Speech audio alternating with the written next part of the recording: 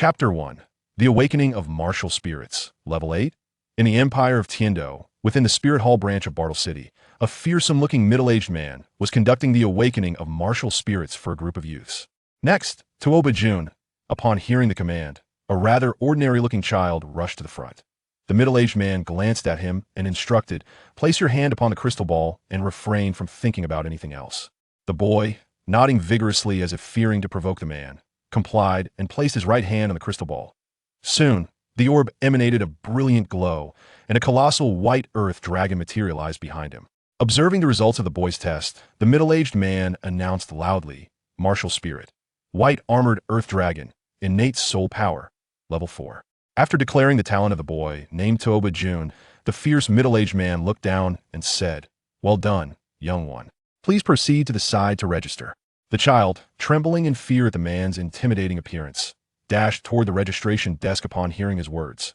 Witnessing this scene, the middle-aged man remained silent, accustomed to such occurrences, and continued, "Next, Meng Iran."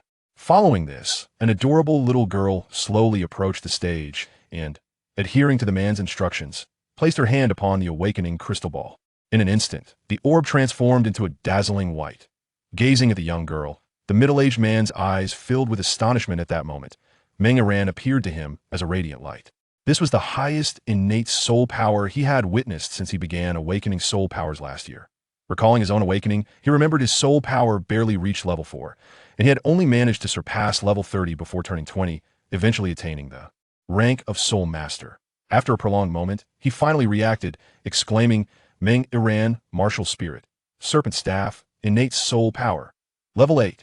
His proclamation incited a wave of astonishment among the onlookers, who were all taken aback by the remarkable talent of the girl named Meng Iran. Subsequently, the middle-aged man looked down at her and said, "Little girl, you possess exceptional talent. Would you like to join our spirit hall?" He attempted to soften his demeanor as he addressed Meng Iran. Unlike the other children, Meng Iran was not intimidated by the middle-aged man. She sensed no malice emanating from him. Thus, she replied, "No, thank you, uncle. My grandparents are waiting for me outside. I will leave after registering."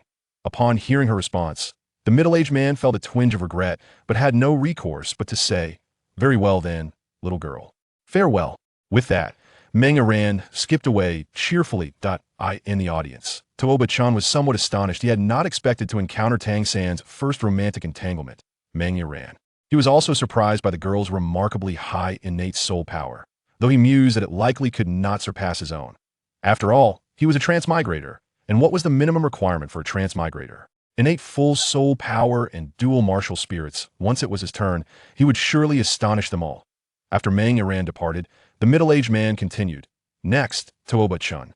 As he spoke the name Tuoba Chun, the man glanced at the list before him, somewhat perplexed. Was the Sacred Dragon Sect here in full force for awakening? This marked the 6th individual from the Sacred Dragon Sect to arrive today. Nevertheless, the middle-aged man sighed. Although the Sacred Dragon Sect's white-armored Earth Dragon martial soul was formidable, thus far none of its practitioners had demonstrated innate soul power exceeding level 5. Was the Sacred Dragon Sect truly capable? He pondered what the fate of this child, Tuoba Chun, would be. He presumed it would be similarly lackluster. Tuoba Chun approached the middle-aged man, mimicking Meng Iran by placing his hand upon the crystal ball, and shortly thereafter, he heard the man's voice. "Focus your mind, do not think of anything else." The middle-aged man finished speaking. Tuoba Chun placed his hand on the crystal ball. Instantly, the crystal ball illuminated with the same white light as before, and a phantom of the white-armored Earth Dragon appeared behind Tuoba Chun. Both Tuoba Chun and the middle-aged man were momentarily stunned by the sight.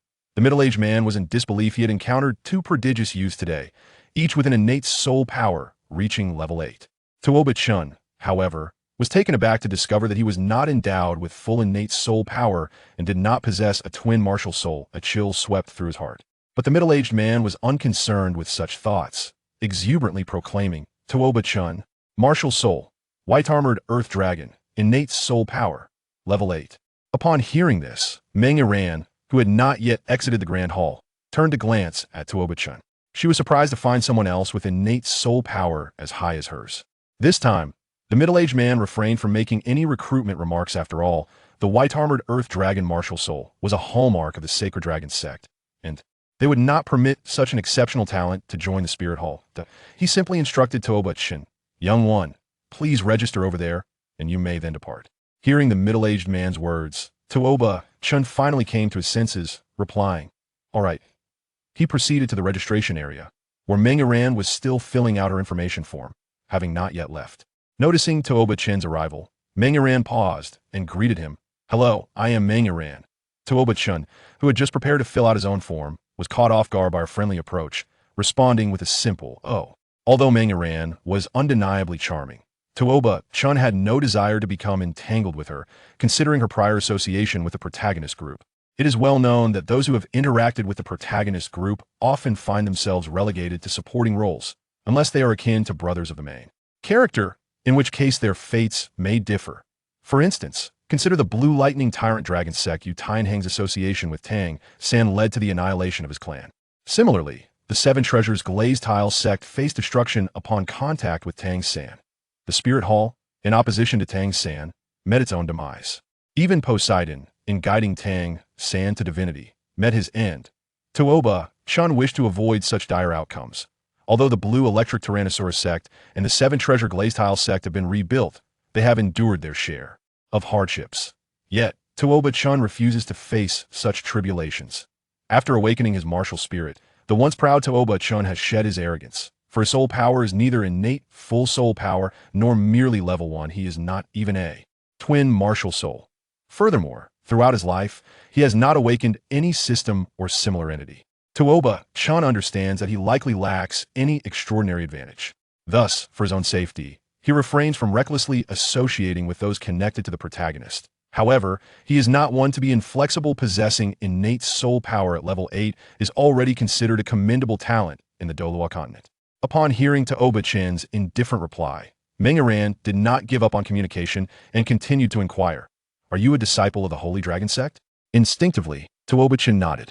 He had not intended to agree, but his ingrained politeness from the past 6 years compelled him to do so. As for Meng Iran guessing his identity, he found it unsurprising.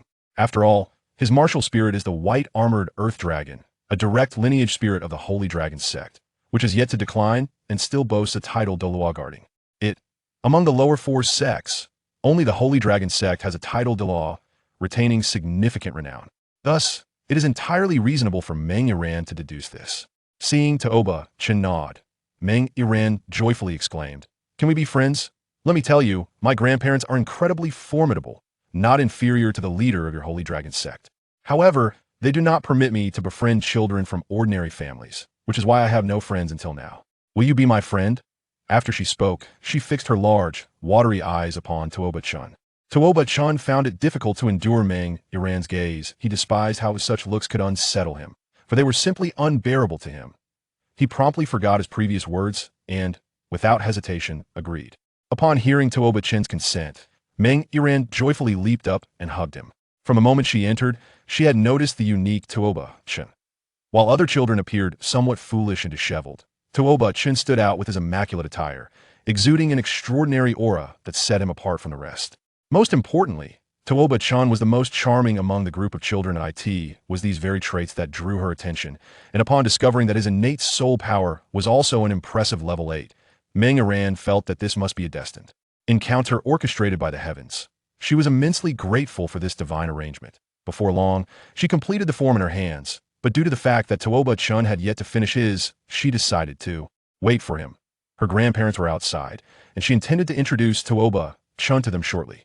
Meanwhile, Tuoba Chen was mechanically filling out the information, deliberately writing slowly in hopes of prompting Meng Iran to leave first. He was embarrassed to have been tempted by a young girl, and the thought of his friends from Hongxing Alley witnessing this would be mortifying. Moreover, he recalled seeing Meng Iran arrive with an elderly couple, now realizing they were the esteemed Gai Shilong and Shifu couple.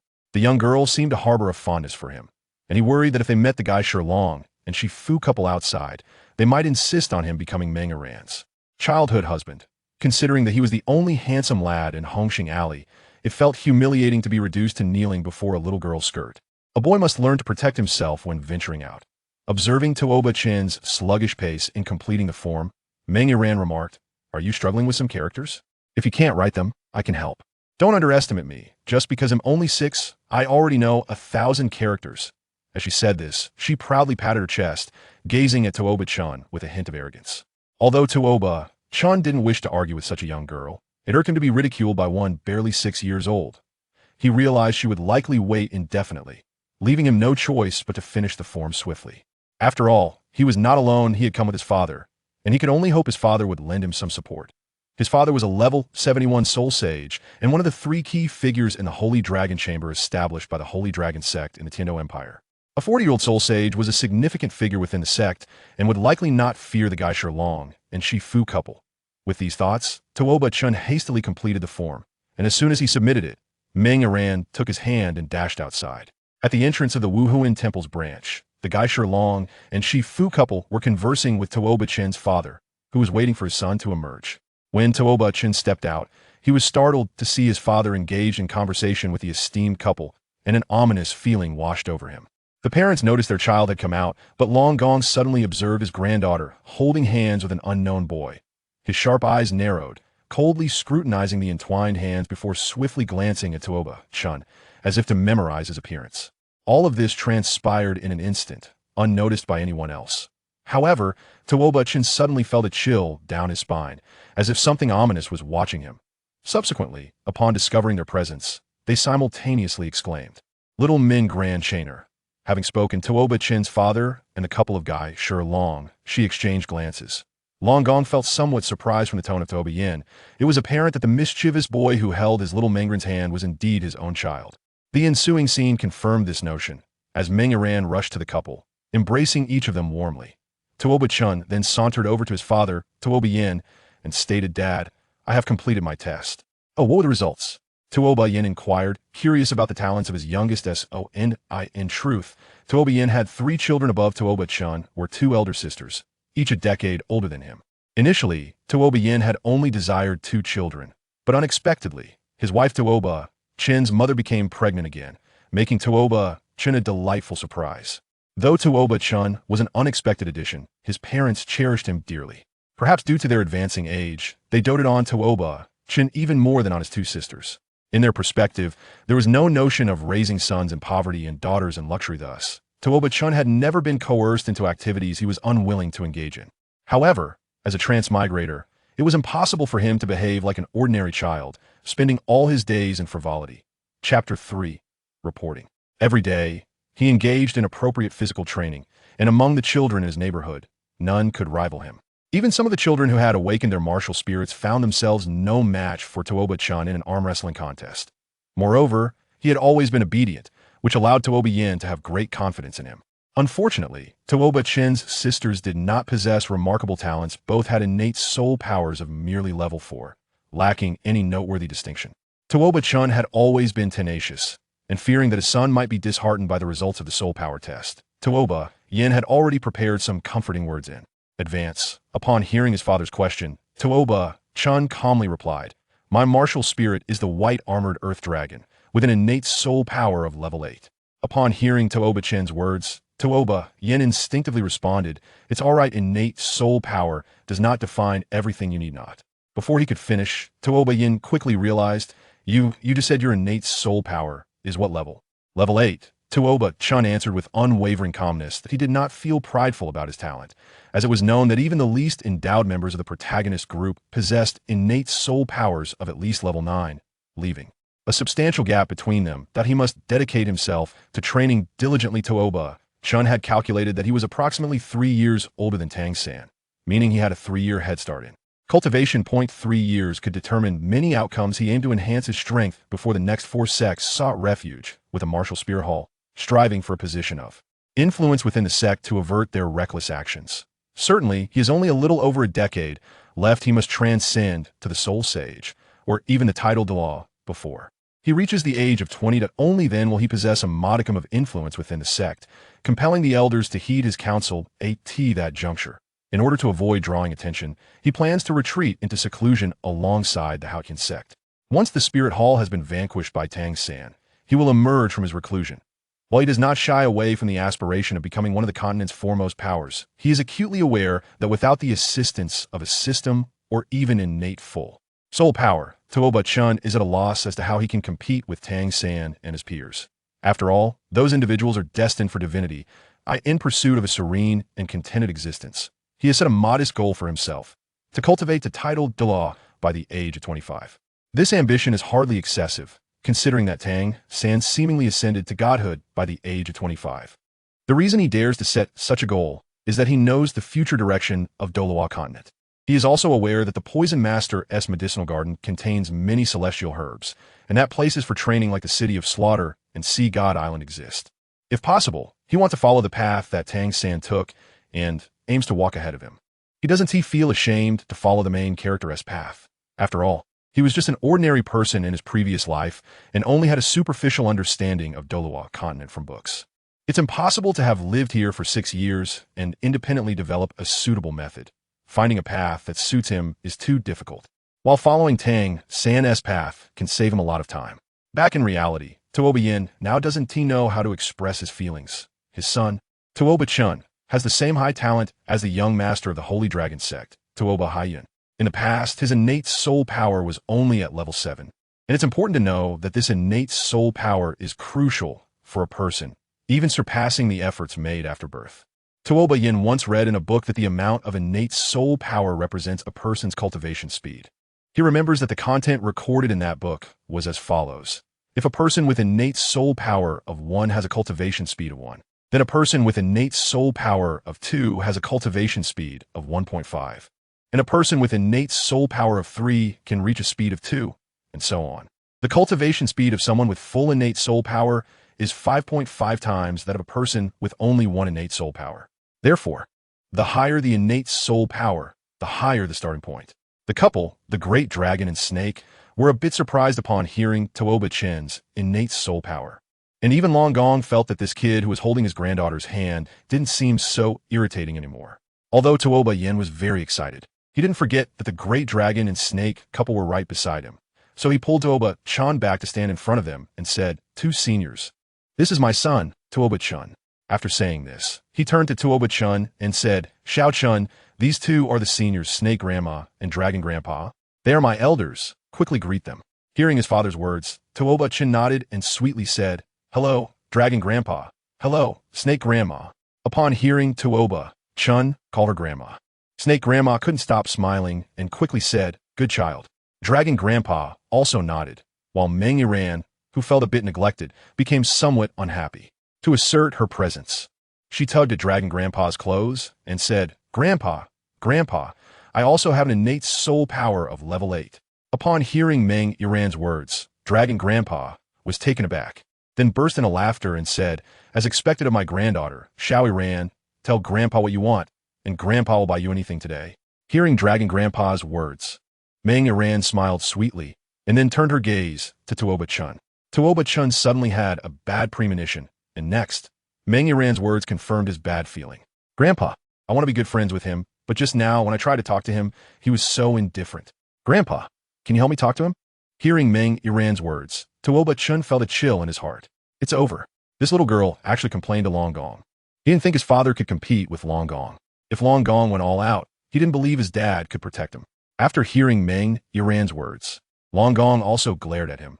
But being a well-known figure in the Douluo continent, he didn't need to argue with a child, especially since Tuoba Chen was the son of an old friend, making it even less necessary. However, since his beloved granddaughter had made a request, he wouldn't do nothing. He looked down at Tuoba Chen and said, "What's wrong, kid? Don't you want to be friends with my Yiran?"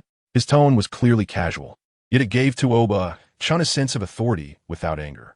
Moreover, he felt that there was no need to offend a soul Douluo over Meng Yiran. Wise people know when to yield. But before he could speak, his father, Tuoba stepped forward, shielding him and saying, "Oh, Long Gong, you're too modest. How could Xiao Chen not want to be friends with Ziorin? Right, Xiao Chen?" Chapter 4, Fiancé E. Seeing his father protect him from behind, to be honest, he felt warm inside. If Long Gong were to attack, his dad would probably risk everything to stand in front of him. Tuoba Chen also nodded quickly, expressing his willingness to be friends with Meng Yiran. "Ha ha, you little brat are quite perceptive. Let me tell you, Yiran is your fiancée, so you better treat her well." Tuoba Chen, Meng Yiran. After Long Gong finished speaking, both Tuoba Chen and Meng Yiran were stunned. "Fiancé? What's going on?" They had no idea. Tuoba Chen looked around and noticed that both his father and the couple guy, Shilong, she seemed to have known about it for a long time. Although Tuoba Chen was surprised, Meng Yiran was even more shocked.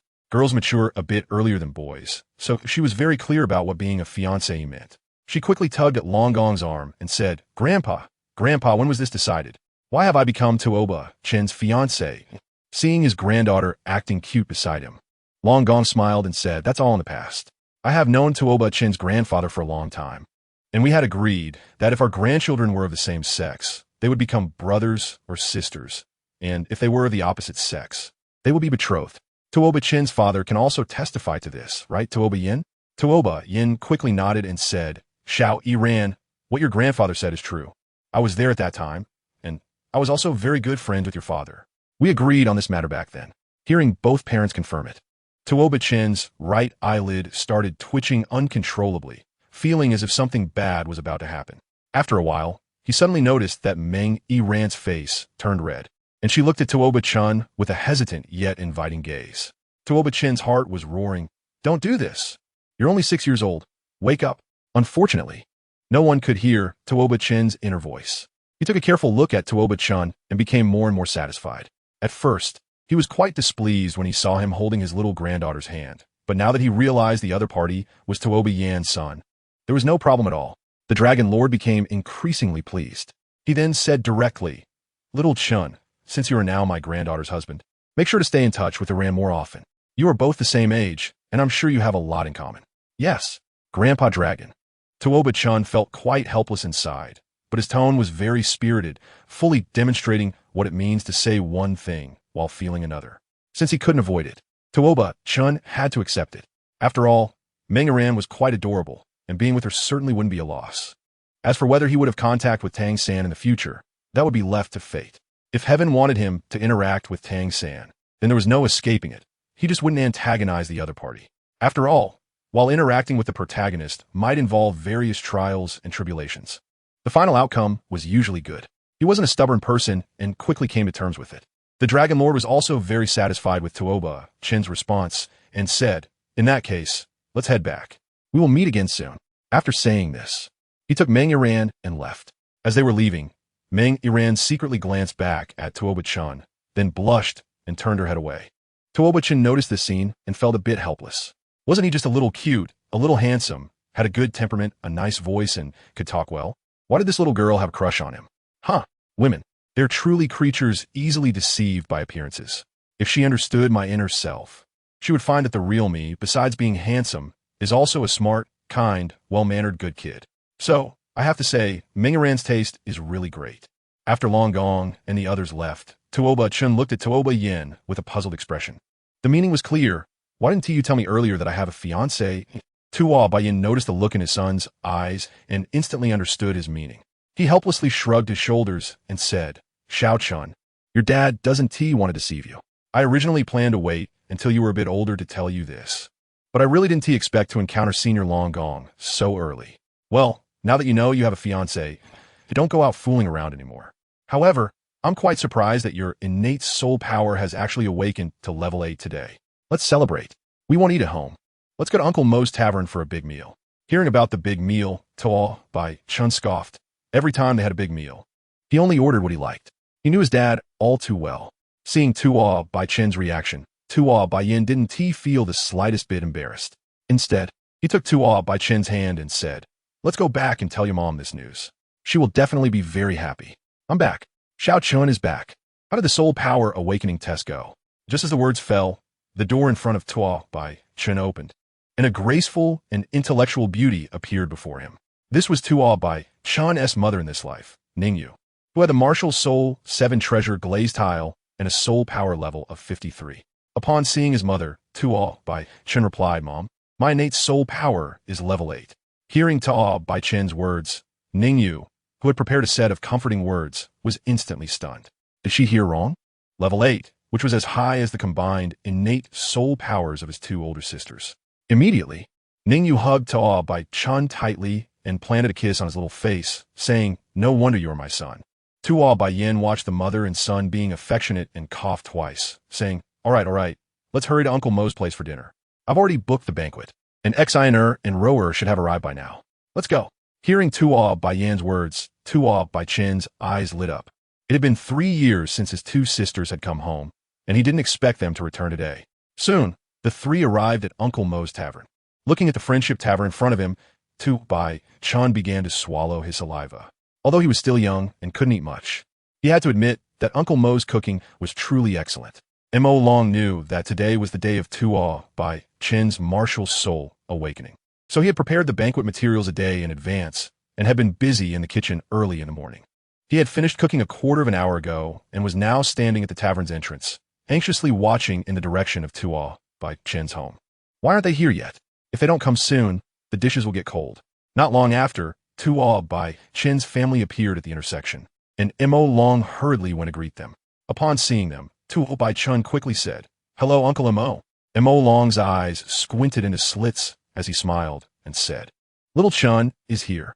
How did the martial soul awakening go today?" Facing this question, Tuoba Chen had become numb, but he still energetically replied, "Uncle Mo, I'm level 8.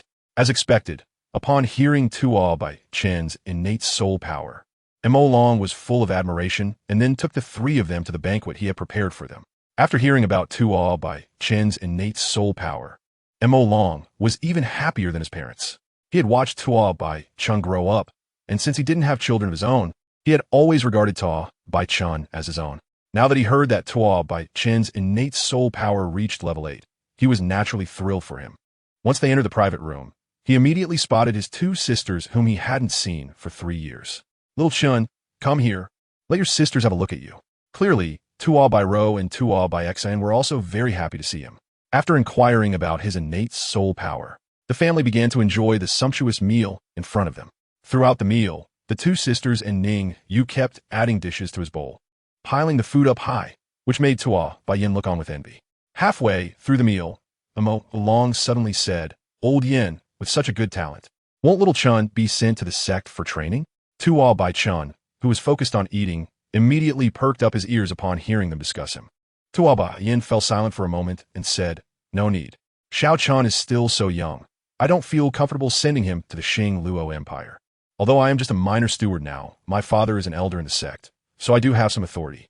Upon hearing Tuoba Yin's words, Mo Long nodded, clearly not wanting Tuoba Chen to go to the cruel place that is the Xing Luo Empire at such a young age. He couldn't bear to let Tuoba Chen go. Then, Mo Long picked up a piece of meat for Tuoba Chen and said, "Come on, Xiao Chen, eat more. If you don't want to be a soul master in the future, you can come and inherit Uncle Mo's restaurant." Hearing Mo Long's words, Tuoba Chen quickly shook his head and said, No, Uncle is still young. You should find a wife and have your own children to inherit it." Tuoba Yin frowned and said, "Old Mo, what are you talking about? You're only 40. Why does it sound like you're done for?"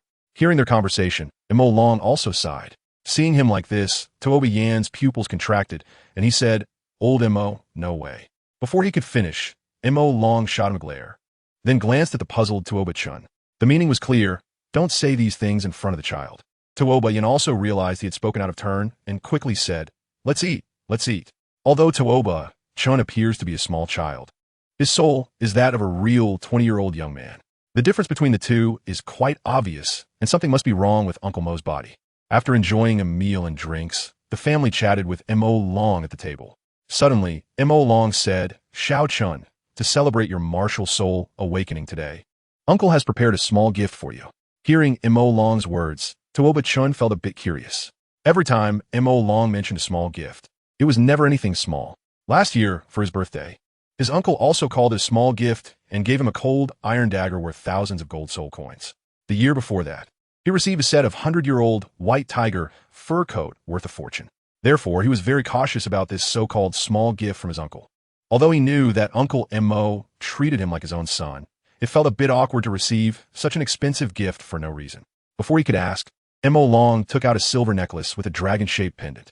"Uncle Mo, what is this?" Although the necklace looked ordinary, Tuoba Chen knew it was definitely not something common, and he wondered why Uncle Mo would give him a necklace, considering he was a boy. Seeing the puzzled expression on Tuoba Chen's face, Mo Long replied, "Xiao Chen, this necklace is called the Songlong Pendant. It is a soul guide device that can store up to 20 cubic meters of items." Tuoba Chen, who was still confused, suddenly widened his eyes when he heard the word soul guide device and said, "Uncle Mo, this is too precious. I can't accept it." Tuoba Yin was taken aback when he saw Mo Long take out the Azure Dragon Pendant. He didn't expect his old partner to bring out such a treasure. However, he didn't stop him. Since Mo Long clearly considered Tuoba Chen as his successor, he knew his old friend's temperament, and refusing would not be good. So he said, "Xiao Chun, since Uncle Mo gave it to you, just take it." Hearing his father's words, Tuoba Chen glanced at the two of them and noticed their serious expressions. He realized that refusing would seem a bit pretentious, so he said, "Okay, Uncle Mo, thank you." After saying that, he took the Azure Dragon pendant and put it around his neck. Seeing Tuoba Chen wearing the Azure Dragon pendant, Mo Long breathed a sigh of relief and smiled as he said, "Xiao Chun, this pendant contains some insights from your uncle, as well as some little gifts prepared for you. Just drip a drop of blood on the pendant, and it will automatically recognize you as its master. Give it a try." Upon hearing Mo Long's words, Tuoba Chen nodded heavily, took out the cold iron dagger that Mo Long had given him, and pricked his index finger, letting a drop of blood fall onto the Azure Dragon pendant. The originally silver necklace emitted a faint white light, and Tuoba Chen felt a subtle connection suddenly form between him and the Azure Dragon pendant. He placed the cold iron dagger in front of the pendant, and instantly, the dagger disappeared without a trace. Seeing this scene, Mo Long smiled as well. The Azure Dragon pendant had now recognized Tuoba Chen as its master. Receiving such a heavy gift, Tuoba Chen didn't know how to express his feelings. Mo Long simply patted his head and said, "Child, there's no need to thank me. Uncle Mo is old and can't bear those touching words. Just come see Uncle Mo often, and I'll make you delicious food." "Okay." Tuoba Chen readily agreed. Then, the family said goodbye to Mo Long and returned home. Tuoba Ro and Tuoba Xian had sneaked over in the middle of completing a sect mission, so they left right after dinner. As soon as they got home, Tuoba Chen couldn't wait to rush to his room. He finally had a martial soul. Although it wasn't a full innate soul power, level 8 was still pretty good. As long as he leveled up 2 more times, he would be able to obtain his first soul ring. However, while running, he suddenly realized that he was floating in the air and even felt a bit intentional about it. He looked back at his father with some confusion, not understanding what it meant. After Tuoba Yin exchanged glances with him, he let him down and said, "Xiao Chun, don't rush. You can cultivate your soul power at night. Now that you have awakened your martial soul, it's time for you to practice our sect's ultimate skill, the Transformation Dragon Technique. Chapitre 6, Transformation Dragon Technique, Congron Skill." Noon. In the courtyard of Tuoba Chen's family, Tuoba Chen and Tuoba Yin, father and son, were standing in the courtyard, staring at each other. After a while, Tuoba Yin took out a small blue booklet and handed it to Tuoba Chen, saying, "Xiao Chun, this is our Sacred Dragon Sect's unique skill, the Transformation Dragon Technique. From today on, practice the methods in this booklet during the day to refine your physical body. As for your evening training, you can take a look at the Azure Dragon pendant that Uncle Mo gave you. If you have any questions about your training, feel free to ask me."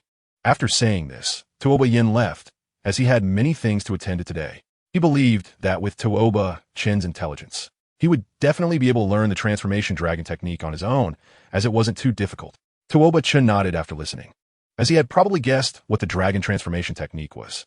On the Douluo continent, the reason for the existence of the upper 3 sects and the lower 4 sects, aside from their powerful martial souls, was that each sect had some special techniques to enhance the strength of their disciples.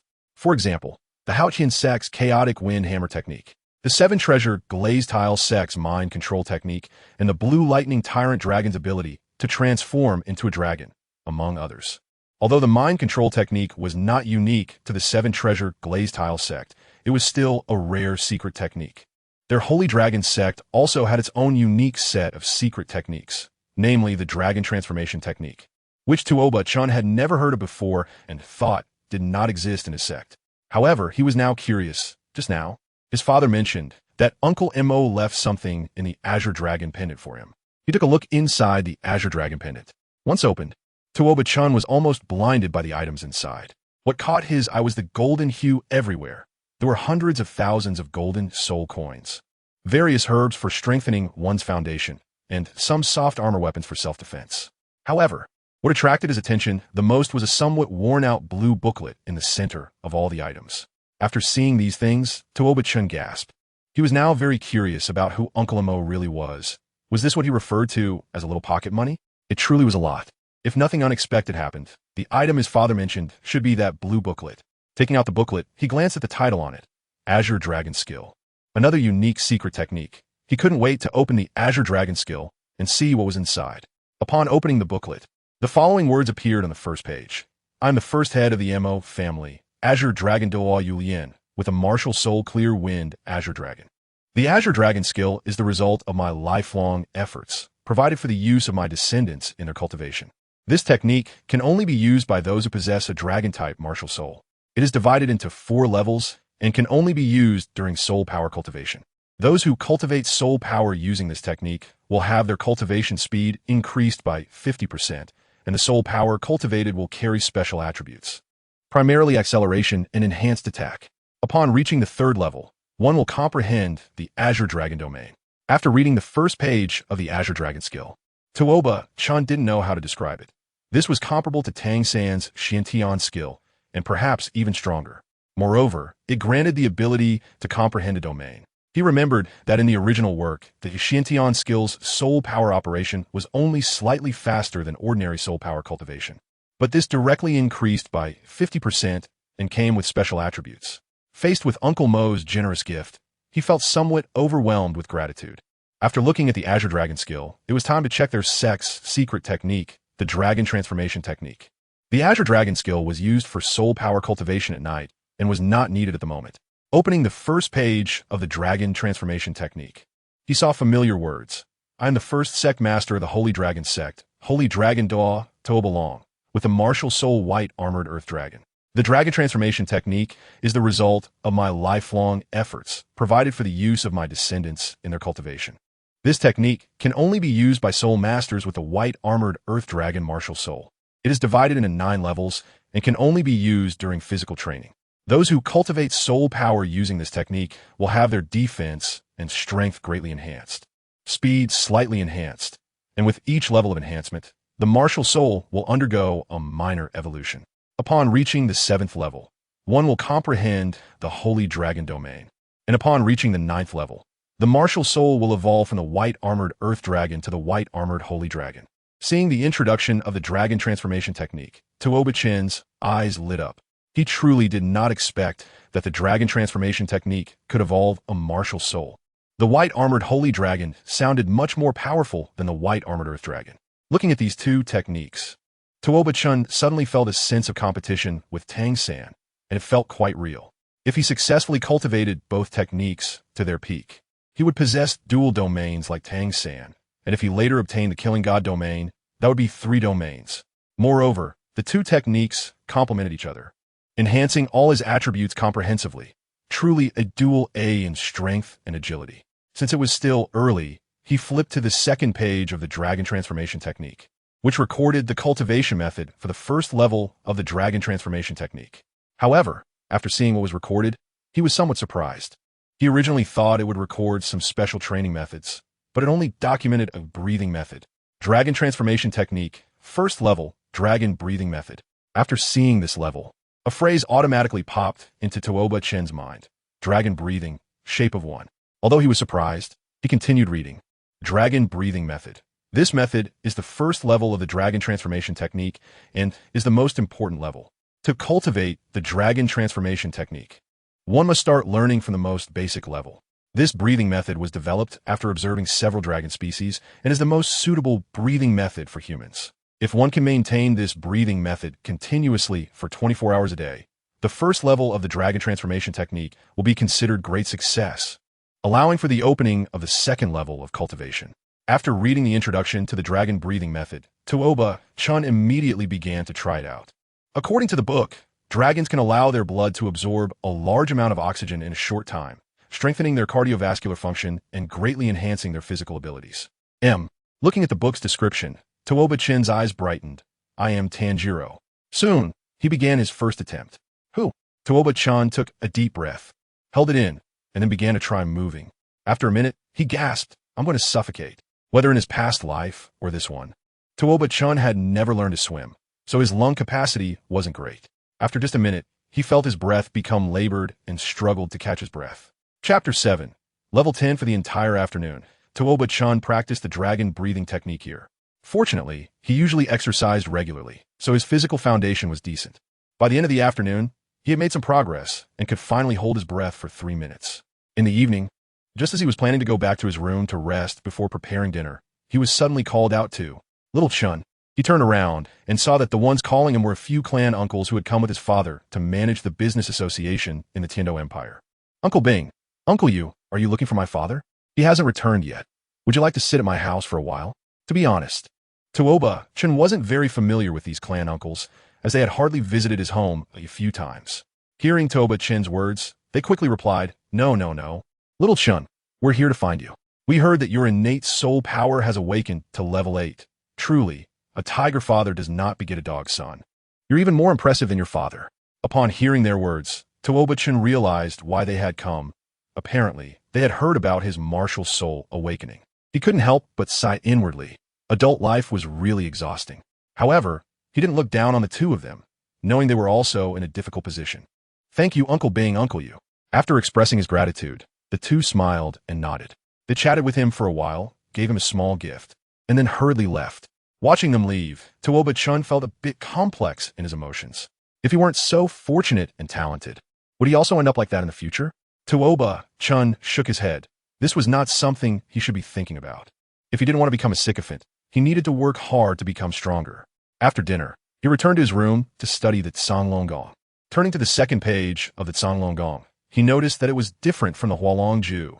The practice of Canglong Gong did not require any breathing techniques. However, the practice of Canglong Gong was somewhat unusual. During the cultivation, the body had to maintain a very strange posture. Hands and feet on the ground, head held high, back straight, abdomen tucked in, and buttocks clenched. Then he had to close his eyes and feel the energy in the air. To be honest, this posture was quite difficult to maintain. At first, Tuoba Chen managed to hold it for only 10 minutes before his hands started to go numb.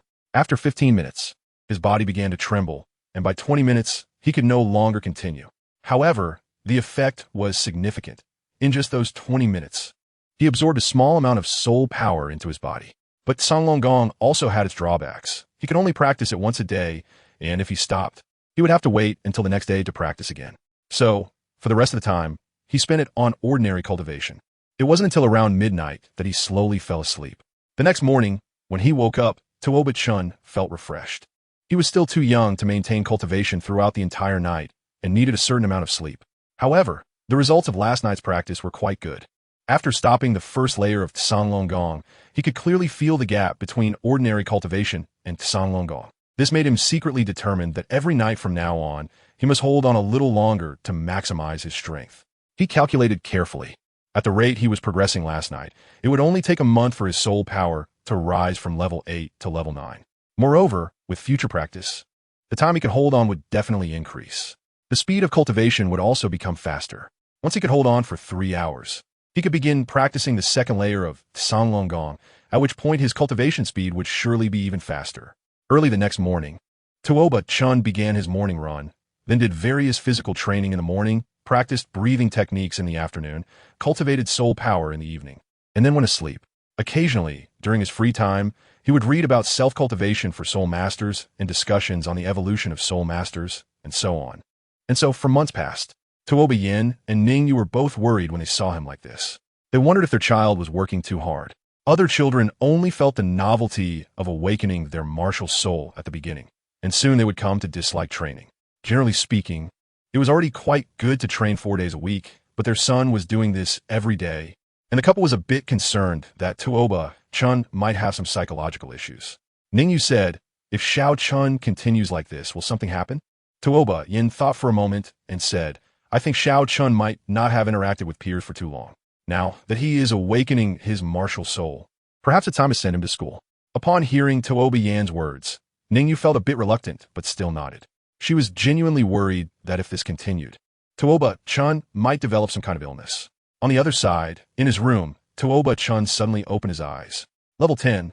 He had finally broken through to level 10, and now he could go obtain his first soul ring. Over the past 4 months, he had been diligently practicing the Canglong Gong and the Hualong Ju every day. Now, he could maintain the dragon breathing technique for 2 hours. The Canglong Gong could also be upheld in its first level of practice for an hour. His body had become much stronger due to regular training. After obtaining the first soul ring, both his physical quality and soul power would be enhanced to some extent, making it easier to practice the Canglong Gong and Hualong Ju. Thinking of this, Tuoba Chen looked out the window and noticed that it was still dark outside. So he temporarily dismissed the thought of telling his parents about his breakthrough to level 10, deciding to wait until it was light out. Early the next morning, Tuoba Yin sensed something was off. His son had not gone out for a run today. He peeked outside and saw it wasn't raining. Could he be sick? Looking at Tuoba Chen sitting at the dining table waiting to be fed, he went over and felt his forehead, suddenly feeling warmth. Tuoba Chen turned to his dad and asked, "Dad, what is up?" After confirming that his son's temperature was normal, Tuoba Yin said seriously, "Xiao Chun, I have something to tell you." Noticing the intensity in Tuoba Yin's eyes, Tuoba Chen gulped. Why was his dad so scary today? Was he going to be abusive? Was he going to lay hands on his just 6-year-old son? Do you have something on your mind? Don't. The two spoke simultaneously, then looked at each other in confusion. Tuoba Yin, what's wrong, kid? Why didn't you go out to exercise today? Are you feeling unhappy about something? Hearing Tuoba Yin's words, he finally understood why his dad had reacted that way earlier. It turned out he really cared about the health of minors. No, Dad. Actually, I've broken through to level 10. Oh, I see. After calmly responding, Tuoba Yin suddenly realized and exclaimed, What? You've broken through to level 10? Chapter 8. First battle. Tuoba Chen nodded. With the assistance of the Canglong Gong and his diligent training over the past few days, breaking through to level 10 should be quite normal, right? Isn't his father's reaction a bit too surprised? Ha ha ha ha. Truly my son. Confirming that he didn't hear wrong. Tuoba Yin couldn't help but start laughing wildly. His talent wasn't as good as Tuoba Chen's, nor did he have the Canglong Gong to assist him, and he certainly wasn't as hardworking. It took him 1.5 years to break through to level 10 back then. Nevertheless, even so, he was considered a genius in the Holy Dragon Sect. Otherwise, he wouldn't have become the head of the sect's business association at the young age of 40. However, his son, who is only 6 years and 4 months old, has already reached level 10. If he doesn't meet with misfortune along the way, he might have a chance to become a titled Douluo in the future. Tuoba Yin patted his head and said, After we finish eating, we'll head to the Sunset Forest to hunt soul beasts. Okay. 2 days later, at the outskirts of the Sunset Forest, Tuoba Chen and Tuoba Yin were sitting in and eating. Their home was somewhat far from the Sunset Forest, so it took them some time to get here. It was impossible for Tuoba Chen to not feel nervous on his first visit to the Sunset Forest. However, his nervousness was not caused by fear, but by excitement. Although he had been on Douluo continent for many years, he had never actually seen a living soul beast, or more precisely, he had never seen a soul beast over 100 years old with his own eyes. After they finished lunch, they bought some food in the town at the outskirts of the Sunset Forest and officially entered the forest. Looking at the gigantic trees on both sides and the occasional small herbivorous soul beast appearing, he began to imagine what his first soul beast would be like. Tuoba Yin looked around, then turned to him and said, Xiao Chun, you must remember that within this forest, you should never exceed a distance of 30 meters from me. If you go beyond 30 meters, it will be beyond my attack range. If a speed-type soul beast attacks you at that point, I won't be able to save you. Understand? Tuoba Yin's tone was very serious, unlike his usual self. Tuoba Chen also nodded heavily, knowing that it was not the time for jokes. As the two of them gradually ventured deeper into the Sunset Forest, the types and numbers of soul beasts around them significantly increased. However, most of them were not suitable for Tuoba Chen, so the two of them did not provoke them. It wasn't until a silverback gorilla appeared in front of them that they stopped. After seeing the silverback gorilla, Tuoba Chen didn't understand what his father meant. Although silverback gorillas are also strength-type soul beasts, it didn't seem suitable for him. However, Tuoba Yin didn't keep him in suspense and said, Xiao Chun, this is a 10-year silverback gorilla. Before you find a soul beast that suits you, you can use it as your training target. You haven't fought in real combat yet, so it will be your first opponent. Go ahead and see what a real soul beast is like. Hearing Tuoba Yin's words, he nodded. So, his father wanted him to use the silverback gorilla to hone his skills. Indeed, silverback gorillas are relatively weak as soul beasts and are not known for their speed. A 10-year silverback gorilla is not particularly dangerous, especially with Tuoba Yin, a soul saint, watching over him. He could fight with confidence. As Tuoba Chen slowly approached the silverback gorilla, the gorilla noticed his presence. Turning its head to look at the little guy who was only about 1.3 meters tall, the silverback gorilla angrily pounded its chest. After letting out a series of strange howls, it charged toward him.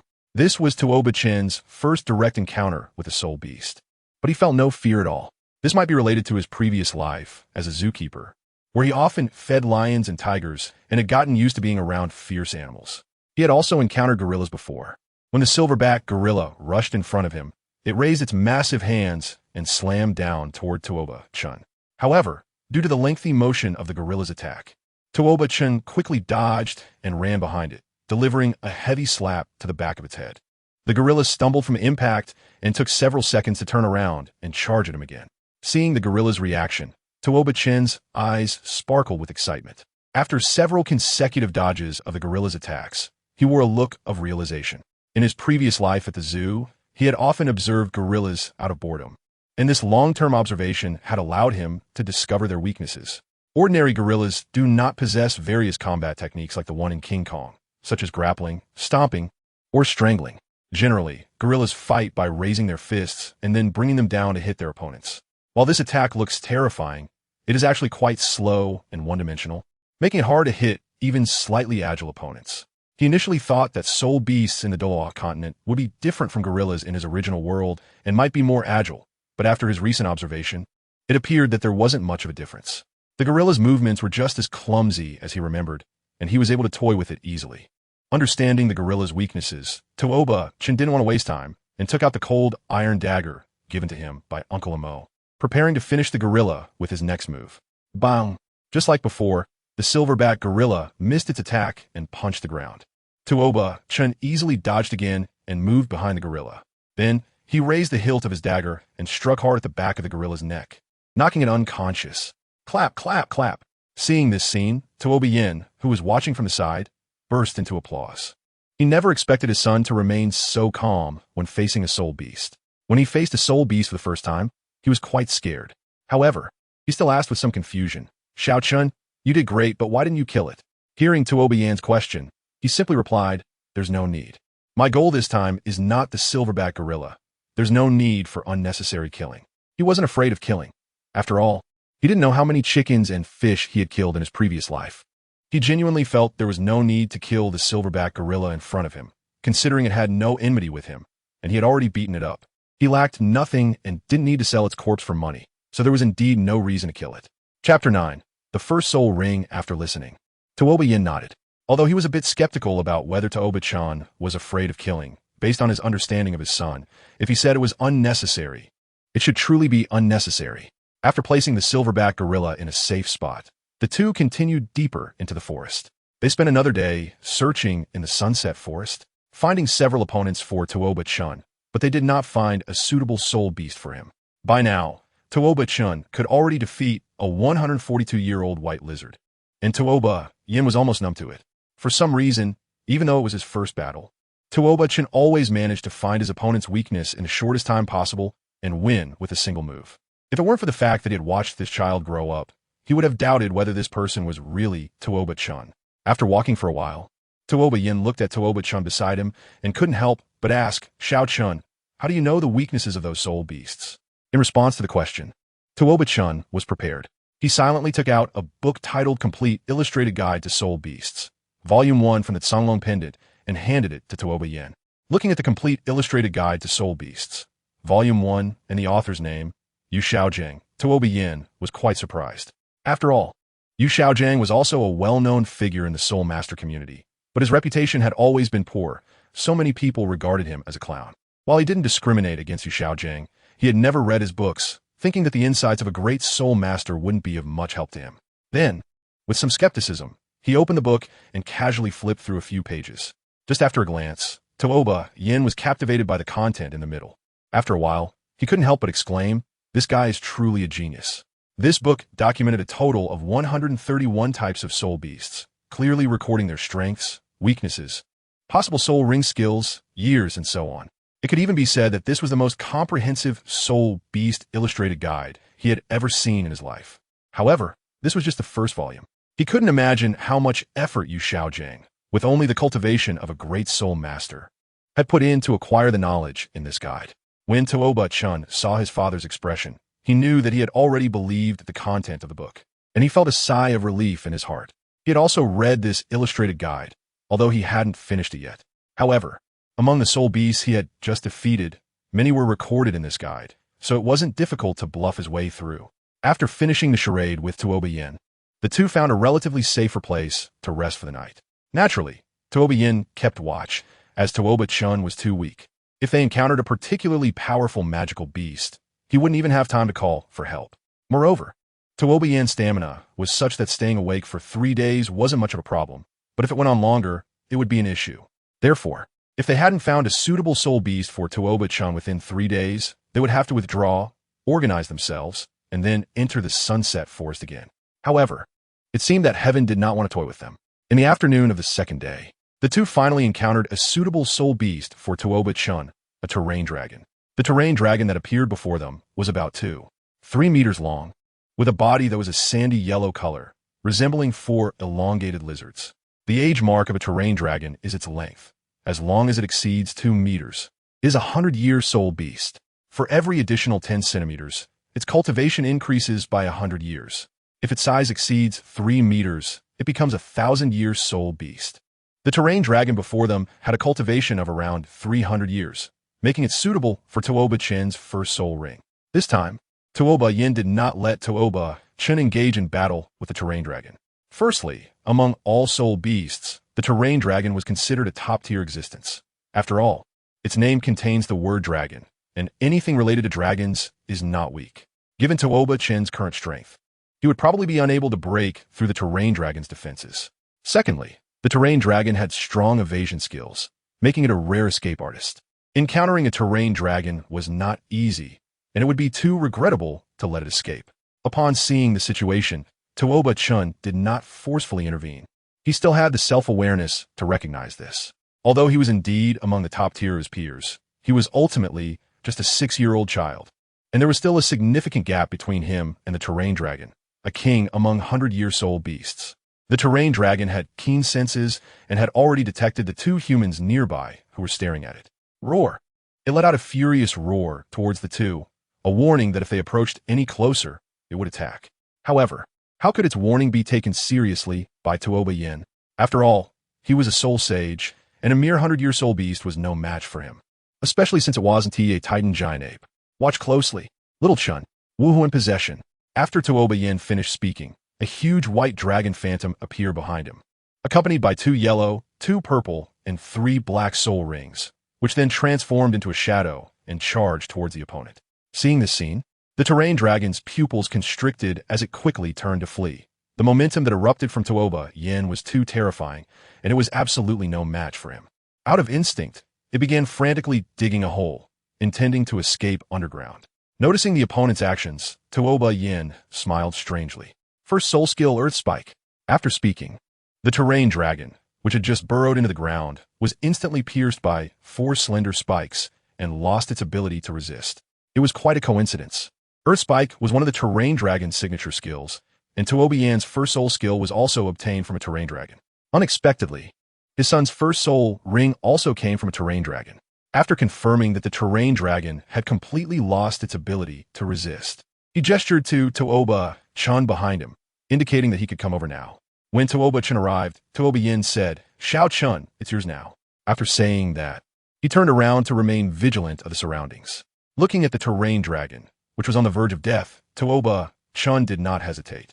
He took out a cold iron dagger from the Azure Dragon's fall and swiftly ended the creature's life. Gradually, a pale yellow soul ring appeared in front of him, and without hesitation, he sat down to absorb the soul ring. Slowly, the yellow soul ring began to drift towards Tuoba Chen, gradually merging into his body. Perhaps due to Tuoba Chen's exceptionally strong physical quality, the absorption process went very smoothly. It only took him 15 minutes to completely absorb the soul ring. However, unfortunately, there was no soul bone. Although even if there was a soul bone, it would only be a 100-year soul bone, but that was not a big deal. He could sell it for money, right? Chapter 10.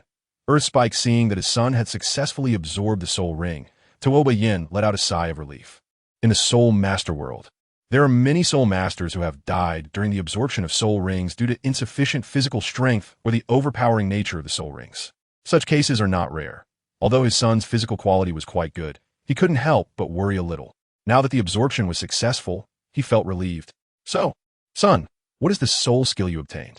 He was really curious about what his son's first skill would be. The primary ability of the terrain dragon is to alter the terrain, with skills like earthquakes, digging holes, and earth spike, all of which are considered top-tier skills. Hearing Tuoba Yan's question, Tuoba Chen answered without hesitation, "Dad, I have the same skill as you, earth spike." However, my earth spike is much weaker than yours. My attack range is only 10 meters, and I can only summon 2 spikes at a time, consuming 20% of my soul power each time, and I can only use it 5 times. Hearing Tuoba Chen's words, Tuoba Yin began to feel disheartened. When did Earth Spike only consume 20% of a 10th level Soul Master's soul power? When did its initial attack range become 10 meters? And summoning 2 spikes at once right from the start? Xiao Chun, show me a demonstration. I want to see how your Earth Spike skill works. Finally regaining his composure, he remembered that he needed to help check his son's soul skills power. Alright, after saying that, Tuoba Chun immediately activated Earth Spike, targeting a large tree not far away. With a thud, 2 slender earth spikes instantly pierced into the thick trunk of the tree. Seeing his creation, Tuoba Chun felt somewhat dissatisfied. It merely pierced in without going all the way through. If that earth spike had been his father's, not only would this tree have been cut in half, but even a giant rock would have been split apart. When Tuoba Yin saw his earth spikes, he took a sharp breath. He didn't expect that the opponent could achieve such an effect on the first use. When he used the earth spikes for the first time back then, a third of his soul power was gone, and he only broke a few branches, with an attack range of only 5 meters. He didn't know what to say. Seeing that Tuoba Yin was silent, he thought the other party was disappointed, so he tried to change the topic and said, "Dad, let's go back." The petrified Tuoba Yin immediately reacted and said, "Oh, okay." 2 days later, in Bart City. Returning here, Tuoba Chun took a deep breath of the air, and after just a few days away, it felt like a lifetime had passed. It seemed he didn't like traveling far. Upon returning home, he immediately saw Ningyu waiting at the door. When Ningyu saw Tuoba Chun, she excitedly hugged him. During these days, when Tuoba Chun was away, she couldn't eat or sleep, constantly worrying about whether her son would encounter any danger outside. Thankfully, nothing happened. Tuoba Chun was hugged so tightly that he could barely breathe and said, "Mom, I'm back." Ningyu replied, "It's good that you're back. I'll go make you something delicious." After Ningyu left, the father and son silently waited at the dining table for her to finish cooking. The atmosphere suddenly became a bit awkward. Tuoba Yan, so, I have something to tell you. The other party suddenly spoke up, and Tuoba Chen replied, Dad, what's the matter? Well, it's like this. Now that all the major Junior Soul Master Academies have started their classes, I thought it wouldn't be good for you to stay at home all day. So I wanted to ask you if you want to go to school. Hearing Tuoba Yan's words, he was a bit surprised. He had been at home for such a long time and had never thought about this issue. He thought his dad's plan was to have him stay home and cultivate. However, since going to school is an option, he felt it would be better to go. After all, staying at home limits his experiences. Without seeing other people's martial souls and not fighting with others, there would come a day when he would suffer greatly due to a lack of practical experience. So he answered without hesitation, "Sure." Hearing the agreement, Tuoba Yin said, "Great, I've selected a few academies for you. You can see which one you want to go to." After saying that, he took out a few posters and handed them to Tuoba Chun. After receiving the posters, he understood which academies his dad was referring to. Option 1. Tiando Royal Junior Academy Advantages. Among all the academies, Tiando Royal Academy has the strongest faculty, the richest resources, and the most nobles. Moreover, if you are willing to pledge loyalty to the Empire after graduation, you can at least obtain the title of Baron. Disadvantages. Too many nobles, which can easily offend people. Option 2. Exotic Beast Junior Academy Advantages. It has various special training methods for Beast Soul Master classes, rich resources, and strong strength. Disadvantages. No strong background. Option 3. White Armor Junior Academy Advantages. An academy founded by the Holy Dragon Sect. Disciples of the Holy Dragon Sect can obtain the richest resources and education while training there. Disadvantages. Located in the Star Luo Empire, the distance is too far. After looking at these academies, Tuoba Chen ultimately chose the Tiando Royal Junior Academy. He had considered Notting Academy, but compared to these academies, Notting Academy really had no advantages. He couldn't find a reason to choose Notting Academy. "Dad, I made my choice. I decided to go to the Tiando Royal Junior Soul Master Academy." Hearing Tuoba Chen's answer, Tuoba Yin nodded. How should I put it? The choice of Tiando Royal Junior Academy was both within his expectations and beyond them. Tuoba Chun has been calm and composed since childhood. He always thinks things through carefully before taking action. If something is worth doing, he will do it without hesitation. And if it is not worth it, he absolutely will not. Among the several academies, the Tiando Academy is the best and the most stable. Now that they have made their choice, there is nothing more to say. After resting at home for a day, the next day, he set off for the imperial capital of the Tiando Empire, Bart City, accompanied by Tuoba Chun. The distance between Bart City and the imperial capital is not far. and the two arrived there in just one day. However, they did not go directly to the Tiando Royal Junior Academy, but first went to the branch of the Wuhuan Temple. After Tuoba, Chen obtained his soul ring. He had not yet registered. Once he formally registers, he will be a qualified soul master and can receive a certain subsidy from the Spirit Hall every month. Arriving at the branch hall, Tuoba, Chen couldn't help but marvel at the magnificent building in front of him. As expected of the imperial capital, the Spirit Hall here is much more impressive than the branch of the Spirit Hall in their Batel city. Upon entering the branch hall, they were greeted by an elderly man. When the old man saw the two of them, he showed a surprised expression and hurried over, saying, "Lord Tuoba Yin, what brings you to the imperial capital? This young man beside, you must be your son, right? Are you here to awaken his martial soul?" The old man actually recognized his father, which surprised Tuoba Chen. He didn't expect his dad to be quite famous. Chapter 11. Successful enrollment, luxurious dormitory no. I'm here to take him for the soul master test. Upon hearing this, the old man quickly replied, as expected of Lord Tuoba Yan's child, his talent is evident. He has already broken through to level 10 at such a young age. Since Tuoba Yan was still young, the difference between 6 and 7 years old didn't seem significant to the old man, so he assumed that Tuoba Chen was already 7 years old. It is quite normal for a 7-year-old to break through to level 10. At least many disciples from large sects and prominent families can achieve that. The old man took out a crystal ball and placed it in front of Tuoba Chen. "Little friend, do you remember the martial soul awakening? Just like last time, slowly inject your soul power into the crystal ball." Tuoba Chen nodded, placed his hand on the crystal ball, and began to slowly infuse his soul power into it. The crystal ball soon emitted a faint white light. Level 12. Seeing the glow from the crystal ball, the old man was somewhat surprised. At such a young age, he had already broken through to level 10. As long as this little guy continued to cultivate normally, he would at least become a soul sage in the future. After the test was completed, Tuoba Chen logged into the information system and then took his monthly allowance before leaving. In the Spirit Hall branch, the old man held Tuoba Chen's information, his hands trembling slightly. He said, quickly send this information to the main Spirit Hall. At 6 years and 4 months. With innate soul power at level 8, this little guy's talent was not inferior to that of the Holy Maiden. He had to report this matter to the Pope in a timely manner and try to bring such talent into the Spirit Hall. At the Tiando Royal Junior Academy, a large and a small figure finally arrived. The Tiando Royal Junior Academy was right next to the Royal Senior Academy, very conspicuous, and the two quickly found it. At this moment, it was just the right time for the academy to start enrollment. There was already a long line at the entrance of the enrollment office. Those who could come here to register were either wealthy or noble. So the father and son had no intention of cutting in line and honestly walked to the end of the queue to wait. The line moved very slowly, possibly because all the applicants were nobles and basically every applicant was accepted. Everyone entered the academy with smiles on their faces. Seeing this scene, Tuoba Chen frowned. Logically speaking, the acceptance rate should not be this high. Looking at the sycophantic old man at the enrollment office, he shook his head, wondering if he had come to the wrong place. However, since he was already here, he decided to take a look. An hour later, he finally reached the registration desk. The old man looked at the father and son and asked, "Who are you two?" "Tuoba Yan. I'm Tuoba Yan, the president of the Sacred Dragon Merchant Association, holding the title of a first-class earl.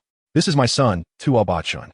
After speaking, Tuoba Yan took out a certificate from the Spirit Hall and an earl's token to show the other party. Upon seeing what Tuoba Yan presented, the old man smiled and said, "So, it is the earl. I will proceed to handle your son's enrollment manual." Picking up Tuoba Chen's certificate, the old man was taken aback after seeing the information on it. Innate soul power level 8, 6 years and 4 months old, soul power level 12. Martial spirit white armored earth dragon. Upon seeing this data, the old man quickly said, "Earl, your son has a very high talent. He can enter the key class of our academy for free, and he will receive funding from the Tiando Academy every month.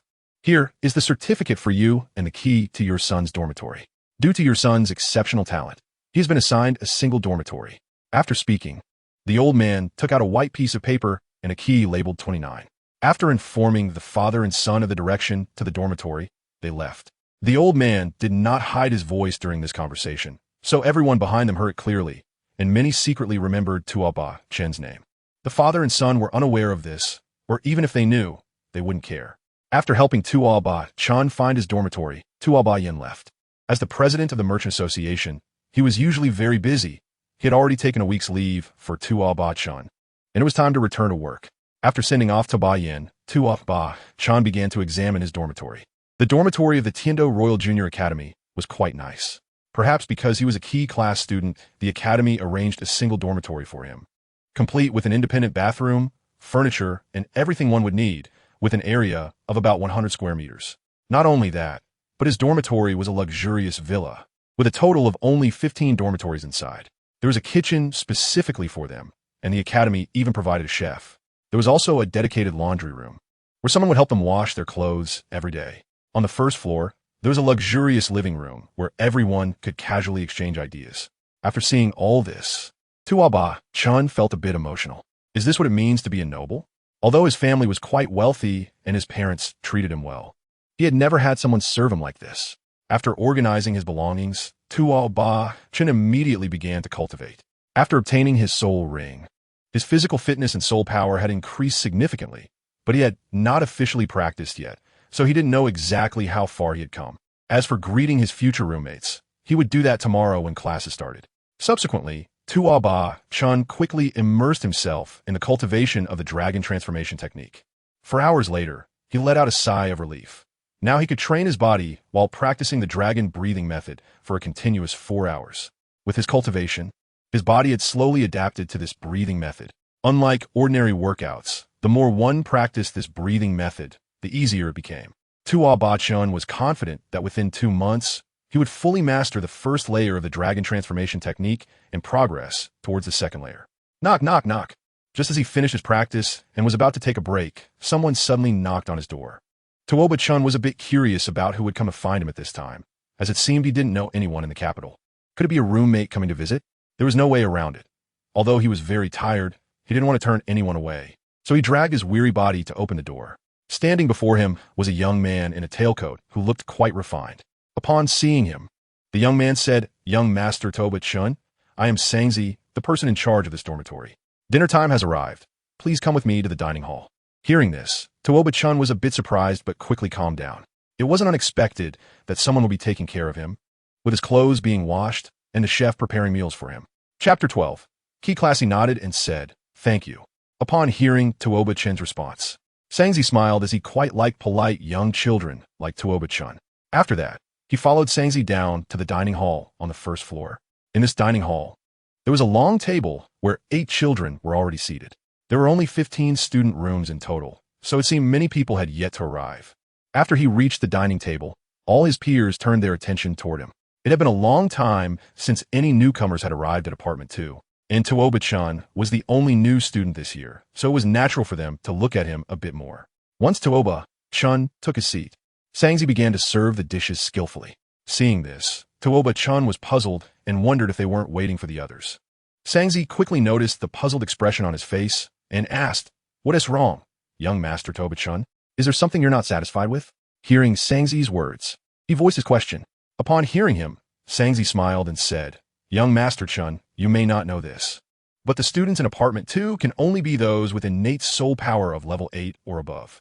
Although the Heaven Do Empire has a wealth of talent, those who reach innate soul power level 8 are extremely rare. Even among those who do reach level 8, most are disciples from large sects and prominent families, many of whom train directly within their sects and do not apply to the academy. So now, including you, Apartment 2 only has 9 students." After hearing this, Tuoba Chen understood the situation at the academy. Indeed, large sects and prominent families tend to cultivate their own promising talents. Most of the wild geniuses have been taken away by the Spirit Hall, which is why the talent at the Heaven Do Royal Primary Academy is so scarce. After grasping the situation, the child sitting at the head of the table suddenly said, "Newcomer, I'm Lu Yi. My martial soul is a Black Panther. I'm 9 years old, and I'm a level 19 agility type battle soul master. What's your name?" Surprised that someone suddenly spoke to him, Tuoba Chen quickly reacted and replied, "I'm Tuoba Chen. My martial soul is a white armored earth dragon. I'm 6 years old, and I'm a level 12 strength type battle soul master." Upon hearing his response, Lu Yi didn't show any signs of surprise. Although being 6 years old and level 12 sounded impressive, he didn't mention whether he was 6 years and a few months old. In Lu Yi's mind, he probably thought that Tuoba Chen was around 6 years and 10 or 11 months old. After all, the most talented person he had seen had only broken through to level 14 just before turning 7, so he subconsciously assumed Tuoba-Chun was about 6 years and 10 months old. Welcome, Tuoba-Chun. From today on, you are a member of our apartment too. After Tuoba-Chun expressed his gratitude, everyone introduced themselves, and then they began their meal. The dinner was very enjoyable, with the academy providing a rich variety of food, including unlimited servings of steak, chicken breast, and fish. Back in his room, Tuoba-Chun continued to practice the Tsanglong Gong, maintaining that strange posture for training. This time, he managed to persist for an hour and 15 minutes. Unlike the first level of the transforming dragon technique, which became simpler with practice, the peculiar posture of the Tsanglong Gong became increasingly difficult to hold the longer he persisted. After practicing all night, Sangzi, as usual, knocked on his door to take him a class. Sangzi would only guide him once since he had his own things to attend to, so he only needed to show him the way. They arrived at a teaching building that looked like a castle, and Tuoba-Chun sighed, thinking that the life of the wealthy was so dull and tedious. Approaching the castle, he quickly found his classroom, which was the first one in the first grade class, also known as the key class. Upon entering the classroom and scanning the surroundings, he immediately noticed a blue-haired little girl who was smiling brightly at him. Seeing that smile, Tuoba-Chun swallowed hard, wondering why she wasn't at the Beginner Beast Academy. Why was she attending the Tiando Royal Beginner Academy? Meanwhile, in Bartle City, Tuoba Yin and Long Gong were sitting together having tea. Xiao Yin, you've worked hard on this matter. Senior, you're being too polite. After all, Xiao Chan and I are engaged, so it makes sense to arrange for them to attend the same academy and let them interact more. Tuoba-Chun sat in the second-to-last seat on the far left side of the classroom, gazing out the window with a melancholic expression. Meanwhile, Meng Yiran smiled brightly as she looked at Tuoba-Chun beside her. The classroom was sparsely populated, with only 20 students. As it was a key class where only students with a soul power level above 7 could enter, leading to such a small number of talented individuals. Their desks were arranged in rows, with large gaps in between. The reason Meng Yiran was sitting next to him was that she had forcibly sent away the small boy sitting next to Tuoba-Chun and pushed their desks together, resulting in the current situation. At this moment, the other students in the class were secretly observing their inappropriate behavior. It was quite scandalous for such young students to engage in flirtation, especially with the future of the nation present. However, no one dared to say anything. Most of them had already been dealt with by Meng Yiran the day before. Her grandparents were the legendary Longshi couple, comparable to titled Douluos. Although everyone present was either wealthy or noble, very few had families with titled Douluos. It was already a stroke of luck that this female tyrant wasn't targeting them. Among those present, apart from Tuoba-Chun, only Xuebeng and 2 other boys were not afraid of Meng Yiran. However, even though Xuebeng was still young, he understood the importance of patience and knew it was best not to provoke the disciples of such influential families, so he kept a low profile. Still, he was somewhat curious and secretly observed the movements of the two. Feeling the intense stares from those around him, Tuoba-Chun could no longer endure it. He turned his head and locked eyes with Meng Yiran. The sudden eye contact surprised Meng Yiran, and her originally pale face suddenly flushed with 2 suspicious red patches. But upon remembering that this person was her fiancé, she decided to let Tuoba-Chun look at her and even leaned in closer. The surrounding classmates' eyes widened at this scene. Was it about to happen? Was the legendary kiss about to occur? Xuebeng, watching their faces draw closer, instinctively covered his eyes with his hands. Through the gaps between his fingers, he boldly peeked at the two. Just as the scene was about to unfold in the direction everyone was anticipating, a very discordant voice appeared at the door. Ahem, now we will begin class. Upon hearing this voice, everyone shot an angry glance at the teacher standing at the door, nearly causing a table flip. Chapter 13. Class, however, due to their good upbringing, no one actually flipped the table. Tuoba-Chun and Meng Yiran both hurriedly averted their gazes. Meng Yiran couldn't help but think, was he just about to kiss me? How could he do that? That annoying teacher should have arrived a bit later. Soon, a scene of the 2 of them kissing flashed in her mind, and she realized that a crystal-clear droplet of saliva had appeared at the corner of her mouth. Fortunately, she reacted quickly, wiped it away, and then pretended to be reserved by turning her head to the side, feigning that she wasn't looking at Tuoba-Chun. Tuoba-Chun now felt quite complicated. He had just wanted to warn the other party with a glance, asking her not to stare at him so intently. But it seemed Meng Yiran misunderstood his intentions. The annoying voice from the podium rang out again. Hello everyone, I am Qin Ming, the new teacher at the academy, and I will also be your homeroom teacher. From now on, most of your classes will be arranged by me. Let's start with roll call. Montaken. Here. Iusin. Here. Qin Ming's voice was pleasant to hear, making people unconsciously fond of him. But Tuoba Chen didn't care about Qin Ming's voice at the moment. If you remember correctly, Qin Ming had come from Shrek Academy, which meant his teaching methods would definitely follow the Shrek style. However, the Tiando Royal Junior Academy had better resources, so if they cultivated according to Qin Ming's methods, it would likely be more efficient. For a moment, Tuoba Chen's gaze towards Qin Ming was incredibly fervent. Noticing Tuoba Chen's gaze, Meng Aran was quite unhappy. He had never looked at me like that. Could it be that this guy likes men? This terrifying thought had just appeared in her mind for a second when she instantly denied it. How could that be? She remembered the first time she saw Tuoba Chen. She had gone to the spirit hall to awaken her spirit and saw many people there. Among the crowd, she immediately noticed Tuoba Chen, who had an outstanding aura. Perhaps it was because of his charm or his appearance, but Meng Aran felt like she was falling into something. Although she was very young, she knew that this feeling was called love. Later, when she heard that she was Tuoba Chen's fiancé, she was so excited she almost fainted. For a time, she felt like the happiest person in the world. Now, that Tuoba Chen was in the same academy as her. She vowed not to miss this opportunity and to hold onto Tuoba Chen tightly.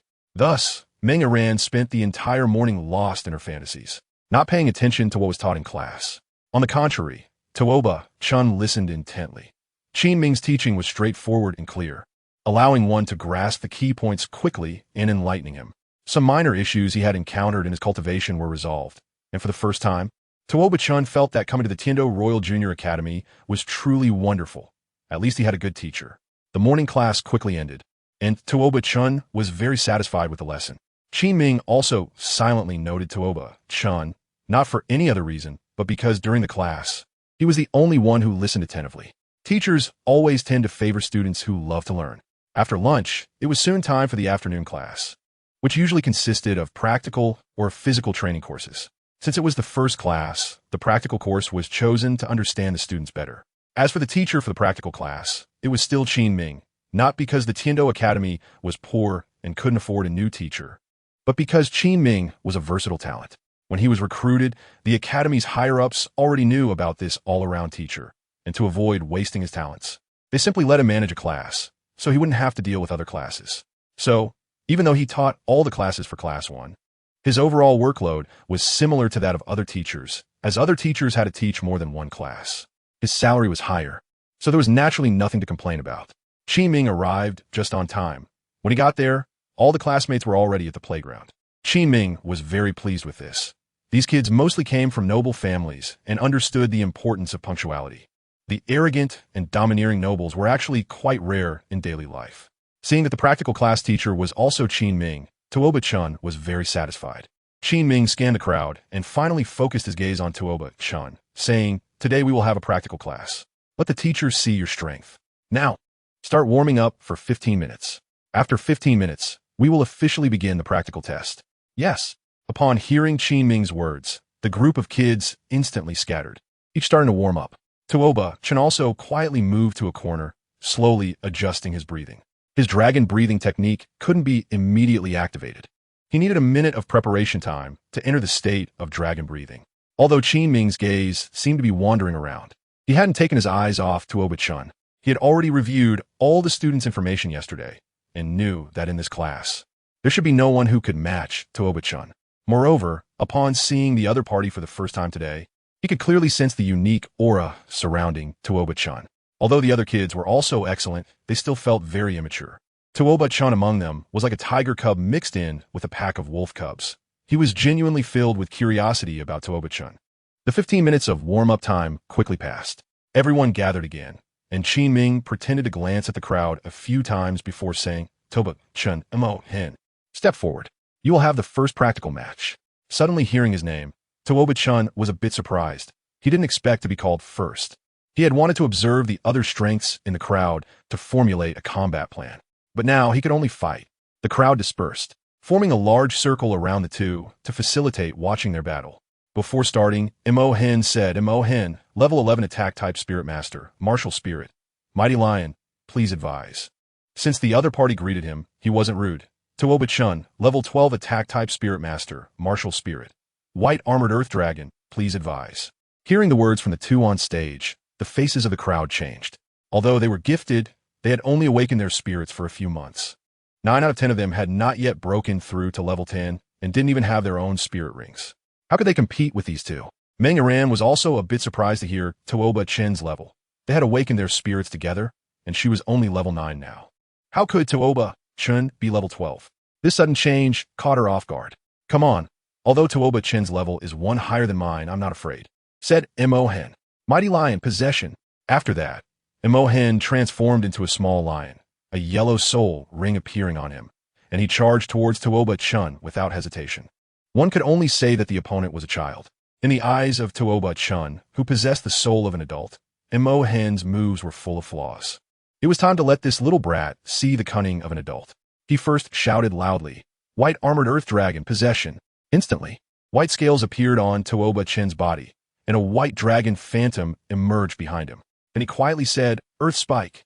Because his voice was too soft, no one noticed that Tuoba Chen had used a skill. Watching the two with high spirits, everyone was filled with anticipation. In the battle between the giant dragon and the mighty lion, who would achieve the ultimate victory? Halfway through Mo Hen's charge, he was suddenly tripped by a spike that appeared beneath his feet and fell flat on his face.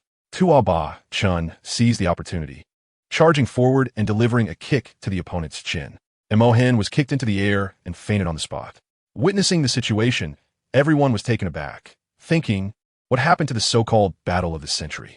They clearly saw the earth spikes that suddenly appeared under Mo Hen's feet, which they could easily guess were Tuoba Chen's doing.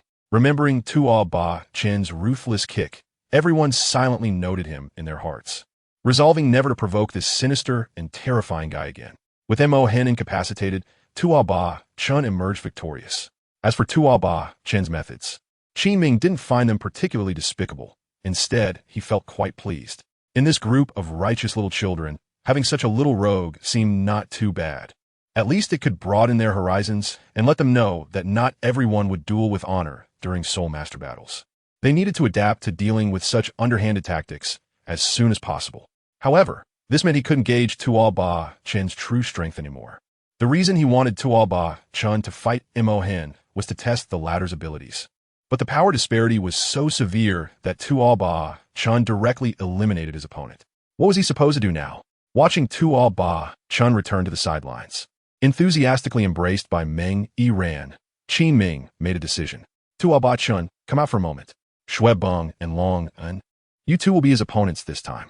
Hearing his name, Shui Beng glanced at Tuoba Chen, thinking this was not a good idea.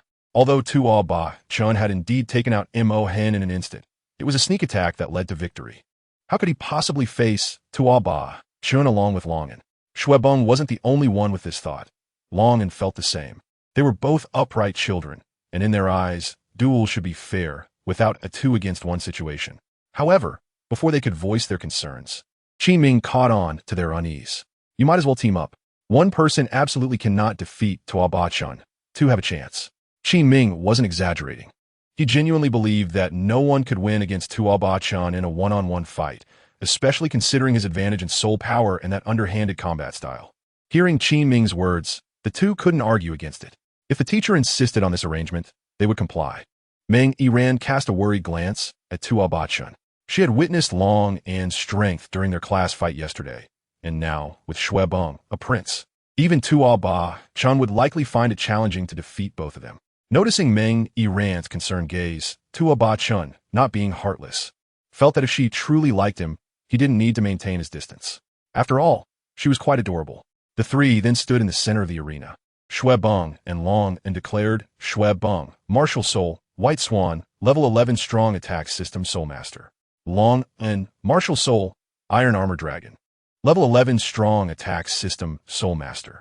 Upon seeing their martial souls revealed, Tuoba Chen glanced at Qi Ming and guessed the latter's intentions. Since you want to know my strength, I'll show you. Tuoba Chen, Martial Soul, White Armored Earth Dragon, Level 12 Strong Attack System Soul Master. After announcing his martial soul, the two didn't take the initiative to attack. They had the numerical advantage, and although they agreed to a 2-on-1, they still felt a bit uneasy, thinking it was not a fair victory. Qi Ming looked at the honest Shui Beng and Long En, sighing. These two little guys were too upright. They would suffer big losses in the future. Long was fine, but Shui Beng, as a prince, being too upright was not a good thing. Perhaps because the three standing in the arena was too awkward, Long couldn't contain his impatience and lunged at Tuoba Chen. Having learned from Mo Hen's example, he kept his eyes on the ground, afraid of being tripped by the earth spikes. Tuoba Chen frowned slightly. It was unacceptable for the young man to be distracted during battle. He took a deep breath, his body seeming to swell a bit. If his clothes were lifted now, the bulging veins on his skin would be visible. This was the effect of the dragon breathing technique, which enhanced his speed, strength, and other physical attributes by at least 40. This was still not the full effect of mastering the dragon breathing. If he fully mastered it, the enhancement would be even more terrifying, comparable to a martial soul's true body.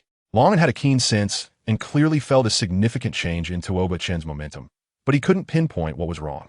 However, since he had already charged in, it would be embarrassing to back down now. He could only brace himself and continue. First soul skill, Dragon Claw. Long's first soul skill was obtained from a claw dragon, allowing him to increase his strength and speed by 50, and also enhance his defense by 10 for 1 minute after use. The consumption was low, making it a top-tier skill. However, Long's attacks, like those of Mo Hen before, had numerous flaws in front of Tuoba Chen. He had fought a claw dragon of about 90 years old in the Setting Sun Forest and was very familiar with its attack patterns.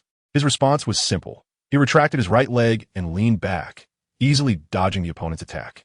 Long's dragon claw created a small pit in the ground. Taking advantage of the opponent's moment of stiffness after the attack, Tuoba Chen suddenly lifted his knee, making intimate contact with Long's abdomen. Long was sent airborne for 2 seconds, his body forming an inverted U-shape. Then he crashed to the ground, his eyes rolling back, spitting out the milk he had drunk that morning, his butt sticking up high, unconscious like Mo Hen. Oops, accidentally hit the stomach, sorry. Chapter 15. Avalanche is up. Avalanche is down. Seeing Long's miserable state, Avalanche's expression became serious. This time, Tuoba Chen didn't use any tricks, but dealt with Long and with a straightforward move. He regretted not teaming up with Long earlier. If they had fought together, even if it wasn't honorable, they might have won and avoided getting hit. Thinking about the two of them lying unconscious, Avalanche swallowed hard. I'm a prince after all. He wouldn't do that to me, right? Holding on to this thought, Avalanche charged in dramatically. At this moment, the surrounding classmates were increasingly expectant. Avalanche was a prince, and the royal family swan martial soul was famous as a top-tier martial soul in the Soul Master world. Even when compared to the blue lightning Tyrannosaurus Rex of the top 3 sects, it was not far behind. Therefore, from their perspective, Avalanche was the strongest in the class. However, after Tuoba Chen's outstanding performance in the first 2 matches, they were unsure if Avalanche could win. In any case, in their eyes, this battle was the ultimate showdown of Class 1. Whoever won would be the strongest in the class. Watching Avalanche's agile figure, everyone gasped in amazement. Look, Prince Avalanche is in. Bang, bang, bang. Prince Avalanche is down. Tuoba Chen wouldn't hold back against Xu Weiping just because he was a prince. On the contrary, he struck even harder. A series of combination punches nearly caused Xu Weiping to die on the spot. Of course, he didn't do this out of a sense of envy towards the wealthy or anything like that, but rather because Xu Weiping's strength was indeed greater than that of the other two, reaching a level that warranted Tuoba Chen to take him seriously. That's why he unleashed a full set of combination punches to ensure that Xu Weiping would completely lose his combat ability. Qi Ming observed Tuoba Chen's performance now. The 3 strongest fighters in the class had all been taken down by Tuoba Chen. The other children who had not yet obtained their soul rings were even less likely to be his opponents. Tuoba Chen, you could take a break now. After saying this, Qi Ming made a few notes in his notebook. Upon hearing this, Tuoba Chen also went to practice alone. After that, except for a few support-type soul masters, the remaining people all went through practical combat one by one. All right, today's practical test ends here. Everyone disperse. Yes. After saying that, everyone scattered. Just as Tuoba Chen was about to leave, Qi Ming suddenly said, Tuoba Chen, can you stay for a moment? Suddenly being called, Tuoba Chen felt a bit confused. Although he performed well today, it seemed he wasn't that familiar with Qi Ming. He then shook his head vigorously, thinking to himself, he is the teacher, and I am the student. He probably has something to discuss with me. With that in mind, he walked over to Qi Ming.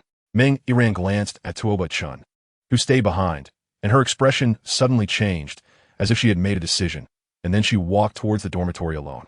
Tuoba Chen followed Qi Ming into his office. Teacher Qin, did you need something from me? Sitting back in his chair, Qi Ming paused and said, Tuoba Chen, I'm very satisfied with your performance today.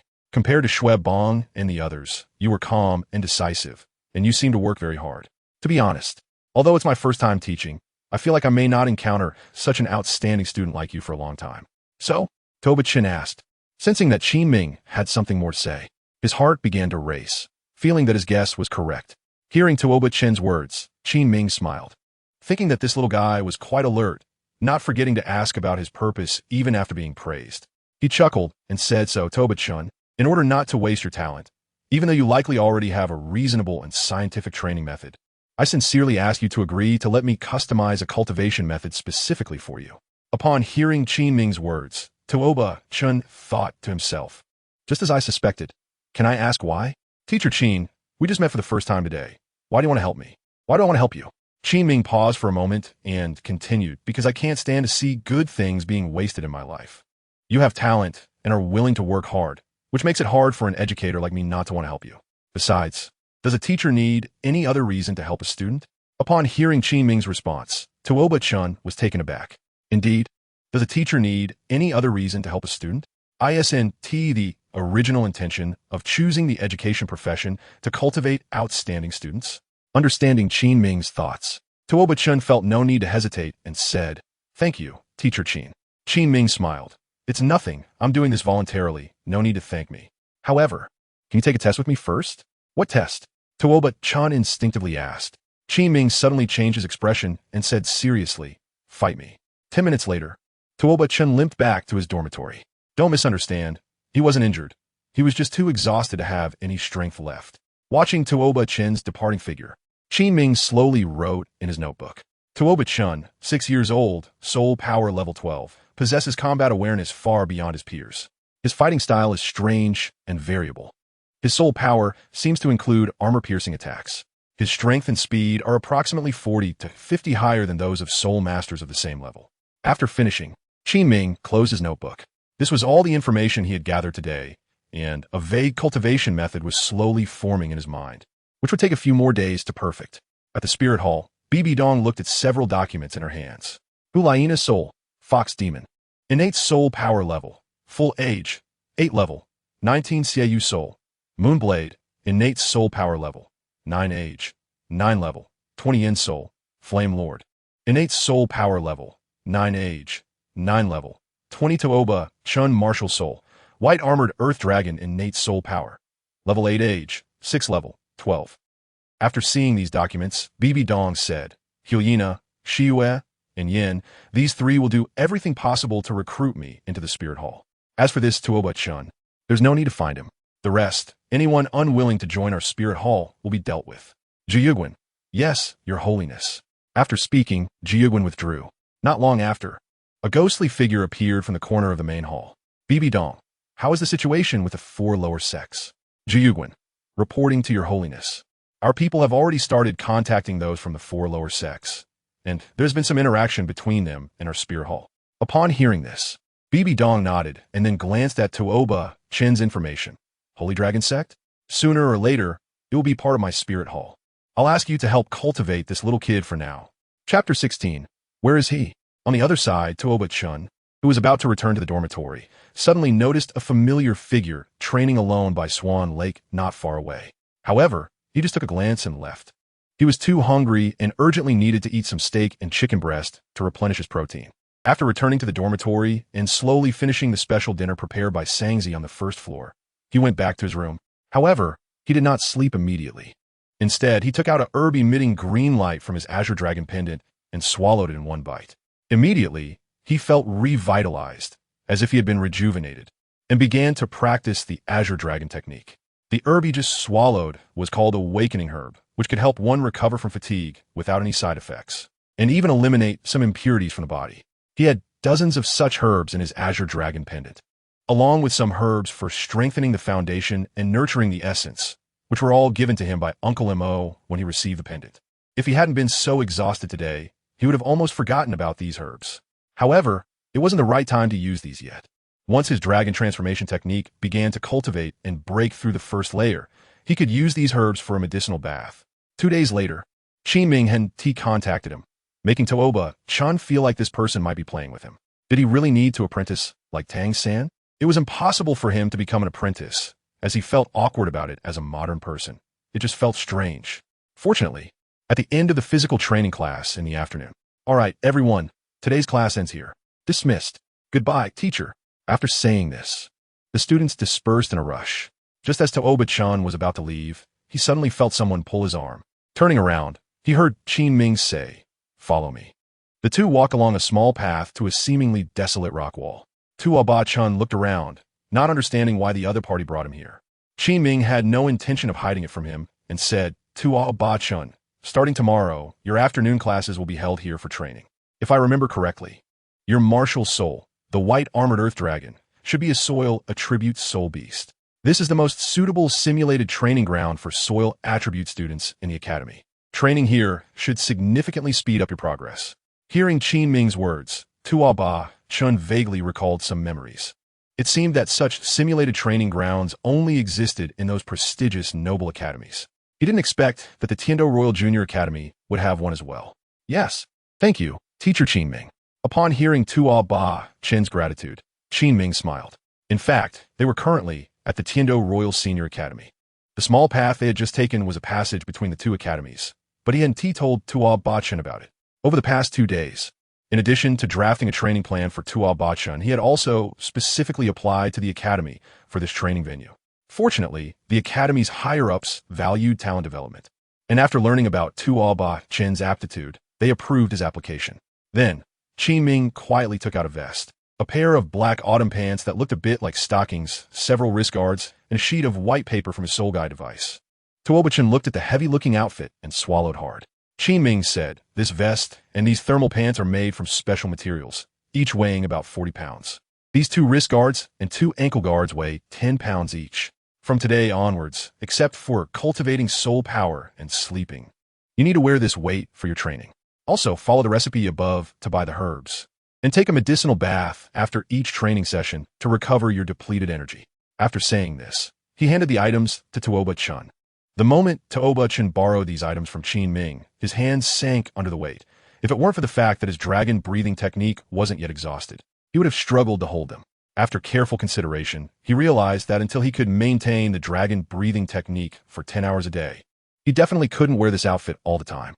Qin Ming was unaware of his true situation. He was judging Tuoba-chan's capacity based on his own state of dragon breathing, when in reality, Tuoba-chan's ability wasn't that strong yet.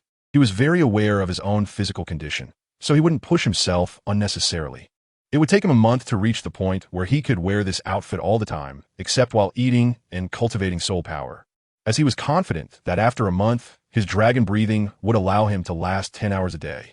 After changing into the outfit in front of Qin Ming, he returned, as his training officially started tomorrow. He planned to discuss the transformation of the dragon technique with Qin Ming then. After all, only white armored earth dragon soul masters could practice the transformation of the dragon technique, and they all generally knew it. So he didn't have to worry about Qin Ming becoming greedy. Back in the dormitory, he began his training in the Azure Dragon technique as usual. In the blink of an eye, a month had passed. Today was a good day. Meng Aran had broken through to level 10. She was the 5th soul master in their class to do so, following Tuoba-chan, Xuebeng, Long, and Mo Hen, and the first girl in the class to reach level 10.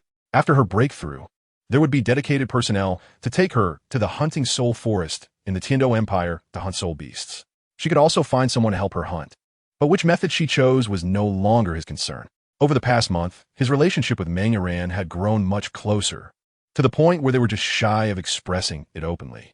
The deeper their interaction, the more Tuoba-chan found her adorable, and now, thinking about her being his fiancée, he didn't seem so bad anymore. Of course, it wasn't just Meng Aran who made progress. His own advancements were also noteworthy. In this month, his soul power had increased from level 12 to level 13, and he could now maintain the dragon breathing technique for 12 hours. Today was a weekend, and for the first time in a while, he had a rare day off from training. It wasn't that he wanted to be lazy. It was just that Qin Ming couldn't bear to see him training so hard and had sent him out to shop. Looking at the bustling market around him, he momentarily didn't know where to go. Instead, his mind was filled with thoughts of training. In the end, he could only walk around while maintaining the dragon breathing state. Bang! Hey, be careful, you bumped into me. Sorry, Prince Xuebeng. It's fine, you didn't mean it. After chatting a bit with Long and Xuebeng turned back to look at the market. Oh no, where did he go? I just saw him shopping. Confused, Shui Beng turned to Long Un and asked, Long Un, have you seen Tuoba Chen? Long Un also shook his head in confusion. It was strange. Tuoba Chen had been right in front of them just a moment ago. How could he suddenly disappear? Are you looking for me? A voice suddenly came from behind, startling both of them. Shui Beng turned around to see Tuoba Chen. He quickly said, No. I just came out to enjoy the nice weather. Tuoba Chen fundamentally does not believe their explanation. From a moment he stepped out of his dormitory, these two guys began to follow him. Initially, he thought it was just a coincidence, but after going to several places, they kept following him, which made Tuoba Chen certain that they were tracking him. Avalanche Prince, just say what you want. Why are you following me? Facing Tuoba Chen's questioning, Avalanche felt very nervous. He couldn't forget the combination punches Tuoba Chen had delivered a month ago. He had been unconscious for 4 hours before waking up, and the places he had been hit still throbbed with pain. He was genuinely afraid of the person in front of him. However, thinking about the other party's powerful strength, Avalanche decided to try to communicate. Tuoba Chen, can you be my friend? Friend? Sure. Hearing the response, Avalanche was somewhat incredulous. The other party had agreed so easily. He thought someone as strong as Tuoba Chen would be very aloof and would require him to lower his stance and ask 2 or 3 times before agreeing to be his friend. The happiness came too suddenly, and Avalanche felt a bit lost, like a transparent underachiever in class, suddenly becoming good friends with a high-cold academic genius. Although Avalanche was not a transparent underachiever, he felt that way. Thank you. How about this? Since you're my friend now, I'll give you a gift. After saying that, Avalanche reached for his soul guide, intending to take something out. However, Tuoba Chen quickly stopped him. What was going on with Avalanche? After all, he was a prince. Why was he acting so humble just to make a friend? No need. If you really want to be my friend, you don't have to go through all this. He spoke very straightforwardly, saying that being friends with someone who was too polite would be tiring. If that were the case, it would be better not to make friends at all. Tuoba Chen's move directly left Avalanche at a loss for what to do. Seeing the panicking Avalanche, he sighed, attributing it all to the misdeeds of Qianren Shui. He estimated that Shui Qinghe was already dead. Otherwise, given the situation of the Heavenly Dou Empire's royal family, Avalanche shouldn't be displaying such a logical behavior. Tuoba Chen, how about this? Since we are friends now, let me treat you to a meal. Anyway, he doesn't know what to do right now, and it's not bad to have a meal with the two of them. Upon hearing Tuoba Chen's words, Shui Peng quickly nodded and said, Okay. Soon, Tuoba Chen took the two of them to a relatively elegant tavern. Of course, he didn't order any alcohol, just a few meat dishes and 2 plates of beef. Shui Peng and Long Un also followed his lead and said nothing. Before the dishes arrived, Tuoba Chen felt a bit bored. Suddenly, he said, Prince Shui Peng, why did you suddenly want to be friends with me? It's nothing, I just think you're really impressive. Shui Peng replied shyly, indicating that he wasn't very good at dealing with unfamiliar people.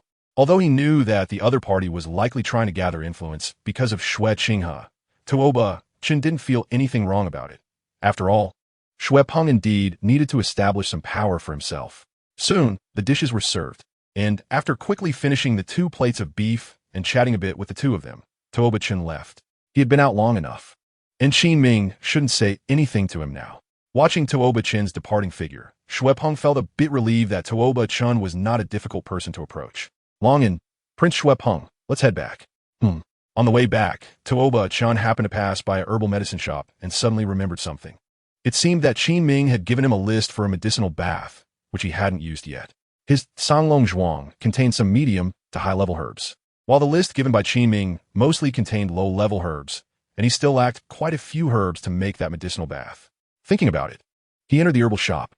As soon as he walked in, someone came over and asked, Customer, what do you need? Since Tuoba Chen was wearing the uniform of the Tiandou Royal Academy, the attendant didn't treat him lightly. After all, even a child from a royal academy shouldn't be poor. Seeing someone greet him, he took out the list and said, Excuse me, how much would it cost for one of each of these herbs? The attendant glanced at the prescription and said, Customer, these herbs are all low-level ones, and they're very cheap. Basically, you could buy a set of these herbs for about 4 gold soul coins. He didn't inflate the price just because the other party was a soul master. It was the shop's rule, and if he dared to misreport prices for tips, he would be expelled from the Commerce Association. Upon hearing this, Tuoba Chen nodded, estimating that the price shouldn't be too far off, and said, I'll take 50 sets of these herbs, delivered to room 9, apartment 2 of the Tiandou Royal Academy. After saying this, he took out a purple card to pay. The attendant nodded repeatedly, All right, please wait a moment. 50 sets of herbs would amount to 200 gold soul coins, and he could earn a commission of 10 gold soul coins, which was quite a lot.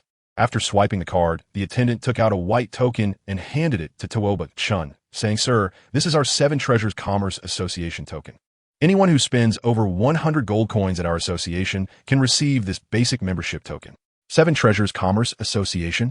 Is it the association of the 7 Treasures Glazed Sect? Yes, sir. Your expenditure of 200 gold soul coins has already been recorded in it. You are now a basic member and can enjoy a 5 discount when purchasing items from our association. When your spending reaches 1,000 gold soul coins, you can exchange it for a mid-level membership token, which allows you to enjoy a 10 discount on future purchases. Hearing this, Tuoba Chen smiled. He sensed the scent of business. The 7 Treasures Glazed Sect actually had basic and mid-level memberships to guide consumer spending, which was impressive, as expected of the wealthiest sect in Douluo continent.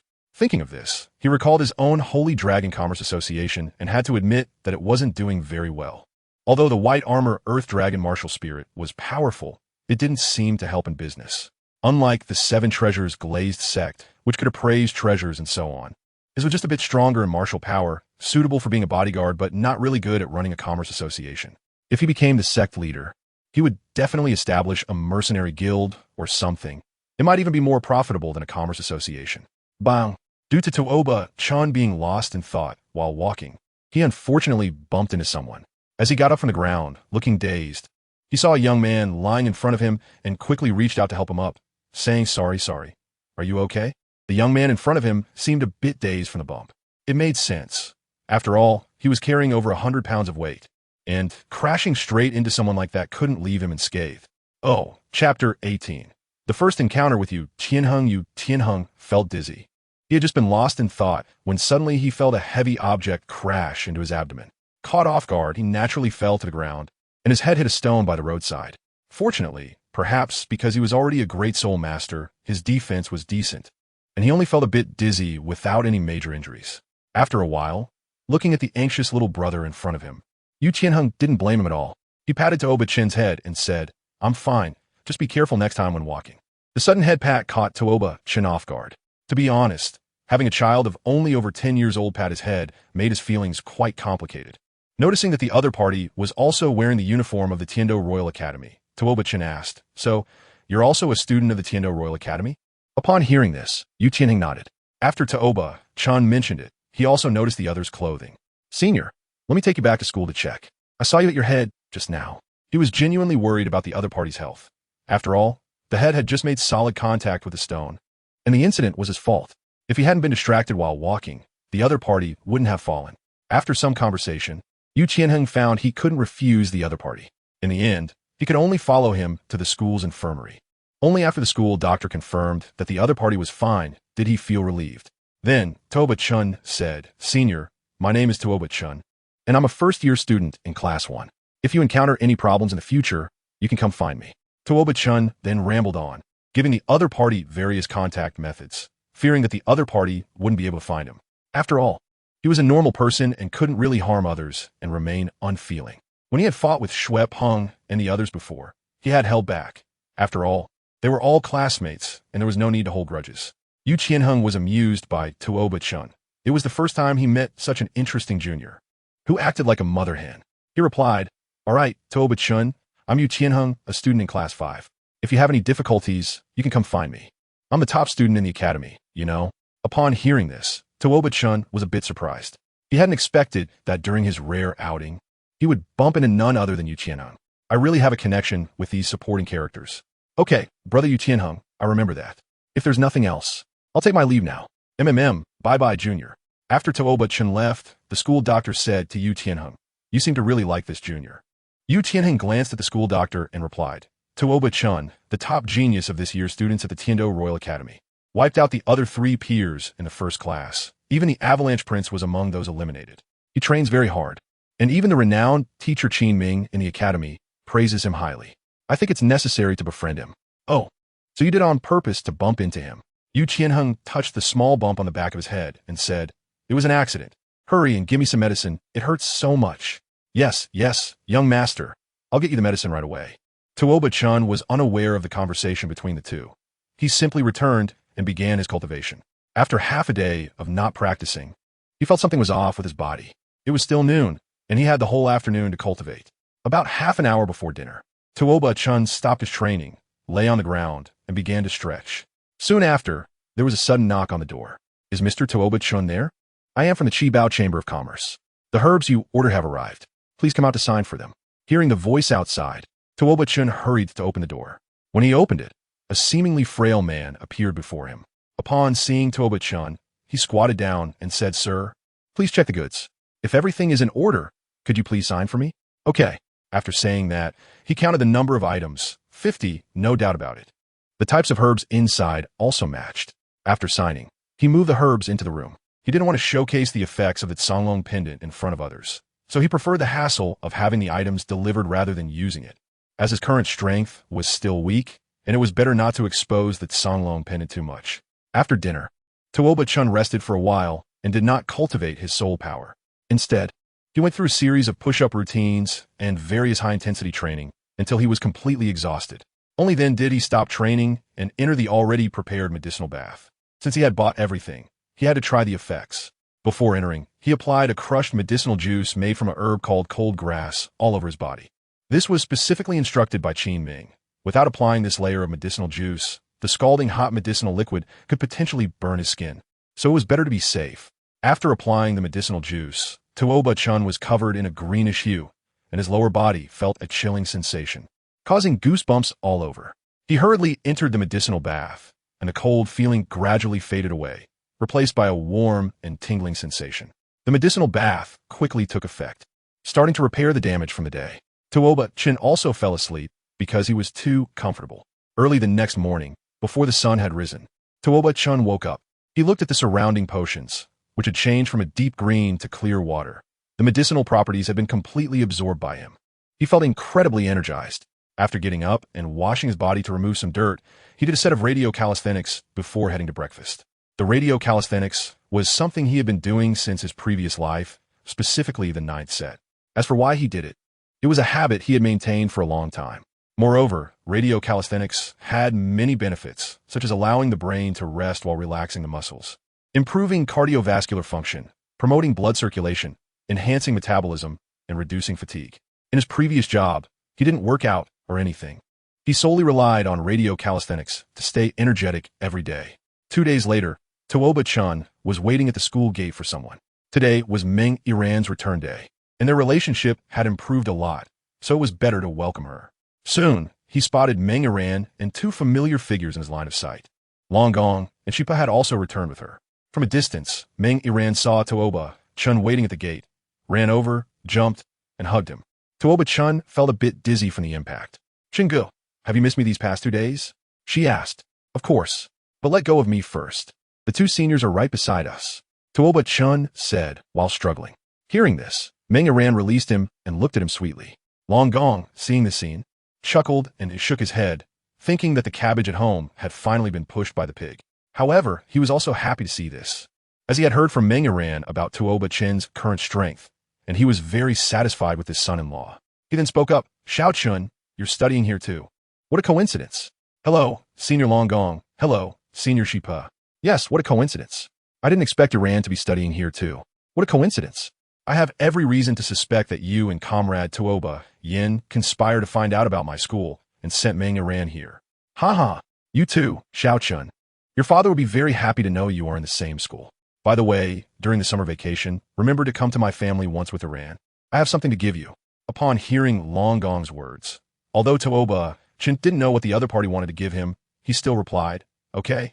Senior Long Gong. After seeing off Long Gong and Shi Pe, Tuoba Chen returned to his peaceful life. As spring passed and autumn arrived, in the blink of an eye, a semester had gone by. Qin Ming looked at the students below with a smile and said, "All right, everyone, this is the last class of the semester.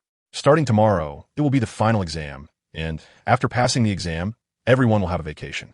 After he finished speaking, a student suddenly asked, "Teacher, what if we don't pass the exam?" "Yusin, that's a great question, but it's best if everyone passes." Yusin continued, "Teacher, what will happen if we don't pass?" "Everyone will pass." Qin Ming continued to smile. Yusin pressed on, "Teacher, really?" Before she could finish, Qin Ming interjected, "Everyone will pass." At this point, Qin Ming's eyes narrowed, and his tone became very flat, exuding a chilling feeling. Yusin swallowed hard and said, "Oh, okay, teacher. We will definitely pass." Once Yusin finished speaking, the gloom on Qin Ming's face disappeared, and he smiled. "Very good, class dismissed." After Qin Ming left, Shuebong, with a face full of fear, said to Tuoba, Chun Gu, if we don't pass, will we die?" Tuoba Chen nodded.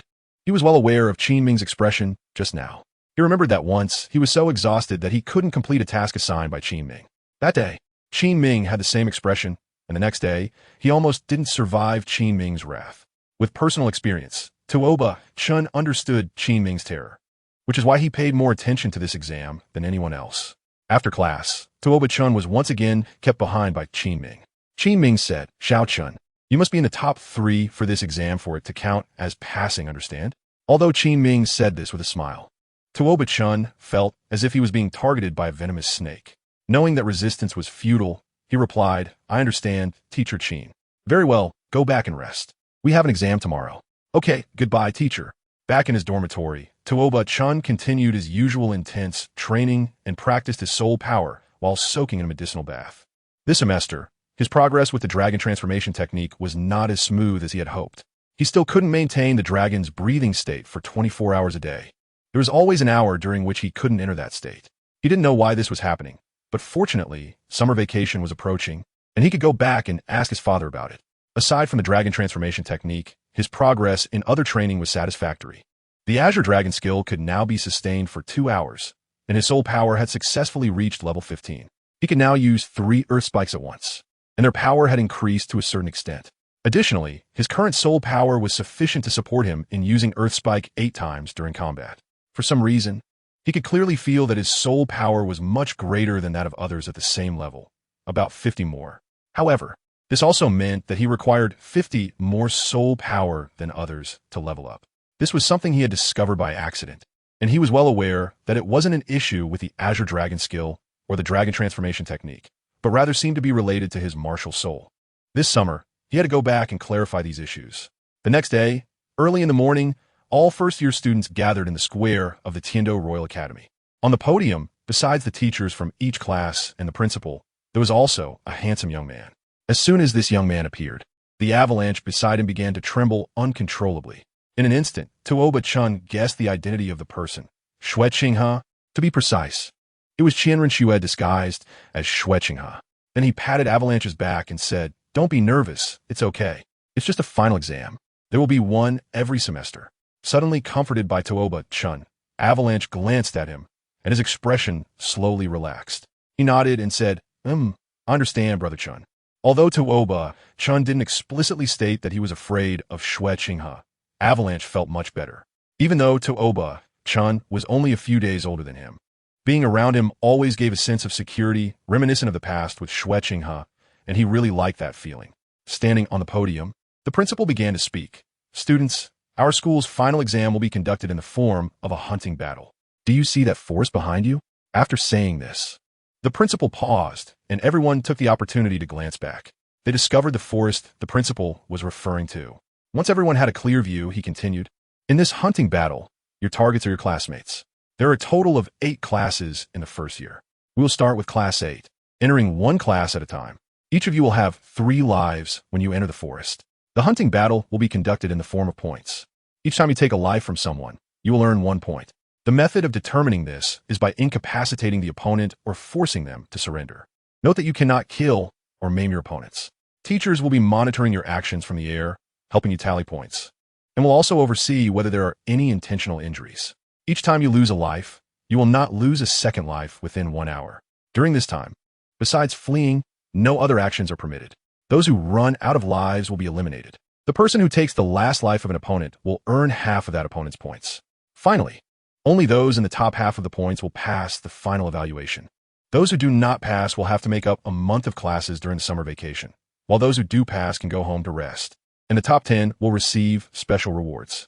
The exam lasts for 3 days, and you must find a way to supply your own food. Bringing food is prohibited. All right, those are all the rules.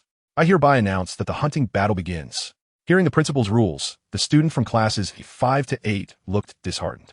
They were the weakest students in the academy, with innate soul power mostly below level 5, and in just 1 semester, none of them had broken through level 10. It was clear that half of the eliminated students would be from their ranks. With a sense of tragic resignation, the 50 students from Class 8 were the first to enter the forest. Class 8 had the worst talent, with innate soul powers of only 2 or 1. They had to pay the highest tuition fees to enroll in the academy, could only stay in the worst class, and had to live in 8-person dormitories, receiving the worst treatment. The Tiendo Royal Academy was indeed a very realistic place. Here, talent and strength represented almost everything. It was like a cruel ecosystem where the fittest survive and the weak face elimination. Every year, many students in the Tiendo Academy's struggling class choose to drop out due to the harsh treatment. However, there were always those who believed that the Tiendo Royal Academy was the best school in the entire Tiendo Empire, thinking that once their children entered, they would have a bright future, not realizing that they were pushing their children into a deep abyss. Tuoba Chen looked at the students of Class 8 and sighed, feeling fortunate that he was not one of them. Although such thoughts might seem a bit selfish, he had no intention of helping them. It might be better for them to realize the harshness of Tiendo Academy early on and voluntarily drop out. As Class 8 entered, students from other classes closely watched their figures, knowing that they were the easiest prey, practically given away, especially the students from Class 7, who could only bully Class 8. With one class after another entering, it was finally Class 1's turn, where Tuoba Chen was. Just as they were about to enter the forest to hunt, Qin Ming suddenly called out, reminding everyone that only those in the top 60 would pass, and he would take good care of them during remedial classes. After saying this, Qin Ming smiled brightly at them. Upon hearing this, the students of Class 1 felt as if struck by lightning, and the 15 battle spirit masters quickly rushed into the depths of the forest. The reason it was 15 was that 5 of them were support-type spirit masters, who had different assessments. Once in the forest, Tuoba Chen was not in a hurry. He would encounter others eventually. He had seen students from other classes before and could say that among the first-year spirit masters, none were his match. However, considering the possibility of alliances, he remained very cautious during his progress. After all, with so many martial souls around, if he happened to encounter one that countered his, and he wasn't paying attention, it could lead to disaster. He certainly did not want to endure Qin Ming's devilish punishments again. Not long after entering the forest, he reached his anticipated destination, a Tiendo tree in the forest of the Tiendo Royal Junior Academy. This tree was about 3 times taller than normal trees. While observing the forest, he noticed quite a few Tiendo trees growing there. The one in front of him was the closest, and without hesitation, he began to climb. To gather information about others, he decided to occupy a high point first. This Tiendo tree was approximately 50 meters tall, and it took him 10 minutes to reach the top. He had to admit that climbing trees was quite exhausting, and since the tree was thick, he couldn't wrap his arms around it completely and had to rely solely on strength to ascend. However, he was rewarded with valuable information. He first surveyed the entire terrain of the forest since he would be living there for 3 days. The more comprehensive the information, the better. After scanning the surroundings, Tuoba Chen quickly grasped the layout of the forest, which was circular. In the center, there was a large lake, and, as if arranged deliberately, the distance between each Tiendo tree was not far apart. Then he looked at the current distribution of personnel. Since they hadn't been separated for long, and all first-year students were only 6 years old, they were not very far apart. Soon, Tuoba Chen locked onto a direction, the southeast, where the largest group of people was gathered. After finding his prey, he immediately launched his hunting action, sliding down the Tiendo tree and jumping onto the trunk of an ordinary tree, then leaping to another trunk, moving quickly like a nimble monkey. With his martial soul, he wouldn't normally be able to move this agilely, but during the practice of the Songlong technique, his soul power had gained effects like armor breaking, acceleration, and lightness. By gathering a small amount of soul power at the soles of his feet, he achieved his current agility. Hey, Ing, do you think we can pass this assessment? Don't worry, we're the elites of Class 2. With our combined strength, who besides those devils in Class 1 can match us? Just after he finished speaking, the boy named Aing felt something watching him. He instinctively looked up and immediately saw Tuoba Chen above him, causing him to stumble backward in fear. Hello, I just heard someone call me a devil. Tuoba Chen, what do you want? I'll tell you, there are 2 of us, and we both have soul skills. You might not necessarily defeat us. As he spoke, Ying's tone was weak. Even he didn't believe his own words. He had seen Tuoba Chen in action before and understood the gap in strength between them. He was just trying to muster some courage. However, the other boy with him remained calm and quickly said, Martial soul, possession. First soul skill, prison. After speaking, a ribbon appeared in the boy's hand. rapidly extending toward Tuoba, Chen, as if it had a mind of its own. A control-type spirit master, seeing the opponent make a move, was somewhat surprised, as control-type spirit masters were the nemesis of assault-type spirit masters. However, unfortunately for him, the opponent he faced today was Tuoba Chen. Martial Soul, Possession. First soul skill, Earth Spike. After that, before the ribbon could touch him, his Earth Spike had already struck the opponent. Since the exam rules prohibited severely injuring opponents, he intentionally made the spikes smooth to avoid causing any serious harm. Nonetheless, even so, his formidable attack power was beyond what a level 10 control-type spirit master could withstand. When the Earth Spike, or rather, the Earth Pillar, impacted the opponent's abdomen, the control-type spirit master immediately knelt on the ground, clutching his belly with both hands. Cold sweat poured from his forehead, as if he were enduring great pain. He looked up at Tuoba Chen, realizing this was the strength of the strongest in Class 1. Soon after, he collapsed, losing his ability to fight. After taking down one person, Tuoba Chen turned his attention to the boy named Aang. Wait, I concede. Aang quickly threw out the surrender flag provided by the academy. In the sky monitoring this area, the teacher saw this and immediately awarded Tuoba Chen 2 points while deducting 1 life from each of the 2 boys. After dealing with the 2, Tuoba Chen had no intention of pursuing them further. He immediately began searching for his next target. After all, with his hunting speed, he could likely earn more than 2 points within an hour. For students from other classes, as long as he encountered them, he could basically defeat them easily without even using his soul skills. Of course, this was under the condition that the number of opponents did not exceed 5. If there were too many, it could become troublesome. Although Qin Ming had set a target for him to be in the top 3, he was not satisfied with 3rd or 2nd place. His goal was to be the top student in the first year, so he had only one target: 1st place. However, the biggest difficulty in achieving this goal was that the forest was quite large, and if some students kept hiding in corners, it would be challenging to find them. He had to come up with a plan. It was not feasible to have him climb to the top of the Tiando tree every time to locate his targets. Doing so would be too slow, and others would also be moving. Using that method, he could easily miss them, wasting a lot of time. He started to recall the principal's speech from today when suddenly, Tuoba Chen had a burst of inspiration. He looked up and quickly spotted the teachers moving above the forest. Unbeknownst to him, the teachers in the sky were not flying very high, allowing Tuoba Chen to see their faces clearly. Suddenly, Tuoba Chen realized something and understood what he should do. In the afternoon, a student from Class 4 was desperately running through the forest, as if something terrifying was chasing him. However, his escape was destined to be in vain. Suddenly, a huge pillar of earth appeared in front of him, colliding with his abdomen. Due to the suddenness of the attack, he couldn't react in time and was sent flying backward. Although the earth pillar had great force, it seemed the person using it had no intention of harming him, as he did not suffer any substantial injuries after being thrown. Turning over, he noticed a pair of legs that had appeared in front of him, realizing something and silently taking out a white flag from his pocket. Upon seeing the white flag, the legs in front of him turned and left in another direction. Watching the figure leave, he sighed. It was only the first day, and he had already used up 3 lives, meaning he would definitely have to attend summer school for tutoring. The teacher monitoring this area from the air found Tuoba Chen's actions somewhat strange. Although he knew Tuoba Chen was very strong, the efficiency was indeed too exaggerated. In just half a day, he had already gained over 20 points. It was as if he knew everyone's position, as he could accurately move toward the direction where people were located each time. Moreover, his stamina seemed a bit excessive. He truly didn't need to rest.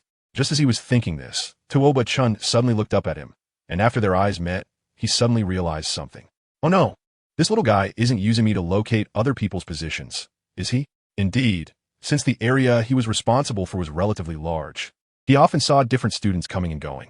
To record the actions of different students at any time, he had to change direction to track and observe them.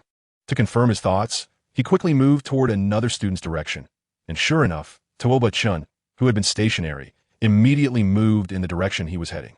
Wow, this kid is really using me to find people.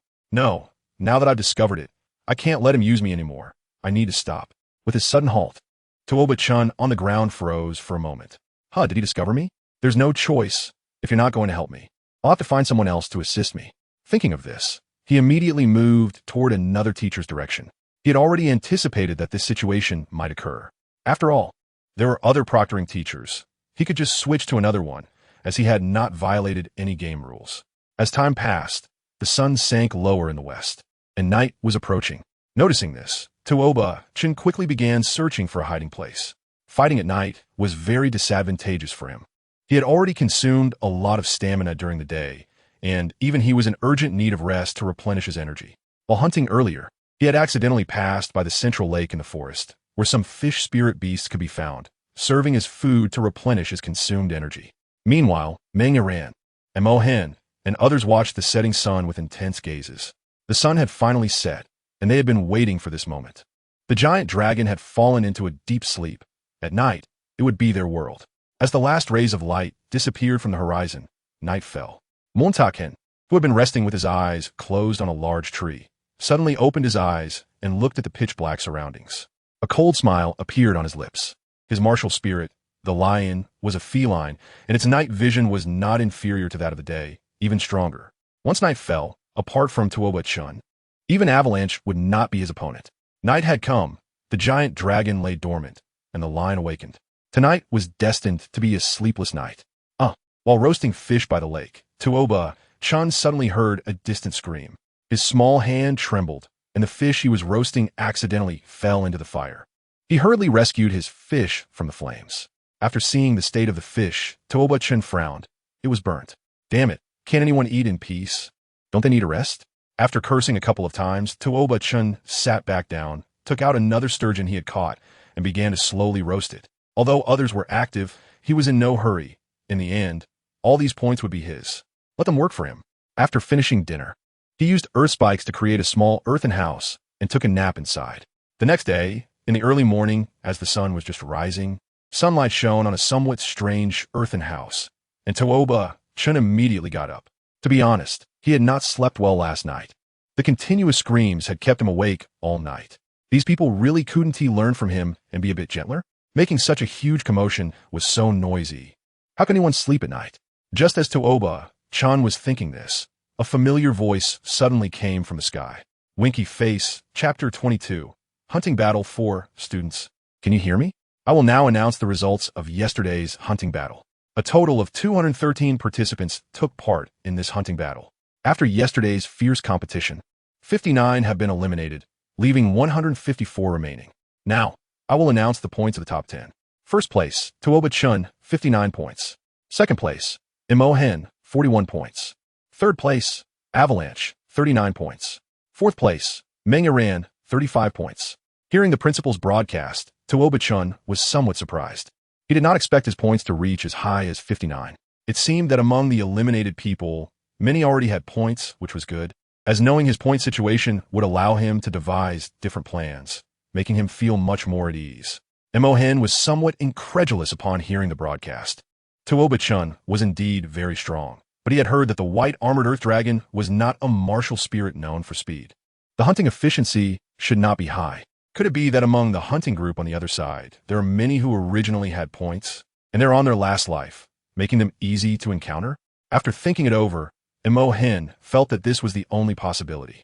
Otherwise, with Tuoba Chen's white armored earth dragon, it would be nearly impossible to achieve such a high score.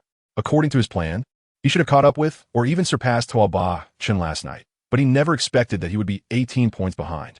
After figuring this out, Mo Hen did not feel discouraged. There were still 2 days left, and that was enough time for him to surpass Tuoba Chen. Thinking back to how he had been suppressed by the other party throughout this semester, Mo Hen couldn't help but clench his fists. Not because of Tuoba Chen or anything like that. Mo Hen was a very competitive person. He couldn't accept such a large gap between himself and others, which led him to train hard this semester. The effort he put in could be said to be no less than Tuoba Chen's, resulting in his soul power level being even higher than that of Prince Shuebeng, reaching the same level 15 as Tuoba Chen. However, even so, he had never won against Tuoba Chen in practical combat classes. He was unwilling to accept this. This hunting battle was a great opportunity. Although his lion martial soul couldn't compete head-on with a white armored earth dragon, hunting was his strong suit. The other few people, upon hearing the principal's broadcast about soul power, reacted similarly. As for the students from other classes, they listened to the principal's announcement with a look of despair. Without exception, the top 10 were all from the first class, with even the lowest scorer reaching 20 points. The huge disparity in strength created a strong sense of crisis among the students from other classes. and many had already begun to form teams to resist the strong first class. Tuoba, Chen adopted the same tactic as yesterday, following the teacher. After all, for this final exam, almost all the flying teachers in the school had been dispatched, and regarding the teacher he followed yesterday, for some unknown reason, they did not inform the other teachers about his use of them. The principal looked at the points ranking list in his hand and said, "Xiaoqin, your class is performing very well. Although Class 1 in previous years has also been impressive, there has never been a class led by someone who had all their students in the top 20 on the first day. Principal, you're overpraising us. This is the children's hard work, and it has nothing to do with me." "Ha! Teacher Qin Ming, there's no need to be so modest. If Class 1 has more than 10 students maintaining a top 20 ranking by the end of the ranking, I can promise you a reasonable reward." Qin Ming, who had initially been somewhat disinterested, brightened up upon hearing this. "Really, Principal?" "Yes, Teacher Qin Ming. While you still have 2 days, think about what reward you want." Tuoba Chen looked at the group of people around him, somewhat surprised. Was he ambushed? Just now, he had once again followed his teacher to hunt for prey. And this time he had indeed found it. However, the target group was a bit large. It was an 11-person team, mostly consisting of members from Class 3 and Class 4. The people opposite him were very self-aware, fully understanding that it would be difficult for them to pass this final exam based on their current strength. So, after entering the forest, they unanimously chose to team up. Only in this way did they have a hope of passing the exam. To be honest, this was the first time he was facing so many people at once. Could he really win? He felt a bit nervous.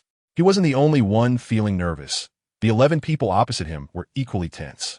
The average strength of the Class 3 members was only level 8, while Class 4's average strength was even lower at level 7. This meant that none of them currently possessed a soul ring. Tuoba Chen is also a well-known cultivation fanatic within the academy. They had heard about his impressive battle record about 2 days into the school year. The Avalanche Prince, who was only 1 rank lower than him, couldn't withstand even a single move from him. For those of them who didn't even have a spirit ring, it seemed that taking a single hit would mean certain death. So, despite having a significant numerical advantage, they still felt uncertain deep down. The two sides remained in a stalemate for about a minute. In the end, one of the attacking soul masters from the opposing side couldn't help but strike first, and the battle was about to begin. Earth Spike. 5 minutes later, Tuoba Chen began to flee. Fine, he had overestimated himself. During this period, he had been too invincible among his peers, and various rumors about him had made him a bit arrogant, leading to this wrong decision. Although his soul power was indeed higher than those of others, he couldn't take on 11 people one by one yet. However, he had achieved some success. Now, there were only 8 people chasing after him, 3 of whom he had already knocked out, gaining 3 points. These 3 were defeated by his Earth Spike. Although his Earth Spike was powerful and could attack the opponent without warning, it also had a drawback. After using the Earth Spike, he would fall into a 3-second stiff state. Moreover, there was a special condition for activating the Earth Spike, which was that a part of his body had to touch the ground. After all, his Earth Spike was used by altering the structure of the Earth through soul power. Usually, when he activated the Earth Spike while wearing shoes, it indirectly weakened its attack power, so sometimes he would touch the ground with his hands to enhance its effectiveness. The attack range of his Earth Spike was only 10 meters, and in just 3 seconds, he had already taken more than a dozen punches. Chapter 23. Hunting Battle 5. The students from Class 3 and Class 4 were not all useless. After all, they were soul masters, and their strength was much greater than that of ordinary people. A punch from them was still quite painful. He already had multiple bruises on his body, and the pain made it difficult for him to exert strength while attacking. So he decided to temporarily avoid their direct assault and come up with a plan. He would wait until he encountered a small group of 2 or 3 people and then use the Earth Spike to take them out at once. After more than 10 minutes, he finally shook off that team, few finally able to catch a breath. He thought to himself that he had been too careless this time and couldn't he afford such mistakes in the future. He then returned to the central lake, where he had discovered a kind of herb that could heal injuries while resting there last night, which was now just what he needed. Avalanche looked at the 5-person team in front of him, feeling a bit of a headache. What was going on? Didn't they just have a blast yesterday? How did it turn into a team battle mode today? Realizing that something was wrong, Avalanche chose not to fight head-on, but to flee. His White Swan martial soul had explosive attack power, but its defense was really not that great. Once surrounded, it would be over. On the other side, Longun and the others were in a similar situation, but even so, they wouldn't choose to team up. This was an order from Qin Ming, requiring them to act alone. The principal looked at the image transmitted by the soul power and said, "Your Highness Qinghe, Avalanche is in danger." Facing the principal's question, Xueqing has smiled and said, "It's fine. The students from Class 1 are also in trouble, right? I believe you will pull through. By the way, Principal, could you provide me with the information on a student named Tuoba Chen? I think he has great potential." Hearing Xueqing's words, the principal nodded and asked Qin Ming to bring over Tuoba Chen's information.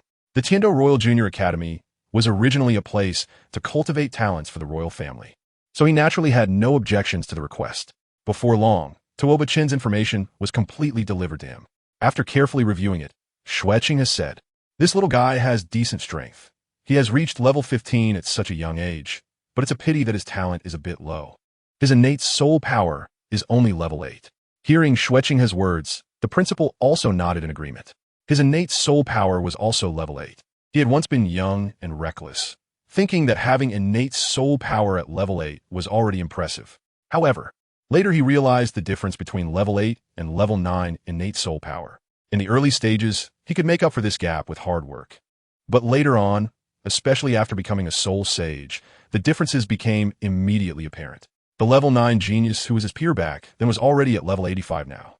As for him, at his age, he was still stuck at level 79, never having crossed the threshold of soul Douluo. Therefore, when he learned that Tuoba Chen's innate soul power was level 8, he was no longer as interested in this freshman top student. On the side, Qin Ming, hearing their conversation, wanted to say something for Tuoba Chen, but didn't know how to start, so he could only stand by helplessly, looking at the two with discontent. The perspective switched back to Tuoba Chen, who had finished applying the herbs. Due to the dragon breathing technique, his absorption speed of the medicine was several times that of an ordinary person. In just about an hour, his injuries had mostly healed, and he could move normally without feeling pain. Since his injuries were completely healed, it was time for revenge. After all, he was not someone who held grudges. He believed in repaying grievances on the spot. To accurately locate that group, he climbed the tiando tree next to the central lake and quickly found their position. Soon, he spotted his target. That group was heading westward. Tuoba Chen leaped into the air and dove directly into the central lake, then quickly swam ashore, gliding through the dense forest like a ghost. "Boss, do you think that if we took down Tuoba Chen, he would team up with others to seek revenge on us?" "Don't worry, he won't. Before the exam started, I got the news that their teacher had issued an order. The first class is prohibited from teaming up. This time, they have to hunt individually. Otherwise, it seems they would face some terrifying punishment, so we just need to wait here." They continued talking while searching for prey. Tuoba Chen watched carefully from the treetops, scrutinizing the group of people below. Although the 11 individuals came from different classes, their roles were very clearly defined. 2 defensive spirit masters and 2 strong attack spirit masters stood at the front, with 2 agile attack spirit masters on the flanks, and 3 control spirit masters in the middle. A pure agility spirit master was scouting the surroundings, while the last one, the only strong attack spirit master among them to have reached level 9, brought up the rear. The entire team advanced steadily and methodically. Seeing this formation, Tuoba Chen had to admit that the commander of this team had some skill. If he wanted to launch a surprise attack, he really couldn't find a breakthrough point. No matter which side he tried to break through, he would be instantly focused on and attacked. However, it wasn't impossible to defeat them. For Tuoba Chen, their team had many issues. First, in terms of strength, although they had many members, the strongest among them was only level 9.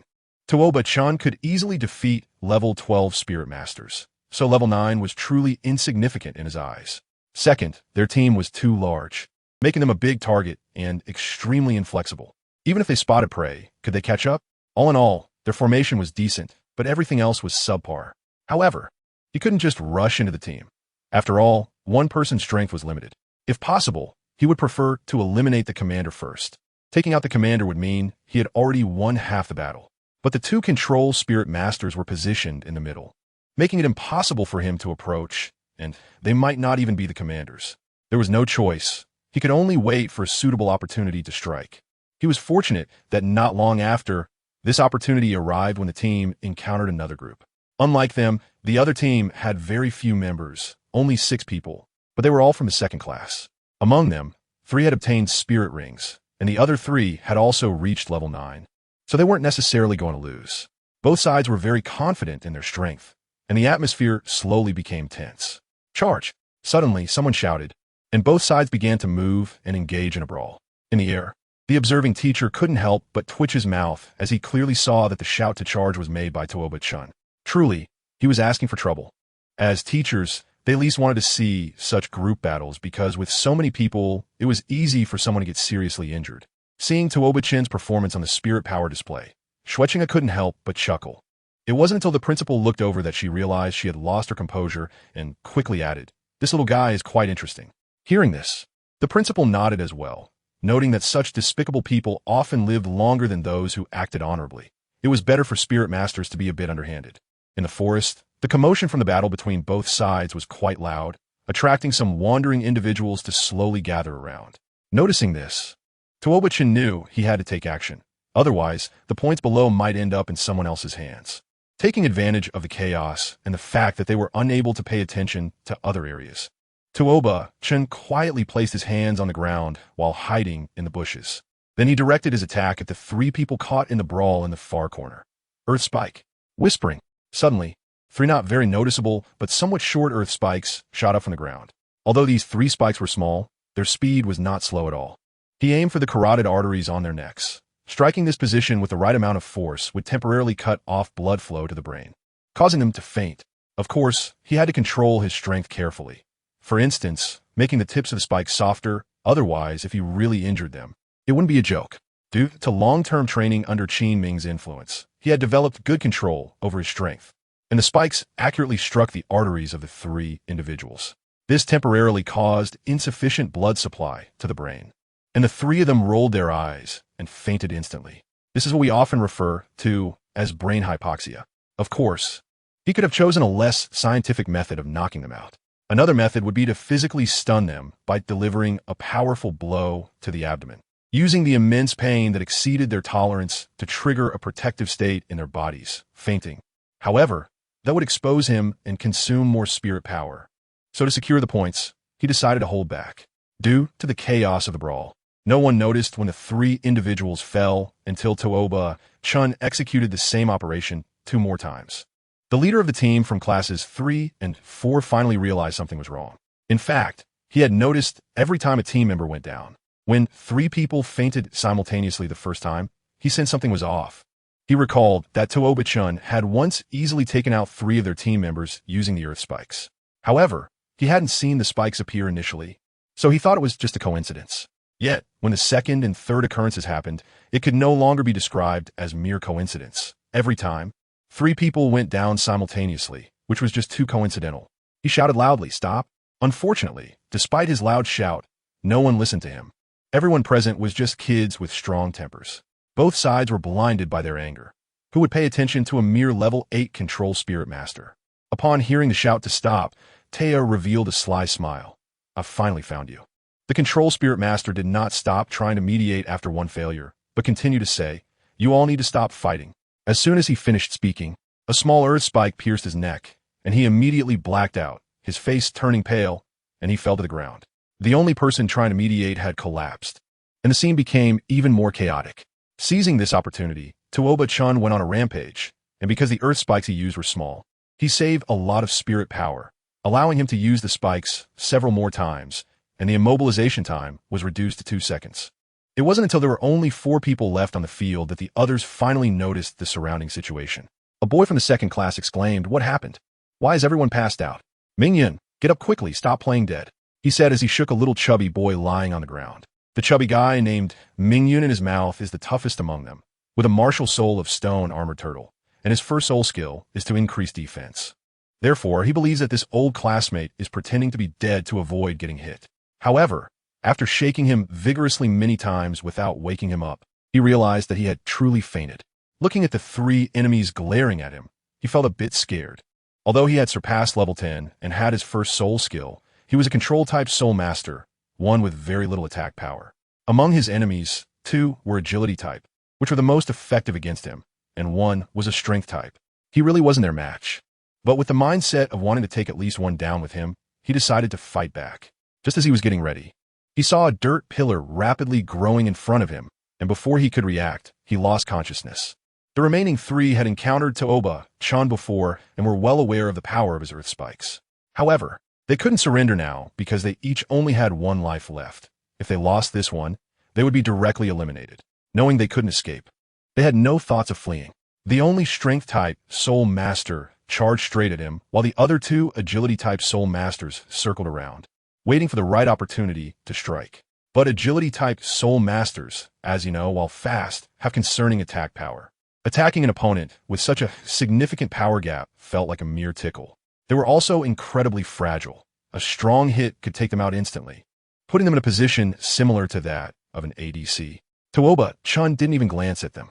Suddenly, two massive spikes emerged on the path of the two agile soul masters, sending them out of the game. Now, the only ones standing on the field were him and the strong attack soul master opposite him, ready for a 1v1 showdown, undisturbed by anyone else. Upon seeing his two teammates eliminated in an instant, the strong attack soul master instinctively took a step back, accidentally tripping over a branch and falling down. Watching Tuoba Chen approach, he shouted loudly, "Don't come over!" Chapter 25. Hunting Battle 7. Although he was terrified, he had no intention of surrendering. This was his last life. Not knowing the information of the others, he thought, what if he got eliminated? He didn't want to retake the test.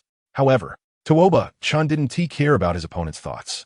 Taking a deep breath, he pushed off with his back legs and shot forward like a cannonball, controlling his strength to deliver a punch to the opponent's chin, sending him out of the game. Seeing this scene, the teacher monitoring from above silently awarded Tuoba Chen 37 points.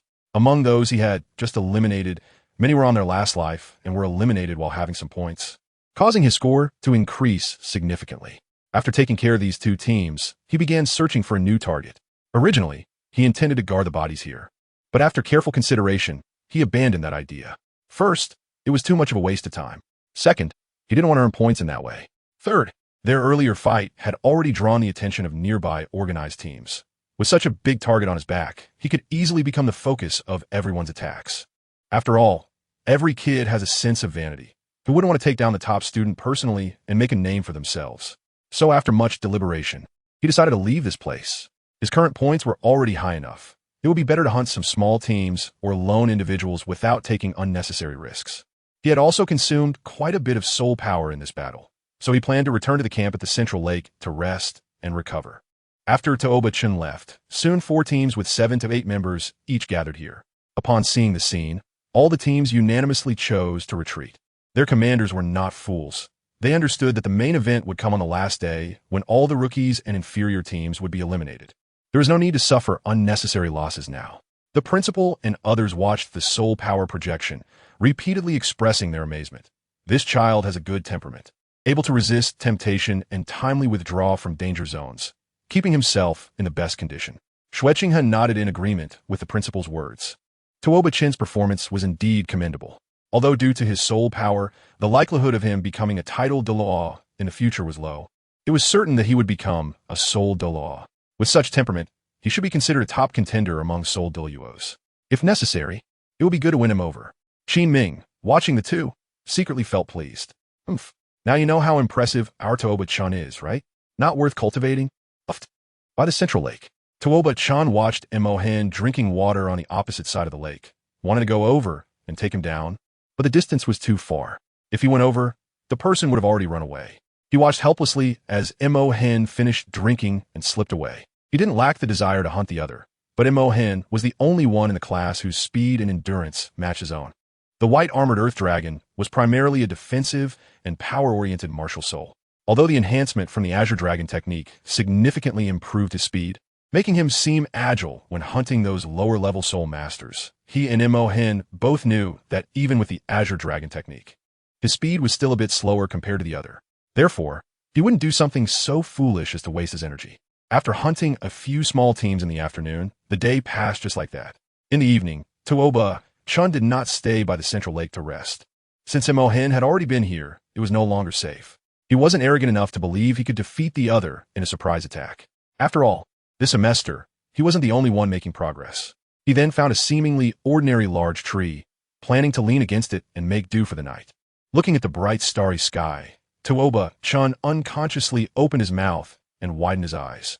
After about 10 minutes, Tuoba Chen shook his head vigorously, unsure of what was happening. Perhaps it was because he was a traveler that he felt somewhat out of place in this world. Whenever he was alone, if he didn't do anything, he would unknowingly fall into a daze. He didn't have this problem in his previous life. The next day, he was awakened early by the principal's broadcast. "Dear students, I will now announce the results of yesterday's hunting competition. Unfortunately, many students have been eliminated after yesterday's fierce competition. As of now, only 39 students are still alive in the forest. Now, I will announce the points of the top 10. First place, Tuoba Chen, 121 points. Second place, Mo Hin, 91 points. Third place, Shui Peng, 79 points. Fourth place, Long, and 55 points. Fifth place, Meng Iran, 47 points. Hearing the principal's broadcast, Tuoba Chen was a bit surprised. He didn't expect Long and to surpass Meng Iran. However, he quickly realized that Meng Iran's talent was indeed not as good as Long An's. After all, one had an innate soul power of level 8, while the other had level 9. Moreover, Long An was the son of Long Ling, the most famous commander of the Royal Guard Corps of the Tiando Empire, which meant he had a high innate talent and a good background, thus receiving more cultivation resources than Meng Iran. It was not surprising that he surpassed Meng Iran. In fact, it was strange that Meng Iran had ranked above Long An on the first day.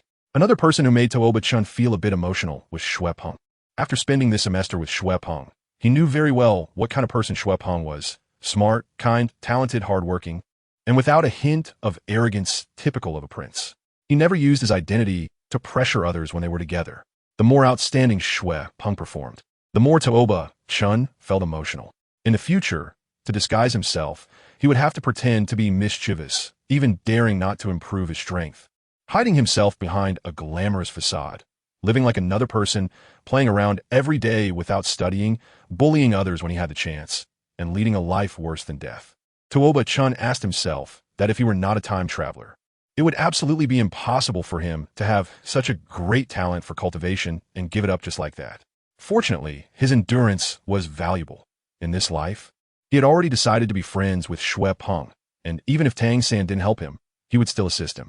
After listening to the broadcast, Tuoba Chen stretched his muscles and bones. He hadn't done morning exercises for 3 days, and it was indeed uncomfortable.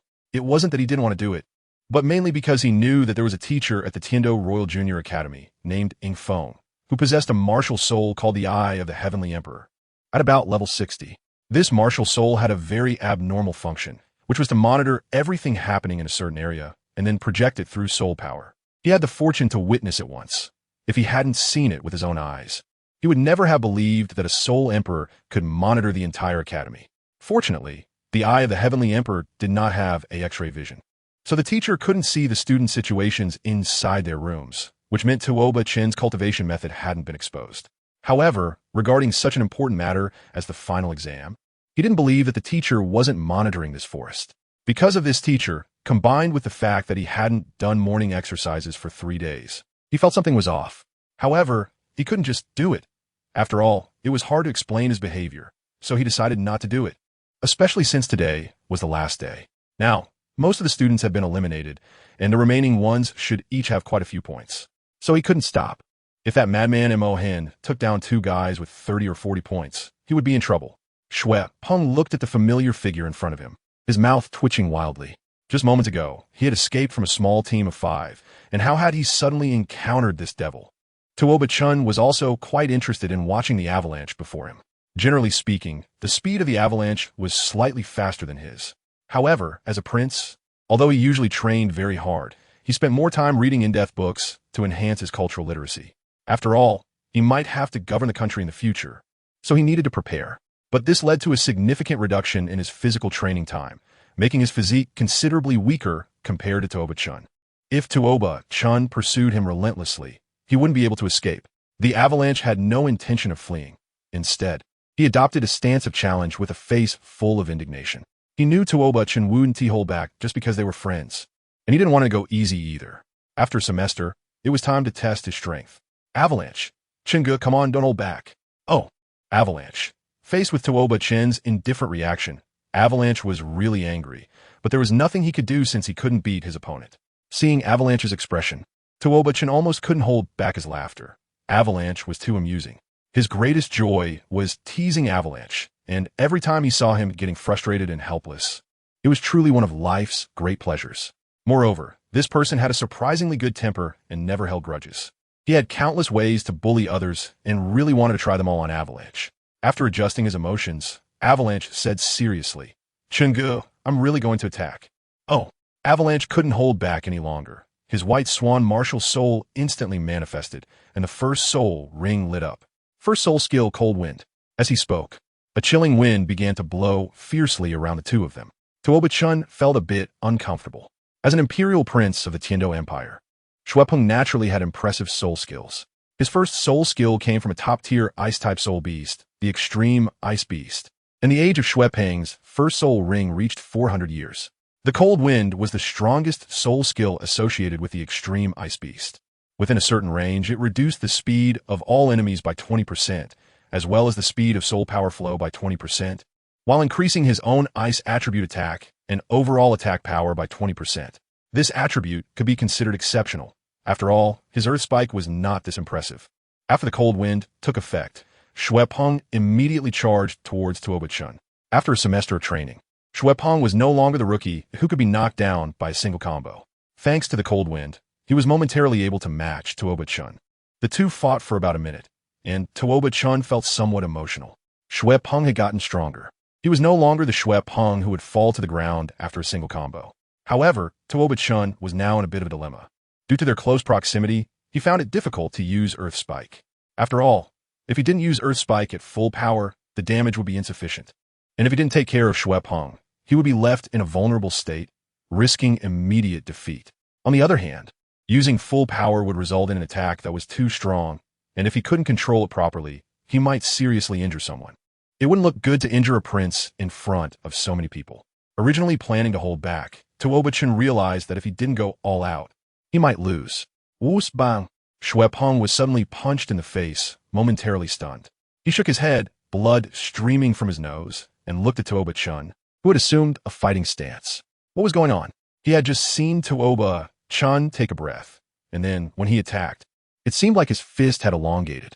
Given the length of Tuoba Chen's arm, he shouldn't have been able to hit him just now, which was why he hadn't dodged, leading to his being hit. However, this was only once, and Xuepeng thought it might have been an illusion. 1 minute later, Xuepeng lay on the ground, silently pulling out a small white flag from his pocket. Seeing Xuepeng surrender, Tuoba Chen immediately ceased his attack and pulled him up. Now, Xuepeng no longer had the composure he had during their earlier fight. His face was swollen, and he could barely speak. Chenghua, how did that last attack go? Although the words were unclear, Tuoba Chen still understood. He replied mysteriously, "It's a secret." After saying that, he left, leaving Xuepeng alone in the wind, confused. Xuepeng had not made any mistakes before. This was his first lost life, and he still had 2 chances left. So, Xuepeng didn't dawdle and quickly found a place to hide. His face was burning with pain, and fighting would inevitably have some impact on him. To ensure his ranking remained in the top 10, it was better to be cautious. In contrast, Tuoba Chen and Mo Hen were scavenging for prey everywhere. Looking at the scene on the field, the principal suddenly said, "Your Highness Qinghe, let's make a bet." "Oh, what are we betting on?" Just watching the match was a bit boring for him. So upon hearing the principal's words, he became interested. "Who do you think will be the champion of this hunting battle?" Since it was the last day of the hunting battle, everyone had accumulated a lot of points. And Mo Hen also had a chance to surpass Tuoba Chen. So after thinking for a moment, Qinghe finally said, "Tuoba Chen." Although his martial soul isn't one that excels at chasing, his character and abilities are quite good. And Mo Hen is also decent, but compared to Tuoba Chen, he still falls short. After hearing Qinghe's answer, the principal responded, "All right, since your highness is betting on Tuoba Chen, then I will bet on Mo Hen. I will wager the cold spirit grass against your earth spirit mushroom." Hearing the principal's words, Qinghe smiled. So the principal has his eyes on the earth spirit mushroom. Huh. However, the cold spirit grass is not inferior to the earth spirit mushroom. I accept. Chapter 27, Hunting Battle, 9. Upon hearing Qinghe's response, the principal felt delighted. The cold spirit grass was indeed similar to the earth spirit mushroom, but their effects were quite different. The cold spirit grass significantly enhanced a person's physical attributes, especially benefiting those who practiced body cultivation techniques. He himself did not practice body cultivation, so the cold spirit grass wouldn't be very useful to him. However, the earth spirit mushroom was different. It could help someone break through their limits. He had been stuck at level 79 for 5 years, and now he was over 60 years old. Without using external force, he might never be able to advance to Soul Douluo in his lifetime. Although Tuoba Chen was indeed stronger than Mo Hen, he could no longer afford to think too much. As long as there was a glimmer of hope to break through to Soul Douluo, he didn't want to give up. He could only pray for Mo Hen to achieve victory. After the bet was established, the principal turned to Qin Ming and said, "All right, Qin Ming. It's basically certain that your classmates will occupy a spot in the top 10 now. Do you have any rewards you want?" The principal suddenly brought this up, and Qin Ming replied, "Principal, I want a month's access to the gravity training room." After Qin Ming spoke, the principal was somewhat surprised. Although a month's access to the gravity training room was indeed decent, wouldn't getting a promotion be more appealing? If Qin Ming were to get promoted again, he would gain the right to enter the gravity training room at any time. However, since this was Qin Ming's choice, there was nothing else to say. He replied, "All right." Receiving the affirmative answer, Qin Ming felt relieved. He didn't apply for the gravity training room for himself, but for his students. He had long been accustomed to Zhao Wuji's gravitational pressure when he was at Shrek, so the gravity training room was of little use to him. However, it was different for his students. The kids were improving their cultivation too quickly. When they returned from summer vacation, training in the gravity training room would help solidify their foundations. 1 hour later, Xuepeng looked at Mo Hen with a face full of despair. What was going on? He had just finished fighting Tuoba, and now he was facing Mo Hen. He was really having a bad day. If it weren't for the fact that Xuepeng hadn't changed his clothes, Mo Hen wouldn't have recognized him, as his face was swollen like a pig's head. Knowing he couldn't escape, Xuepeng resignedly pulled out a small white flag from his pocket, giving away his valuable second life. Fortunately, Mo Hen didn't make things difficult for him. After obtaining the points, he left without causing any more trouble. Watching the direction in which Mo Hen left, Xuepeng pondered. That was the direction he needed to go. After thinking for a while, Xuepeng decided it would be better to follow him. Standing atop the canopy of the Tiando tree, Tuoba surveyed his surroundings. It's inevitable to feel a bit disappointed. Now large teams have basically been eliminated, and the remaining people are well hidden. Until now, he hasn't encountered anyone besides the avalanche. The invigilators have also realized that he is using them, so Tuoba really has no other means to find people. To avoid wasting energy, he didn't go down. He quietly crouched on the tree crown, waiting for the next prey to appear. Scanning the surroundings, suddenly, a small yellow dot appeared in his view, and he quickly looked over. A light yellow long dress. Fluffy hair. Yes, it's definitely UXIN. With the appearance of a new target, Tuoba immediately entered a state of readiness. He wouldn't care whether the other person was a girl. They were all kids, and girls developed earlier than boys, so he had every reason to ambush. However, just as he was about to climb down the tree, he inadvertently saw two familiar figures, one black and one white. Mo Hen and Avalanche. Avalanche was secretly following Mo Hen, keeping a considerable distance, and they were both walking towards his direction. If they discovered him, they would definitely join forces to deal with him. Thinking of this situation, Tuoba quickly hid on the branches of the Tiando tree, using the broad leaves to conceal his figure. After a while, he saw UXIN walking over while cursing. These kids from classes 3 and 4 are simply insane. Is it necessary to form a small team of 5 or 6 people? Luckily, I run fast, or my last chance would have been wasted there. Hearing UXIN's words, cold sweat dripped from Tuoba forehead. This girl was quite irritable. However, upon hearing that she only had 1 life left, Tuoba couldn't help but have some mischievous thoughts. If you remember correctly, the principal announced this morning that UXIN's ranking was 10th, and her score was exactly 30 points. If he went down now and took her out, besides the point he would gain, he could also obtain half of her points, which would directly increase his score by 16 points, thereby solidifying his position at the top. Now, Mo Hen and the other 2 were still some distance away, giving him enough time to eliminate UXIN. To avoid startling her, he carefully slid down the back of the tree. Although he tried his best to make no noise, when he was about 5 meters off the ground, UXIN still sensed something unusual. A woman's sixth sense warned her that someone was nearby. However, after looking around, she couldn't find anyone. Until now, an increasingly heavy sense of crisis spread in her heart. Better safe than sorry. She quickly unleashed her vine martial soul, vigilantly watching her surroundings. "Come out, I see you." Although UXIN didn't actually discover Tuoba, coincidentally, she shouted in the direction of the Tiando tree where he was hiding. Tuoba was somewhat surprised that he was discovered so easily. Since he had been found, there was no need to hide anymore. He jumped down from the tree and rolled to the front of UXIN. Seeing Tuoba suddenly appear in front of her, UXIN swallowed nervously. How did this crazy person end up here? Before entering the forest, UXIN had been praying not to encounter this cultivation fanatic again, but now that she had, she really didn't know how to escape. Tuoba Surrender, the gap in our strength is too great. You can't escape. Upon hearing Tuoba Chen's words, Uxin had no intention of surrendering. She had barely made it to the 10th place, and if she were eliminated now, her points would definitely drop out of the top 10. Surrender was impossible. Fighting for a chance to counterattack was still an option. After seeing the expression on the other person's face, Tuoba Chen knew that today, this matter could only be resolved physically. With that thought, he didn't say anything else and directly called out, Earth Spike. Boom! A huge stone pillar shot up from the ground, violently striking towards Uxin's back. Before Uxin could react, Tuoba Chen ruthlessly slapped the back of her head with his iron hand. Uxin only felt a loud bang in her mind, and her head buzzed. She lost consciousness completely. Chapter 28. Hunting Battle.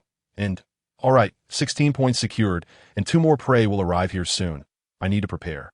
Imohen's situation was similar to Tuoba Chen's. He had only encountered Avalanche so far and hadn't realized Avalanche was following him. He was very anxious, as it was the last day, and this was his last chance to win against Tuoba Chen this semester. This time, Tuoba Chen didn't choose to hide in the sky fighting tree. It was just too inconvenient to stay up there. Instead, he utilized the properties of the Earth Spike skill to create a hole in the ground, then burrowed inside, using the Earth Spike's properties to fill it up so it looked like ordinary ground. When someone passed by, he could suddenly appear and ambush them.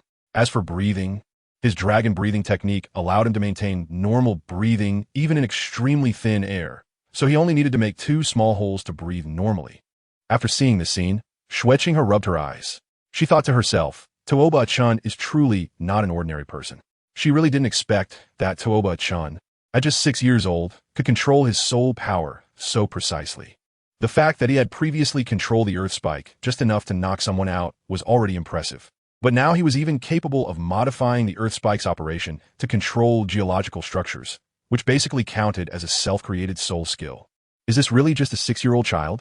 The principal also had a ghostly expression. This was too exaggerated. He no longer believed that Tuoba Chen, with only an innate soul power of level 8, could never reach title Douluo in the future. After all, what Tuoba Chen was doing now, he couldn't do before. However, he didn't hope for Tuoba Chen to perform so excellently. If this continued, let alone Earth Spirit Grass, even Cold Spirit Grass would be gone. Seeing Tuoba Chen's performance, Qi Ming looked proud.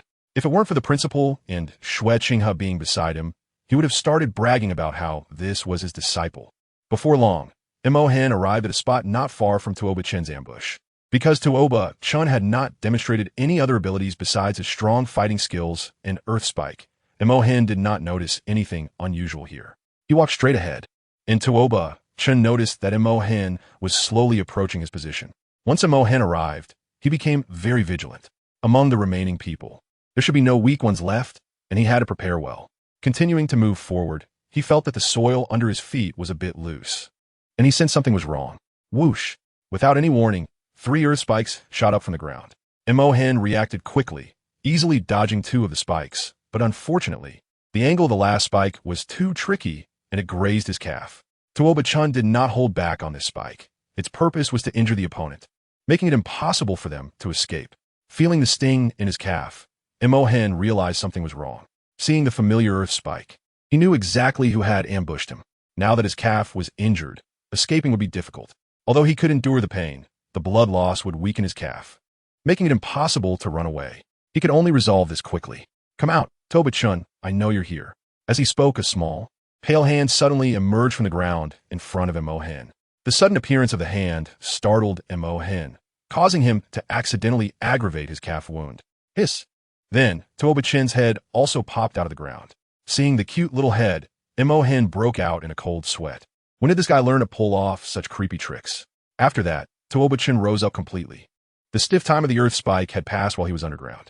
Imohen had imagined many ways Tuoba Chen might emerge, but he never expected this guy would come out from the ground.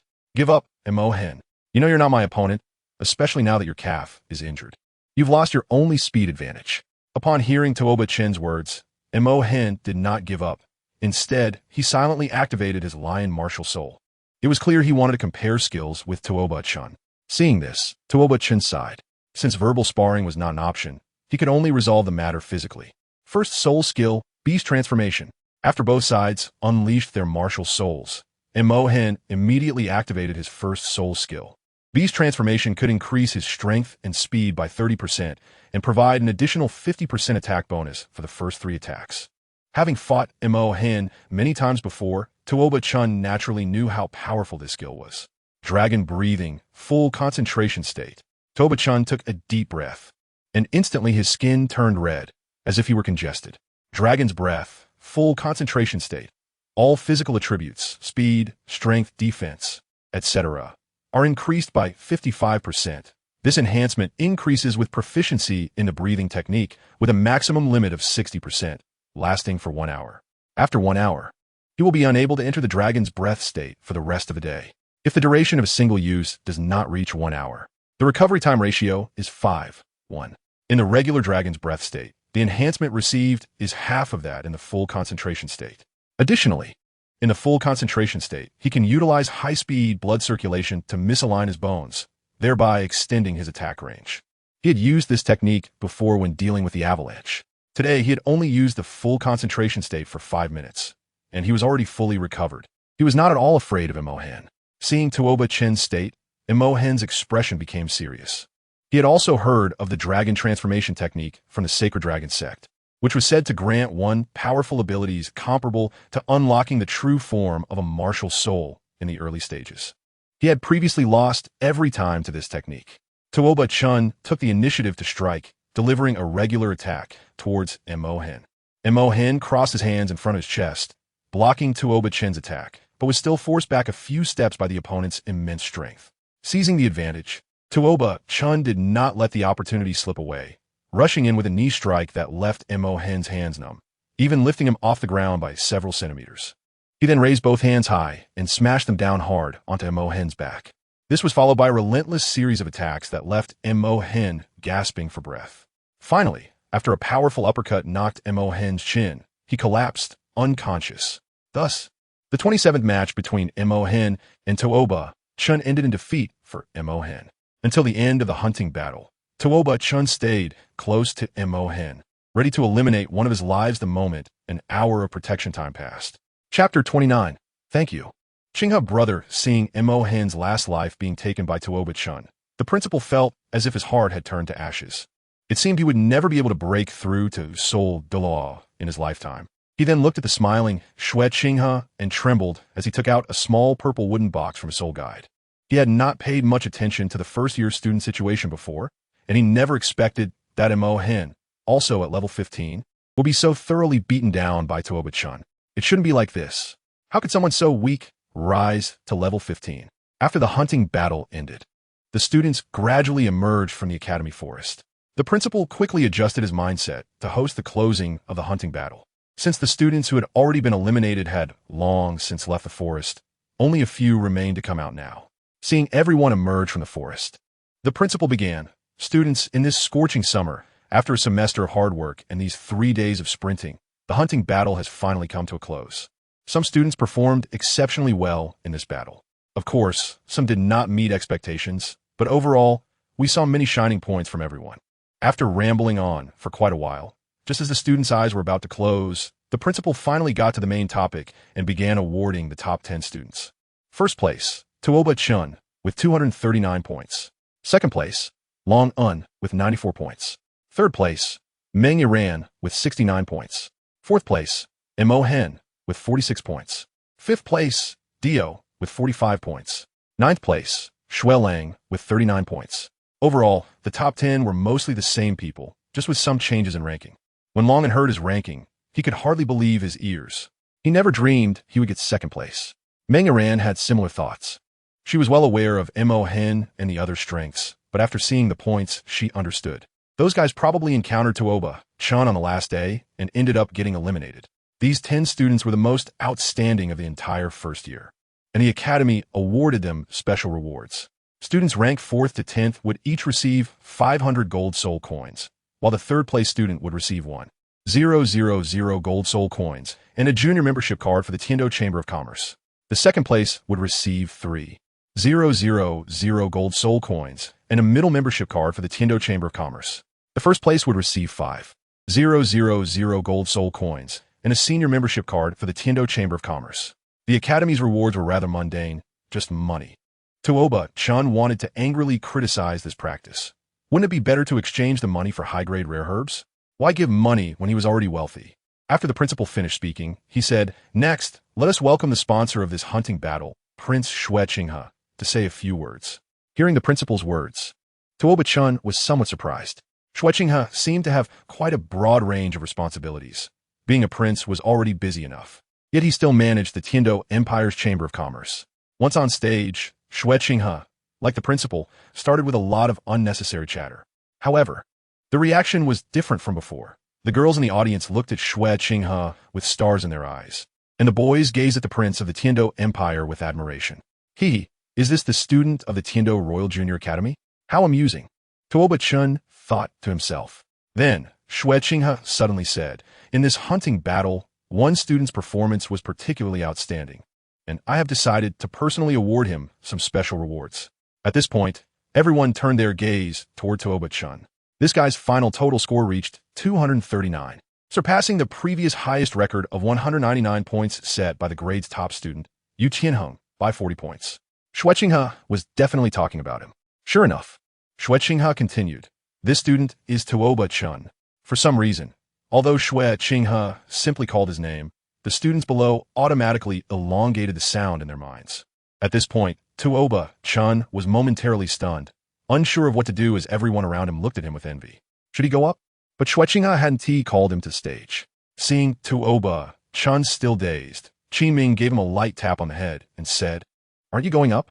When Tuoba Chen continued to be in a daze, Qiming simply took him by the arm and walked him up to the stage. Upon seeing Tuoba Chen, Xue Qinghe smiled and took out the cold spirit grass he had just won from the principal, saying, "Tuoba Chen, this is your reward." The cold spirit grass is very beneficial for those who practice body refining techniques. You should know the dragon transformation technique, right? Using it in conjunction with the dragon transformation technique can greatly accelerate its effectiveness. Cold spirit grass. Tuoba Chen had heard of this herb. Tuoba Yin had once told him that the Hanlian grass is the spirit of all herbs. If their holy dragon sect could obtain a Hanlian grass, the cultivation of the transformation dragon technique would be twice as effective with half the effort. Suddenly receiving such a great gift, Tuoba Chen was puzzled about what Xue Qinghe was up to. Could it be that she had not yet been replaced by Qianren Xue? After seeing this, Qin Ming gave his head a tap and said, "Why don't you thank His Highness Xue Qinghe?" "Thank you, His Highness Qinghe." Seeing Tuoba Chen's reaction, Xue Qinghe chuckled, not expecting Tuoba Chen to be so cunning during the competition, but so clueless in real life. Taking advantage of her height, Xue Qinghe patted Tuoba Chen's head and said, "Tuoba Chen, there's no need to be so formal. I actually quite like you. Just call me Brother Qinghe from now on. Can I call you Little Chen?" The sudden attempt to get close made Tuoba Chen break out in goosebumps until Qin Ming tapped his head again, urging him to quickly thank Brother Qinghe. "Thank you, Brother Qinghe." Upon hearing this, Xue Qinghe smiled, thinking that children are easy to handle. Avalanche, watching the two being so close from below, felt a bit uneasy. The principal almost spat out a mouthful of blood. His Hanlian grass was just given away like that. However, thinking that Tuoba Chen was at least a student of his academy, he breathed a sigh of relief. After all, it would be used on their own, so let's consider it an extra reward for him. With that thought, he felt at ease. He then muttered a few words before announcing that the final exam was over, and the rankings would be posted on the Academy's bulletin board the next day. Students who passed could go home tomorrow, while those who didn't would stay at the Academy for an extra month of classes. After saying this, a wave of sighs arose from below. Subsequently, Tuoba Chen made plans to meet Meng Iran at the school gate at 8 o'clock the next morning. After bidding farewell to Avalanche and the others, he returned to his dormitory and, for the first time in a long while, slept and laid on his bed. Chapter 30. Confirming the relationship the next morning. Tuoba Chen woke up to find the clock's hands already at 8:30. Suddenly recalling something, he hurriedly ran towards the school gate. At the gate, Meng Iran was pacing back and forth. "Why isn't he out yet? We agreed to go back together at noon." After a while, Tuoba Chen finally arrived late. Seeing him in disheveled clothes, Meng Iran said with some annoyance, "Why are you so late? We agreed to gather at 8. Hearing Meng Iran's words, he instinctively replied, "Sorry, I got lost on the road of life, so I was late." Hearing Tuoba Chen's nonsense, Meng Iran didn't believe him at all. Lost on the road of life? Who would believe that? With that thought, she placed her hand on Tuoba Chen's waist and did a complete 180-degree turn. Hiss! Tuoba Chen took a deep breath. "Woman, you have angered me. However, he only thought this in his heart. After all, being late was his fault. Soon after, the two of them took the same carriage back. And according to Meng Iran, her family had now moved across from his house, so they were neighbors now and could find each other anytime during the summer vacation. Upon hearing this news, Tuoba Chen felt very uncomfortable. This annoying woman was going to disturb his cultivation. He could already imagine how his carefully planned cultivation schedule will be disrupted by her. 2 days later, at the city gate of Bartle, Toba Yin, Ningyu, and a couple Long Gong and Shifu were waiting at the city gate early in the morning for their children to return. Long Gong said, Xiao Yin, how do you think their relationship is progressing? How far have they gotten? Hearing Long Gong's words, Tuoba Yin thought of his son's character, which was solely focused on cultivation, and shook his head, saying, Senior, as far as I know, Xiao Chen is not a very proactive child. If Iran is also not proactive, they might not have made much progress. Really? I feel like they are progressing quite quickly. Oh, Senior Long, why do you say that? Just look. After speaking, Long Gong pointed to Tuoba Chen and Meng Iran, who were approaching hand in hand, looking very intimate. Seeing the two of them holding hands and looking so close, Tuoba Yin could hardly believe his eyes. Is that really his son who looks like a social butterfly? He was not like this before. Seeing their intimate appearance, Long Gong smiled. This was very beneficial for his future plans. The two of them also saw their parents waiting for them at the city gate. Meng Iran, feeling shy, quickly tried to let go of Tuoba Chen's hand, but found that his grip was very tight. What are you doing? Grandpa and the others are watching us. Why are you panicking? We are already betrothed. Can't we hold hands? Besides, we have already confirmed our relationship. Don't you want to be my fiancé, E? After saying this, he looked at Meng Iran with sincere eyes. Seeing the look in Tuoba Chen's eyes, Meng Iran's face instantly turned as red as a tomato. After all, she was the one pursuing Tuoba Chen, and he had never said such things before. With this sudden turn of events, she felt both sweet and shy. Meanwhile, the two male parents present, one a soul saint and the other a soul Douluo, also heard their whispered conversation. Tuoba Yin was shocked. Was this really his son in front of him? Had he been possessed by some creature? What had he learned at the academy? Long Gong's reaction was even more intense. Confirming the relationship, what does that mean? Could it be that Tuoba Chen, this little brat? Thinking of this, he shouted, You little rascal. What have you done to my granddaughter? She's only 6 years old, you scoundrel. Hearing Long Gong's words, Tuoba Chen was confused, while Meng Iran's face turned even redder. He had just held her hand, after all. They hadn't even kissed. Even if they had, so what? Meng Iran wasn't his superior. She was his fiancée, E, and he had the right to hold her hand. Besides, he hadn't even kissed her yet. Realizing what was happening, Tuoba Yin quickly stopped Long Gong. Senior, calm down, please. Both of them are like this. How can you expect me to calm down? Let me tell you, Tuoba Yin, if that little brat has done anything to harm my granddaughter, I will skin him alive. Long Gong's face turned red with anger at the thought of his granddaughter. Only 6 years old, being taken advantage of, making him tremble with rage, his hands and feet cold on a hot day.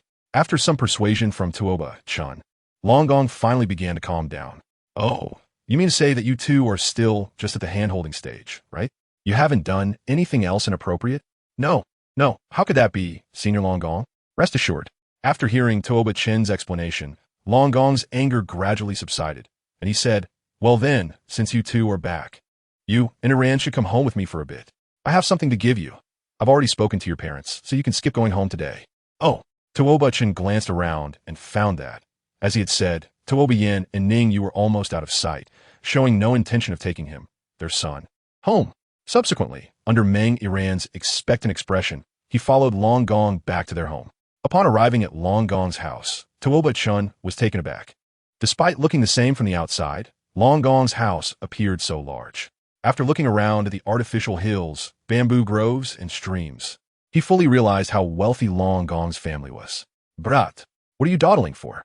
Hurry up and come in. Oh, coming. Long Gong led Tuoba Chen and Meng Iran into a room and said, Tuoba Chen, do you know why I came to find you this time? I don't know. Please enlighten me, Senior. Long Gong replied, You will know soon. After saying that, Long Gong took out a crystal ball. Iran, Tuoba Chen, place your hands on this crystal ball. Oh, okay. Afterward, both of them placed their hands on the crystal ball. Each of you inject a bit of soul power into it. After they complied, a stream of black soul power and a stream of white soul power were injected into the crystal ball. The white soul power was warm and righteous, while the black soul power was cold and terrifying. Although the two were completely opposite types of soul power, they perfectly fused together. Meng Yiran and Tuoba Chen watched in astonishment. Even Long Gong and Shipo were excited to see this scene. Good, good, good. Long Gong repeatedly said 3 times, until he noticed the way the 2 juniors were looking at him. He coughed twice and said, "Have you ever heard of martial soul fusion skills?" "Yes, I've heard of it. I also know that the martial soul fusion skill of Senior Long Gong and Senior Shipo is the Supreme Dragon and Snake, with power comparable to a title Douluo." Hearing Tuoba mention his martial soul fusion skill, Long Gong was somewhat surprised, not expecting this kid to know quite a bit. "Then you know what I'm going to teach you today, right?" Chapter 31, A Natural Pair, the Snake of Dusk. With everything so clear, Tuoba Chen couldn't possibly not understand. "Senior, could it be that we just—" "That's right, just now we were testing your martial soul compatibility. As you can see, your martial soul compatibility has reached 100%, and you can completely practice martial soul fusion skills." After Long Gong finished speaking, Tuoba Chen felt it was somewhat unreal, and Meng Yiran felt the same. Suddenly being able to use such a divine skill as martial soul fusion was something anyone would find dreamlike. Seeing that both of them still looked a bit dazed, Long Gong didn't hide anything from them. "Xiao Chen, Yiran, you know your birthdays are just 1 day apart, right?" The 2 nodded. They knew this. Tuoba Chen's birthday was January 1st, while Meng Yiran's was December 31st. "Do you know what time you were born on that day?" The 2 honestly shook their heads. No one had ever told them this. Seeing their expressions, Long Gong began to speak for himself. "Yiran, you were born at 11:59 p.m. on December 31st, the last minute of the day, and also the last minute of the year. The year ends, and in the legends of Douluo continent, it's the most sinister day of the year." Hearing Meng Yiran's birth time, both were a bit surprised. Meng Yiran hadn't expected her birth time to carry such meaning. Then, Long Gong continued, "That's not all. What I'm about to say next will definitely sound even more miraculous. Xiao Chen, you were born 1 minute past midnight on January 1st. Isn't that a coincidence? You are the beginning of the new year, the prologue of the year, and according to legend, this day is when the yang energy is at its peak. Moreover, when you were born, 2 shooting stars fell simultaneously, one in the extreme north and the other in the extreme south." The more Long Gong spoke, the more mysterious it became, leaving both of them speechless. But Long Gong was not finished yet. "Additionally, your martial souls are a dragon and a snake. 1 male and 1 female, 1 yin and 1 yang. Extremes must reverse. Yin and yang harmonize, and even your innate soul power is the same. You are simply a natural pair. With everything being so coincidental, I thought you might have the possibility of mastering martial soul fusion skills." Today, the test confirmed it. After Long Gong finished speaking, he himself found it hard to believe, but it had indeed happened just like that. Tuoba Chen and Meng Yiran were both stunned after hearing this. They didn't know how to describe their feelings in words. They looked at each other and simultaneously thought, could it be that we are truly meant for each other? Long Gong held their hands together and said, "Don't doubt it. You are indeed a match made in heaven. This is the fate bestowed upon you by the heavens. Accept it." "Yes, I understand, Senior Long Gong." "Yes, I understand, Grandpa." Seeing their affirmative responses, Long Gong smiled and said, "Xiao Chen, I will entrust Yiran to you from now on. You must take good care of her for me." "Yes, Senior Long Gong." Tuoba Chen responded decisively. "That's good. Now, let's begin learning the soul fusion technique." Tuoba Chen, "So we can learn it now, without any preparation work?" "What kind of preparation work?" "Let me tell you, for those with a 100 compatibility with their martial souls, like you will learn it right away. It won't take long. As for those with low compatibility, don't expect to learn it in a lifetime. Some things are destined by heaven and cannot be changed." "I understand, Senior Long Gong." "Still calling me Senior?" Long Gong suddenly said sternly. "Grandfather, Grandpa." "Sigh, little Chen, good boy." Tuoba Chen, "All right, I'm not teasing you anymore. Let me tell you how to use the martial soul fusion technique. You hold hands, and one person will transfer their soul power into the other person's body. Remember, the person receiving the soul power must not resist and should completely surrender their body to the other. Otherwise, the martial soul fusion technique will fail." Upon hearing Long Gong's words, the 2 swallowed hard. What happens if it fails? If it fails, then it fails. What else can we do? We could just do it again. Tuoba Chen still thought that failure would have serious consequences. Since there were no consequences, he could try it without worry. Then he said to Meng Yiran, "Yiran, I will first transfer my soul power to you." "Okay." After saying that, their hands joined together, and a white and a black soul power appeared on their bodies, respectively. The white soul power on Tuoba Chen slowly flowed towards Meng Yiran. Long Gong saw this scene and nodded. Both of them were very clever and fully understood his words. Next, they just needed to wait patiently, as using the martial soul fusion skill for the first time might take longer. Before long, a terrifying and evil black mist began to swirl around them, and even Long Gong couldn't see what was happening inside. Accompanied by a powerful pressure, the black mist gradually dispersed, revealing a giant black python in front of Long Gong. This succeeded. After saying that, Long Gong, undaunted by the black giant python, walked straight over and asked, "How is it, Iran? Xiao Chun, can you hear me?" "I can hear you." The giant python suddenly spoke, but the voice that came out was Meng Iran's. Upon hearing this voice, Long Gong smiled. It was Tuoba Chun who had transmitted his soul power into Meng Iran's body, so naturally, Iran was in control. "All right, Iran, Xiao Chun. You can release the martial soul fusion skill now. We need to see if Xiao Chun can take the lead." After speaking, the giant python nodded, and then a burst of black light dispersed, returning the two to their original forms. The martial soul fusion skill was successfully completed. It was truly surreal. Although it consumed a large amount of soul power, Tuoba Chun could clearly feel how terrifying the power of the black giant python formed by his and Meng Iran's fusion was. Although he was not a great soul master, he felt that if he were a great soul master, he would not be able to exert such powerful strength. As their strength increased in the future, the power of this martial soul fusion skill would only grow stronger. "All right, little ones, let's give this martial soul fusion skill a name," Long Gong said. Tuoba Chun and Meng Iran exchanged glances and simultaneously said, "Dusk Serpent." This name spontaneously emerged in their minds at the moment of their successful fusion. Dusk Serpent? Good name. Now, let's see if Xiao Chun could take the lead. Iran, input your soul power into Xiao Chun and see what happens when Xiao Chun leads. Chapter 32. Fusion Failure. Okay, Grandpa. After saying that, the two held hands again, and this time, the black soul power from Meng Iran slowly flowed towards Tuoba Chun. Seeing the scene, Long Gong nodded. There were no issues this time, as the steps were correct. However, just as he finished nodding, the output of soul power abruptly stopped, and the two simultaneously let go, collapsing weakly to the ground. Seeing this, Long Gong was somewhat puzzled. Did they fail? That shouldn't be the case. After thinking carefully about their earlier situation, no, this wasn't a failure. It was just that the martial soul fusion skill led by Tuoba Chun was too powerful. They were only little soul masters at around level 10, and the Dusk Serpent they just formed had nearly exhausted their soul power. The martial soul fusion skill led by Tuoba Chun would definitely be even more powerful, and with their current soul power, they probably couldn't sustain it at all. Meng Iran had already fainted due to exhaustion of soul power, while Tuoba Chun managed to hold on because of his long-term training. He forced himself to speak up. "Grandpa Long Gong, did we fail?" Long Gong thought for a moment and said, "In a certain sense, you failed, but you could also say you didn't fail." "In a certain sense, we failed?" What does that mean? It means that your method is correct, but the problem lies in that your soul power is still too weak to sustain this martial soul fusion skill. Once your levels increase, this problem will be resolved, so don't overthink it. Oh, after saying that, Tuoba Chun also fell back. He couldn't hold on any longer. Seeing the two fainted children, Long Gong smiled and carried them back to their rooms to sleep. The next day, looking at the crimson ceiling above him, Tuoba Chun confirmed that this was not his home. Everything that happened yesterday was still vivid in his memory, although it felt dreamlike.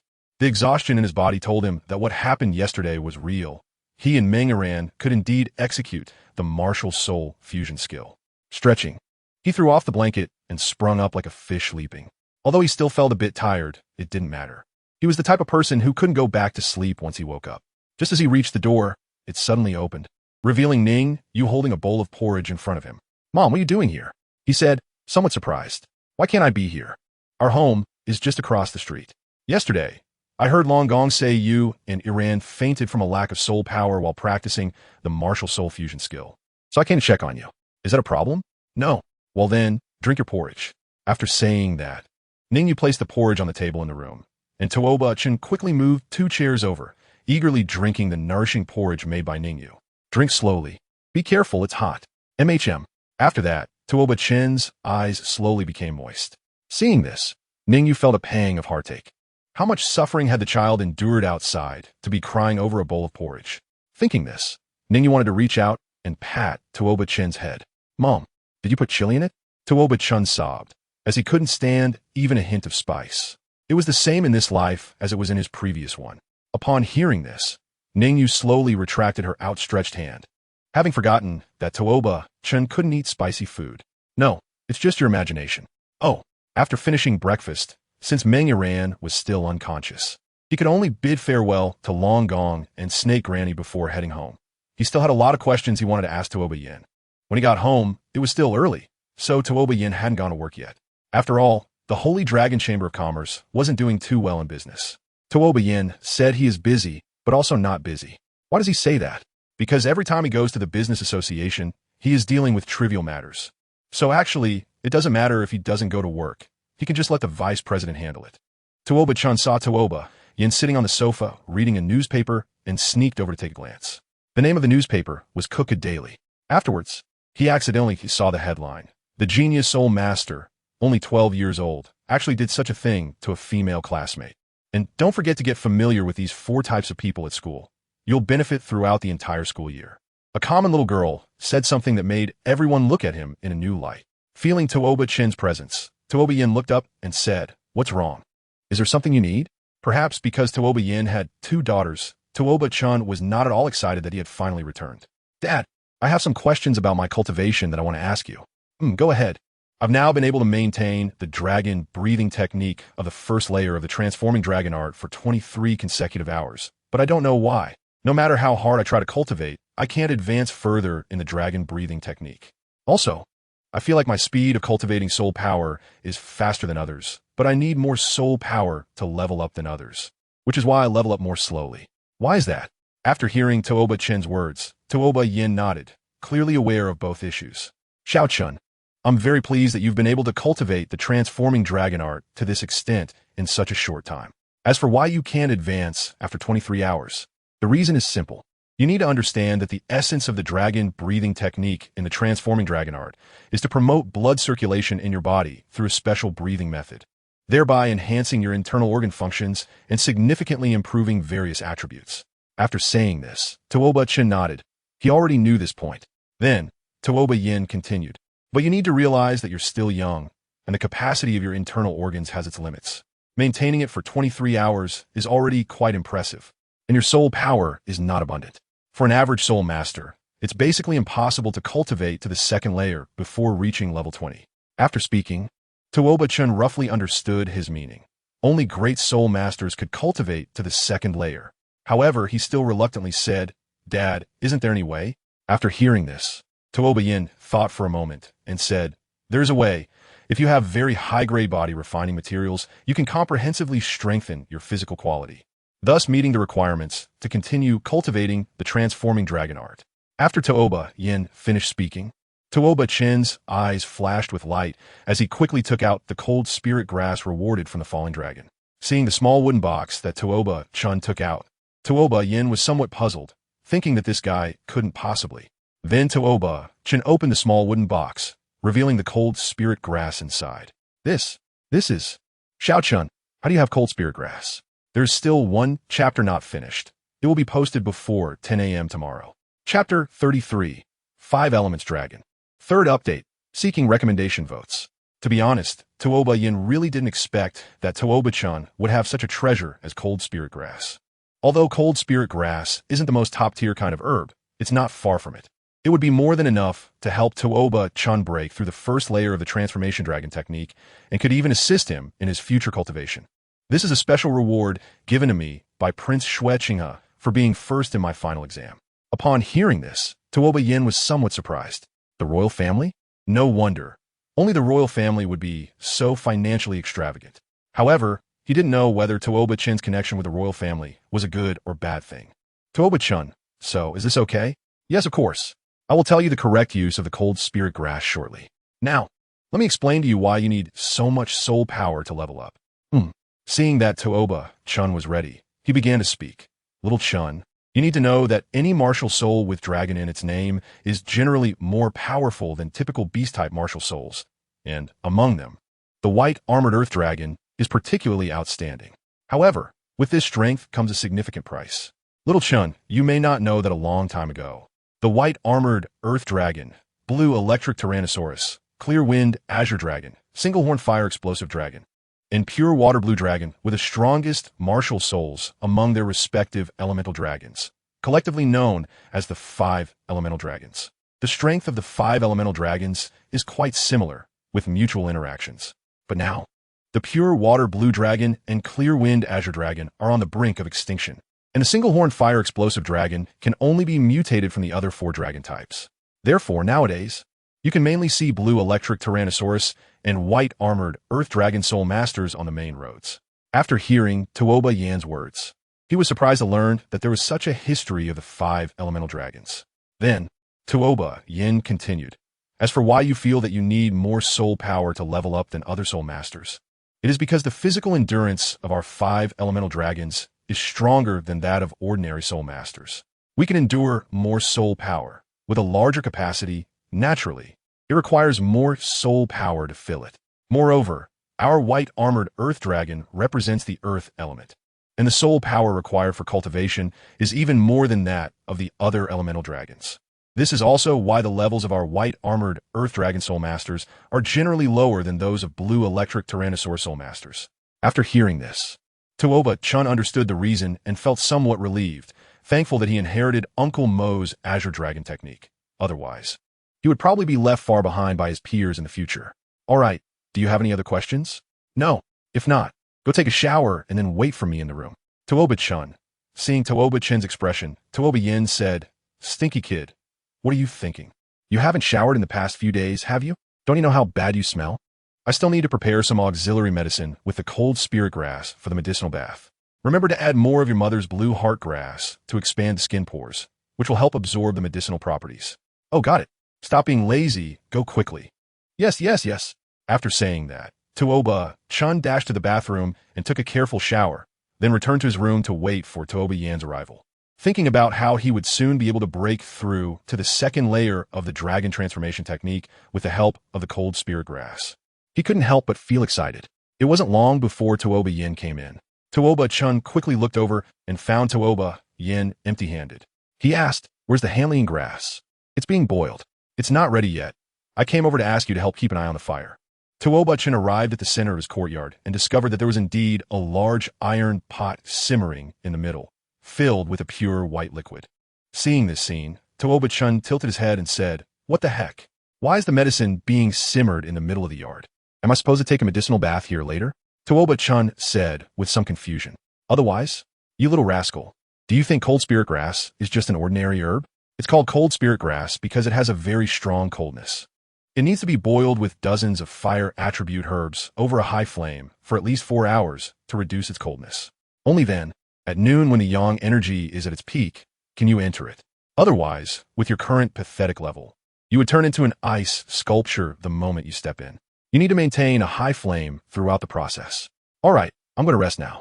You keep an eye on the fire, add firewood if it gets low, and add water every half hour, got it?" Oh, Tuoba Chen was a bit curious, feeling that his father had become much more irritable. Has he been staying with the Dragon Lord for too long? After Tuoba Yin left, Tuoba Chen focused intently on the large iron bucket. When the fire dwindled, he added more wood. When the water level dropped, he added more water. This was crucial for his breakthrough to the second layer of the transformation dragon technique, so he couldn't afford to be careless. 4 hours later, Tuoba Yin returned here, looking at Tuoba Chen, who was still adding firewood, and said, "Alright, Xiao Chun, you don't need to add more firewood. It's enough now. It's just noon. You can go in." The time had finally arrived, and Tuoba Chen quickly stripped off his clothes and stepped inside. Oh, contrary to what he had imagined, at the moment he entered the water, a cool sensation rushed over him. The medicinal power of the cold spirit grass began to seep into him little by little. Because the effects of the blue heart grass had not yet worn off, he was in a state where all his pores were still open. So he didn't need to control it consciously. As long as he stayed quietly, his body would automatically absorb the medicinal power. An hour passed, and he could clearly feel a chill entering his body, starting to circulate throughout him. Slowly, small black particles began to flow out from his skin, as the chill gradually cleared the impurities within him. For hours later, the remaining energy of the chill began to strengthen Tuoba Chen's body from the inside out. He could distinctly feel that his heart was beating more powerfully than before, and his breathing had become much smoother. Everything felt good. Ultimately, it took a full 9 hours for Tuoba Chen to complete this medicinal bath, because the medicinal power contained in the cold spirit grass had been fully absorbed. The water temperature in the tub also began to rise slowly. Feeling all of this, Tuoba, Chen opened his eyes and looked at the foul-smelling, dirty water around him. Quickly climbing out of the tub, he then rinsed his body with some clean water. After washing, he felt refreshed, as if his body had become much lighter. Chapter 34. Changes in appearance. Although it was now close to midnight, Tuoba Chen, who had just finished bathing and was walking out naked, did not feel the slightest chill. It is known that the temperature difference between day and night in the Douluo continent is quite large. The weather during the day and night is completely different seasons. He speculated that it might be due to the cold spirit grass that his cold resistance had increased, but he didn't know by how much. However, this was not his biggest concern at the moment. He was only focused on whether his dragon breathing technique had broken through. To verify this, he would have to wait for 24 hours. If he could still persist in using the dragon breathing technique after 24 hours, then it would mean he had completely mastered it. And right now, although it was late, he felt no fatigue at all. Perhaps it was because he had slept too long in the tub during the day, making him feel energetic all over. He simply decided to practice all night and see how much enhancement the cold spirit grass had brought him. After a night past Tuoba, Chen let out a sigh of relief. The cold spirit grass was indeed impressive. Although it didn't directly enhance his soul power, it significantly improved his physical attributes. His strength was about 30% stronger than before. Don't underestimate this 30%. Now that he activated the dragon breathing technique in full concentration mode, he could amplify his physical attributes by 60%. Strengthening that 30% meant that in full concentration mode, he could almost achieve double the strength he had before when he wasn't in full concentration. This enhancement was already quite extraordinary.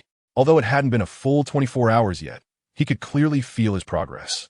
In the past, after practicing the dragon breathing technique for so long, he would feel a bit fatigued. But now, using the dragon breathing technique felt as normal as breathing, without any discomfort at all. However, to be safe, he still planned to wait for the full 24 hours to pass before starting to cultivate the second layer of the transformation dragon technique. Now that it was daylight, there was no need for him to continue his training. He walked to the bathroom to wash off the sweat he had worked up. After taking a shower, Tuoba Chen stood in front of the mirror and took a look at himself, and he was immediately stunned. Wow, who is this? So handsome. Although he didn't voice it, his heart was roaring. Rubbing his eyes, Tuoba Chen confirmed that he wasn't mistaken. His looks had always been quite outstanding, the kind that could easily attract a crowd of 20-something women with just a tilt of the head. But this current appearance was on a completely different level. After absorbing the cold spirit grass, he had grown a bit taller, probably about 5 centimeters. His skin was as translucent as fine sheet fat jade, even radiating a faint glow. His facial features had transformed from being merely handsome to stunning, making it hard for anyone to look away after just one glance. His eyes had changed from deep black pupils to dreamy blue ones, and his hair had turned white, yet it didn't give off any sense of aging. Instead, it exuded an ethereal quality. It wasn't an exaggeration to say that if he let his hair grow a bit longer and covered his Adam's apple, he could easily pass for a girl. However, possessing this appearance, Tuoba Chen felt no hint of femininity, but rather gave off a charming vibe. He didn't feel this way initially. When he first looked in the mirror, he hadn't even reacted. Perhaps it was due to the cold spirit grass. But he now had a certain cold and aloof aura about him. Yet the next moment, as he looked at himself, he instinctively revealed a smirk, and his entire demeanor changed instantly. How to put it? With this look, a smile from him could definitely have a seductive effect. Charming. After confirming in the mirror that he had no other changes, he put on his clothes and walked out of the bathroom, to appear a bit more serious. He tried to maintain a poker face, although inside, he was laughing wildly. After all, everyone loves beauty, regardless of gender. Who wouldn't want to look a bit more handsome or beautiful? He was no exception, and naturally, he was happy to have become more attractive. He then headed towards the living room. Ningyu, although a wealthy lady, was very diligent. Every morning, she would wake up early to make breakfast for the family. She ladled a bit of soup from the pot into a small dish to taste it. Just right. The oil in the frying pan had reached the right temperature, and she took out the prepped shrimp dumplings, frying them until golden brown. It was already close to 7 o'clock, which was when the family usually had breakfast. Ningyu quickly plated the food and brought it to the dining table. Suddenly, she saw a stranger with blue hair sitting at her dining table. Since he was facing away from her, she couldn't see his face clearly, due to his increased height. His back looked quite different from what she remembered. Hearing the noise from behind, Tuoba Chen quickly turned around. The moment Ningyu saw Tuoba Chen's face, she couldn't believe her eyes. You're Xiao Chen? Yes, Mom, it's me. Although she had heard from Tuoba Yin that Tuoba Chen might undergo some changes, she never expected him to change this much. However, she quickly composed herself. So what if his appearance changed? He was still her child. But now that he looked so good, she hoped he wouldn't stray in the future. Ningyu's calm reaction left Tuoba Chen a little disappointed. He still had a tiny bit of hope that she would compliment him. Soon after, Tuoba Yin arrived and took a glance at Tuoba Chen. "Isong, why did you change gender?" Tuoba Chen, don't be angry, don't argue with him. The reactions of the two were too different from what he had imagined. Praising your kid could kill you. However, during breakfast, the two of them kept staring at his face, and Tuoba Yan's bowl of soup was finished without him feeling anything at all. Clearly, their inner feelings were not as calm as they appeared, especially Tuoba Yan, who was merely hiding his surprise behind a facade of calmness. After breakfast, Tuoba Chan planned to go to Long Gong's house to see if Mengyaran was awake. Unexpectedly, he was stopped by Tuoba Yin. "Xiao Chun, are you going out?" What's up? Come with me." Oh. Although he didn't know what Tuoba Yin wanted to do, he knew he wouldn't harm himself, so he just followed. Soon, Tuoba Chan followed Tuoba Yin to their room, feeling puzzled about what his father was bringing him here for. Then, Tuoba Yin took out a super cool formal suit from the wardrobe and said, "I bought this for you. Try it on and see how it looks." Chapter 35, No Dragon, no Tiger. Although he didn't know what Tuoba Yin really wanted, Tuoba Chun still agreed. After putting on the suit, his entire appearance changed. Originally, Tuoba Chun would just wear a short-sleeve shirt for convenience every time he went out, which was exactly old-fashioned but was quite ordinary and not very outstanding. After changing into this suit, Tuoba Chin's cold temperament evolved from level 7 to level 10. He gave off a vibe that made people hesitant to approach him, yet they also yearned to get closer. After he changed into the formal suit, Tuoba Yin smiled and said, "So, how is it? Are you satisfied?" Tuoba Chun quickly nodded and said, "I'm satisfied, but it's just a bit too hot. In this summer, won't wearing this make me look like a lunatic?" After Tuoba Chan finished speaking, Tuoba Yin suddenly said with a serious expression, "What are you talking about? Don't you realize how you look right now? Wearing that old outfit, exposing so much skin. Aren't you afraid of being kidnapped?" Tuoba Chun, Dad, I think I'm a boy, so I don't think I need to do this when I go out." Tuoba Yin, what's wrong with boys? Boys need to take better care of themselves when they go out. Your dad is right. Listen to your dad. I don't know when it started, but Ningyu walked out from the side and echoed, "Tuoba Chun, indeed, looks are justice. They wouldn't have worried about this safety issue before. There's no way around it." After being forced to change into a trench coat, Tuoba Chun planned to go out. In fact, due to absorbing the cold spirit grass, Tuoba Chin's body temperature had become slightly lower than that of an average person, so he didn't feel very hot. It just felt strange to wear a trench coat in the middle of summer. Just as Tuoba Chin opened the door, he was startled to find two burly men squatting at the entrance. Tuoba Chun weakly asked, "May I ask who you are?"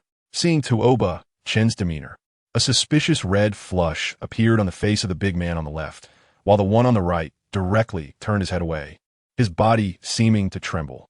The big man on the left said, "You must be young Master Tuoba Chun. We are the guards of the Holy Dragon Chamber of Commerce. Madam Ning Yu just informed us that starting today, we will be your personal guards.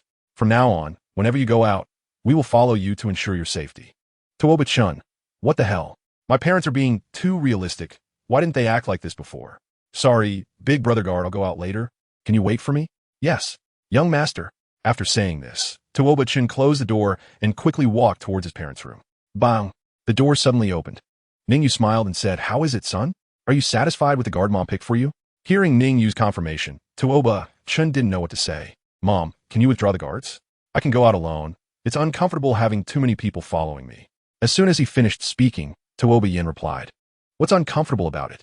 Xiao Chun, let me tell you, both of them are our trusted subordinates, and their strength has reached the Soul King level. With them following you, we can rest assured. Otherwise, you look really dangerous right now. Boys need to protect themselves when going out, do you understand?" Subsequently, under the bombardment of Tuoba Yin and Ningyu's words, he was forced to go out with the two guards. To be honest, he lived just one street away from Mengyaran's house, and only took a few steps to get there, yet he still had to bring two guards. This sudden parental control caught him off guard. "Honey, you think Xiao Chun has become so good-looking now? Does he still need to continue cultivating?" I think it's unnecessary. He can already rely on his looks to make a living. Seeing him like that, I really can't bear to let him work too hard on cultivation. A little practice here, and they'll be fine. I'll go discuss with Senior Long and let Iran work a bit harder. In the future, Iran can just protect him." I think that's a good idea. Unaware of anything, Tuoba Chen had already returned to his doorstep. The two strong men saw Tuoba Chen, and the big man on the left stammered, "Why, young master? Are you going out?" He was a bit stuttery in front of Tuoba Chen. Perhaps he was a bit smitten. "Yes. Hello, can I ask for your names? It's not good to keep calling you guards." After saying this, Tuoba Chen felt a chill in his heart. It wasn't that he was disgusted by the two in front of him, but rather disgusted with himself. Clearly, it was a polite greeting, and his tone was the same as before, but after being talked to by Tuoba Yin and his wife for so long, he felt a bit strange. Am I not becoming soft? Hearing Tuoba Chen's words, the two men's faces turned red. To be honest, even though the two rough men had seen many cute children, they had never seen anyone like Tuoba Chen before. However, the big man on the left quickly replied, "Back to young master, my name is Mo Long, and he is Mo Hu. Mr. Tuoba Yin is our savior. Now we work for him, and we are your guards. You can command us however you like." After saying this, Mo Long lowered his head, not daring to look at Tuoba Chen again, fearing he might be smitten to the point of bleeding. "Okay, Brother Mo Long. Brother Mo Hu, there's no need to call me young master. Just call me Xiao Chen. I'll have to trouble both of you more in the future." After saying this, Mo Long replied, "That won't do. Etiquette must not be neglected. How you call us is your business, but we must call you young master." Mo Long said this sincerely, looking as if it was not up for refusal. However, he thought to himself that it was indeed the master's son. He really understands manners. Seeing Mo Long's expression, Tuoba Chen knew the other party was serious and could only say, "All right, Brother Mo Longham, young master, where are you going? Do you want us to find you a carriage?" "No need. The place I'm going is right across the street." After saying this, he pointed to Meng Iran's house, which was less than 10 meters away from his home. Seeing the target, Mo Long choked a bit. At this distance, it seemed unnecessary to call for a carriage. Subsequently, the two followed Tuoba Chen to Meng Iran's doorstep. "Knock, knock, knock. Is Senior Long here? I'm Xiao Chen, here to see Iran." He came this time to practice the martial soul fusion technique with Meng Iran. Last time, it took them so long to prepare before they successfully fused. Although Senior Long said that such a situation would only occur during the first fusion, he still wanted to confirm it for safety's sake. Not long after, the door was opened, and it was Meng Iran who opened it. Seeing the cold-faced Tuoba Chen and the two strong men behind him, Meng Iran was stunned. Although Tuoba Chen had changed a lot in appearance, she could still recognize him upon closer inspection. Having spent a semester with Tuoba Chen, she naturally recognized him. However, this change was too drastic. Well, there's one more chapter updating during the day. Please add it to your favorites after adding it. Please cast a vote after voting. Please invest a bit, is that okay? If not, I'm begging you all. Chapter 36, Testing the Dust Serpent, Seeking Recommendations. Although Tuoba Chen's appearance had changed significantly, she could still recognize him upon closer inspection. Having spent a semester with Tuoba Chen, she naturally recognized him. However, this change was just too big. The reason she liked Tuoba Chen in the first place was that he was good-looking. It started with looks and was supposed to end with talent, however.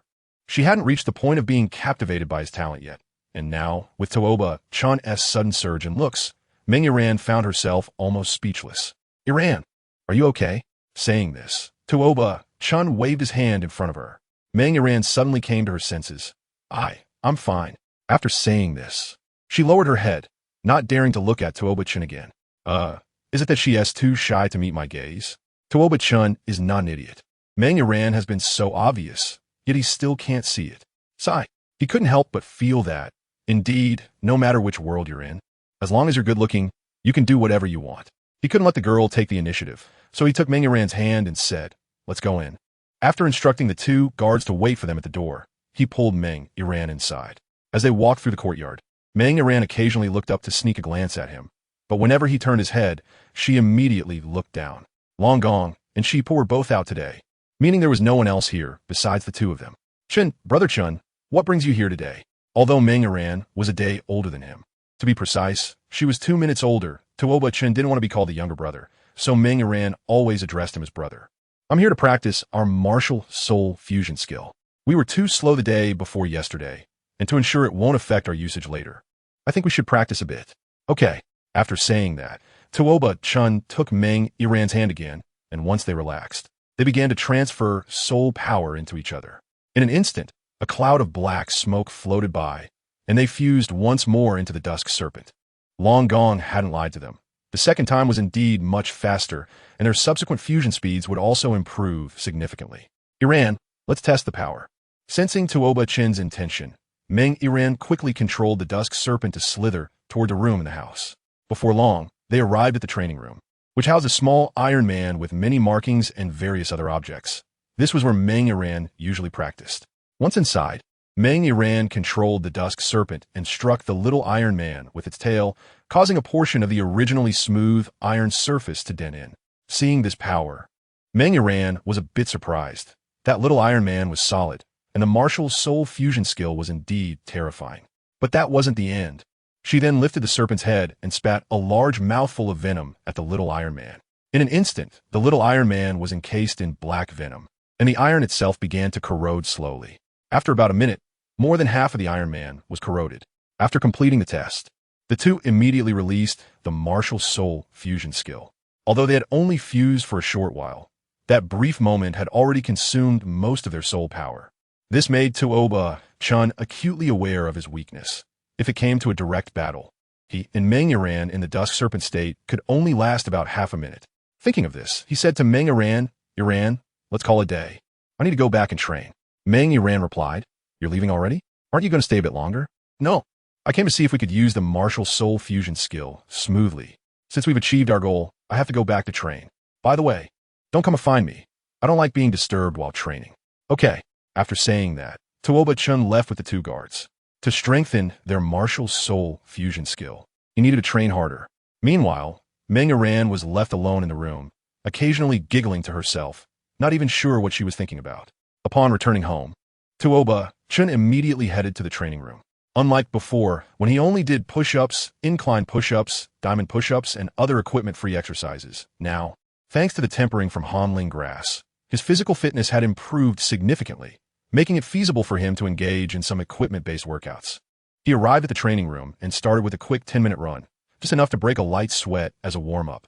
After that, he officially began his training, taking out his specially made barbell from the corner to start lower body training.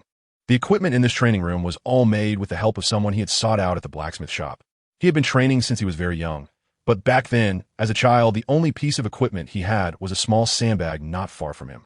17, 18, 19, a somewhat immature, roaring voice echoed throughout the training room. For hours later, with noon approaching, he began stretching exercises, which were essential. He didn't want his muscles to bunch up from his training later. After 15 minutes of stretching, it was just about noon. He arrived at the dining table and looked at the food laid out before him, feeling confused. What the heck? Where's the steak? Where's the chicken breast? Didn't he tell his mom that he wanted to eat those after every workout? Why was there fried pork chop today? Seeing Tuoba Chen looking bewildered, Ningyu asked with some confusion, what's wrong, Xiao Chun? Why aren't you eating? Mom, why did the dishes change? Didn't I used to eat boiled chicken breast and steak every day? Why do you always eat that? It's tough and tasteless. I can't even eat it. What's so good about it? I'm telling you, this pork chop is made from a century-old soul beast, and its nutritional value is far higher than that of beef. Eating this is guaranteed to be more beneficial than that chicken breast. After Ningyu finished speaking, Tuoba Chen found it hard to refute her. After all, if it really was meat from a century-old soul beast, it would indeed be much better than ordinary chicken breast, not to mention tastier. However, he wondered if the cost would be too high, considering that the price of ordinary soul beast meat is dozens of times that of regular meat. Not to mention that of a century-old soul beast. Sigh, forget it, why think so much? His dad is the head of a trading company. This little bit of money is nothing. Okay, I understand, Mom. After saying that, he began to devour the pork chop in front of him. After finishing one piece, he sighed, pork is still delicious. What can I say? Since his last life until now, he hadn't had pork in a long time. As for why, it all started with a bat. Seeing Tuoba Chen enjoying his meal, Ningyu hardly touched her chopsticks, occasionally putting some vegetables into Tuoba Chen's bowl. And he didn't pick and choose. He accepted everything. Ningyu found it quite interesting to feed him like this, and before long, Tuoba Chen's bowl was piled high with vegetables. 20 minutes later, Tuoba Chen patted his little belly, feeling full. Ningyu asked, aren't you going to eat any more? Why have you only eaten so little? After saying that, Tuoba Chen gave Ningyu a white glance and replied, Mom, I've already eaten 6 big bowls. I really can't eat anymore. Only then did Ningyu notice the mountain of bones piled up around Tuoba Chen's bowl, realizing he had indeed eaten quite a lot. However, she still instinctively said, you really don't take after your dad. Let me tell you, when your dad was your age, he could eat 10 bowls. 10 bowls. Tuoba Chen glanced at the bowl in front of him, which was half the size of his head, and fell into deep thought. Experience told him that Ningyu was bragging. To confirm his suspicion, he kept staring at her. Ningyu felt a bit embarrassed under his gaze. She hadn't actually told the truth. She just instinctively wanted to retort. Mom, are you lying to me? Suddenly exposed by Tuoba Chen, Ningyu's face flushed instantly. She simply shouted loudly, "You child, you don't believe what your mom says? Go back to sleep." Here it came, the classic move of despicable adults. When they can't argue, they just yell really loudly. As long as my voice is loud, I must be right. You are my son. You have to listen to me. Clearly, faced with this ultimate move, Tuoba Chen was at a loss. In front of Meng Yiran, he could strike hard, but in front of Ningyu, he could only acquiesce. Perhaps that's just how men are. After taking a nap and practicing for a while, night finally arrived. Feeling his steady breathing, he realized it had been 24 hours since he last used the cold spirit grass. He could confirm whether his dragon breathing technique had reached the complete stage. Martial Soul. Possess. After activating his martial soul, he carefully examined every part of his body and found that there seemed to be no significant changes. Wasn't it said that every time a layer was completed, there would be an evolution? After watching for most of the day, he finally concluded that his scales seemed to have become a little shinier, and the soul power consumed after activating his martial soul seemed to have decreased slightly. Is that it? The help from this evolution was a bit minimal, but better than nothing. Taking out the Transformation Dragon technique, he began to review the second layer. The second layer of the Transformation Dragon technique, Dragon Form skill, like the Dragon Breathing technique, was also laying the foundation for the subsequent Transformation Dragon technique. The so-called Dragon Form skill is to mimic the form of a dragon using a special method, performing various difficult movements to make one's form closer to that of a dragon. However, this second layer can only be practiced when the martial soul is activated. And to be precise, it's not the shape of one's body that changes, but the shape of the martial soul, marking a preliminary transformation from an earth dragon to a holy dragon. First achieving a semblance of the form, then gradually delving deeper. However, there are some things to note when practicing the second layer. When activating the martial soul to practice the dragon form skill, using the soul power flow method that comes with the dragon movement skill will consume a lot of soul power, often making it impossible to complete a full set before running out of soul power and being unable to continue practicing. Moreover, after finishing the practice, one will feel extremely hungry and will need to prepare a large amount of high-grade meat. Practicing the dragon form skill is more limited than other exercises. Physical quality will improve rapidly, while the total amount of soul power and recovery speed will also increase appropriately. After completing this layer, the appearance of the martial soul will undergo significant changes. Simply put, your martial soul will become more handsome. The dragon form skill consists of a total of 347 movements, and when one can continuously practice this set of movements twice while activating the martial soul, it can be considered fully mastered. However, it was already quite late, and he was feeling tired, so he didn't plan to practice the dragon form skill today. Instead, he entered the prepared medicinal bath, as usual. He began to recover the vital energy consumed during the day's practice and practiced the Azure Dragon skill. Now that his physical strength had greatly improved, he should be able to endure the first layer of the Azure Dragon skill for a longer time. After a night passed, Tuoba Chen opened his eyes and looked at the clear water beside him, which only contained some herbal residue, and smiled. He had actually managed to endure for 2.5 hours while practicing the Azure Dragon skill yesterday, half an hour longer than usual, and naturally felt happy about the increased endurance. After washing himself, he went to have breakfast. Looking at the various soul beast meats laid out on the dining table and the Ningyu couple waiting there, Tuoba Chen realized why the family had stopped using ordinary ingredients and switched to soul beast meat since yesterday. It should be that Tuoba knew he had broken through to the second layer of the Transformation Dragon technique and needed a large amount of high-energy meat, which was why he arranged it this way. After finishing breakfast, Tuoba Chen was stopped by Tuoba. He turned around with some confusion and asked, "What's wrong? Dad, is there something?" Tuoba nodded. Then he took out a large bag of jerky from his soul guide device, which looked to weigh about 40 to 50 pounds. Tuoba Xiao Chun, this jerky is made from the meat of a 10-year soul beast.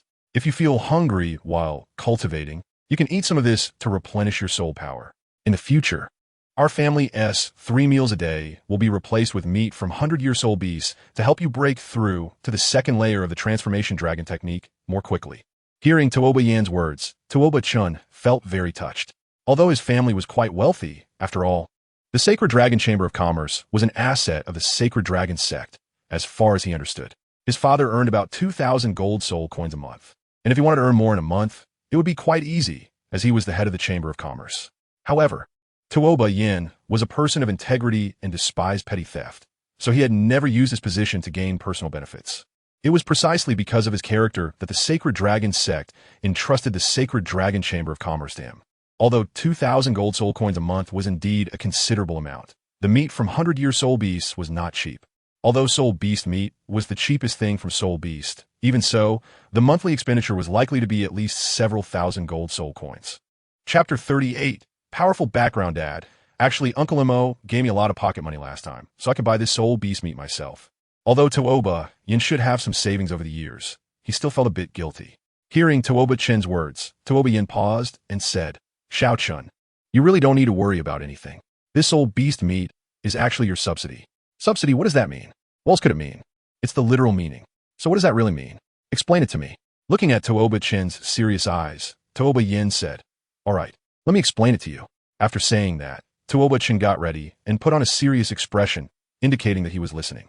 Seeing his son like this, Tuoba Yin smiled and said, "Xiao Chun, you really have changed. You're much more lively than before." Tuoba Chen, "I've changed, so what?" I've changed a lot. All right, let me tell you about the subsidies. Little Chun, you need to know that even though you've never been to the Holy Dragon Sect, you're still a member of the Holy Dragon Sect.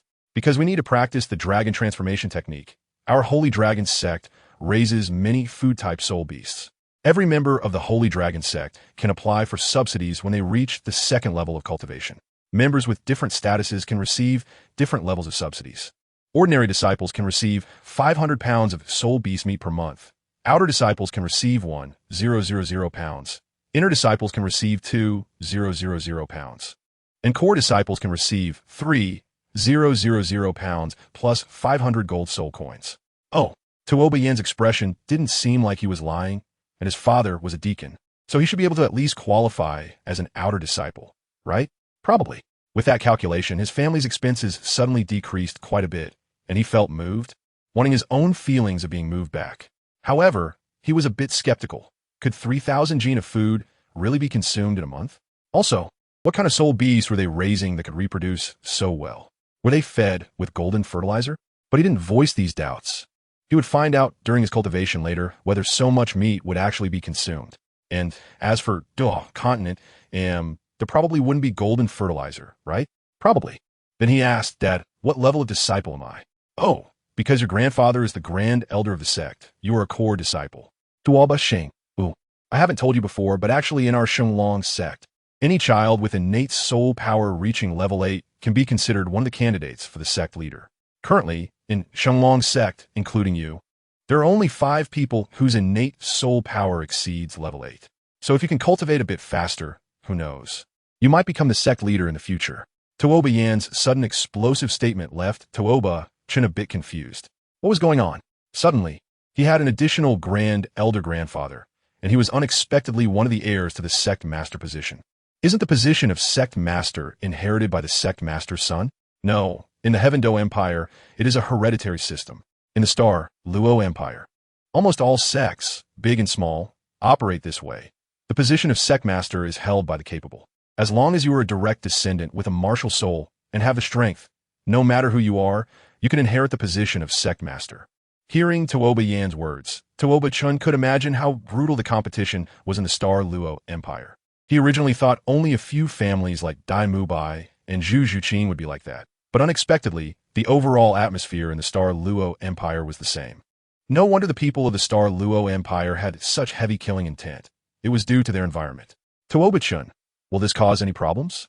Hearing Tuoba Chen's words, Dao replied, "Of course it will.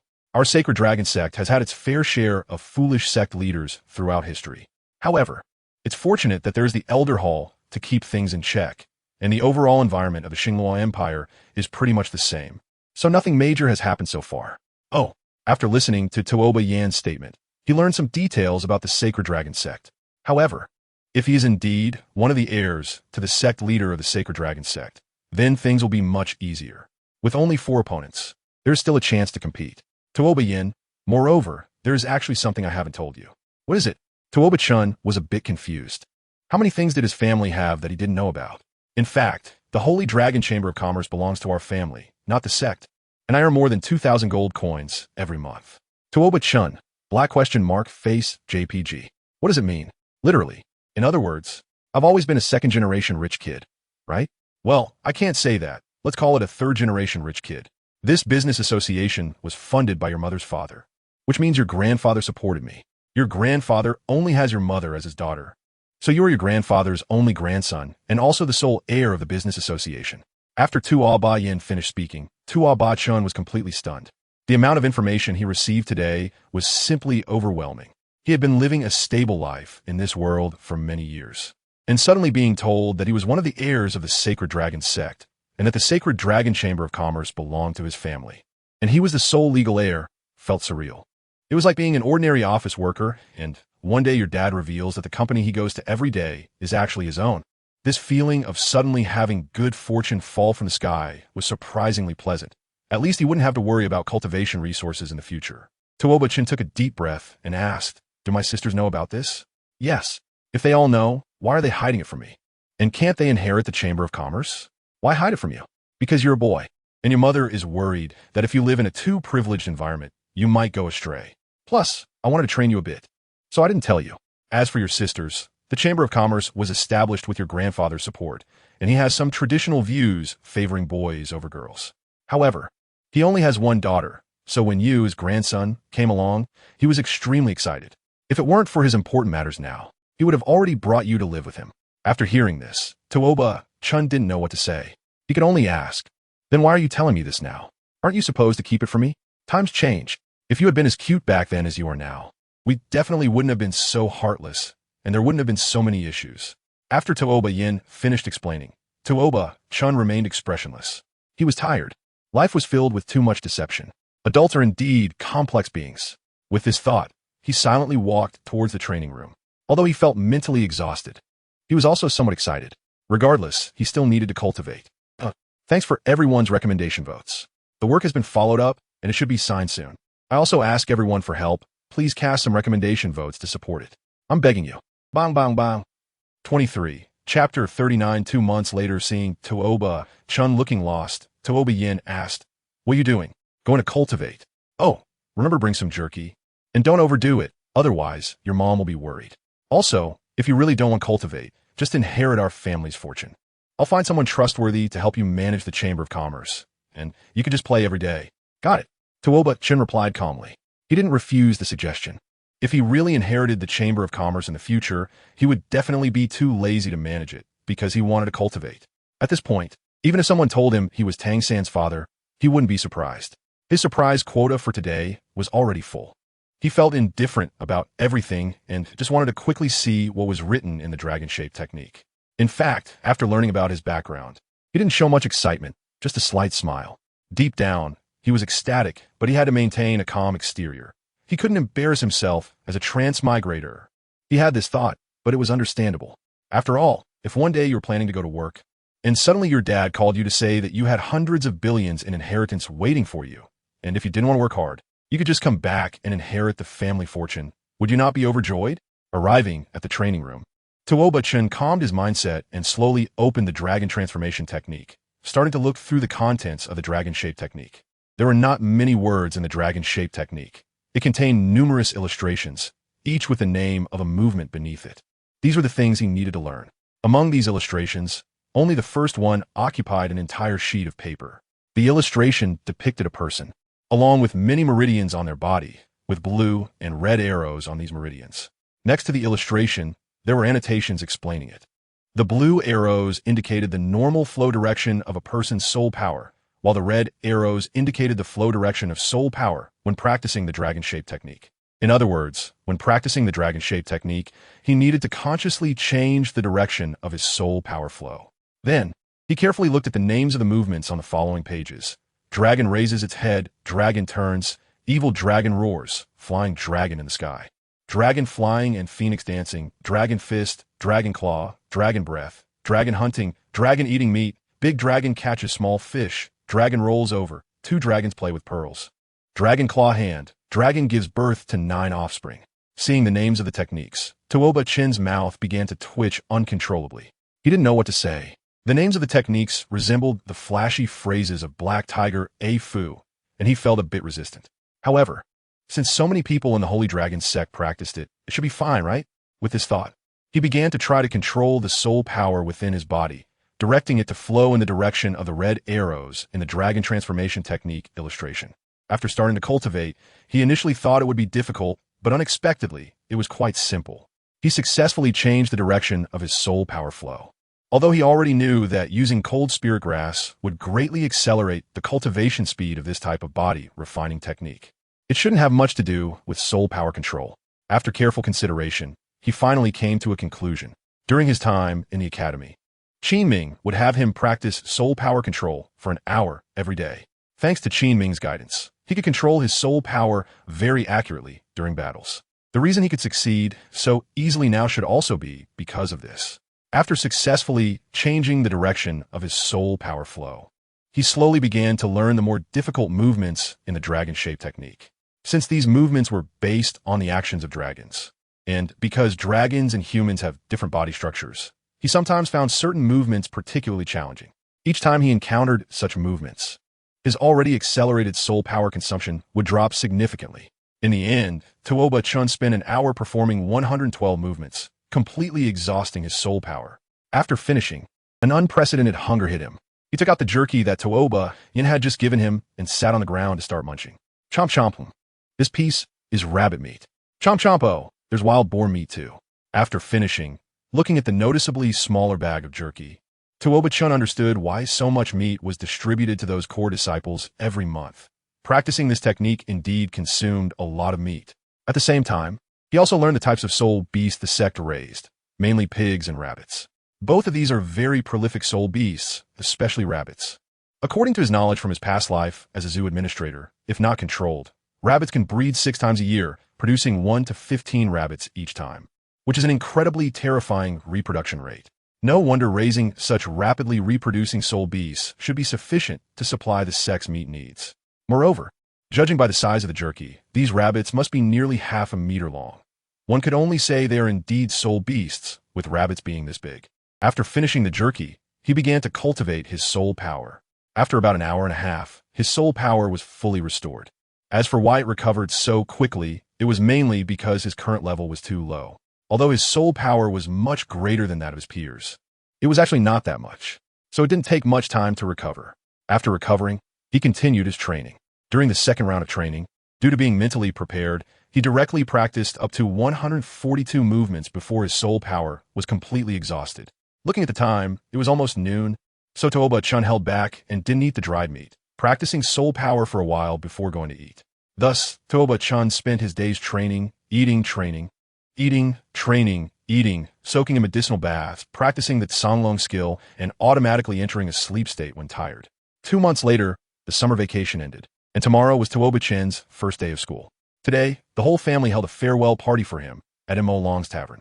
Ning Yu Sai Tiao Chen. If you really don't want to be a soul master anymore, just come back and inherit the family business. In the future, Iran will still protect you. It's okay. Tuoba Chen. After finishing the meal, Tuoba Yin took out a purple card containing 50,000 gold soul coins and said, Xiao Chun, you can use this money for now. Buy some more soul beast meat. If it's not enough, write to Dad, and he will send it to you. Tuoba Chen did not refuse. After 2 months of luxurious living, he had completely adapted. In fact, once accustomed, the life of the wealthy is just like that. His family had previously displayed great wealth, and now they were just richer. Tuoba Chen felt no pressure in accepting the pocket money given by his father. In these 2 months, his soul power had not made much progress, still stuck at level 15. It can't be said that he was stagnating. Rather, he was progressing slowly, and now he was just a bit away from reaching level 16. After all, most of his time during the summer vacation had been spent honing his body. It wasn't that he didn't want to level up quickly, but rather that half a month ago, when he turned to the last page of the dragon transformation technique, he discovered a line stating that if one could perfect the technique before reaching level 20, their body strength would significantly enhance, allowing them to absorb a spirit ring with a maximum age of no more than 1,200 years. Upon reading this, Tuoba Chen felt a jolt in his heart and then dedicated most of his training time to the dragon transformation technique.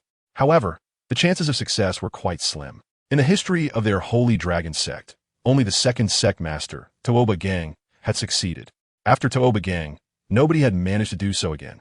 One reason was that ordinary members of the Holy Dragon Sect simply could not break through to the first level of the dragon transformation technique before becoming a great soul master. If they couldn't even break through the first level, how could they train in the second level? Even if a small number of exceptionally talented individuals broke through to the second level before reaching level 20, if they deliberately stalled their level to train the dragon transformation technique when they reached level 20, it would be difficult to break through and would waste their best training time, making it not worth it. After all, not everyone has access to resources like Cold Spirit Grass and Azure Dragon Technique. It is important to note that if one does not break through to level 30 before the age of 20 without external assistance, they will likely never have the chance to break through to the level of Soul Sovereign in their lifetime. Moreover, even if one knows they can break through with external help, the required items are definitely not ordinary. Do you think a great soul master can obtain them? Or who would be willing to invest those high-level materials in a waste who hasn't even broken through to Soul Sovereign by the age of 20? Therefore, most people do not deliberately control their training to perfect the dragon transformation technique before reaching level 20. Additionally, they have never seen peers who have perfected the dragon transformation technique before level 20. Since everyone is like this, why should they work so hard? Isn't it more appealing to enhance their soul power? They have never encountered such top-tier geniuses and believe that what they are doing is sufficient. Combining these 2 points, this is basically the reason why most people do not break through before level 20. Of course, there are those who are stubborn and refuse to turn back until they hit a wall. These individuals often fare worse than the 2 types mentioned above. If they don't come to their senses in time, they may very well be stuck at the Great Soul Master level for their entire lives. However, Tuoba Chen carefully analyzed his current situation and felt that he still had a significant chance. After all, he was still not yet 7 years old, and during these 2 months, he had already been able to execute 231 moves in one go. The reason he was progressing so quickly was mainly due to the Cold Spirit Grass. The Cold Spirit Grass not only enhanced his physical strength, but also accelerated his recovery ability. After all, his body's organs, such as the heart and lungs, had been tempered. In addition to attributes like explosive power, speed, and strength, his self-regulation ability had also improved, enhancing his endurance. He could feel that if this continued, he should be able to break through to the second level of the dragon transformation technique at level 19 without needing to wait for level 20. Although tomorrow was the day to go to school, Tuoba Chen still didn't waste the time tonight and practiced until he fell asleep. The next day, early in the morning, Meng was already waiting at his door. Due to the tight schedule this time, they were being taken to school by the couple, the Snake Granny and Dragon Grandpa. Upon arriving at the door, he noticed that besides the 2 elders, Mo Long and Mo, who were also there. Seeing them, Tuoba Chen had a bad premonition. First, he greeted Dragon Grandpa and Snake Granny. "Hello, Dragon Grandpa. Hello, Snake Granny." "Little Chen, hello."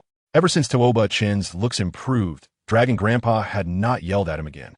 A typical double standard. "That's Dragon Grandpa for you, really quite funny." Then he turned to the 2 brothers, Mo Long and Mo Hu, and said, I'm going to school. You guys aren't coming along too, are you?" "Of course, young master. We are your personal bodyguards. No matter where you go, we must protect you 24 hours a day. This is the order from the master and mistress." Tuoba Chen turned around and saw Tuoba Yin and Ningyu nodding at him. All right, he resigned himself to his fate. Having 2 Soul Kings protecting him was actually pretty good. After all, he didn't have any secrets, so it didn't matter. "Okay, Xiao Chun, let's go. School officially starts tomorrow. We need to hurry up," he said. "Yes, Senior Long Gong." After saying that, he followed them onto Long Gong's exclusive mode of transportation. The exclusive vehicle of Long Gong and Snake Granny was quite different from an ordinary carriage. The creatures pulling the carriage were soul beasts called dragons and horses, said to be a species born from the applause of dragon horses in love.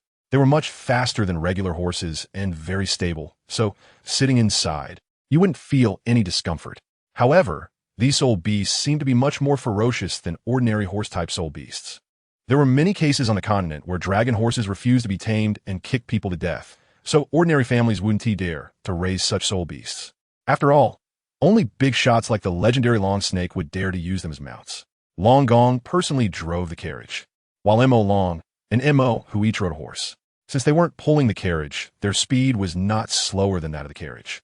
So inside the carriage were only Snake Granny, Tuoba, Chun, and Ming, and Snake Granny was also someone good at reading the room. Since Meng Yiran got on the carriage, she had been staring at her and occasionally glancing out the window. Snake Granny quickly reacted and said, "Yiran, you keep Xiao Chun company. I'll go out and check on the old man." Grandma, you go ahead." After saying that, Snake Granny left the carriage to chat with Long Gong outside. Tuoba Chun, who was resting with his eyes closed, did not notice the little actions of the grandmother and granddaughter. He only heard their voices. Once Snake Granny left, Meng Yiran almost couldn't hold back her laughter. She finally had a chance to be alone. Then, she quietly took out the heart-shaped bento she made overnight from her soul guide device and said, "Chingu, are you hungry? Have something to eat." Hearing Meng Yiran's voice, Tuoba Chen opened his eyes and looked at the 4-layer bento in front of him, nodding and saying, "Thank you." This was the first time he received a bento made by a girl other than his mother. After all, he had never had a girlfriend before, and he felt a bit excited about receiving a bento. However, when he took the bento, everyone, due to having a lot of homework yesterday, I haven't finished checking the second chapter, so today's chapter will be a bit late. However, I received a lot of recommendation votes yesterday, so there will still be 3 updates today. Thank you all for your support. Bows, Chapter 41. Each with their own thoughts, he inadvertently noticed some small cuts on Meng Yiran's hand, which were clearly from accidentally cutting herself while cooking. Seeing this, his heart trembled slightly, and Meng Yiran noticed it and quickly retracted her hand. Seeing this scene, he really felt bad about not finishing the food, not to mention that his appetite had greatly increased. Even his previous appetite would require him to finish all 4 layers. He opened Meng Yiran's bento and was momentarily stunned. The top layer was all meat dishes, featuring various types of soul beast meat, all beautifully cut and neatly arranged. Each type of meat was prepared differently, with colors and aromas perfectly balanced, making it very appetizing. The second layer was half meat and half various vegetables, including carrots and shredded potatoes. And each carrot was carved into a heart shape. The third layer contained rice, while the fourth layer had a variety of fruit platters. Just looking at this bento, one could imagine how much effort the maker put into it. Meng Yiran must have spent quite some time preparing it. Then, before he could start eating, Meng Yiran took out 2 bottles and said, "I prepared some orange juice and lemonade. If you get tired of the meat, you can drink some lemonade. If you're thirsty, have some orange juice. You've worked hard, Yiran." Tuoba Chen didn't know how to express his gratitude, because when he thought carefully, it seemed that he had never done anything for Meng Yiran, not even given her a small gift. Instead, Meng Yiran had been silently giving to him all along, and had never complained about anything. However, he wasn't very good at expressing his feelings, and in response to Meng Yiran's affection, he only said a simple "you've worked hard." But he also knew that he couldn't continue like this.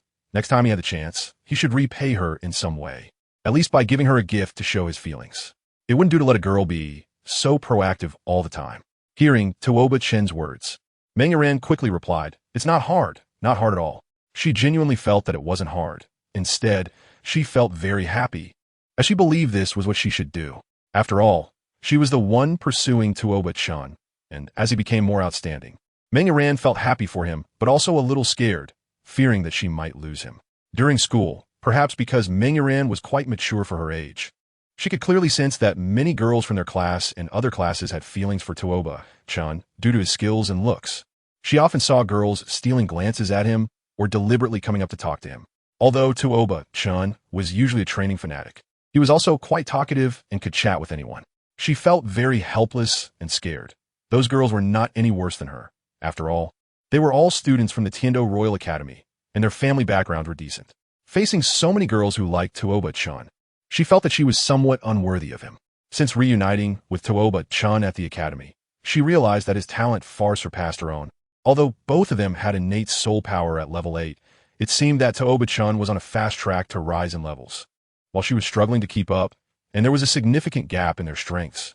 However, fortunately, they had a martial soul fusion technique together, which made her feel that she wasn't completely useless to him. But that wasn't enough. Having a martial soul fusion technique didn't mean that Tuoba Chen had to be with her. There was no rule that 2 people with a martial soul fusion technique had to become a couple. Moreover, although Tuoba Chen was her fiancé, she wasn't very sure about his feelings, so she wanted to work on other aspects, such as cooking, which was a good option. Besides cooking, there was one more thing. Tuoba Chen had never shown impatience towards her, which meant he didn't hate her. Even when she sometimes deliberately interrupted when he was talking to other girls, he didn't get angry. Of course, he might have been annoyed, but at least he was willing to pretend. In Meng Yiran's heart, she believed that Tuoba Chen liked her more than he disliked her. Furthermore, The words Tuoba Chen said before the summer vacation, "We are in a confirmed relationship now. Don't you want to be my fiancé?" Had been imprinted in her mind and couldn't be erased.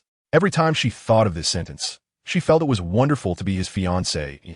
Thus, Tuoba Chen was eating the bento that Meng Iran made for him, while Meng Iran was smiling as she watched him eat. Both of them, each with their own thoughts, were unaware of each other's feelings. Tuoba Chen felt like a scoundrel and was guilty towards Meng Iran, while Meng Iran felt unworthy of him and was a bit panicked. Both were thinking about what kind of surprise they should prepare for each other next time. Long Gong. "Old lady, why is it so quiet over there? What are Iran and them doing?" "Sheepa, what do you care what they're doing? Iran can't suffer losses." "Long Gong, that's true. Little Chun is becoming more and more popular. If anyone suffers, it will be Little Chun." At night, in a hotel not far from the imperial capital. Since it was already late and the city was closed off, the group decided to rest here for the night and enter the city tomorrow. They were gathered in the hotel lobby eating dinner, but the dishes hadn't been served yet, so they were chatting, glancing at the two brothers, Mo Long and Mo Hu, standing nearby. Tuoba Chen said, "Brother Mo Long, Brother Mo Hu, come over and sit with us. Dinner will be served soon." Hearing Tuoba Chen's voice, the two quickly shook their heads and said, "That's against the rules, young master. We are servants. How can we eat at the same table as our master?" Before Tuoba Chen could respond, Long Gong spoke up. "When I call you over, you come over. Can't you listen to what Little Chen says?" Long Gong's sudden interjection caught the two brothers off guard. They exchanged glances and said, "Then we will respectfully obey." "Thank you, young master. Thank you, Senior Long Gong." They were initially hesitant to join the table for fear that Long Gong and Sheepa might mind. But since the other party took the initiative to invite them, they had no reason to be pretentious. Seeing that Long Gong's words were more effective than his own, Tuoba Chen rolled his eyes at them. After all, they had been with him for 2 months. When had he ever treated them as mere servants? Ignoring Long Gong and listening to him instead, he made a note of it in his mind. Just as everyone was chatting, the taverness door was opened. But aside from the waiter noticing, no one else paid attention, as it was normal for guests to arrive. Chapter 42. I'm Kong Kong. 3 updates. Please recommend. Feng Xiaotian was very excited. He had just obtained his 2nd soul ring. From today onward, he was a level 20 Great Soul Master. This year, he hadn't even turned 10 yet, and among his peers in the academy, he was the fastest to break through to level 20. Unfortunately, the city was closed today, and he couldn't go in to tell his beloved fire dance sister this good news. For now, he would have to settle for a night at the tavern. Then he said, "Teacher, thank you for today. This meal is on me." "Teacher, haha, why are you being so polite with me? This is what you deserve." After that, Feng Xiaotian began looking for a vacant seat, and he inadvertently glanced at Meng Iran. He couldn't help but think, this girl is really cute. She can compete with Fire Dance Sister. However, as soon as this thought appeared, he quickly dismissed it. What a sin, what am I thinking? Fire Dance Sister, I only like you, I just accidentally glanced at that girl. I still like you. Then he continued to shift his gaze until it landed on Tuoba Chen, stopping there. So cute. Uncontrollably, he accidentally said it out loud. The teacher beside him looked puzzled and asked, "Xiaotian, what are you talking about?" "Oh, nothing, teacher. I found a spot. Let us sit over there." Saying this, he pointed to the empty table next to Tuoba Chen. The teacher glanced over and said, that'll do." After speaking, the two walked over, and Feng Xiaotian deliberately sat in a position where he could see Tuoba Chen. After sitting down, the waiter handed him the menu. After ordering, he began to steal glances at Tuoba Chen from time to time. The moment he caught sight of her, he felt as if his heart had been struck. This feeling was something he had experienced before when he met Huo Wu, but now it felt even more intense than back then. Feng Xiaotian's breathing became rapid. He had never seen such a beautiful girl before. Her silky white hair, her skin as tender as water, and her large, star-like eyes. When she spoke, her lips would pout adorably, making one want to take a bite. Then, Tuoba Chen smiled, and that smile almost captivated Feng Xiaotian's soul. On Tuoba Chen's side, noticing the dazed expressions of the people in front of her, she suddenly realized that her smile was quite enchanting. She quickly retracted her smile and said, "Senior Long, do you think the food at this place is good?" Suddenly being called by his name, Long Gong snapped back to reality. But how did he just zone out? How embarrassing for an old man like him. However, Xiao Chen's smile really was beautiful. He awkwardly replied, "Well, for a small shop like this, the food should be average. Xiao Chen, if you want to eat something delicious, how about I go outside and catch a soul beast to roast for you?" Long Gong's surprising suggestion caught Tuoba Chen off guard. She had expected such a serious response to her casual question. What was going on with Senior Long? Could it be that he had some inappropriate thoughts? The others, too, were pulled out of their daze by the exchange between the two. Meng was now too shy to look at Tuoba Chun's face, fearing she might lose her composure. She reacted similarly to Long Gong. As for Mo Long and Mo Hu, the two naive ones were still in a dazed state. Tuoba Chun felt as if someone was watching him, and he glanced around. Seeing this, Feng Xiaotian quickly lowered his head, not knowing why he did that. It was just a reflex. When he realized no one was looking at him, Tuoba Chun helplessly scratched his head, feeling that his hair had grown a bit long. He had been working out for the past 2 months, and his already not short hair now covered his ears. Because of this, Feng Xiaotian had mistakenly thought he was a girl. After Tuoba Chun withdrew his gaze, Feng Xiaotian began to sneak another look, though this time it wasn't so blatant. The teacher noticed Feng Xiaotian's demeanor and asked, "Xiaotian, what's wrong? Why is your face so red?" Feng Xiaotian replied blankly, "Teacher, I'm in love." "Oh, that little girl, Hu, finally agreed to you. Not bad, kid." After saying this, Feng Xiaotian awkwardly smiled. It was well known that he liked Wu, so it was no surprise the teacher would think that. However, he didn't want to explain at the moment. He wasn't in the mood for it. He glanced again in Tuoba Chen's direction, feeling it was strange. Why did he feel this way? That kid was very cute, but he always felt there was something different about her compared to other girls. Yet, he couldn't pinpoint what that difference was. It was just that something about her was attracting him. However, she was eating right now, and it wouldn't be good to disturb her so abruptly. He needed to find an opportunity. After a while, once Tuoba Chun and the others finished eating and prepared to go upstairs to sleep, Feng Xiaotian immediately found an excuse to say he was going to the restroom. Although the teacher thought Feng Xiaotian seemed a bit strange today, it was understandable since he had just become a great soul master, so a little excitement was normal. Thus, the teacher didn't think much of it and said, "Go ahead." After that, he followed Tuoba Chun and the others slowly upstairs. Coincidentally, the restroom in this tavern was on the upper floor, so they didn't suspect anything while he followed. It was until Feng Xiaotian saw Tuoba Chun enter a room that he stopped. After clearly seeing the room number, Feng Xiaotian immediately went back down. Besides the two brothers Mo Long and Mo Hu, as well as the couple Gai Shi Long and Shi Fu, Tuoba Chun and Meng Yiran had separate rooms. Meng Yiran actually wanted to share a room with him, but Tuoba Chun refused, citing his need to practice at night. It wasn't about any propriety between men and women. He really needed to train. To avoid disturbing her, he decided it was better to have a separate room. Opening the dragon transformation technique, after warming up, Tuoba Chun immediately began his familiar training. Dragon raises its head, dragon turns around, evil dragon roars, flying dragon in the sky. Dragon gives birth to 9 sons. When Tuoba Chun was cultivating, he was very focused and generally did not pay much attention to what was happening around him. So he was unaware that Feng Xiaotian had secretly sneaked to his room and left an envelope at his door. Early the next morning, Tuoba Chun got up. He hadn't taken a medicinal bath the night before and felt a bit strange, with some soreness in his body. When he opened the door, he saw a yellow envelope lying at the entrance of his room. "What is this? Is it for me? Let me take a look." Thinking this, Tuoba Chun picked up the envelope lying on the ground and returned to his room, planning to see what was inside. Feng Xiaotian, who was hiding nearby and saw this scene, breathed a sigh of relief, glad that Tuoba Chun noticed it. 33. See you tomorrow. Bye-bye. Chapter 43. Invitation to the banquet. Holding the envelope and returning to his room, Tuoba Chun was a bit curious about who had given it to him. Could be Ran? He opened the envelope to reveal pure, white stationery inside and began to read the contents. "Since the first time I saw you yesterday, I have been deeply attracted to you. I will be waiting for you in the small woods outside at 6 p.m. today. Don't be late."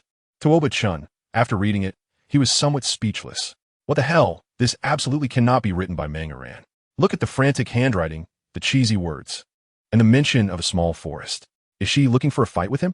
However, after thinking it over carefully, Tuoba Chun decided to go after all. After all, it was the intention of a little girl, and it was better to clarify things with her. He stepped outside and looked around, finding no one. She must have left. Is anyone there? I saw the envelope you gave me, and I will meet you. After saying this, Tuoba Chun went downstairs to join Long Gong and the others. After he left, Feng Xiaotian, who had been squatting in the corner, happily came out. He said he would meet her. He. Feng Xiaotian's teacher looked at the silly grin on his face with confusion. What is wrong with this kid today? Why is he constantly grinning? Is breaking through level 20 really that exaggerated? Or is he just excited because he is about to see Wu? I really don't understand kids these days. After returning to the academy, and sending Tuoba-Chun and Meng-Yi ran back to their dormitory. Long Gong and Sheepa left. Back in the familiar dormitory, Tuoba-Chun took a deep breath. It was still the familiar scent. The same old formula. Dormitory, I missed you so much. Is that you? Xiao-Chun. Sang-Zi looked at the person in front of him with some confusion. His first reaction upon seeing Tuoba-Chun was to tell the other person that this was the boys' dormitory, and girls were not allowed inside. However, after taking a closer look, he suddenly realized that this little girl looked so much like Tuoba-Chun.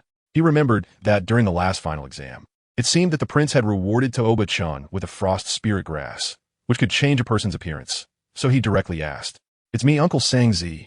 Upon hearing the response, Sang-Zi confirmed the other person's identity. "Xiao-Chun, congratulations. It looks like you have fully digested the frost spirit grass." Sang-Zi was quite satisfied with his reaction, as he recognized him at a glance and knew that his change was due to the frost spirit grass, saving him the trouble of explaining. Then, Sang-Zi pointed to the two people behind him, Mo Long and Mo Hu, and asked, "Who are these two?" "Oh, these two are my bodyguards, Brother Mo Long and Brother Mo Hu." "Oh, I see. At the Tiando Royal Academy, students are allowed to bring bodyguards, and the academy will arrange rooms for them, although a fee must be paid." After chatting with Sang-Zi for a bit, Tuoba-Chun returned to his own room. Upon opening the door, he found it as tidy as it was when he left. It seemed Sang-Zi had been helping him clean the room during his absence. I need to find a chance to thank him. After putting away his things, Tuoba-Chun immediately immersed himself in practice. He hadn't tea practiced at all during the day yesterday, and he didn't tea soak in a medicinal bath last night, so he felt uncomfortable all over. However, after only about half an hour of practice, a familiar voice suddenly came from outside the door. "Tianyi, is Chunga there?" Hearing this voice, he stopped practicing, opened the window in the room, and looked downstairs. Sure enough, the visitor was Xue Peng. This person really got the news quickly, as he had just returned and was already looking for him. Seeing Tuoba-Chun standing by the window, Xue Peng was stunned. He knew that the frost spirit grass could change a person's appearance, but he didn't expect it could also change gender. Moreover, it looked quite beautiful. Now that Tuoba-Chun had become a girl, should he still call him brother? Or should he call him big sister? Or perhaps they would develop a closer relationship. In that brief moment, countless daring thoughts flashed through Xue Peng's little head. Tuoba-Chun saw the dazed Xue Bong and didn't know what the other was thinking. He just assumed that Xue Bong was startled by his appearance. After all, the change was so drastic that it was understandable for someone not to recognize him immediately. It wouldn't be right to let him wait downstairs like that, so he decided to go down and see what he wanted. When Xue Bong saw Tuoba-Chun disappear from the window, he realized that Tuoba-Chun was probably coming down to look for him. What should he do? How should he address him? It seemed inappropriate to call him Brother Tuoba-Chun at the moment. Before he could figure it out, Tuoba-Chun had already come downstairs and said, "Xue Bong, is there something you want to talk to me about?" "And no, it's nothing, Chunga. How do you feel about your new look?" "Feel? What feeling? If I look better, what feeling could there be?" "Of course, I'm happy." "Tuoba-Chun, what feeling can I have?" "Of course, I'm happy," he answered honestly. However, when Xue Bong heard this, he felt his worldview was shaken. It turned out that his tough, older brother liked to be a woman. Thinking this, the corners of Xue Bong's mouth began to twitch. Nevertheless, he didn't forget the main reason for coming to find Tuoba-Chun, saying, "Chun, Brother Chun." Although the Tuoba-Chun in front of him might not be Brother Chun anymore, he decided to call him that for now. "What is it?" "You can say it." "Well, Brother Chun, I mentioned you in front of my father, and after hearing about you, the emperor became very interested in you. Our family is holding a royal banquet 3 days from now, and I came to invite you to attend. What do you think?" "Of course I can go." Tuoba-Chun agreed without hesitation. He had never seen the king in person, and the Emperor of the Snowy Night was one of the rulers of the two great empires. He wanted to witness the legendary Emperor of the Snowy Night's demeanor, which might help him in managing the Sacred Dragon Sect in the future. Moreover, there should be many important figures of the royal banquet. Perhaps Douluo would also be present, and if he could build a good relationship with Douluo, he might be able to get 2 immortal herbs from Douluo's medicinal garden in the future. Yes, 2 herbs. His goal was clear. Those 2 herbs were Dai Mu Bai's Qirong Tontian Chrysanthemum and Zhu Zhuqing's Shui Xianyu Jigu. He would eat the Qirong Tontian Chrysanthemum himself and give the Shui Xianyu Jigu to Meng Yi. As for why he didn't choose Tang San's 2 herbs, he was somewhat aware of the risks. He didn't have the Xianyu hand. If he just reached into the ice and fired 2-element eye, it might be a bit problematic. As for the other 2 kinds, the requirements weren't that high. At worst, he could make 2 small J boxes and get some digging equipment. He would find a way. As for Tang San's 2 herbs, forget it. Even if he managed to get them, he wouldn't dare to eat them. What if he got poisoned? However, all of this was just temporary speculation. He didn't even know if Douluo would attend the banquet. Even if he did attend, it wasn't certain that they would hit it off, and if they did, he wouldn't know how to explain that he knew about Douluo's medicinal garden. It really gave him a headache. 12. There are only 2 chapters today, so I won't add more. Why? Because I have to submit assignments this weekend, and I've fallen behind for 6 weeks. I won't have time to finish chapter 3. Brothers who understand, send some understanding. Chapter 44. Come on, Brother Xiaotian, even so, he still wanted to go, seeing the world is good. Shuep Bong saw Tuoba, Chen lost in thought, and suddenly said, Right, Brother Chen, do you have formal attire? Oh, it seems I don't. Does this count? Tuoba Chen pointed to the clothes he was wearing. He was still in the formal attire that his father had prepared for him. He thought this should be okay as formal wear. Seeing Tuoba Chen like this, Shuep Bong immediately thought, Brother Chen was a boy before. How could he possibly have a girl-esque formal dress? I'm so silly. So he said, Brother Chen, let me gift you one. Just come on the day in 3 days. All right, thank you. He didn't reject Shuep Bong's suggestion. The two of them were already good friends, and it wouldn't be nice to refuse Shuep Bong's kind offer. He could help Shuep Bong out in the future. Then it's settled. Brother Chen, I'll leave first. After sending Shuep Bong away, Tuoba Chen continued his training until 5 o'clock in the afternoon, when he finally stopped. He hadn't forgotten the morning's agreement. He had always been a very punctual person. He stretched a bit, took a shower, and then headed to the outskirts. It would take about 50 minutes. To be safe, it's better to arrive early. After getting ready, Tuoba Chen set off. Due to his fast pace, he arrived at the outskirts 15 minutes before the agreed time. However, he found that someone was already there waiting, and it seemed that person was also waiting for someone. But that person was a cool little boy, so he probably wasn't the one he was waiting for. For some reason, he felt that he had seen this little boy somewhere before. Moreover, the boy seemed very excited upon seeing him. Suddenly, a terrifying thought appeared in his mind. No way. Feng Xiaotian had come here 2 hours ago and had been practicing how to talk to him before Tuoba Chen arrived. He initially had 15 minutes left, but Tuoba Chen arrived early. For a moment, Feng Xiaotian was both surprised and delighted. He was surprised that he hadn't practiced enough and delighted that the other party had arrived early. Does he also like me? Afraid of making me wait too long. He came early? Feng Xiaotian thought to himself. Seeing that cool little boy walking towards him, Tuoba Chen broke out in a cold sweat on his forehead. Please don't come over. It was useless. Feng Xiaotian couldn't hear his inner voice. As the other party stopped in front of him, his last glimmer of hope shattered. Without waiting for Tuoba Chen to speak, Feng Xiaotian said, Hello, little sister.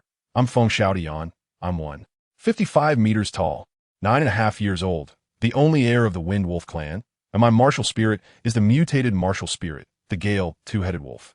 From the moment I saw you yesterday, I was captivated. I don't know if you remember me. I was sitting at the table opposite you yesterday. It doesn't matter if you don't remember. Can you give me a chance to protect you for a lifetime? After speaking, Feng Xiaotian's little face turned red, and he didn't dare to look up at Tuoba Chen. So this is Feng Xiaotian? Looking at this little carrot head in front of him who was 10 centimeters taller than him, Tuoba Chen finally understood why he couldn't pursue Huowu. He couldn't even say flirty words to charm a girl. Tuoba Yin, I'm sorry, I can't accept your feelings. Before he could finish, Feng Xiaotian anxiously interrupted. Why? Why refuse? You don't know me yet. Trust me. Give me a chance. I will prove that I really love you. No, it's not a matter of love or not. He started to say, but was interrupted again. Then what is it? I don't look bad. My family background is decent, to be fair, unless it's a prince or princess. Otherwise, even the daughter of the head of the 7 major sects, I would shamelessly pursue her.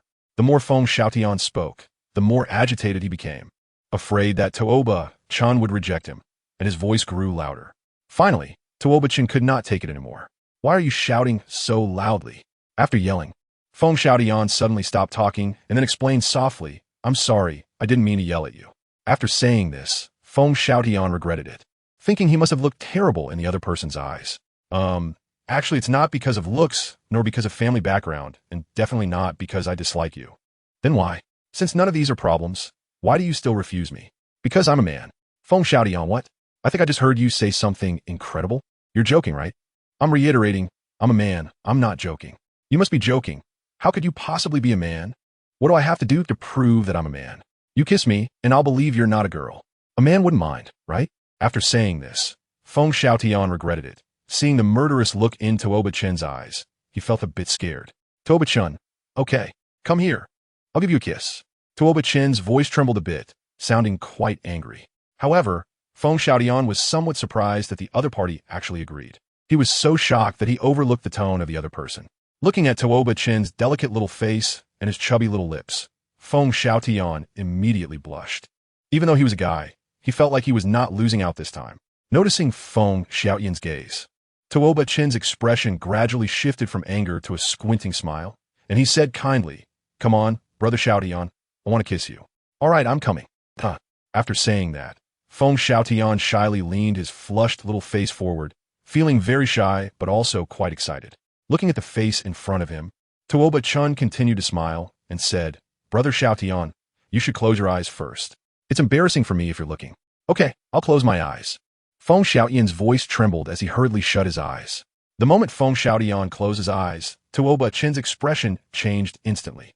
He put both hands to his mouth and spat saliva onto his hands, then rubbed them together. Hearing the sound, Feng Xiaotian felt a bit nervous. "Are you done yet, little sister?" "Okay, Brother Xiaotian, just wait a moment. It will be ready soon." Then, amidst Feng Xiaotian's expectant expression, Tuoba Chen's fist landed heavily on his chin. The sudden sharp pain in his jaw almost made Feng Xiaotian lose consciousness. "Damn you. Dragon claw hand. Twin dragons going to sea, flying dragon in the sky. Dragon raises its head, dragon turns around, dragon-shaped fist, dragon gives birth to 9 offspring." In the end, Tuoba Chen stopped only after knocking Feng Xiaotian unconscious, leaving while looking at his miserable state. Tuoba Chen paused for a moment. "Hey, brothers, the cover has been changed. It's now a cover that fits the main character's temperament. Those who think it's good, give a thumbs up." Chapter 45. The O-Plan after finishing with Tuoba Chen. He left. Today was really unlucky, running into such a gem. Damn, he even wanted me to kiss him. Does he think his life isn't long enough? After trying to calm his emotions, he thought about it. After all, the other party was still a child. Although there is no protection law for minors in the Douluo continent, the other party didn't seem to have any malicious intent, just some actions that made him uncomfortable. It was still too dangerous to leave him here. He found a relatively safe place, made a small house for him with earth spikes, and then left.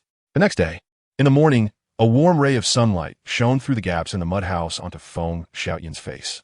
Suddenly, Feng Xiaotian, who had been in a coma, felt his eyelashes flutter.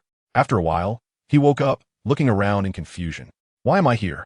Didn't I obtain the second spirit ring yesterday? How'd I end up in this shabby mud house? Today I was supposed to be in the imperial capital, looking for Sister Huowu. Why do I feel like I've forgotten something very important?" Then, Feng Xiaotian got up and immediately felt sharp pain all over his body. "What's going on? Why does my body hurt so much?" He tried to recall what happened yesterday, but in the end, he could only remember a girl with white hair walking away. And just thinking about her made the corners of his mouth involuntarily curl up. At the same time, Tuoba Chen began his first class of the new semester. The moment he entered the classroom, the previously noisy class instantly quieted down. Except for Meng Aran, the girls looked at him in confusion, while the boys stared at him unabashedly. Especially Mo Hen, who usually looked so serious and only knew how to practice every day, now looked like a lecher. As for the other classmates, he could only sigh. Is this the future hope of the Tiando Empire? Look at them. Are they elementary school students? One by one, they can't take their eyes off someone good-looking. It's really quite funny. Then, under everyone's eager gazes, he sat down at his place, and soon after, Qin Ming walked in. Since he had already greeted Qin Ming yesterday, Qin Ming didn't act too indifferent, although he was quite nervous inside. Finally, after Qin Ming took attendance, everyone realized that this beautiful girl was actually their class leader, Tuoba Chen, and the atmosphere in the class instantly fell into a strange silence. Obviously, everyone found it hard to accept this fact, but Tuoba Chen didn't care. He had already gotten used to the shocked expressions of others. To be honest, after seeing it for a long time, it really was just that. What else could a surprised expression be? Just pupils dilating and mouths forming an O shape. Tuoba Chen spent the morning cultural class under the hot gazes of everyone. He didn't feel any shame or anything. After all, the people looking at him were a bunch of kids. What could they do? Moreover, to be honest, he felt a bit pleased. The morning cultural class was really nothing. The focus was on the afternoon practical class. As everyone knows, the first class of the new semester is usually a practical class because the teacher needs to observe everyone's strength based on their performance in practicals. And in practical classes, there would inevitably be some physical contact. It's unavoidable if hands accidentally touch certain places. During lunch at the Royal No. 1 cafeteria, all the boys from Class 1 gathered here, sneaking around discussing something. Shuepeng, I think Brother Chen should be a girl now. Longan, I second that. I also think Brother Chen is a girl. I think Brother Chen is a boy. Suddenly, an incompatible voice broke the conversation, drawing everyone's attention. Shuepeng, UXIN, how did you get in here? A traitor from the girls' side suddenly appeared in the team, and everyone considered whether to stop the discussion. Seeing that everyone was about to disperse, UXIN quickly said, Don't, take me with you. I promise I won't tell anyone, please. Looking at her earnest eyes, Shuepeng felt that she didn't seem to be lying. He said, Fine, you can join, but you have to swear not to reveal our plan. I swear. If I leak it, I will never live a wicked life. Hiss, what a vicious oath. Everyone was moved by UXIN's determination and agreed to let her join. Then, Shuepeng looked around and saw that no one was watching them, so he asked everyone to lower their voices. He said softly, This time a plan. I named it the O plan. O is our main target this time. Upon hearing this, everyone nodded. Long and Brother Shuepeng, how are we going to confirm it? Everyone also agreed, but the method of confirmation was also a tricky problem. Seeing everyone's expressions, Shuepeng said mysteriously, The method of confirmation is very simple. Isn't there a practical class in the afternoon? My plan is this. We need to select a brave one among us to challenge Brother Chen. This brave one not only needs to have high strength, but also must have a suitable reason to challenge Brother Chen. Among us, only I, Long, and Mo Hen meet this condition. Hearing Shuepeng's words, everyone nodded, then continued listening to Shuepeng. Among the three of us, during the practical class this afternoon, we will challenge Brother Chen in the name of sparring. And during practicals, there will inevitably be some physical contact. It's unavoidable if we accidentally touch some important areas. Hearing this, combined with the previous context, everyone instantly understood, and at the same time, they became a bit wary of Shuepeng. No wonder he came from a royal background. He was so ruthless toward his own brother. What if Tuoba Chen is a man? However, everyone still agreed to this plan. UXIN, who was listening from the side, blushed and muttered a curse about being a pervert, but she was also curious whether Tuoba Chen was currently male or female. So, she decided to continue participating. Mo Hen stood to the side, wanting to join the discussion, but not wanting to ruin his aloof demeanor. But when he thought about being the challenger, and what if Tuoba Chen wasn't a boy, and if he accidentally touched that area, would Tuoba Chen have to marry him out of honor? Thinking of Tuoba Chen's appearance, Mo Hen's face turned red in shame. Everyone didn't notice Mo Hen's expression. They were discussing important matters. Then, Shuepeng said in a low voice, This plan must succeed, not fail. Yes. Whispering, Please vote for me as a struggling writer. I just want to indulge in this little hobby. Chapter 46. Shuepeng goes up, Shuepeng falls down in the end. It was decided who would challenge Tuoba Chen, and to be honest, only Mo Hen truly wanted to go among the three. Shuepeng and Long were afraid of being beaten by Tuoba Chen. After all, Tuoba Chen was already so fierce without using the cold spirit grass. And now that he had absorbed it, who knows how strong he had become. However, due to face, Mo Hen didn't voice his desire to go and pretended to be very disdainful. After all, to put it bluntly, this task is to capture someone alive, which is not very glorious. Seeing the expressions of the two, Shuepeng felt a bit helpless and said, Let's draw lots. Whoever draws the short stick will go. Upon hearing this, the two nodded, considering it a solution. Soon, Shuepeng took out 3 sticks, 2 long and 1 short, and whoever drew the short one would challenge Tuoba Chen. At this moment, the 3 had completely different mindsets. Shuepeng really did not want to draw the short stick. He could imagine that if he encountered Tuoba Chen in front of everyone, he would not be far from death. Long had similar thoughts. Only Mo Hen silently prayed in his heart, hoping to draw the short stick, believing that exchanging a wife for a beating was not a loss. Although there was a possibility that he might not succeed, it was still worth the investment. The 3 of them drew sticks, and soon the result was revealed. Shuepeng drew the short stick. Seeing that the stick in his hand was clearly shorter than the others, Shuepeng fell into deep thought. Mo Hen looked at the long stick in his hand with some regret, but everyone's attention was on Shuepeng, and no one noticed him. Shuepeng, who drew the short stick, had a look of resignation. In the afternoon, on the playground, Qi Ming stood in the center and said, Today we have a practical class. We will start testing to see if everyone has been slacking off during the summer break. Before he could finish, Shuepeng suddenly said, Teacher Qi Ming, I want to challenge Tuoba Chen. Qi Ming was a bit annoyed by the interruption, but he was surprised to hear that Shuepeng would take the initiative to challenge Tuoba Chen. He had learned yesterday that Tuoba Chen's soul power had not improved in the last 2 months, while Xueping had only been one level lower than Tuoba Chen before. He should have made some progress in the last 2 months. Initially, he had planned to arrange for Mo Hen to fight Tuoba Chen, but since Xueping had taken the initiative, he had no reason to oppose it. Qin Ming asked Tuoba Chen, are you willing to accept Xueping's challenge? I am willing. Good, then it's the two of you. After that, just like the first practical class, everyone formed a large circle around them. Xueping looked at this familiar scene and had a bad premonition. After both prepared, Qin Ming immediately said, fight begins. In an instant, both of their martial souls activated. And at the same time, Xueping's first soul ring emitted a soft yellow light, and a bone-chilling cold enveloped the entire area. Xueping used cold wind. Following that, with everyone's eager eyes on him, Xueping charged forward. Look, Xueping is attacking again. Rising Dragon Fist. Bang. Xueping has fallen again. Xueping lost the ability to fight. Tuoba Chen won. The battle ended just like their first encounter, with Tuoba Chen defeating Xueping in 5 seconds. Seeing Xueping collapsed on the ground, Tuoba Chen shook his head. In fact, for him now, Xueping was even easier to deal with than Long. After all, after refining with cold spirit grass, his body's cold resistance had greatly increased. And cold wind was originally a soul skill that reduced the opponent's speed with low temperatures, so Tuoba Chen was essentially a natural counter to Xueping. The quick end to their battle was unexpected for Qin Ming and everyone else, but after seeing Xueping's miserable state, none of the boys dared to challenge anymore. Mo Hen felt the same way. He had just realized that Tuoba Chen's strength was worlds apart from 2 months ago, and if he went up, he would probably end up like Xueping. Just as the boys fell into an awkward silence, Uxin suddenly said, Teacher, I also want to challenge Chun Ge. Uxin's sudden statement startled the 2 girls beside her. Uxin, are you crazy? That's Tuoba Chen. You can't beat him. Didn't you see Xueping's miserable state just now? Yeah. Uxin, don't be reckless.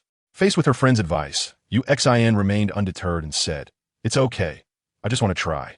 I'm still a girl. And Chen Ge should give me a little leeway. Besides, I'm a control-type soul master, which counters strong attack types, so who knows? After she finished speaking, her 2 friends ceased their objections.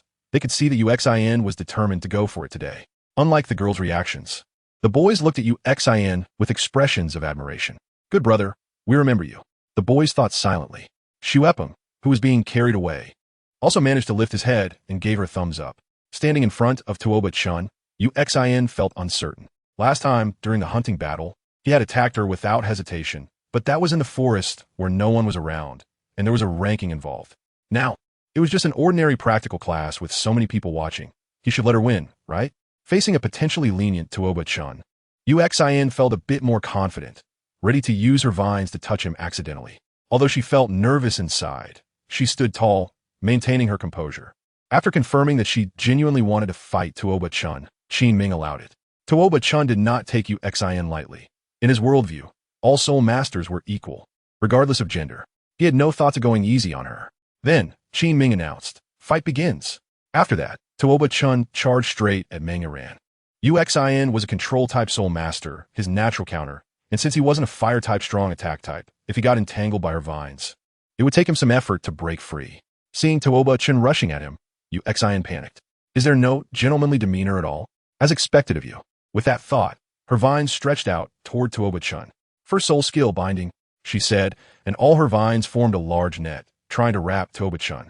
Seeing the vine net, Tuoba Chen remained completely calm. Using the skills he had developed over the past 2 months, he easily maneuvered through the gaps in the vines. Then, he kicked Uxin in the abdomen.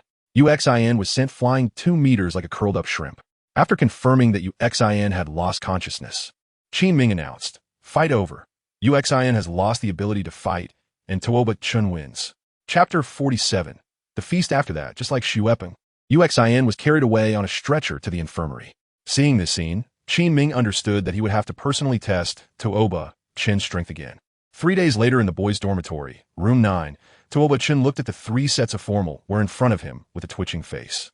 They were a light yellow long dress, a gothic Lolita outfit, and a pure white princess dress. Beside him, Xueping was kneeling in the corner, trembling. Tuoba Chen casually put down a few sets of clothes and shifted his gaze to Xueping. Although Tuoba Chen's expression was indifferent, Xueping felt a chill run down his back. You don't cut your hair, so who can you blame? I don't know. Isn't it normal for you to still be a guy? Xueping's inner monologue. Brother Chen, I'm sorry. Slap. The back of Peng's head received a hard smack. Tuoba-chun, sometimes I really wonder what's in your head. Have you been reading for nothing? What are you thinking? Don't you know that the cold spirit grass doesn't have the effect of changing its properties? Tuoba-chun was beside himself, listing a long list of complaints, while Avalanche knelt in the corner with red-rimmed eyes, listening the whole time. QEQ, this is too scary. Avalanche had never experienced such torment. For a moment, Avalanche thought Tuoba-chun might have been bribed by Chengha. 3 minutes later, Tuoba-chun walked out of the dormitory looking refreshed, finally wearing the formal suit his dad had given him. This outfit was still the most comfortable. Meanwhile, Avalanche followed behind him, looking aggrieved like a little wife, with slightly red eyes, appearing as if she had just been crying. Tuoba-chun turned his head to glance at him and said, "Now you know to regret. Why didn't you ask me before?" Bang did not respond, merely lowering his head and avoiding his gaze. It wasn't until Tuoba-chun turned his head away that he glared angrily at the back of Tuoba-chun's head. "I, Bang, will never forget the shame of today. Tuoba-chun, I will take my revenge in the future," Bang thought fiercely. After walking for a while, Tuoba-chun noticed that there was no movement behind him and saw that Bang was still standing in place. He shouted, "Hurry up, why are you dawdling?" "Sigh, I'm coming, bro." Upon hearing Tuoba-chun's voice, Bang immediately surrendered. A gentleman takes revenge. 10 years is not too late. For now, he must endure. 80 years later, when Tuoba-chun can no longer walk, he will deal with him. Then, riding in Bang's carriage, Tuoba-chun arrived at the palace gate. He instructed Mo Long and Mo Hu to wait at the entrance. After all, this was the palace, and it wasn't that they couldn't enter, but even if they did, it would be useless. The guards at the entrance saw them and quickly saluted, saying, "Greetings, Your Highness Bang. No need for formalities, get up." In front of the palace, Bang's demeanor changed completely, truly resembling a prince, which surprised Tuoba-chun. Then, Bang led him into the palace. Having been in the capital for so long, this was his first time at the palace, and he felt a bit curious, though he did not show it, only glancing around with the corner of his eye. Unlike the golden and resplendent palaces from his impressions in TV dramas, the palace of the Tiandu Empire was predominantly white, giving a very comfortable feeling. The surrounding walls were made of an unknown material that emitted a faint white glow, and above them was a huge pattern of a white swan. As they ventured deeper inside, the security around them grew increasingly strict. Although Tuoba-chun could not sense the strength of the nearby guards, he assumed they wouldn't be weak. Soon, they saw a familiar figure. He sensed someone watching her from behind and turned to look, discovering Bang and a small boy who looked very familiar. She quickly recognized Tuoba-chun's identity due to her good memory. Then, she kindly waved at them. Upon seeing he looking a bit scared. Bang recalled some unpleasant memories. Tuoba-chun felt the emotional fluctuations of Bang and patted his back, smiling as he said, "Let's go greet them." Bang glanced at him and nodded. Soon, the two arrived in front of Chengha. "Brother Chengha, long time no see." "Long time no see, Xiao-chun. You become so much cuter after using the cold spirit grass. If you were a little girl, Brother Chengha would be captivated by you." "Hee, you're joking, Brother Chengha." Hearing this, Chengha patted Tuoba-chun's head and said, "Bang, you should take Xiao-chun inside quickly. The banquet is about to start." Okay, brother." After saying that, Bang quickly pulled Tuoba-chun and ran into the banquet. Chengha watched the two leave and squinted his eyes. He couldn't help but wonder why Bang always seemed so afraid of him. Was it because of something that happened in the past when he mistreated him? Or had he seen something? With this thought, Chengha, Qianrenxua planned to find an opportunity to test the other party. They arrived at the banquet. The moment Tuoba-chun entered, numerous gazes turned towards him, or more accurately, towards Bang. Beside him, an announcement was heard. "His Highness Bang has arrived." Then, a continuous stream of people squeezed over to greet Bang. Seeing this scene, Tuoba-chun quickly said, "I'll go check out other places first, and come back to find you later." Without waiting for Bang's response, he swiftly left. Watching Tuoba-chun's departing figure, the goodwill he had just built up with Chengha instantly vanished. This was too ungrateful. However, he still had to brace himself to deal with these annoying adults. After Tuoba-chun left, he picked up a glass of grape juice from the dining table and silently stood in the corner, observing the guests attending the banquet. After watching for a while, he couldn't find Douluo, but he spotted a familiar face, Yu Qianheng. It seemed that Yu Qianheng sensed Tuoba-chun's gaze and looked over. Their eyes meeting. Yu Qianheng recognized the boy in front of him, who had undergone a significant change in appearance, as the junior he had met last semester. He then said to Dugu Yin beside him, "Yin, my friend is here. Let's go check on him." Dugu Yin nodded. The two then walked towards Tuoba Chen. Tuoba Chen politely said, "Hello, senior sister. Hello, senior. Hello there, little junior." Before Yu Tianheng could respond, Dugu Yin jumped in and pinched Tuoba Chen's cheek with her green nails. To be honest, Tuoba Chen felt a bit uncomfortable. Although it was their first meeting, the moment Dugu Yin saw Tuoba Chen, her eyes lit up with two heart shapes. It wasn't because she had developed a crush on him, but rather because he was just too cute, and she had no resistance to such adorable things. As for why she could recognize that Tuoba Chen was a boy, it was because she couldn't accept that Yu Tianheng knew such a cute little girl. So he must be a boy, right? Definitely a boy. Chapter 48, 2 years, seeing Tuoba Chen's troubled expression, Yu Tianheng smiled. "All right, Yin, don't bully little junior Tuoba Chen anymore. If you keep pinching him, he might cry." "Who said I'm going to cry? I'm not." "Yu Tianheng, don't say random things," Tuoba Chen thought. However, Dugu Yin still stopped when she heard this. She listened to Yu Tianheng quite well. After she released him, Tuoba Chen also breathed a sigh of relief. This woman had a bit of strength, and his face was slightly red from the pinch. Although he hadn't met Dugu Bo yet, encountering Dugu Yin was also fine. Dugu Bo was very fond of his granddaughter.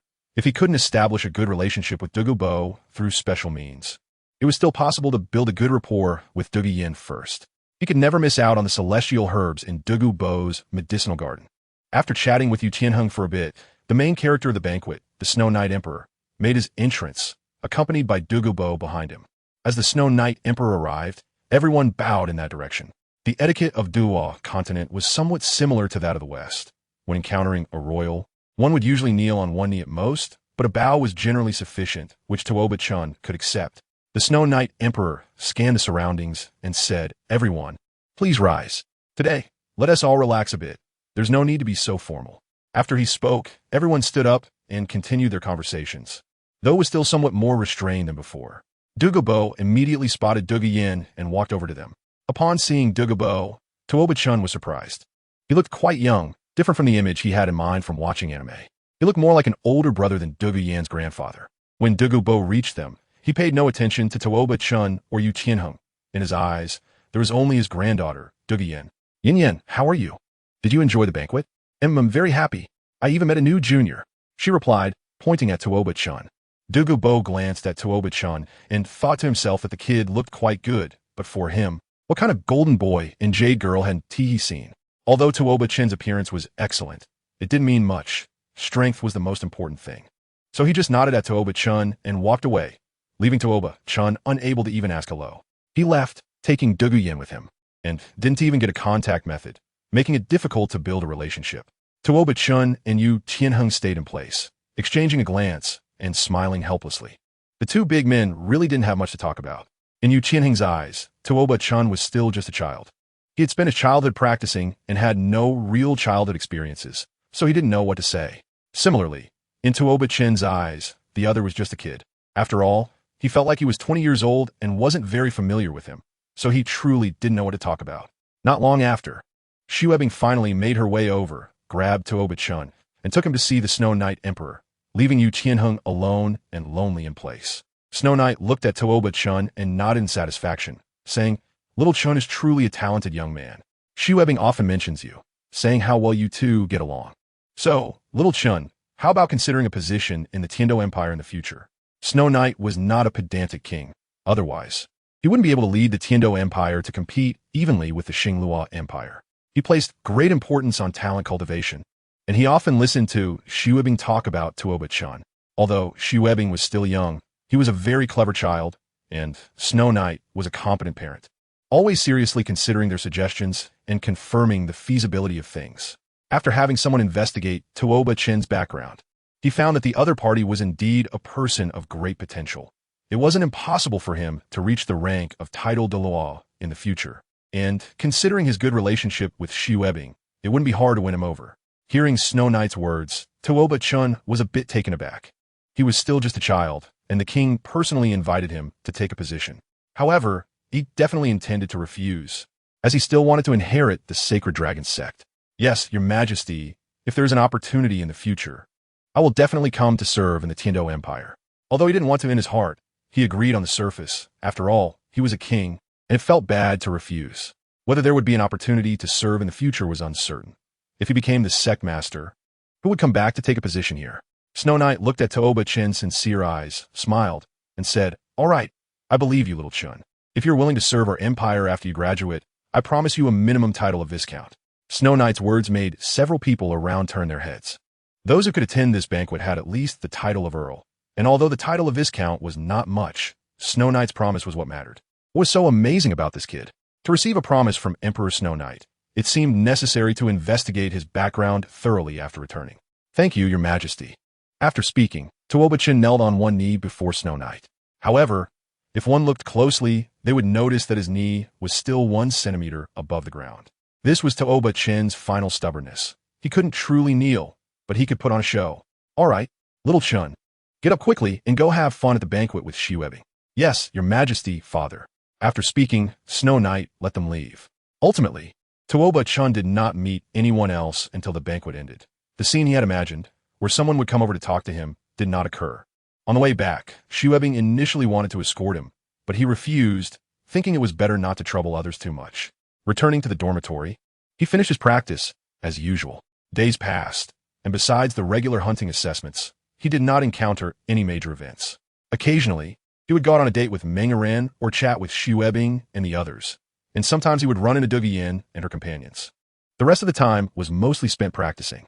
2 years later, with a roar of the dragon, after finishing the last move of the dragon-shaped technique, Tuoba Chen finally breathed a sigh of relief. It had been 2 years, or rather, he had been at the Tiando Royal Junior Academy for 2.5 years. He had finally perfected the dragon-shaped technique and had also broken through to level 20. Seeing Tuoba Chen stop, Mo Long and Mo who beside him asked, "Young master, have you finished practicing?" "Yes, I've finished. I've finally perfected the dragon-shaped technique. It's time to obtain my second spirit ring." Chapter 49. Mad Dragon once again arriving at the Sunset Forest. Tuoba Chen's mood was completely different from the last time. Last time, he had come with Tuoba Yin. This time, he was accompanied by Mo Long and Mo Hu. Moreover, the spirit ring he needed was not a century year one, but a millennium year one. The second spirit ring would be over 1,000 years old. Although there was a significant risk, someone had succeeded in the past. Since someone had succeeded, it was not impossible and worth a shot. Upon entering the Sunset Forest and observing the quiet surroundings, the Mo brothers immediately became alert. The terrifying spirit beasts in the Sunset Forest were numerous, and even as spirit kings, one careless mistake could lead to their downfall, let alone bringing along someone like Tuoba Yin, who was a burden. They had to be cautious. As they ventured deeper, they soon encountered a few hundred-year spirit beasts on the outskirts, but these spirit beasts were not suitable for Tuoba Chen, and their target was not the 100-year spirit beasts. They continued to delve deeper, and after a day had passed, they arrived at the boundary between the outer and middle parts of the forest, which was the place where millennium spirit beasts were most commonly found, their destination. Since it was already late, they found a relatively safe place to rest. At night, Mo Long and Mo who took turns keeping watch. It wasn't he that Tuoba Chen was too lazy, it was mainly because he was the protected target. If he were to keep watch, he might not have time to notify them before being taken out, which would render their trip to the forest meaningless. Therefore, for safety's sake, it was better for the two of them to take turns keeping watch. Moreover, this was something that Mo Long and Mo who insisted on, and Tuoba Chen did not insist too much. After all, he was a child and needed sufficient sleep. The quiet night felt a bit terrifying. Tuoba Chen looked at the starry sky through the gaps in the tent. He didn't know if he could successfully absorb the 1,000-year soul ring this time. If he failed, he would lose everything he currently had, and the fate of the Holy Dragon Sect would decline, just like in the original story. As for those familiar to him, they would surely feel great pain, so he could not afford to fail. He touched the azure dragon pendant on his chest and made up his mind. 200-year-old hyenas appeared around the camp. Upon seeing this, Mo Long felt a sense of alertness. Hyenas are social animals. If these two were just ordinary members of a hyena pack, then there must be at least one hyena among them that was over 1,000 years old. If the hyena pack were to attack them, Mo Long and Mo who would naturally not be afraid, but Tuoba Chen might be in some danger. Fortunately, it seemed that the two hyenas sensed the terrifying aura emanating from Mo Long and did not take the risk to approach. They let out a couple of strange calls and then fled. Early the next morning, the three of them got up early to continue searching for a suitable soul beast for Tuoba Chen. since this was an area frequently visited by thousand-year soul beasts. They encountered 4 or 5,000-year soul beasts throughout the morning. However, none were suitable for Tuoba Chen. After all, Tuoba Chen had a dragon-type martial soul. So if possible, a dragon-type soul beast would be best. If not, a soil attribute soul beast would also work, but it must be of the scale or armor type. Around 2 o'clock in the afternoon, Tuoba Chen and the others finally encountered a suitable soul beast. A frenzied dragon with a cultivation level between 1,000 and 1,100 years. As a dragon-type soul beast, this frenzied dragon should have a high compatibility with his martial soul, and it was just right for the age of the soul ring he needed. Tuoba Chen decided it was the one. However, they did not act immediately. The situation was a bit special. The frenzied dragon was currently engaged in a fierce battle with a frost wolf of comparable cultivation, and the outcome was about to be decided. Seeing this, Tuoba Chen and the others were not in a hurry, as the frenzied dragon was at an advantage, and the frost wolf was about to be defeated. For them, as long as the final blow to the frenzied dragon was delivered by Tuoba Chen, it would suffice. For now, the frost wolf could still help them wear down the frenzied dragon's strength. As the battle intensified, the frost wolf sustained more and more injuries, but it showed no intention of fleeing. Logically, it should have escaped long ago.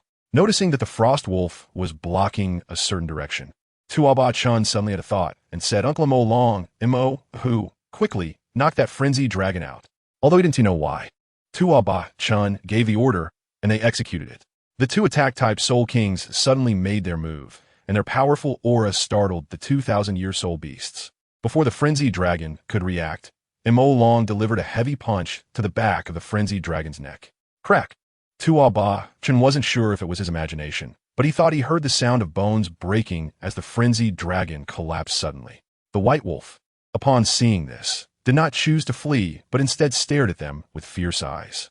Despite appearing extremely weak and blood pouring from its numerous wounds, it did not take a step back. Seeing this, the Mo brothers were somewhat surprised. Was this white wolf out of its mind? When Tuoba Chen saw this scene, he sighed. With such severe injuries, the white wolf probably wouldn't survive. He said, "Uncle Malong, let's drag the wild dragon's body away to absorb it, so we don't disturb this white wolf." "Yes, young master," replied Malong, and after that he grabbed the wild dragon's tail and dragged it away. As Tuoba Chen and the others slowly left, the white wolf finally couldn't hold on any longer and collapsed with a thud. At that moment, Tuoba Chen, who had just left, immediately popped out and lifted the grass where the white wolf had been guarding. Sure enough, 3 small white wolves that looked like they hadn't been weaned were lying there. The fallen white wolf's eyes widened at this sight, but she could do nothing. Those despicable humans actually came to snatch her children at this time. Noticing the white wolf's movements, Tuoba Chen walked in front of her with the 3 small white wolves in his arms and said, "I'm very sorry, I didn't notice you were protecting your children. I promise I will help take care of them, and when they grow up, I will return them to the Soul Beast Forest." Although the white wolf couldn't understand Tuoba Chen's words, she seemed to sense that he meant no harm, and her expression softened a bit. Now that she couldn't move, it seemed that the other party wanted to help her take care of her children, so she could only hope that he wasn't a bad person. With that thought, she slowly closed her eyes. Upon seeing the white wolf die, Tuoba Chen did not move her body. She was a great mother, and the Sunset Forest was her best home. Then he hugged the 3 small white wolves and slowly chased after Malong and Mo, who, by the time he arrived, the wild dragon had already awakened, but it looked very weak due to what seemed to be a broken bone in its neck. Tuoba Chen also sighed. The vitality of this soul beast is truly tenacious. It's still alive after all this. He entrusted the 3 little wolves to Mo Hu for care and walked up to the mad dragon. It seemed that the mad dragon knew what he wanted to do, but its body was firmly held down by Mo Long and couldn't move at all. Thanks to Qian Shao Xin Ro for the reward of 3,776 book coins. The boss is generous, wishing the boss to become more and more handsome, charming. Chapter 50, Purple Stripe Mang. Tuoba Chen took out the cold iron dagger and quickly ended the opponent's life. Then, a purple soul ring slowly floated out from the opponent's body. Seeing the soul ring, Mo Long hesitated and said, "Young master, do you really want to absorb this soul ring?" Tuoba Chen glanced at him and nodded. He could indeed hunt a 700-year-old soul beast for stability. However, if that were the case, what would his efforts over the past 2 years amount to?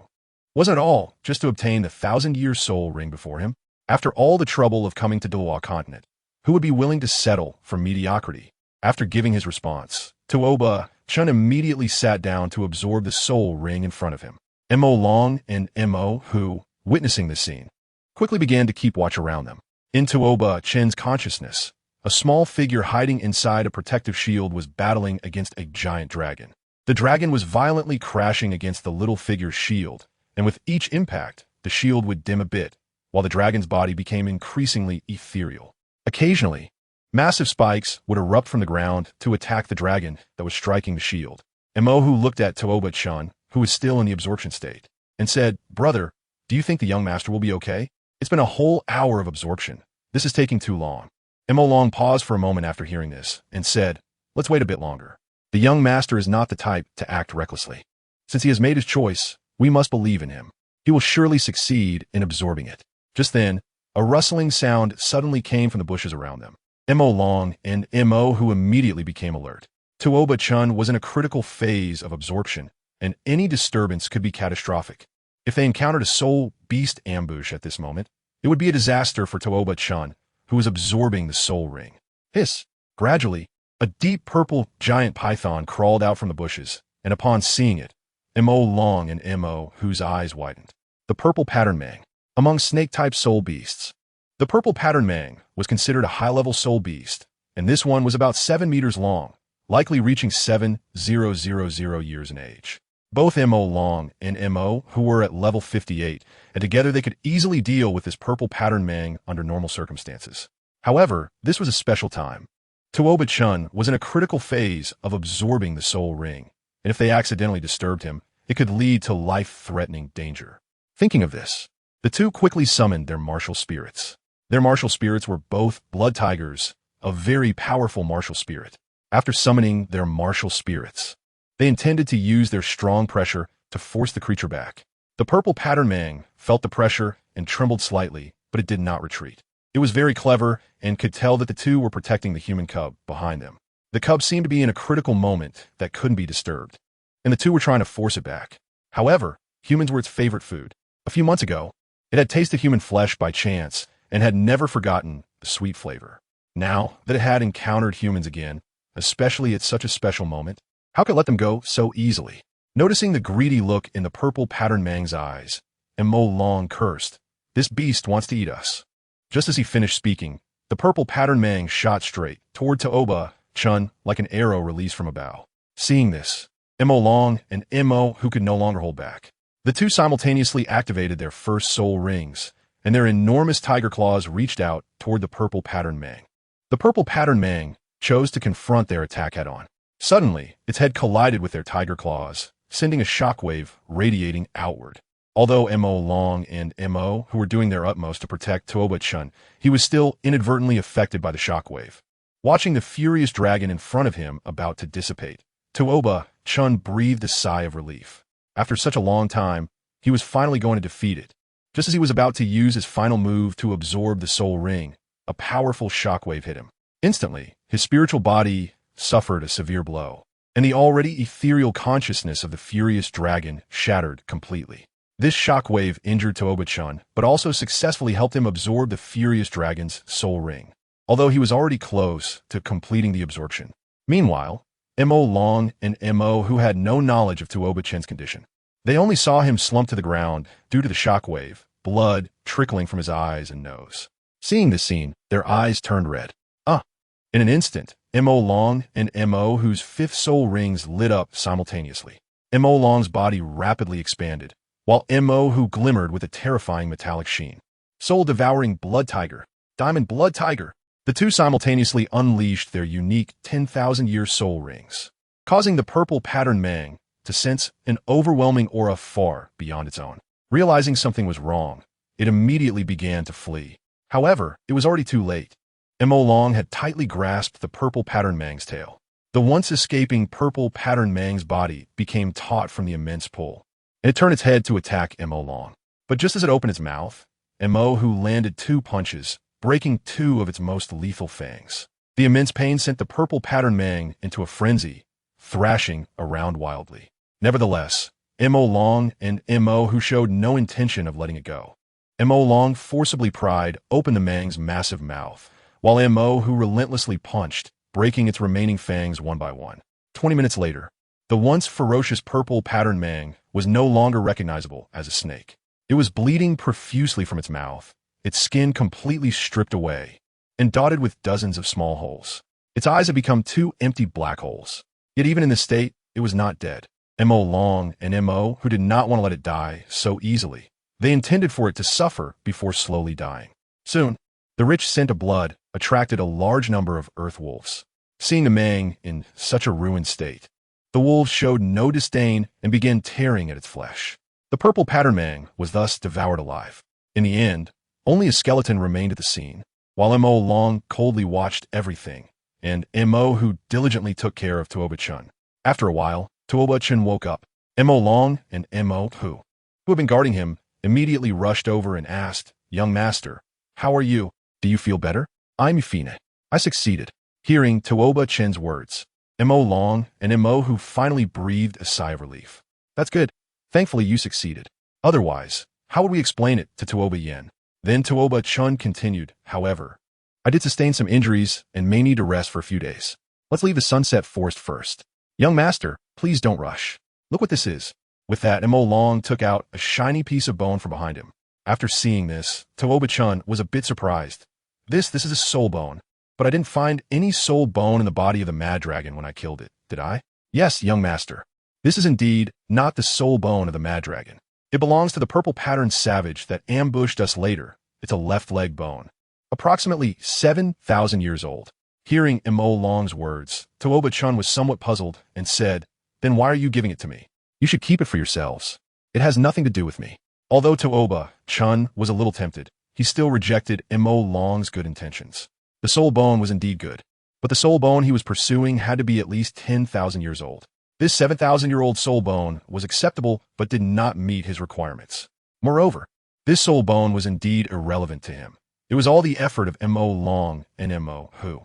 It wouldn't be right to give away something they had worked so hard to obtain.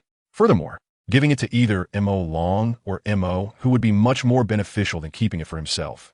It might even help one of them break through to the Soul Emperor level. When Mo Long heard Tuoba Chen refuse, he was a bit surprised.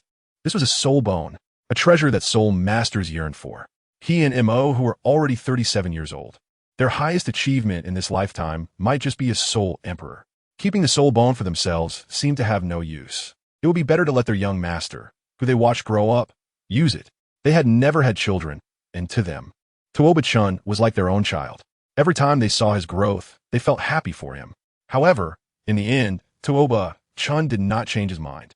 The soul bone was ultimately left to Mo Long and Mo who, and how they disposed of this soul bone was their own business. A week later, Tiando, Royal Junior Soul Master Academy. Tuoba Chen was alone in the Earth-type Soul Master Mimicry Training Ground, trying out his newly acquired soul skill.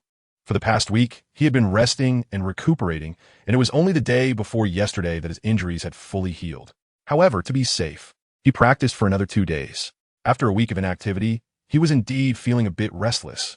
At this moment, Mo Long stood in front of Tuoba Chen and said, "Young master, I'm ready." After Mo Long finished speaking, Tuoba Chen nodded, then unleashed his martial soul, saying, "Martial soul, possess." With that, a white dragon phantom appeared around him. Due to the successful cultivation of the second layer of the dragon transformation technique, his white armored earth dragon had once again evolved. Previously, his white armored earth dragon was a chubby, big-bellied giant dragon. Now, it had transformed into a streamlined giant dragon, exuding violent beauty all over. Following this, 2 soul rings, one yellow and one purple, appeared around him. If anyone were to appear here, they would undoubtedly be amazed by his soul rings. The second soul ring was a purple one, which completely broke the common sense of the Soul Master world. Second soul skill, Frenzy Dragon Transformation. After saying this, Tuoba Chen's body suddenly expanded to 1.5 times its size, thick scales covering him, making him truly resemble a dragon. Frenzy Dragon Transformation. Effect. Increases defense and power by 40, speed by 20, restores 50 of previously received damage and 50 of soul power. Lasting for 10 minutes, with no consumption upon activation, and can only be used once a day. During this period, no other soul skills can be used. Seeing this effect, Tuoba Chen smiled. Although he couldn't use other soul skills after activating Frenzy Dragon Transformation, its benefits were undoubtedly immense. in life-and-death battles against enemies of similar strength. When both sides were nearly exhausted, using Frenzy Dragon Transformation would instantly guarantee his attributes and significantly enhance them. At that moment, wouldn't his opponent be completely stunned? Even though there were drawbacks to Frenzy Dragon Transformation, being unable to use other soul skills and being limited to once a day, this still didn't change the fact that it was a top-tier soul skill. Thinking of this, he felt fortunate that he had chosen to absorb this soul ring. Otherwise, he would have missed out on this top-tier soul skill. Then, he threw a punch at Mo Long's abdomen. Mo Long did not back down and gently blocked Tuoba Chen's fist with his hand, but as he rotated around the center, a faint wave of wind spread outwards. Bang! Feeling the power of Tuoba Chen's punch, Mo Long smiled and said, "Young master is amazing." This punch probably reached the strength of an average level 25 assault-type soul master. Level 25, huh? Tuoba Chen muttered to himself that because his second soul ring absorbed a 1,000-year soul ring, his level had directly increased to level 22, and at level 22, he achieved an attack power equivalent to level 25, which is indeed quite good. However, he still felt a bit disappointed. After all, in the original story, Tang San and the others could easily defeat monsters by advancing a whole major stage. Thinking of this, Tuoba Chen shook his head, realizing that he still wasn't working hard enough. He couldn't slack off in his future training. With about 6 months left, Brother Tao would go to Holy Soul Village to help Tang San awaken, and by then, the plot would soon begin again. Although, given Tang San's character, he probably wouldn't cause trouble for him as long as he didn't provoke him. It was still better for him to quickly improve his strength just in case. He didn't want to make enemies with anyone, but if someone did provoke him, he wouldn't swallow his anger.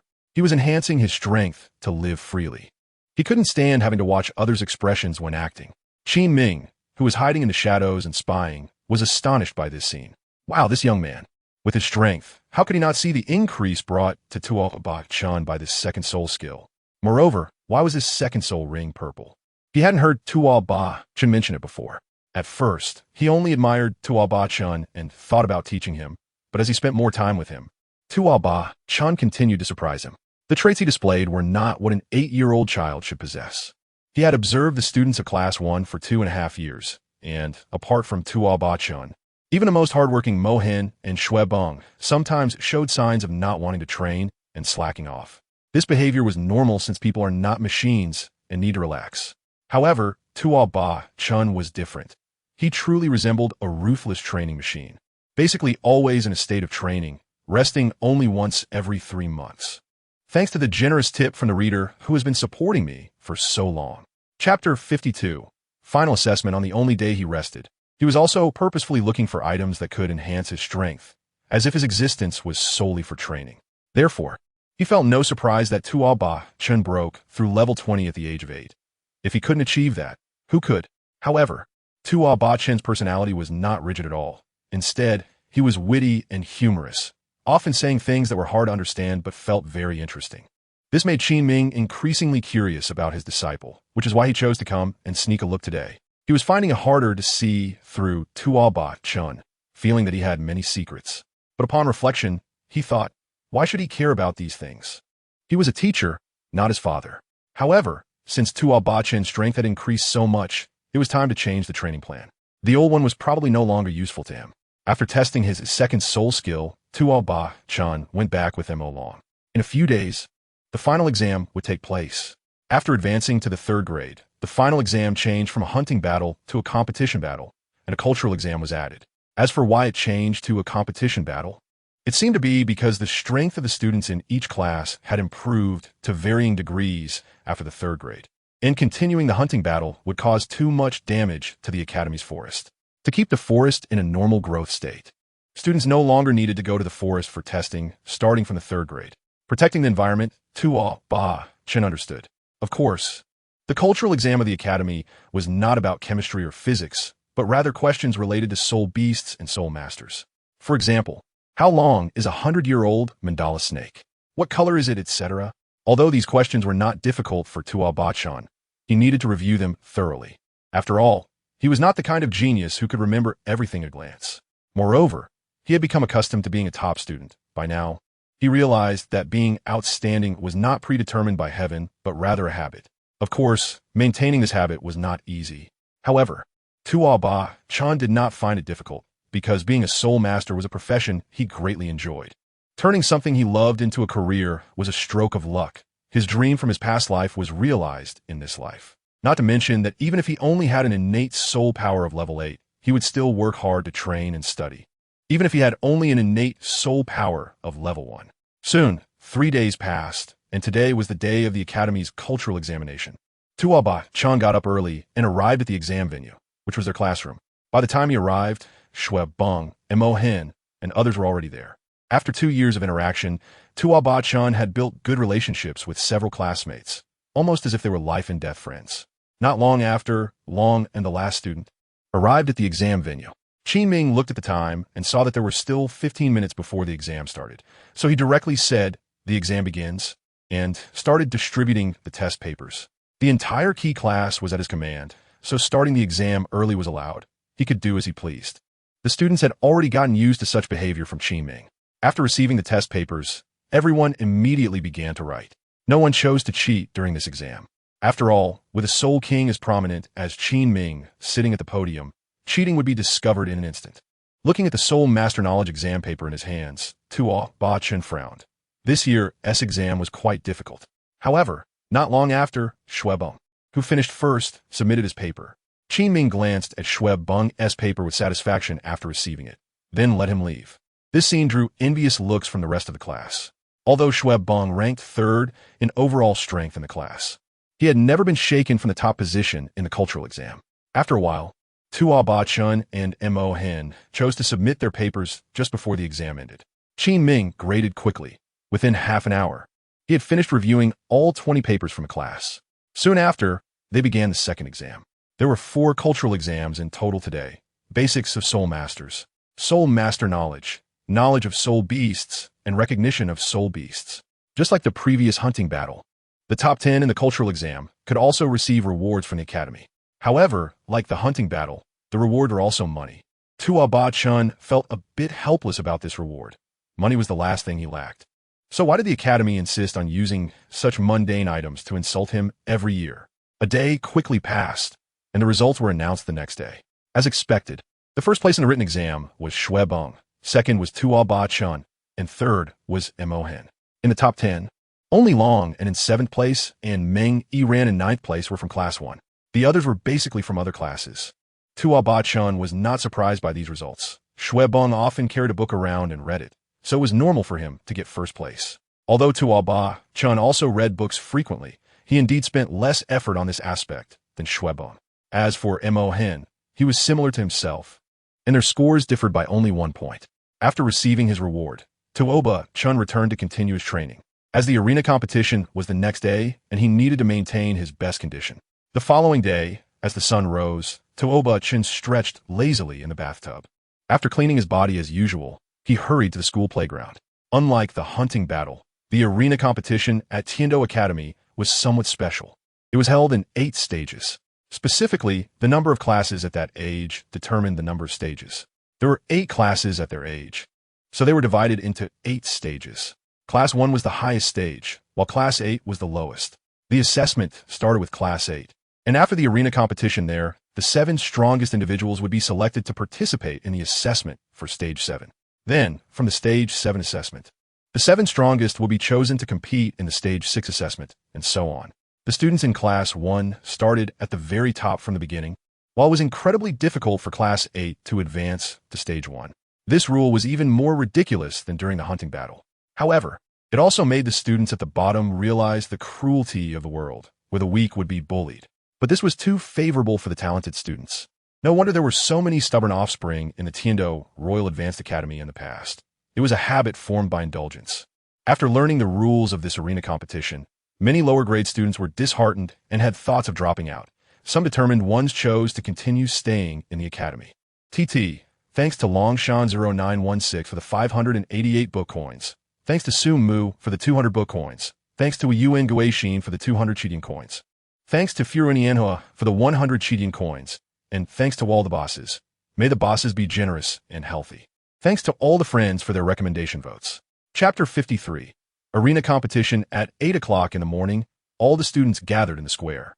Due to Qin Ming's increasingly good performance in the academy, he was the one to host this competition.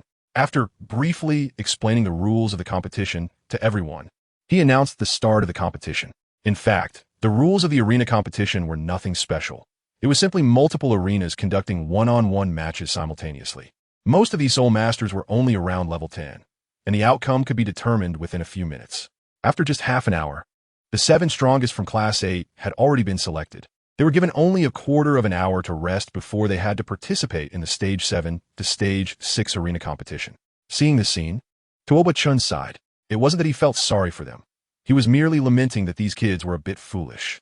The Tiando Royal Junior Academy treated them this way, yet they still foolishly stayed here instead of leaving. It had been 3 years, and they still hadn't figured out the academy's nature. Not to mention that some from the lower classes had stayed for 6 years, just to muddle through to graduation, only to suffer in the intermediate academy, and after 6 years, go to the advanced academy to suffer again. What was the point? He couldn't understand what these people were thinking. Was it just for that Baron title they could obtain after graduating from the Advanced Soul Master Academy? The Baron title was a rank lower than the Baron itself. In Tuoba Chen's view, it was truly unnecessary, but it was their choice, and he couldn't say much. In just one day, the arena competitions from Stage 8 to Stage 2 were all completed without any surprises. And the final 7 who advanced to Stage 1 were all from Class 2, because the arena battle could only involve Battle Soul Masters. Class 1 currently had only 15 students participating in the arena battle. Just before the competition began, Qin Ming suddenly said, "Classmates, I forgot to mention that this ranking is related to your scores.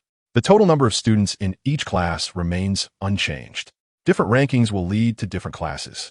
For example, if among the 7 participants from Class 2, someone ranks in the top 15, they can enter Class 1, while the student from Class 1 with the lowest rank will be demoted to Class 2. The originally quiet crowd suddenly became noisy upon hearing Qin Ming's words. Among them were voices of joy for those advancing and cries of sorrow for those being demoted. Tuoba Chen had no feelings about all of this. He couldn't possibly drop a rank. After all, he was the only Grand Soul Master among the students present. Even without using any soul skills, with his powerful physical skills, these people probably wouldn't be his match. After the group in Class 2 had rested, Qin Ming quickly announced the start of the arena competition. The matches would be conducted by drawing lots, but it wasn't the contestants who would draw. It was Qin Ming himself. He randomly pulled out 2 small slips of paper from a small box in front of him, glanced at them, and said, "First match of the first arena. Tuoba Chen from Class 1 against you, she from Class 2. After reading this, without any hesitation, he drew out 8 more slips of paper and announced the participants for the other 4 arenas. Hearing his name, Tuoba Chen wasn't surprised. After all, there were only 22 people left, so the chance of drawing him was quite high. However, when Yushi heard that his opponent was Tuoba Chen, he almost collapsed in fear, nearly fainting. His luck was truly unbelievable. Just a random draw, and he ended up facing the top student of the grade. Although the chances of winning were slim, if he did win, he would advance, and he didn't want to miss this opportunity. So, he took a leap and jumped onto the arena. Tuoba Chen did not choose a flashy way to make his entrance. He simply walked slowly onto the stage. However, just by walking, he put a lot of pressure on his opponent, because when Tuoba Chen's name was announced, the audience automatically focused their attention on the first arena. It could be said that although 5 arenas were holding competitions simultaneously, only one arena received attention, as Tuoba Chen's brilliance was simply too dazzling. Upon seeing this scene, Yushi couldn't help but feel her legs weaken. Losing in front of so many people would be very embarrassing. Soon, the two introduced themselves. Yushi, Martial Soul, Black Flood Dragon, Level 15 Attack Type, Soul Master. Tuoba Chen, Martial Soul, White Armored Earth Dragon, Level 22 Attack Type, Great Soul Master. The moment the audience heard Tuoba Chen reveal his level, an uproar erupted, and even Schweb Bong and the others turned their attention to him. Tuoba Chen breaking through to level 22 was something he hadn't mentioned to any of them. 2 weeks ago, everyone was still at level 19. So how did he reach level 22? Shouldn't he be at level 20? Later, when both sides unleashed their martial souls, they finally understood the reason. On Tuoba Chen, there appeared 1 yellow and 1 purple soul ring. Yushi widened her eyes. How is this possible? Tuoba Chen's soul ring combination overturned his understanding of soul rings and made him completely lose confidence in this battle. Being at level 20 was already excessive, and now he had to face a 1,000-year soul ring. How could he possibly win? Then, as the match began, Tuoba Chen quickly charged at him. Yushi also reacted swiftly. First soul skill, Dragon Body. After speaking, an energy armor appeared on Yushi, looking very strong in defense. Tuoba-Chun, however, did not use any soul power and simply punched him on the shoulder. Bang! Yushi felt as if a large iron hammer had struck his right shoulder, causing excruciating pain. His entire right arm felt as if it was about to break and couldn't exert any strength at all. Before he could react, Tuoba-Chun's second attack landed on his chin.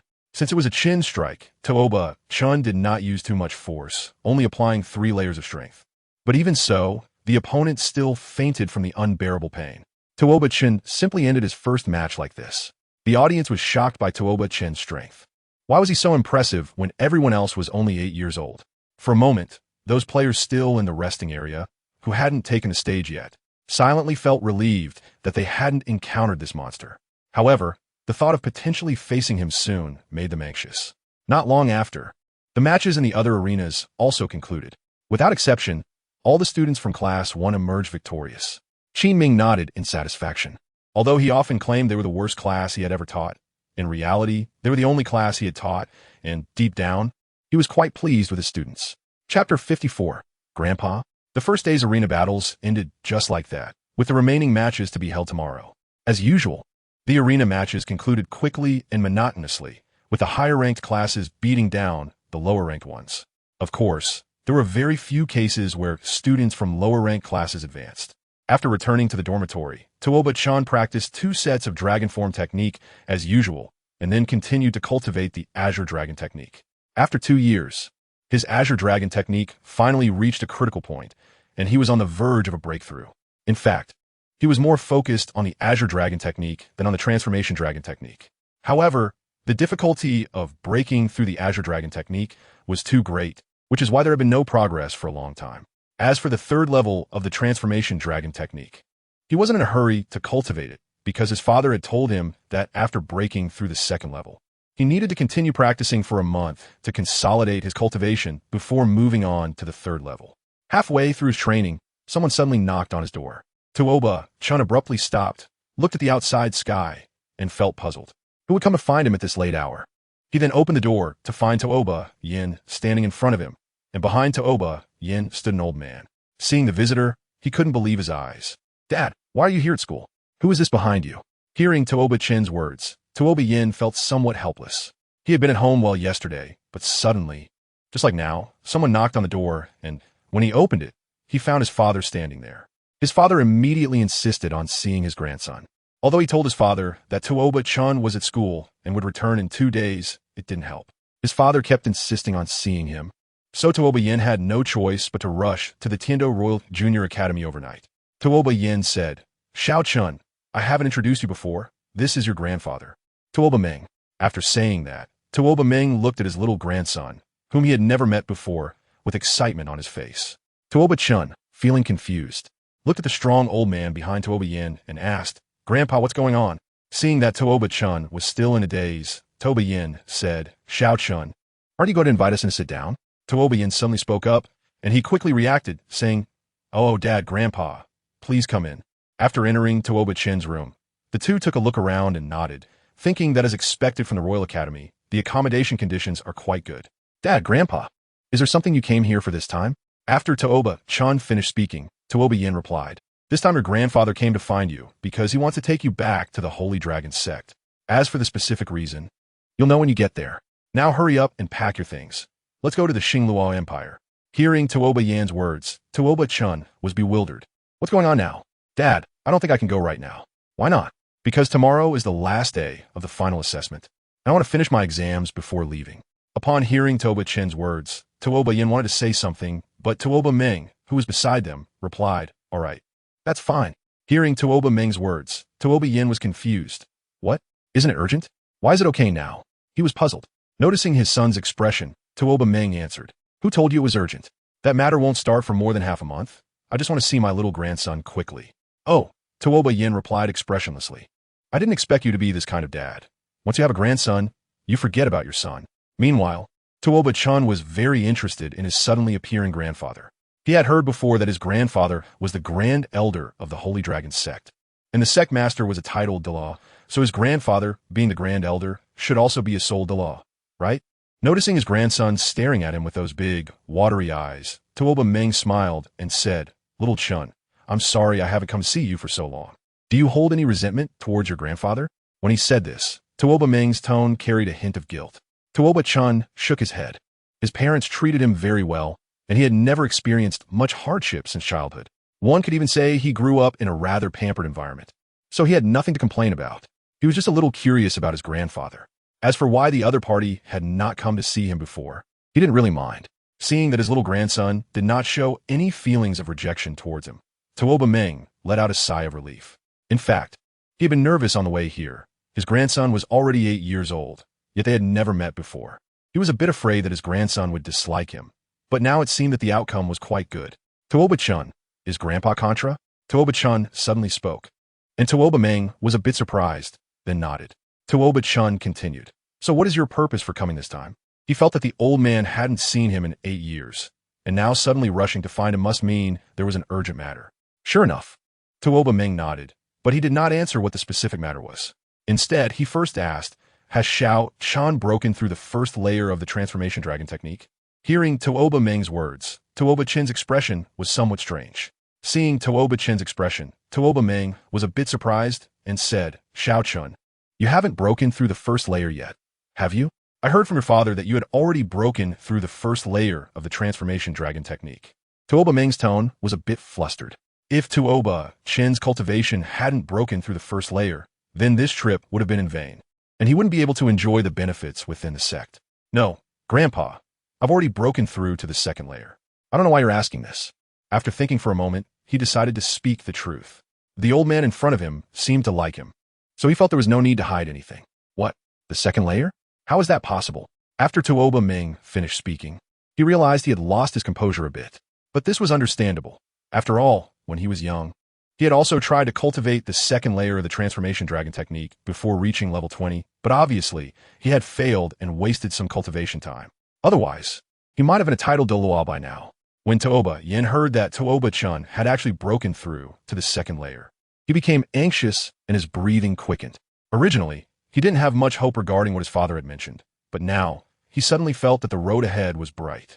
Chapter 55, Departure. Seeing the two of them so surprised for a long time, it was unclear what they wanted to say. In the end, it was still Tuoba Meng who spoke up.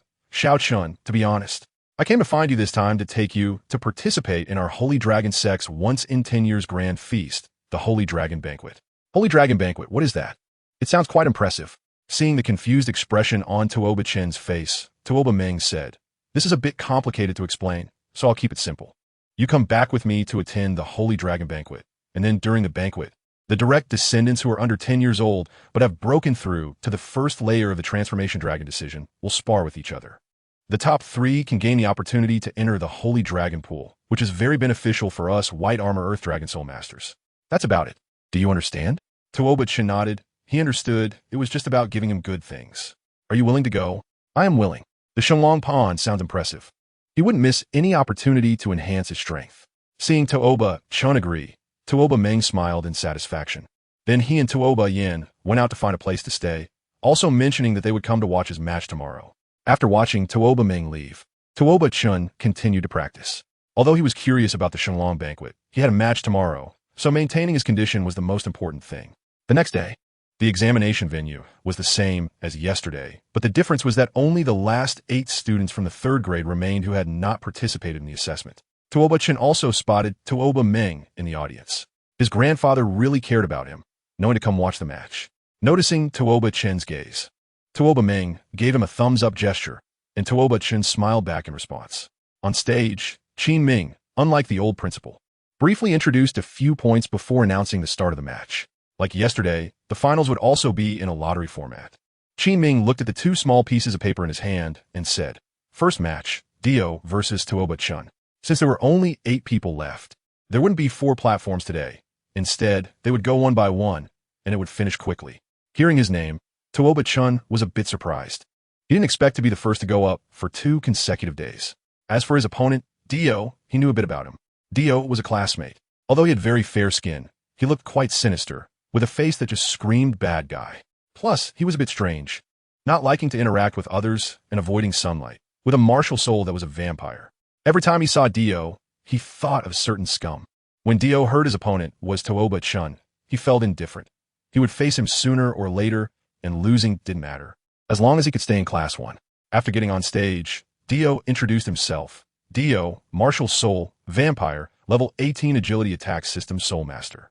Tuoba Chen, martial soul, white armored earth dragon, level 22 strength attack system soul master. Then, both of them unleashed their martial souls. When the audience saw the yellow and purple soul rings on Tuoba Chen, Tuoba Meng, and Tuoba Yin were astonished. Although they knew that mastering the second level of the transforming dragon decision to perfection before level 20 could increase the age of one's second soul ring to below 1,200 years. Only one person in the entire history of the Shenlong sect had ever achieved this. They really didn't expect Tuoba Chen to have done it as well. Suddenly, Tuoba Meng's heart was filled with overwhelming joy. Not to mention anything else, just based on these two soul rings, Tuoba Chen had a share in this year's Shenlong Pond. Facing Tuoba Chen directly, Dio also felt immense pressure. However, he did not give up immediately. First soul skill, Blood Demon. After using the first soul skill, Dio's hair instantly turned completely white, his eyes glowed with a creepy red light, and his teeth and nails became exceptionally sharp, looking just like the legendary vampire. After seeing this, Tuoba Chen felt a bit annoyed by this version of Dio.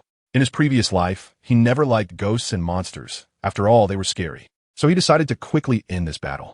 First soul skill, Earth Spike. As soon as he spoke, 3 huge stone spikes suddenly appeared on the ground, piercing towards Dio from different directions. After repeated practice, although he could still only use 3 earth spikes at the same time, their power had greatly increased, and the stiffness time after using them was reduced from 3 seconds to 1 second. He calculated carefully that around when he reached level 27, the stiffness time of earth spike would completely disappear. Dio, with his high and cold temperament, had limited strength, and the angles of the 3 earth spikes were quite tricky. Ultimately, he only dodged 2 of them, and the most lethal earth spike left a huge wound on his thigh. Feeling the pain from his thigh, Dio's expression turned somewhat grim. He had anticipated that Tuoba Chen would be strong, but he didn't expect to be injured by just 1 strike.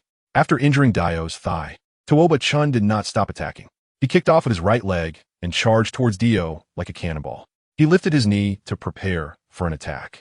But Dio, being a sensitive attack-type soul master, reacted quickly and hurriedly blocked with both hands, managing to fend off the attack. Although he was pushed back a few steps and his hands felt somewhat numb. Meanwhile, the wound on his thigh that Tuoba Chen had inflicted had surprisingly healed a small portion. The audience, including Avalanche and others, were taken aback by this scene, not expecting that the usually low-key Dio was actually this strong. As Tuoba Chen continued to prepare for the attack, Dio raised his hand in surrender. He did not intend to fight any longer, as the gap in strength between the two was too great. He was indeed no match for Tuoba Chen. Seeing the opponent concede, Tuoba Chen also stopped in time, showing no intention of continuing the struggle. Qin Ming, witnessing this, quickly announced the result of the match. The subsequent matches were uneventful. Tuoba Chen defeated Avalanche yet again in the semifinals and won against Mo Hen in the finals, claiming first place as usual. The crowd was not surprised by the result. However, Tuoba Chen was now at level 22, and the gap between them was growing larger, leaving them with a sense of helplessness. Seeing his grandson win the championship, Tuoba Meng wore a proud expression. After all, he was his grandson. Much stronger than that Tuoba Haiyun kid. He could already imagine the astonished expressions of those old-timers at the Holy Dragon Feast when they saw his grandson's soul ring configuration. After winning the championship and receiving the award, Tuoba Chen told Meng Iran that he would be leaving for a while, then followed Tuoba Meng away. Although Tuoba Meng is a rough man, he didn't want to leave a bad impression on his grandson during their first trip together. So, he had already booked a very smooth and high-end horse-drawn carriage for the journey, aiming to make Tuoba Chen's return trip more comfortable, considering the long distance to the Sacred Dragon Sect in the Xingluo Empire. Chapter 56. Tuoba Shi 1 week later in Shenlong City. Tuoba Chen looked around at the ordinary residents coming and going and felt somewhat disappointed. Wasn't the Xingluo Empire supposed to have a fierce and robust culture? He couldn't see it. It seemed that the common people here were very simple. Just a minute after this thought crossed his mind, he heard a commotion ahead. Shifting his gaze, he saw a fruit stall owner reprimanding a thief who was stealing fruit. Not far from that stall, 2 men accidentally bumped into each other and started a fight because neither wanted to apologize. Such incidents were everywhere in the Xingluo Empire if one looked closely. Tuoba Chen frowned, feeling puzzled. Indeed, the Xingluo Empire had a simple and honest culture. Noticing the look in Tuoba Chen's eyes, Tuoba Meng felt a bit embarrassed. The situation in Shenlong City was actually quite unusual in the entire Xingluo Empire. While security in other cities wasn't great either, it wasn't as chaotic as this. However, Tuoba Chen didn't mind much. After all, he had heard that the entire Xingluo Empire had a fierce culture and said, "Grandpa, let's go quickly." He was eager to see what the Sacred Dragon Sect looked like. All right, let's go. After spending more than an hour, he brought Tuoba Chen to the entrance of the Sacred Dragon Sect. The Sacred Dragon Sect had not declined yet. After all, it was one of the lower 4 sections. So, the sect looked quite imposing, with 2 gigantic white-armored earth dragon statues at the entrance. The gate was made of some special metal, looking very sturdy. At the entrance, 2 outer disciples as strong as bulls were on guard. As soon as Tuoba Meng arrived, they immediately approached. One disciple looked up and said, "Elder, you're back." "Yes, I'm back. Go inform the sect master that I brought my grandson with me." "Grandson?" The disciple glanced at Tuoba Chen, who was standing behind Tuoba Meng. After 2 years, Tuoba Chen no longer had the androgynous appearance he once had. He had grown more handsome, making a good impression on people at first glance. The disciple quickly went to report, and Tuoba Meng took Tuoba Yin and Tuoba Chen to the inner hall to wait. Before long, a hearty voice came from outside.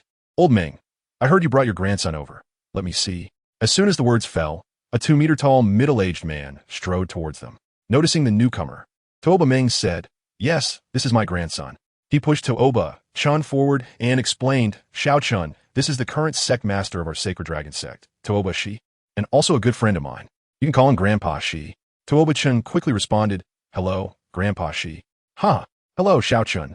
In the Sacred Dragon Sect, most people were muscular men, and a little guy like Tuoba Chen was quite rare. Tuoba Shi found his old friend's grandson rather cute, much cuter than his own grandson. However, seeing Tuoba Chen's skinny arms and legs, Tuoba Shi felt that Tuoba Chen's strength might not be impressive. After all, the disciples of the Sacred Dragon Sect practiced external skills, and even children were generally much more robust than ordinary kids. Tuoba Chen looked like someone who had endured tough training and didn't exercise much. Although Tuoba Shi had a good first impression of him. If Tuoba Meng wanted to leverage his old face to give Tuoba Chen a chance to enter the Sacred Dragon Pool, it might not work. After all, the resources of the Sacred Dragon Sect had always been reserved for the capable and would not waste them on an unproductive pretty boy. Noticing the look in Tuoba Chen's eyes, Tuoba Meng understood what he was thinking and said, "Xiao Chen, show Grandpa Tuoba Shi your soul ring." "Oh, okay." Tuoba Chen readily agreed, and then the white-armored earth dragon possessed him, with 1 yellow and 1 purple soul ring appearing on his body. Seeing that, Tuoba Meng immediately understood what had happened. He was one of only 2 people in the entire Holy Dragon Sect who had cultivated the dragon transformation technique to the 7th layer. So he naturally knew the significance of a 1,000-year soul ring. Good, good, good. Tuoba Xian couldn't help but say 3 good words. How many years has it been since such a genius appeared in their Sacred Dragon Sect? However, he carefully observed Tuoba Chen's height and wondered if Tuoba Chen was deliberately suppressing his level in the transformation technique. After all, at just 8 years old, Tuoba Chen was already 155 meters tall, which made him a little giant among his peers. Although in front of Tuoba Xian, he could only be considered a little radish head. Nevertheless, to be on the safe side, Tuoba Xian asked, "Little Chen, how old are you this year?" He truly didn't know how old Tuoba Chen was, and what if the other party was already over 10 years old? To be honest, even if he broke through to the 2nd layer of the transformation technique before level 20, it wouldn't mean much, as he would have wasted so much cultivation time and would likely find it difficult to become a titled Douluo in the future. "I'm 8.5. Tuoba Chen replied truthfully. Hearing Tuoba Chen's answer, Tuoba Xian breathed a sigh of relief. 8.5, level 20, and breaking through to the 2nd layer of the transformation technique. This was indeed a rare occurrence in the entire history of the Sacred Dragon Sect. Tuoba Shi, good. Xiao Chen, you are really impressive. I assure you that as long as you do not leave the Holy Dragon Sect from now on, 60 of the resources for cultivating talents in the Holy Dragon Sect will be invested in you. Tuoba Shi's promise is indeed significant. Before the appearance of Tuoba Chen, the only one to enjoy this treatment was his son, Tuoba Haiyan. Although Tuoba she mentioned that he would eventually align the Holy Dragon Sect with the Spirit Hall. This does not mean he is a tyrannical and autocratic person. In fact, he is quite fair and does not seek personal gain through public means. Moreover, in the later stages, if it weren't for Tang San and the others, aligning with the Spirit Hall would indeed be a correct choice. After all, at that time, the Spirit Hall was at its peak, supported by a Soul Master army far superior to the two major empires, and backed by two gods. From any perspective, joining the Spirit Hall at that time was the best choice, but the variable of Tang San emerged. However, now that he is here, someone knowledgeable about history. Although it is difficult to prevent the Holy Dragon Sect from joining the Spirit Hall, ensuring the safety of the Holy Dragon Sect should not be a problem. He did not expect to have conflicts with Bibi Dong and Tang San, nor did he consider assassinating Tang San while he was still young. After all, he is a young man with ideals and ambitions who would not easily kill someone with whom he has no grievances. Furthermore, given his current rate of advancement, it seems Tang San cannot match him. He could go to Douluo to get some celestial herbs and directly take off. Dear readers, please cast some recommendation votes. Just a little. Chapter 57. The Foolish One. Tuoba. Chen agreed to Tuoba Shi's proposal. It would be foolish not to.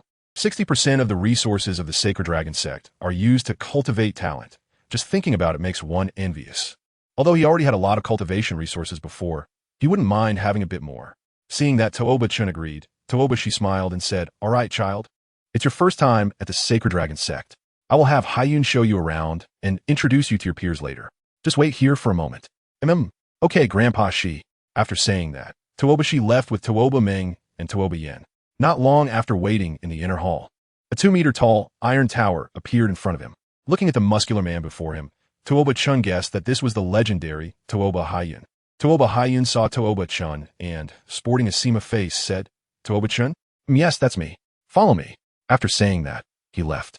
Tuoba Chen followed closely behind, observing the person next to him as he walked.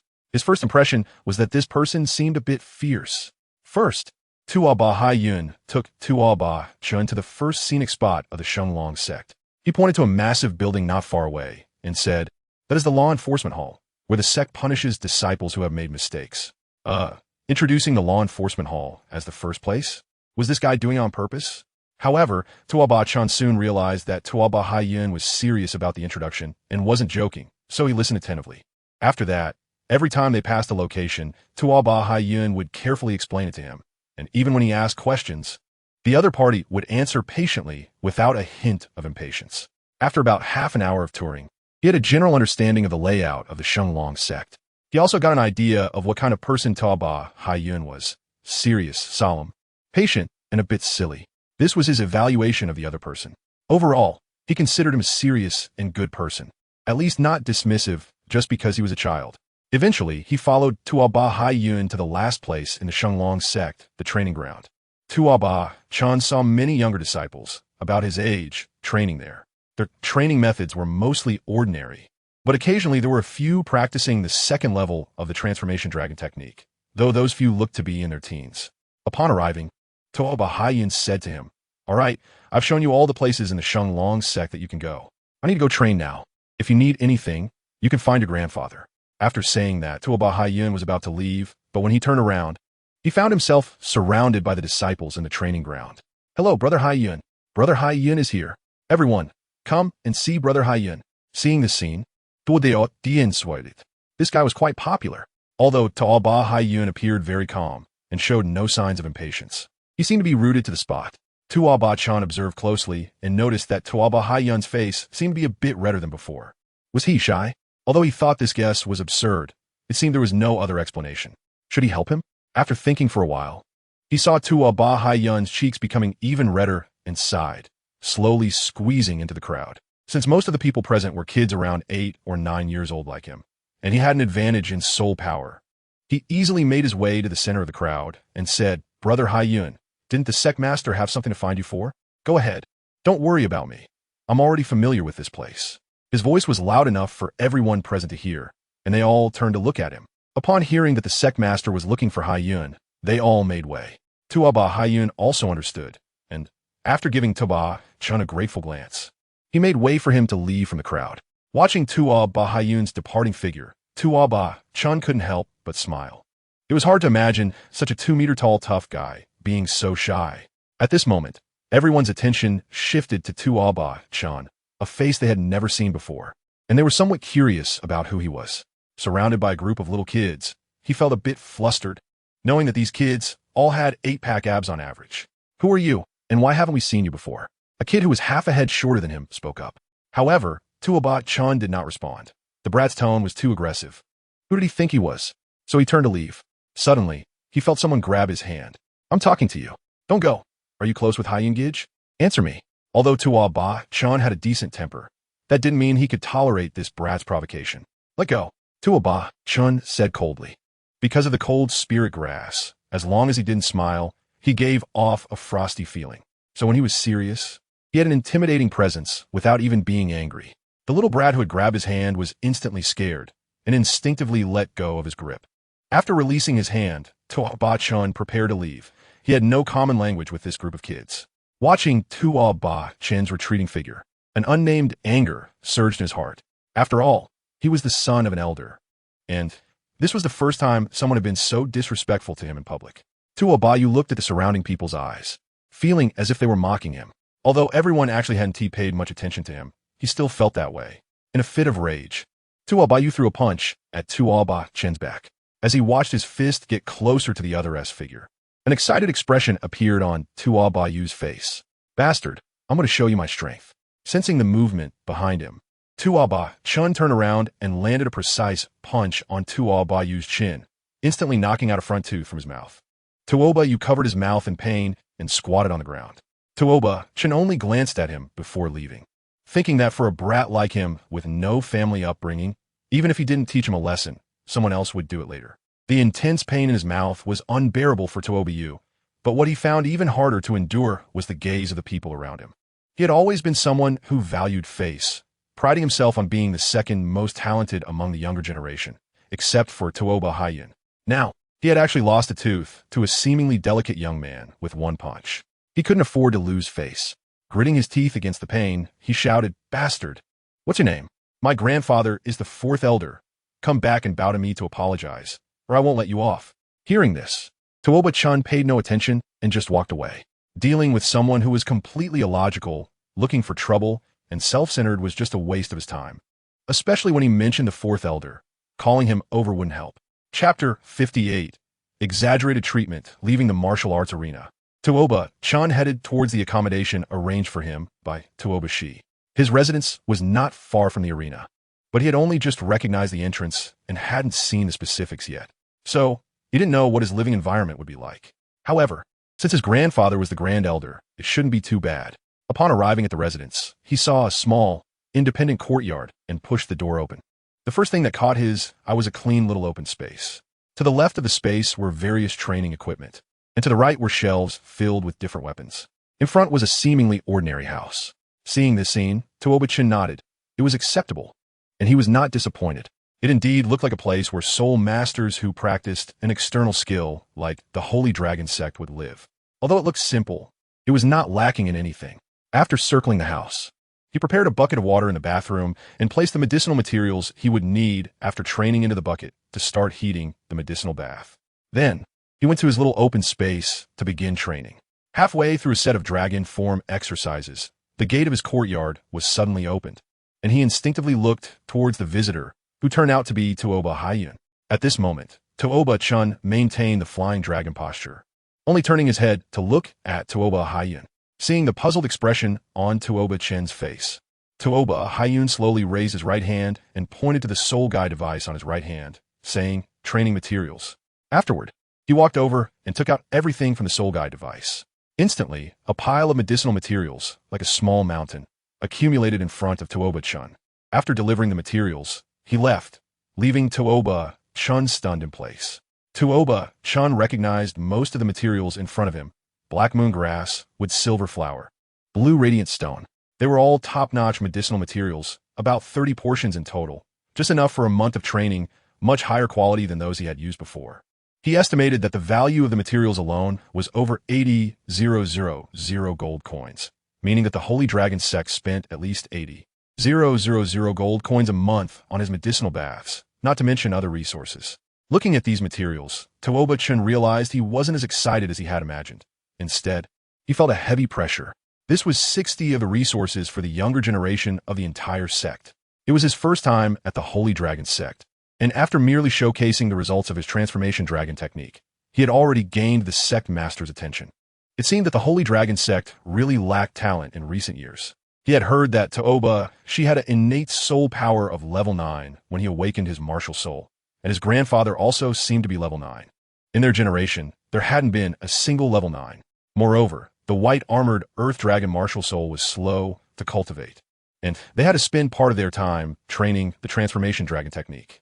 It felt like Tuoba, she was somewhat betting everything. As long as one of the younger generation could become a titled Douluo, at least the Holy Dragon Sect could maintain its position among the lower 4 sections. Afterward, Tuoba Haiyun took out a note and began to explain the usage of these medicinal materials to him slowly. He did not tell Tuoba Chan that the person who had enjoyed this treatment before was him. For some reason, when he had just heard from his father that the sect's cultivation resources would be inclined towards Tuoba Chan, he felt relieved. It wasn't that he didn't want to cultivate, but he found it hard to bear such great pressure. Seeing Tuoba Chen's serious expression, Tuoba Haiyun knew what he was thinking. Opened his mouth, but didn't know what to say, and finally just said, "Do your best." After saying that, he left, leaving Tuoba Chan alone to stare at the pile of medicinal materials. However, Tuoba Chen quickly came to terms with it. After all, he was a transmigrator, a legendary protagonist. If he couldn't do it, who could? With this in mind, he immediately followed Tuoba Haiyun's instructions, boiled a new bucket of medicinal bath, and then went back to continue training. But before starting this time, he took out a fruit called Infinity Fruit from the many medicinal materials and ate it in 2 or 3 bites. This fruit contained rich energy, but could not be used for medicinal baths, only eaten raw. Its function was simple. After consuming it, while training, the energy contained within would gradually permeate the host's entire body, helping to enhance the host's physique. This infinity fruit could be said to be the most precious among the pile of training materials, priced at 2,000 gold soul coins each. If one had the highest level membership card from the 7 Treasure Merchant Association, they could buy one for only 500 gold coins. Previously, Tuoba Chan found it too expensive and couldn't bear to use it, but now he could use such high-grade medicinal materials for training every day. After swallowing 1 fruit, Tuoba Chan practiced 3 complete sets of dragon form exercises before stopping, then entered the already prepared high-grade medicinal bath. The moment he entered the bath, a strange sensation washed over him. Different from the refreshing feeling he had experienced before, this medicinal bath made from high-grade materials was very thick. He felt as if he had entered a large mass of mucus. At the same time, as he began to train, he discovered that not only was the wear and tear on his body recovering, but his training speed was also increasing. If before, the Sanglong technique had only increased his training speed from 1 to 1.5, now it was at 2. Moreover, he could clearly feel that his skin, flesh, bones, marrow, and organs were all slowly improving. He began to worry a little that these medicinal materials might be too nourishing. After absorbing them, he would definitely be exceptionally energetic. And what if he couldn't sleep at night? Would he have to train all night? After worrying, he felt joy, with so many resources to cultivate. If he still couldn't beat Tang San, he might as well just die in one go. It took him a full 4 hours to completely absorb these resources. And after that, it was time for the sect's special nutritious meal. After all, he is a key training target of the sect, so his meals have been changed to 3 meals a day, all consisting of meat from 100-year-old soul beasts, with a serving of meat from a 1,000-year-old soul beast on weekends. It is said that Tuoba, she doesn't even have this treatment. Eating the unknown soul beast jerky in his hand, Tuoba Chen couldn't help but sigh that the life of the rich is really dull and boring. Why does heaven always have to remind him whenever he feels like he is living luxuriously? Tuoba Chen deeply detests this extravagant life, and in order to prevent others from feeling the same pain, he decides to silently endure it alone. Mua the little jerky is really fragrant. Chapter 59.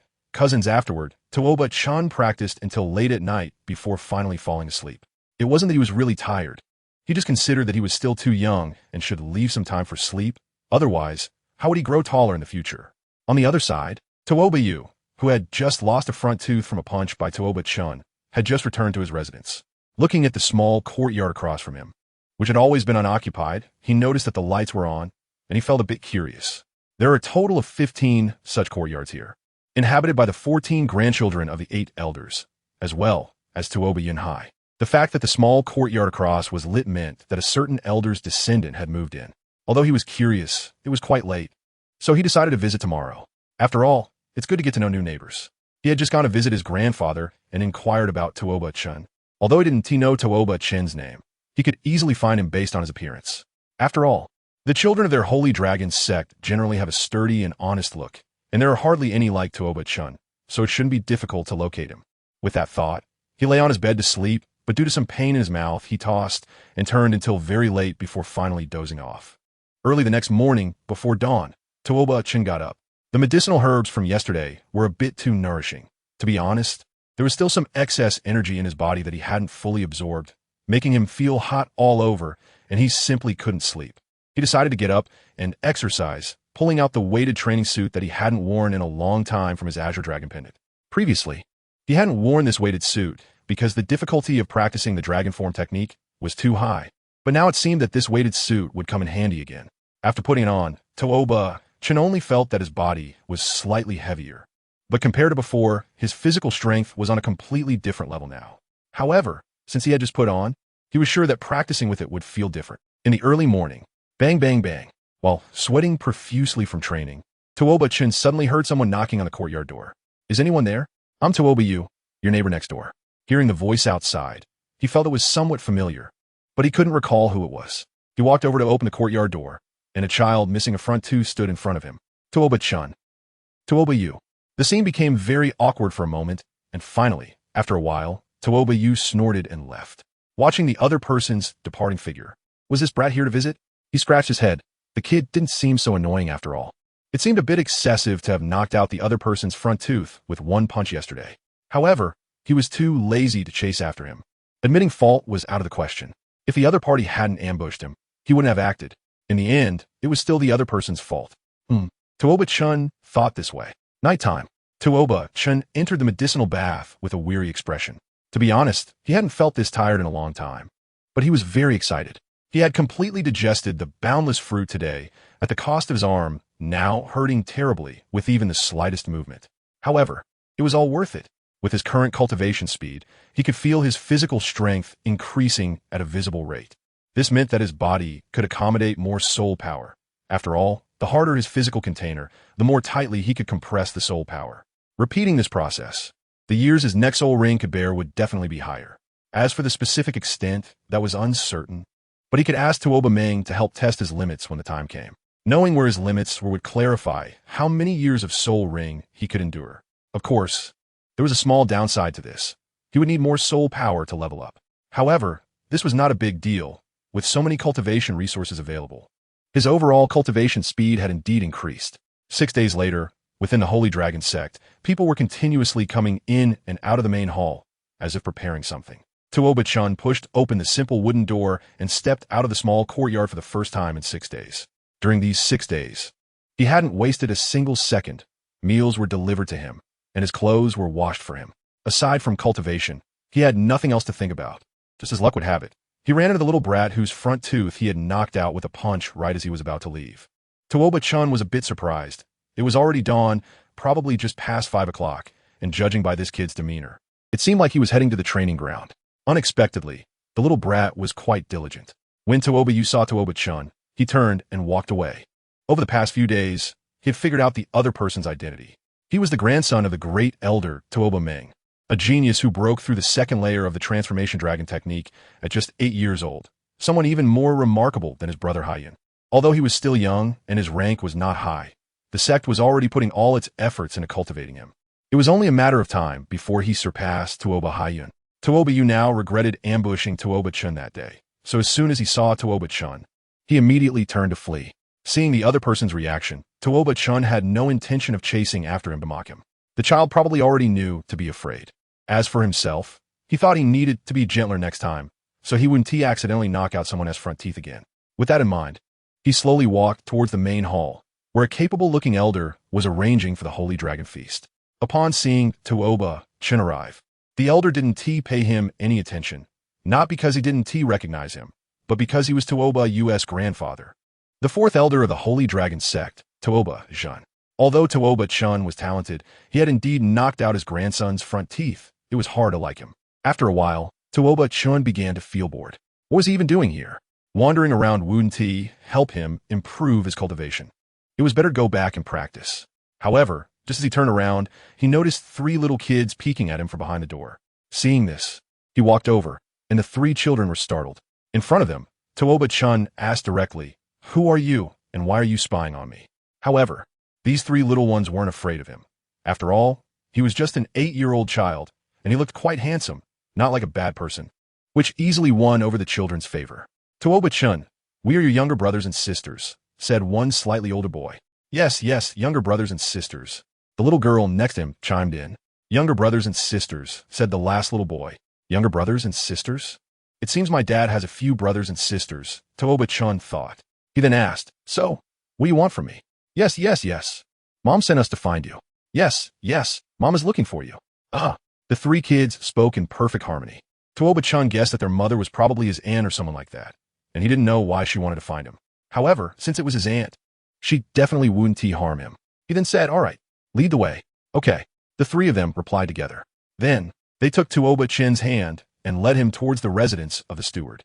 The direct descendants of the Holy Dragon Sect all had separate residences, and the steward was no exception. From a distance, he saw his father talking to a somewhat sturdy-looking young woman. If nothing unexpected happened, that woman should be his aunt. Sure enough, upon seeing her, the 3 little kids immediately ran over. The young woman picked up all 3 children at once. Tuoba Yin saw him and immediately greeted, "Xiao Cheng. This is your aunt, your father's sister." "Xiao Yu, this is my son. How is he?" "Handsome, right?" After Tuoba Yin finished speaking, Tuoba Yu nodded. Tuoba Chen was indeed quite handsome. "Hello, aunt," Tuoba Chen politely said. Hello, little Chen," Tuoba Yu replied, while reaching out to pat his head. Feeling the warmth on his head, Tuoba Chen actually felt a bit annoyed. In his hometown, there was a legend that said patting someone's head would prevent them from growing tall.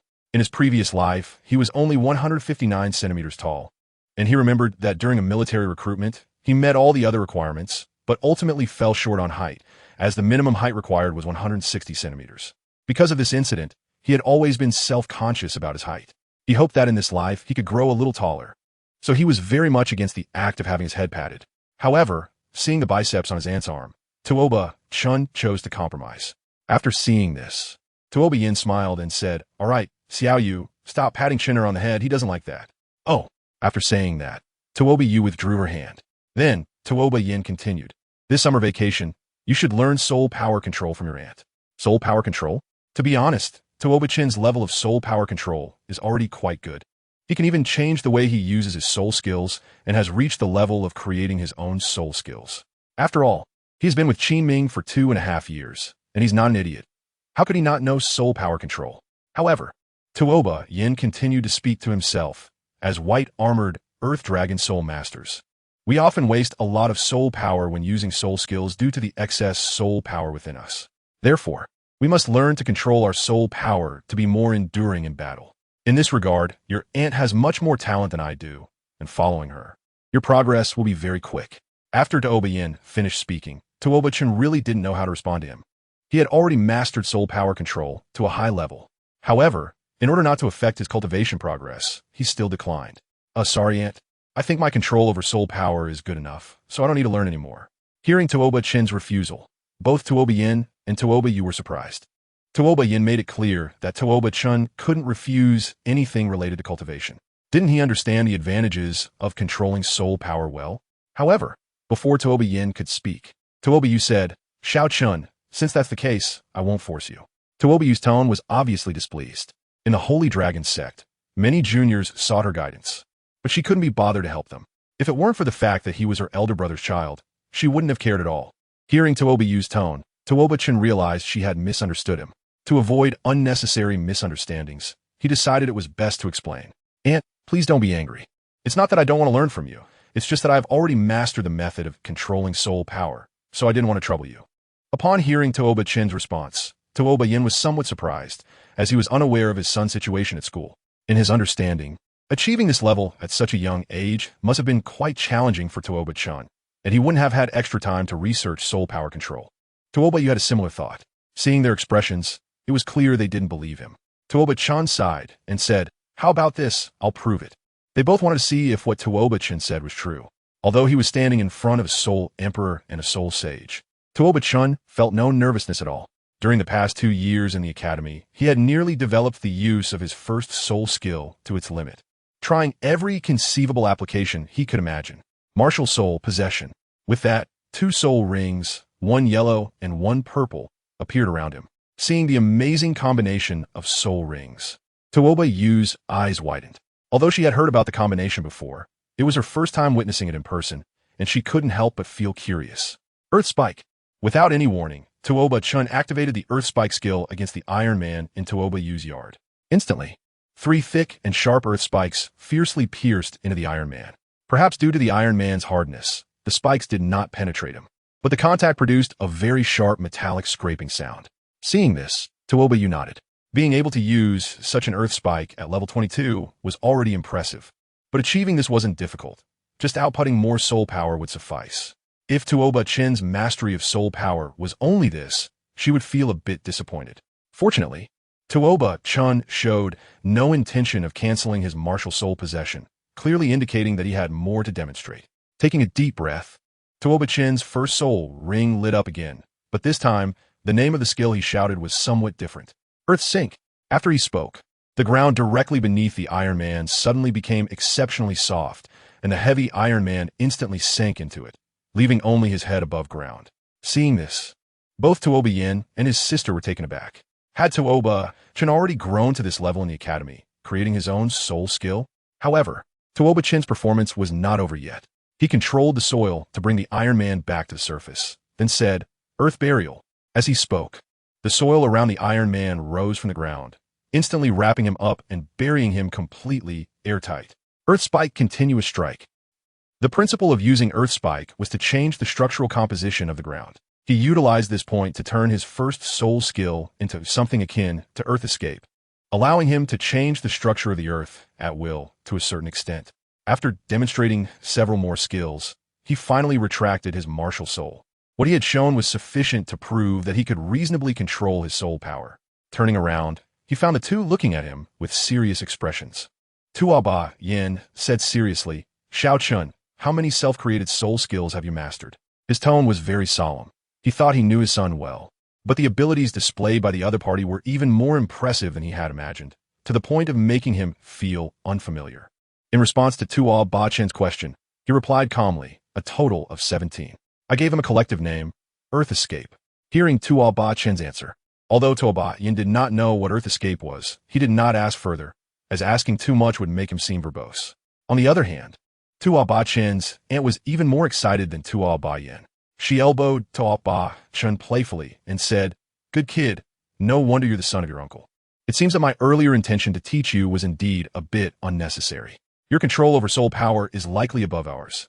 You're really impressive. Tuoba Yu's words were not modest. The control of soul power depends on talent. Some people practice their whole lives without much success, while others may grasp it in just a few days. Clearly, Tuoba Chen has a high talent in this area. After chatting with Tuoba Yu for a while, Tuoba Chen was successfully persuaded to help her take care of the children. After spending an entire day together, he learned the names of the 3 little ones. The eldest is called Tuoba Ri, the second Tuoba Yu, and the youngest Tuoba Xing. Yes, Sun Moon and Star, what a convenient naming choice for the parents. As the sun set, the Holy Dragon Feast finally began. The Holy Dragon Sect was filled with lights, and every 10 years, all direct disciples of the Holy Dragon Sect would come to participate in this grand event. At this moment, everyone was in position. Tuoba Shi, seated at the highest point, raised his wine cup and drank it all in one go before announcing the start of the Holy Dragon Feast. Cheers erupted from the crowd. Due to the special nature of this day, all the food served at the feast consisted of meat from century-old soul beasts, and the drinks were special concoctions made from unique medicinal herbs. Outer disciples, who usually never had access to such delicacies, opened their stomachs and feasted heartily. Tuoba Chen felt somewhat out of place at the banquet. It wasn't that he was pretending.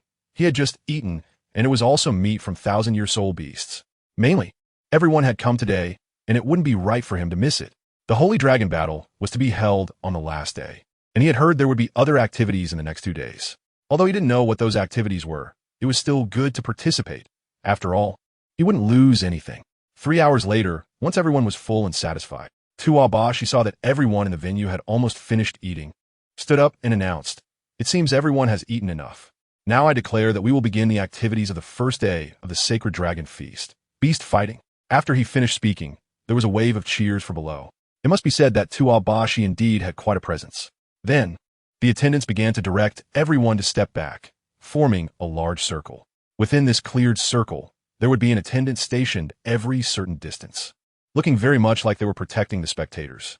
Soon, Tuoba saw a cage being slowly pushed over from a distance. His eyesight was excellent, and he immediately spotted what was being held inside the cage. A wind leopard, a soul beast that was very good at speed. Moreover, judging by its size, this wind leopard was at least a 100-year-old soul beast. Looking at the soul beast that was about to be unleashed, the crowd felt a bit uneasy.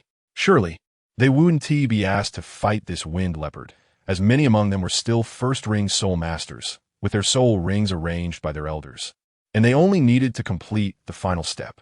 Most of them had little to no experience in battling soul beasts. Seeing the 2-meter-long wind leopard in the cage made many feel apprehensive.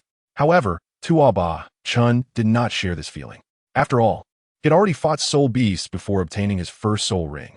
During his 2 trips to the Sunset Forest, he had battled soul beasts before finding his target. Moreover, after years of study, he was very familiar with the characteristics of most soul beasts.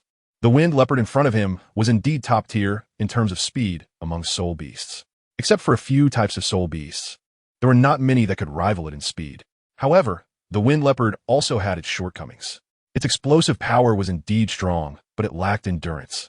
If it couldn't defeat its opponent within 20 minutes, it would basically fall into a state of exhaustion. Although the white-armored Earth Dragon Soul Masters were the assault type, their defensive power was actually higher than their attack power, and their soul power was robust.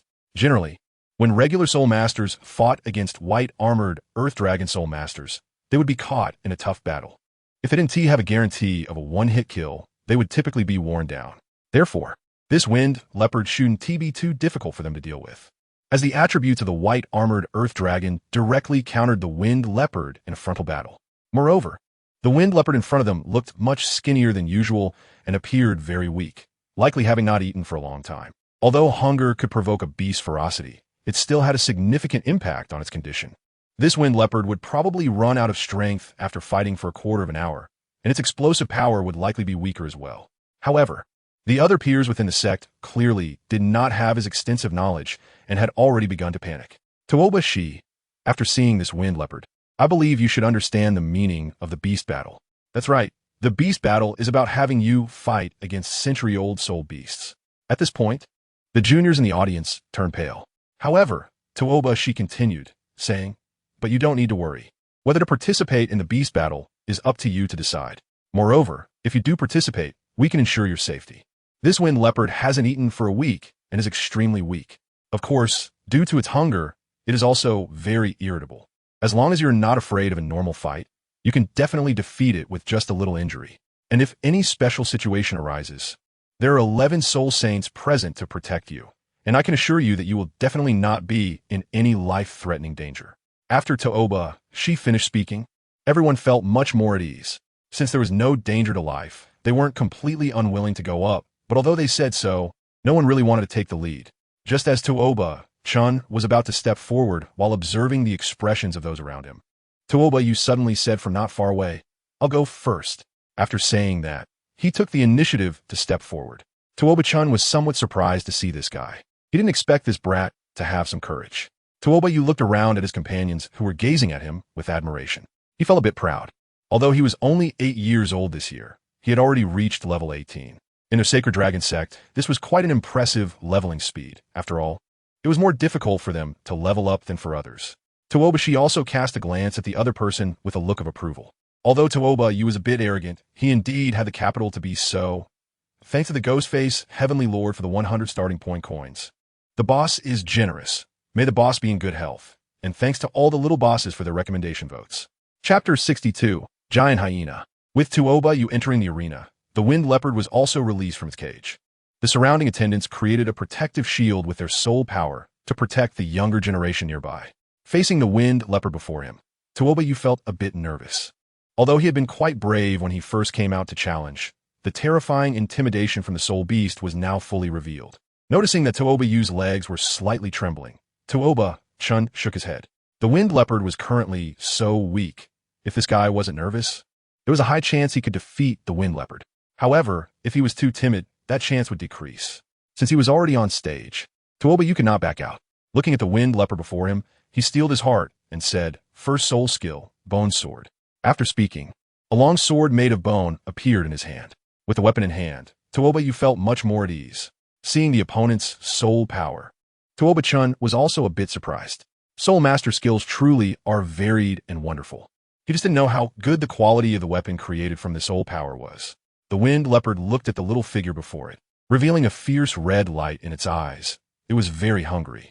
However, it had not completely lost its rationality. The soul masters around were too powerful, and it seemed that only this little figure could provide a fight.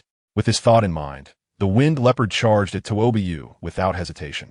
The following scene also allowed Tuoba Chen to witness the functions of such soul skill-created weapons.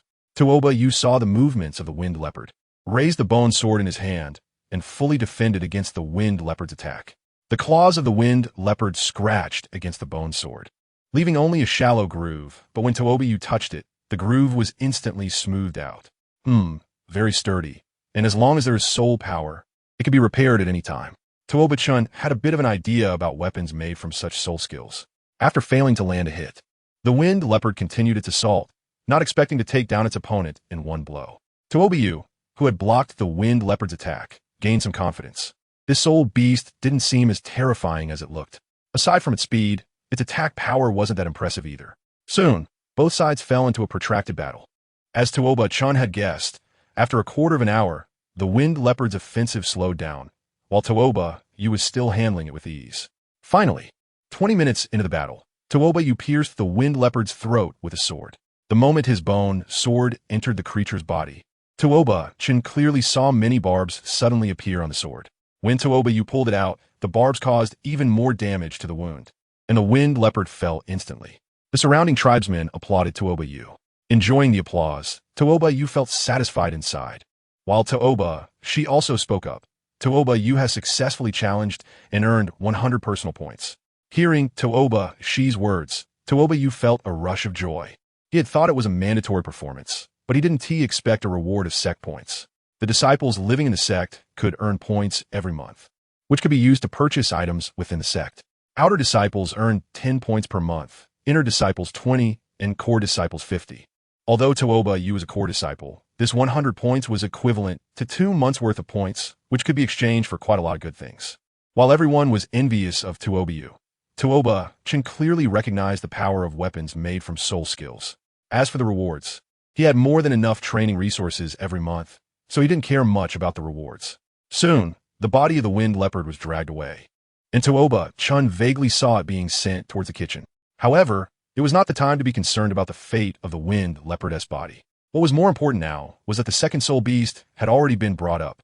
Seeing the second soul beast, Tuoba Chen still did not take the initiative to go on stage. It was a giant hyena, and a 200-year-old one at that. For others, this giant hyena might be quite a challenge, but Tuoba Chen still couldn't muster any interest. After all, it was just a 200-year-old soul beast. Perhaps he would only be interested in playing if a soul beast over 500 years old appeared. Tuoba Chen clearly remembered that hyenas have a stronger bite force than lions. Although the name hyena contains the word dog, they are actually carnivorous mammals closely related to cats, just resembling dogs in appearance. The reason why their bite force is stronger than that of lions, but they can't defeat them, mainly lies in the differences in size and canine teeth. In terms of size, while hyenas are generally much larger than leopards, they are still slightly smaller than lions. The strength of bite force is determined by the carnassials. However, in a fight, it still depends on the canine teeth. Beasts like lions have stronger canine teeth, which is why they can easily take down hyenas. But the giant hyena in front of them was much larger than ordinary soul beasts like lions and tigers, and its strength was likely much greater, probably stronger than the previous wind leopard. Tuoba Chen thought everyone would fall silent, but unexpectedly, the moment the giant hyena appeared, the atmosphere suddenly became lively. I want to challenge the second soul beast. Get out of the way. Let me try. I want to give a shot too. Seeing this scene, Tuoba Chen shook his head. These kids really didn't know the heights of heaven and earth. The 200-year-old giant hyena was 4 meters long, and just by its size, it was clear it was much stronger than the previous wind leopard. However, when he focused on Tuoba, he found this guy was actually sneering. Tuoba Chen instantly understood something. At the Holy Dragon Sect, when Tuoba Haiyun brought him past the library last time, he noticed that apart from some adults, there were basically no children in the library. These little rascals probably didn't like reading, so they lacked knowledge about soul beasts. If this battle could help them realize the importance of knowledge about soul beasts, then suffering some minor injuries would be worth it. With this thought, Tuoba Chen smiled. Indeed, letting them experience it firsthand was the best way. In the end, the person who challenged the giant hyena was a 9-year-old boy. Although this boy was 1 year older than the previous Tuoba Yu, he was still at the same level 18, and his progress in the first layer of the dragon transformation technique was also a bit slower, but overall his strength was about the same. As he entered, the giant hyena was released from its cage. In an instant, the little boy felt a suffocating pressure. The moment the giant hyena was released, it charged at him fiercely. Due to the competition, he didn't have time to react before being pulled out of the arena by a steward. The position he had just occupied was replaced by the giant hyena's massive jaws.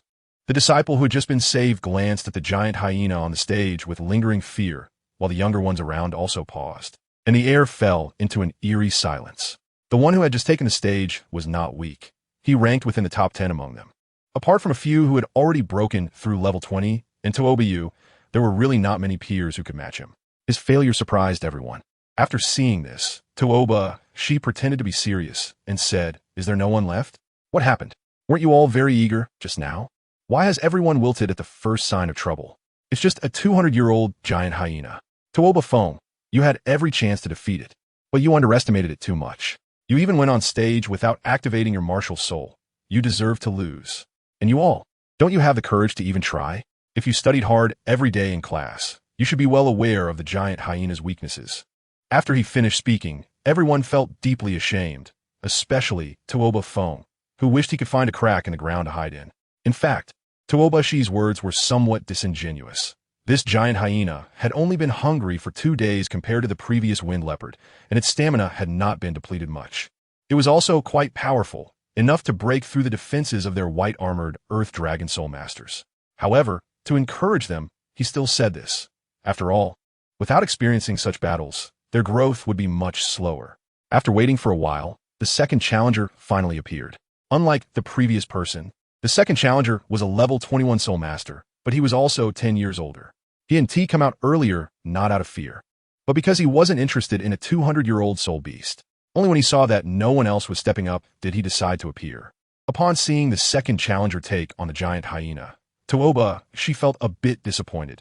He wanted the giant hyena to face more of his disciples, but it seemed it would be sent to the kitchen so soon. Due to being a great soul master, the 200-year-old giant hyena was ultimately no match and was killed after having its neck broken. Seeing this scene, Tuoba she frowned, realizing that it was unlikely for any soul masters below level 20 to challenge now. He then said something to the attendant beside him. Soon, after announcing the rewards, the third soul beast was brought out. Upon seeing the third soul beast, Tuoba Chen's eyes narrowed. It was a 500-year-old giant tooth golden leopard. Looking at the 3-meter-long giant tooth golden leopard in the iron cage, Tuoba Chen's expression became serious. This creature was not the same as the previous wind leopard. Strictly speaking, the previous wind leopard was equivalent to a cheetah from the original world.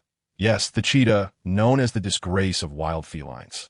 In contrast, the giant tooth golden leopard before him was equivalent to a leopard. Leopards and cheetahs are quite different, although they look very similar. Their strength far exceeds that of a cheetah, even stronger than a spotted hyena. The sect master was indeed cunning. He first sent out the weaker wind leopard, then, after it was defeated, deliberately increased the difficulty by sending out the stronger giant hyena. After the giant hyena was defeated, he pretended to be disappointed and sent out the giant tooth golden leopard, which closely resembled the wind leopard, to confuse them, making them think that all leopard-type soul beasts were weaklings, while in reality, the giant tooth golden leopard was incredibly strong. Sure enough, a young soul master had already fallen for the trap. Upon seeing the leopard-type soul beast that appeared, he immediately went on stage to challenge it. Tuoba Chen sighed, saying that soul masters need to read more, otherwise they won't even understand the strength of their own opponents, and they won't know how they died in the future. Tuoba, she did not expect that there would be someone who was not even at the Great Spirit Master level challenging him. To be honest, he did not have as many thoughts as Tuoba Chen had speculated. He simply sent out spirit beasts in order from weak to strong. However, He was surprised to find that the disciples in his sect could not even distinguish between the winged leopard and the giant-toothed golden leopard. As expected, 3 seconds later, the little spirit master was rescued by a steward. This time, everyone realized the strength of the giant-toothed golden leopard. Although its speed was not as fast as that of the winged leopard, its melee combat abilities completely overwhelmed the wind leopard, and this was still a 500-year-old spirit beast. Tuoba looked around and noticed that no one dared to step onto the stage, so he took the initiative to walk out. A soul beast that had existed for 500 years indeed qualified to fight him. As soon as he appeared, he attracted everyone's attention. The elders present were aware of his existence. He was one of only 2 people in the history of the Holy Dragon Sect who had broken through the second layer of the transformation of dragons before reaching level 20. The younger generation recognized him as well, because they had seen him knock out Tuoba's front teeth with a single punch that day in the training ground. Although Tuoba was the center of attention, he felt no nervousness at all. After all, he was used to being surrounded by onlookers every day at the Tiendo Royal Junior Academy, having long adapted to such intense scrutiny. After Tuoba, Chen took the stage. He immediately activated his martial soul, with 1 yellow and 1 purple soul ring that were simply eye-catching. Because Tuoba had consumed the cold spirit grass, he emanated a chilling aura that could captivate the soul. At this moment, although he was only 1.55 meters tall, his presence felt like 2.8 meters, completely not inferior to the giant-toothed golden leopard. The one who was most looking forward to Tuoba-chan's performance was Tuoba Yu, who desperately hoped that Tuoba could defeat the giant-toothed golden leopard in front of him. It was that he was particularly magnanimous or had forgiven the other party for knocking out one of his front teeth. It was just that if the opponent defeated the giant-toothed golden leopard, then his earlier loss of a tooth wound T feel so embarrassing. After all, in Tuoba Yu's view, losing to a strong opponent wasn't shameful, but if Tuoba lost, he would feel embarrassed instead. With this thought in mind, he almost wanted to cheer for Tuoba. After Tuoba took the stage, the giant-toothed golden leopard instinctively sensed that this human cub in front of it was very dangerous, and for a moment, it didn't dare to rush into attack. Seeing the hesitant look on the giant-toothed golden leopard's face, Tuoba touched the ground with both hands. Since the opponent didn't dare to make a move, he would take the initiative. Ground spikes. As Tuoba touched the ground, the giant-toothed golden leopard didn't know what was happening and only felt that the other party was strange. In an instant, without any warning, 7 or 8 small ground spikes suddenly appear beneath its feet. The sharp spikes instantly pierce through its soft belly, brutally stabbing into its internal organs, causing blood to flow everywhere, and it seemed like it wouldn't survive. Instant kill. The fearsome giant-toothed golden leopard didn't even last 3 seconds and was directly killed by Tuoba. Only Tuoba Yin and Tuoba Yu remained calm in the arena, as if they had known this would happen all along. Tuoba, she was a bit surprised and confused as he thought about the technique that Tuoba had just used. It was similar to the Earth Spike, but had some differences. Was it a self-created soul skill? Vote now. Chapter 64. Douluo Pavilion. The elders who had seen the world remained relatively calm, but those of the same generation as Tuoba were unable to stay composed. They openly stared at Tuoba with excitement in their eyes. However, Tuoba himself was not surprised. This type of soul beast only had a relatively soft belly. His Earth Spike charge skill was an improved version of the Earth Spike. The original Earth Spike would cause the ground to bulge slightly before activation, giving the enemy some warning. But the improved Earth Spike charge didn't do that. It divided a large amount of soul power into several smaller streams, and when activated, the ground would show little change. Unless the opponent could see the flow of soul power through the soil, there was no need for concern. Not everyone had the purple extreme demon eye, and even with it, they might not be able to see the flow of soul power. The ability to achieve a one-hit kill was mainly due to how much he countered his opponent. After all, this soul beast was still a soul beast. Its intelligence might be a bit sharper than wild beasts from his previous life, but it was still far inferior to humans. They could never imagine that Tuoba could launch a surprise attack on their weakness without even approaching them. Therefore, he felt no surprise at killing the giant-toothed golden leopard in one hit. After a while, when Tuoba returned to the audience area, she praised him and rewarded him with 500 points. Afterwards, she sent out 2 more 500-year soul beasts.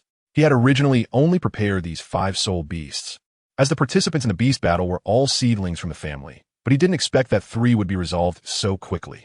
Ultimately, after all the soul beasts were defeated, the beast battle came to an end. With the conclusion of the beast battle, the remaining participants had two choices. One was to go back and rest, and the other was to continue having fun.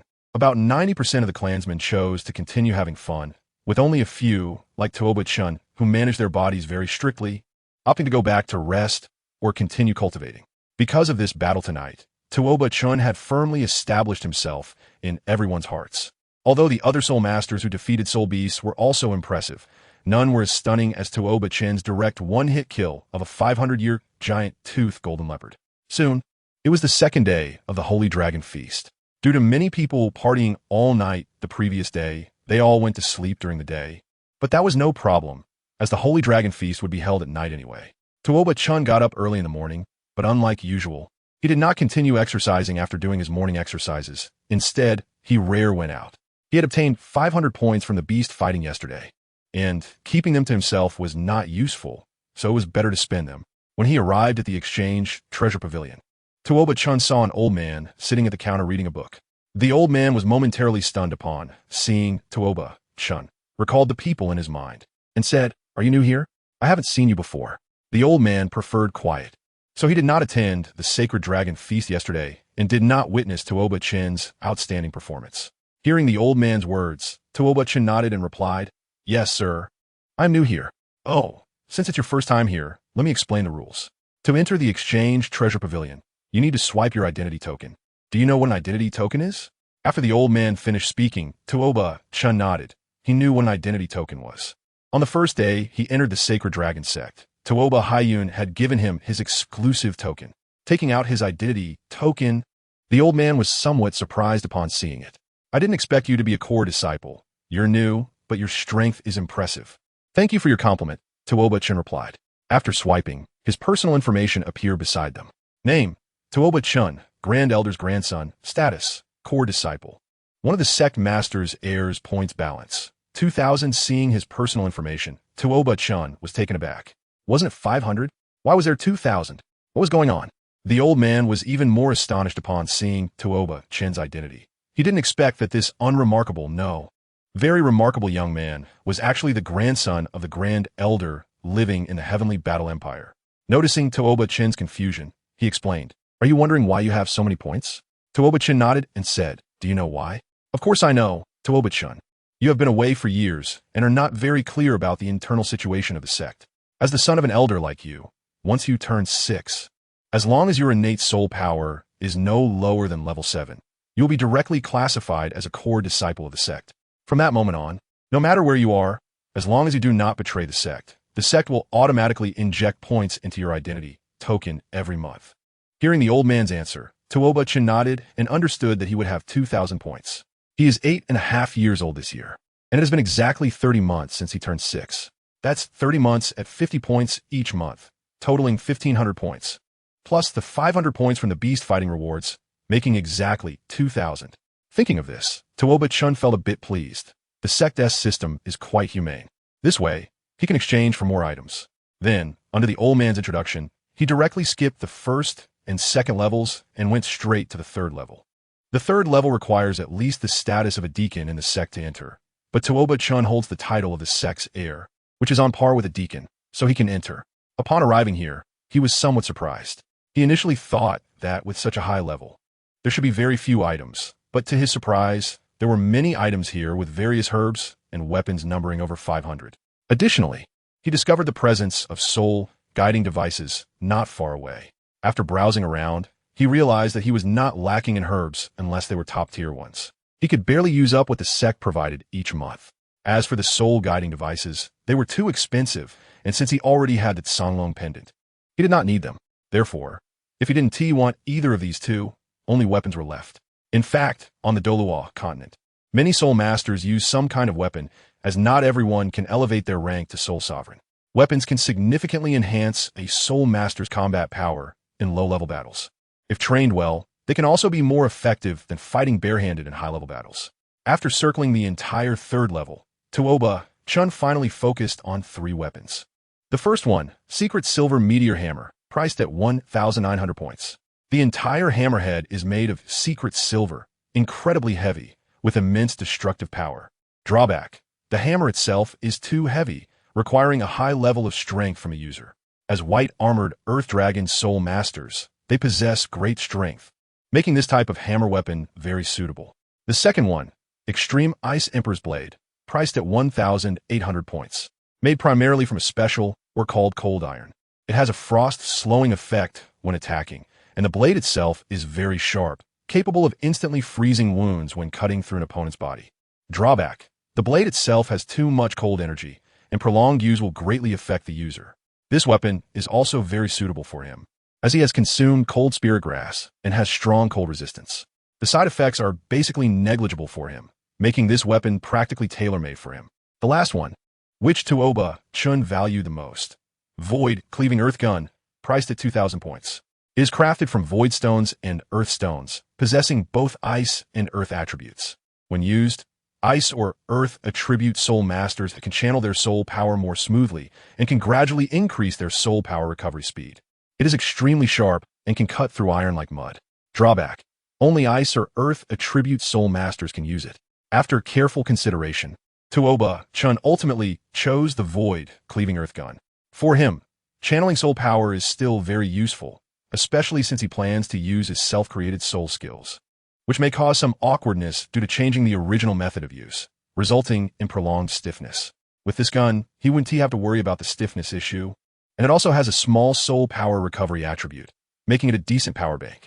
Lastly, it is quite expensive, perfectly using up his 2,000 points. After all, if one does not understand the market, buying something expensive is never wrong, especially since this is the sect's treasure exchange pavilion, and the sect wouldn't cheat their own juniors. Moreover, he has plenty of books at home, so finding a decent set of gun techniques wouldn't be particularly difficult. After making his choice, he used his identity token to swipe for the Void Cleaving Earth Gun and left with it. As he went downstairs, the old man at the counter glanced at him, somewhat surprised by Tuoba Chen's choice. Generally, younger disciples who come here tend to choose various herbs.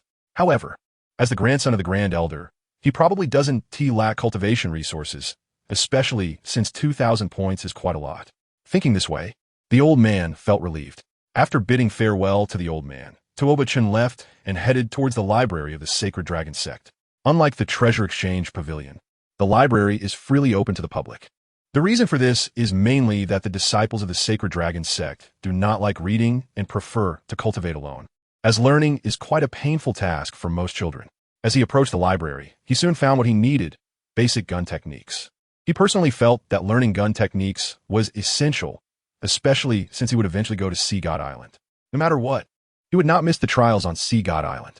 After all, for the Shrek 7 monsters, besides the immortal herbs, the greatest opportunity is the journey to Sea God Island. Once he becomes powerful, if he doesn't discover other more suitable locations for divine inheritance, then Sea God Island will be one of the places he must go. If he were to obtain the Sea God's divine inheritance, he would get the Sea God Trident, as the trident and gun are quite similar weapons. After mastering the gun techniques, he could somewhat use the Sea God Trident. The reason he didn't choose a trident is mainly that their isn't a suitable one for him in the Treasure Exchange Pavilion. After registering at the entrance of the library, he returned to his small courtyard, took out the Void Cleaving Earth Gun from its Songlong pendant, and tried to swing it a couple of times, frowning. This Void Cleaving Earth Gun isn't very handy for him right now. The gun is too heavy and too long. He is only 1.55 meters tall, while this gun is about 2.5 meters long, making it quite awkward to use. However, he thought that once he grows taller, it shouldn't feel so uncomfortable. But since the Void Cleaving Earth Gun doesn't have a function to change size, he would have to make do with it for now, believing it would eventually fit him better. Taking out the basic gun techniques, Tuoba Chen practiced diligently according to the content outlined. The basic gun techniques of the Sacred Dragon Sect are very detailed, mainly including thrusting, sweeping, blocking, stabbing, grabbing, and circling techniques. Tuoba Chen practiced these basic techniques around the morning. Since it was his first time encountering them, his results were not ideal. However, he managed to practice them to a certain form, which looked somewhat interesting, but upon closer inspection, many shortcomings could be found. Nonetheless, there was nothing he could do. After all, it was his first time dealing with spear techniques. Although the practice results were not very satisfactory, he was not too disappointed. With more practice in the future, unless he truly had no talent at all, it was necessary to spend some time cultivating. After that, he continued to practice the Transformation Dragon technique. Before long, evening arrived, and the procedures before the Sacred Dragon Feast the next day were mostly the same. The sect leader would say a few words, then everyone would eat and drink, and after they were full, the main event would begin. However, unlike yesterday, the contest on the second day would be among the youth of the sect.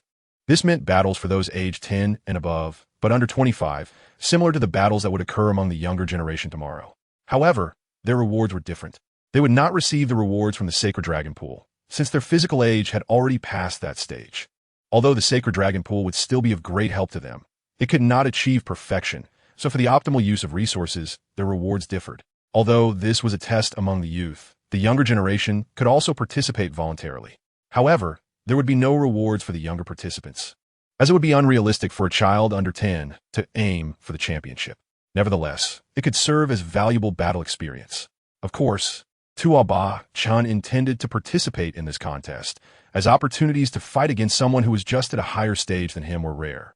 After all, at school, he mostly encountered novices, and the Mo Long and Mo Hu brothers were too strong.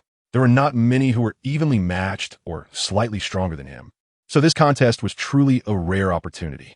Later, he registered with Tuoba Shi, who smiled secretly upon seeing his registration. He had long wanted to know Tuoba Chen's true strength. The beast battle test yesterday couldn't reveal it. Could today's contest not do so either? Soon, the registration ended, and today's duel would be conducted through a completely fair and open draw system, or at least that was what was said publicly. Tuoba Shi didn't know if there was any manipulation behind the scenes. However, it would be better if there was manipulation, as he believed Tuoba Shi wouldn't arrange for someone with a significant strength gap to fight against him. Sorry for the delay today, due to some matters. It's a bit late to post. Since it's already this time, I want to be updating at midnight. Please understand, 33. Chapter 66. Have you had enough fighting? Like the stage yesterday, everyone directly competed at the entrance of the inner hall, as the space there was large enough, and they were not high-level soul masters. Soon, Tuoba Shi reached into the lottery box in front of him, pretending to feel around inside for a moment. He then announced, the first group of initial combatants, Tuoba Chen, Tuoba Yin. As expected, he drew Tuoba Chen and another clan member of comparable strength. Seeing his name appear, Tuoba Chen was not surprised. Tuoba Shi was probably the person most eager to know his strength. After all, he had invested a lot of resources in him and needed to have a sense of what he was cultivating. Was it worth spending so many resources on this? During the beast battle yesterday, he had utilized the opponent's weaknesses, which only proved his knowledge and the power of his soul skills. What Tuoba Shi wanted to see more was Tuoba Chen's battle awareness and the upper limit of his strength. Although if Tuoba Chen did not perform satisfactorily, he would not withdraw his investment. He still needed to understand Tuoba Chen's shortcomings to develop a more suitable training plan. After all, producing a genius is not easy, and one cannot simply give up. Of course, if Tuoba Chen performed abysmally, he would not waste resources on him. But the chances of such a situation occurring were very slim. Tuoba Shi still hoped that Tuoba Chen would perform well. He arranged for a clan member named Tuoba Yin, who was at a higher level than Tuoba Chen, reaching level 25. The main reason for this arrangement was that Tuoba Chen's second soul ring was a 1,000-year soul ring, making his strength inevitably stronger than that of soul masters at the same level. However, he did not expect Tuoba Chen to defeat his opponent. After all, Tuoba Chen was still an 8-year-old child, while Tuoba Yin was already 14 years old. Compared to Tuoba Chen, Tuoba Yin had much more combat experience, and the gap between a novice and a veteran was significant. Therefore, he only required Tuoba Chen to lose the battle without too much embarrassment, at least managing to exchange a few blows. Of course, winning would be even better. When the two took the stage, Tuoba Chen looked at the 170 centimeters tall young lady in front of him and felt immense pressure. It wasn't that the opponent was particularly strong. It was just that this young lady had developed quite well. Previously, he could treat girls of the same age as boys mainly because they hadn't developed yet. So he could regard them as just rowdy kids during battles without any psychological burden. However, this young lady in front of him was indeed a bit challenging for him. Strictly speaking, he was a rather conservative person. Although he occasionally joked around, he had never used his childlike identity to engage in any inappropriate behavior. And this young lady, with her well-endowed figure and being from the same clan, he would inevitably encounter her often in the future. If he accidentally touched somewhere he shouldn't, it wouldn't be good if she held him responsible. After thinking it through, he had already figured out where he could attack on her body. As for Tuoba Yin, she didn't think so much. Looking at the cute little boy in front of her, she felt no disdain. Yesterday, she had seen Tuoba Chen defeat a soul beast in an instant, and she admitted that she could not do that. So she had to bring out 120 of her fighting spirit for this battle. Seeing Tuoba Chen's serious expression, she raised the corner of his mouth slightly. Not bad. Even though he bore the title of a genius, he was able to be so cautious before the battle, not underestimating his opponent at all. She was quite satisfied with this. Then he announced, "The match begins." Tuoba instantly activated her martial soul and struck first. Looking at the humanoid mother Tyrannosaurus in front of him, Tuoba Chen remained calm, with both hands on the ground. The ground sank. After saying that, during the sprint, Tuoba suddenly stepped into empty space, her whole leg sinking into the ground. Feeling the imbalance in her right leg, Tuoba thought to herself that it was bad. However, Tuoba Chen didn't care about that much. After the moment of stiffness passed, the opponent hadn't completely broken free. Seeing this, he quickly dashed forward and aimed a palm strike at the carotid artery in her neck. This move would only temporarily cut off her arterial blood supply, causing her to fall into a brief state of unconsciousness. He had often used this technique during the battles with Avalanche over the past 2.5 years, and was very confident in it. Apart from the temporary fainting, it would definitely not harm her body. However, Tuoba could barely be considered battle-hardened, unlike the inexperienced kids in the academy, and she quickly reacted. Second soul skill, Dragon Transformation. After saying that, a thick layer of scales suddenly covered Tuoba body. Tuoba Chen had already controlled the strength of his attack, and at this moment, in her eyes, his strike was no different from a tickle. Instead, Tuoba grabbed Tuoba Chen's arm, preventing him from breaking free, and then punched him in the stomach. Bang! A dull sound came from Tuoba Chen's abdomen, and he felt his internal organs churning. Tuoba did not let this opportunity slip by, launching a continuous series of attacks against him. After executing a combination of punches, her fist was suddenly caught by another hand. "Hey, are you done hitting me?" A voice suddenly came from directly in front of her, giving her a bad premonition. Then, she felt an immense pulling force on her hand, and she was directly pulled out of the ring by Tuoba Chen. Without hesitation, he landed a punch on her abdomen. In an instant, she too felt the sensation of her internal organs rolling, and the hard scales did not significantly reduce the impact of his attack. Unlike her strikes, Tuoba Chen did not give her a chance to counterattack. His relentless assaults left her completely unable to resist. Finally, a heavy kick sent her flying out of the competition area, ending her suffering. Watching Tuoba, who was sent flying by him, his heart gradually calmed down. This time, it was truly unacceptable. He had underestimated his opponent, which allowed her to catch him off guard and lead to his injury. As a soul master, one should treat everyone equally, regardless of gender. This was a lesson. He should not overthink things in the future. Observing the result of the match, the reactions from the audience varied. Some were surprised, while others were indifferent. Tuoba's expression was acceptable, quite standard. Although he requested Tuoba Chen not to lose too badly, he wasn't too surprised that Tuoba Chen won. After all, that clansman named Tuoba had only halfway mastered the dragon transformation technique until now. Despite being experienced, there was still a bit of a gap in hard power between him and Tuoba Chen, so it wasn't surprising that Tuoba Chen won. Chapter 67. Just a Tuoba Rue. After announcing the results of the match, Tuoba Chen went down to rest. He would have to go back on stage soon, as there were a total of 20 young participants in this competition, including him. After the others finished their matches, he would have to compete again, with the top 5 winners receiving rewards from his sect. Back at his spot, Tuoba Chen started eating to replenish his energy. Those few moves from Tuoba earlier were indeed quite fierce, and his stomach still hurt a bit. He picked up a piece of jerky, chewing while watching the upcoming battles. However, just as he took a bite of the jerky, Tuoba, who he had just defeated, unexpectedly sat down beside him, making Tuoba Chen feel a bit nervous. Tuoba Chen, "Yes, is there something you need?" Stammering, Tuoba, "It's nothing, I just came to see if you were hurt." "Thank you earlier. Even though you hit me quite a few times, it seemed like only the first hit was strong. The later attacks just happened to hit where I was exerting force, causing me to lose strength. And finally, you pushed me out of the arena, which meant I wasn't injured. No, it's nothing. After all, you are a girl, so it's reasonable for you to hold back a bit." Faced with such a mature and beautiful sister, Tuoba Chen really has no resistance. To be honest, he likes this type, but he already has Meng now, and it's not good to look at other women. It seems others just came to thank him for being merciful earlier, so it's better not to think too much. Upon hearing Tuoba Chen's response, Tuoba's face turned slightly red, and she said softly, Is it because I'm a girl? In the Holy Dragon Sect, girls all participate in very strict external training, and she hadn't heard someone say to her in a long time, "You are a girl, so I will hold back," which touched her inner softness for a moment. Because her voice was particularly soft, and due to Tuoba, Chen silently reciting the Great Compassion mantra, he didn't hear clearly what she said, nor did he see her expression. Soon, the second match began, and he was somewhat surprised by the participants. One was just an ordinary direct disciple within the sect, and the other was actually Tuoba Haiyun. The behind-the-scenes manipulation is confirmed. Tuoba, she deliberately arranged for one strong and one weak to prevent some outstanding clan members from being eliminated too quickly. This is really despicable. Regarding Tuoba, she's actions, Tuoba Chen expressed deep disgust. When he becomes the sect leader, he will definitely change such a system.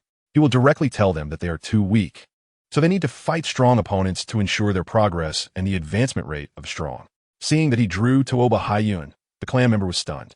The opponent was the top expert of the younger generation in the clan. How could he fight that? It was truly a matter of life and death. As expected, after both sides took the stage, the battle ended in less than a minute due to the huge difference in soul power. Tuoba Chen finally realized the strength of Tuoba Haiyun, 2 yellow and 2 purple 4-ring soul sect. Although he didn't know Tuoba Haiyun's exact level, he looked absolutely no older than 20. This talent was definitely on par with people like Yu Tianheng, but that was about it.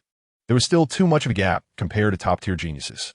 Thinking of this, he couldn't help but sigh, wishing he had inherited a top-level martial soul. Like Xian Renxue, with innate soul power at level 20, just thinking about it felt exhilarating. Looking at himself now, it took him 2.5 years to reach the starting level of those divine martial souls. Some things just can't be envied. However, he quickly shook his head, realizing that having the white armor Earth Dragon was already quite good.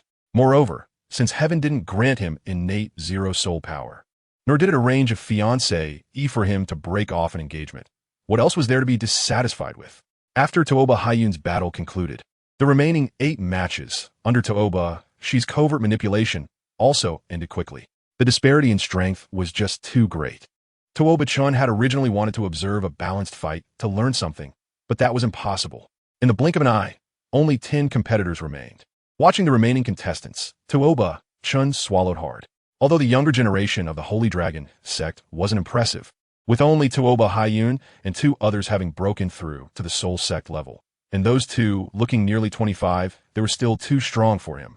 Even if Tuoba, she didn't manipulate the matches this time, the remaining contestants were all at least level 33 Soul Masters, making his chances of victory truly negligible. Tuoba, she looked at Tuoba Chen below the stage, contemplating whether to arrange a few more opponents for him. After all, Tuoba Chen had just defeated that female disciple purely relying on his own fighting skills without using a single soul technique. After thinking for a while, Tuoba, she decided to test him again. He then reached into the wooden box and drew out 2 small slips of paper, saying, in the first match, Tuoba Chen will face Tuoba Rue. Upon hearing his name, Tuoba Chen prepared to go on stage. As he stood up, Tuoba Yin beside him whispered, "Good luck," in a very soft voice. However, this time Tuoba Chen heard it and replied, "Thank you. You're welcome," in a very soft voice. Among the remaining 9 people, Tuoba Rue was the only one he could defeat.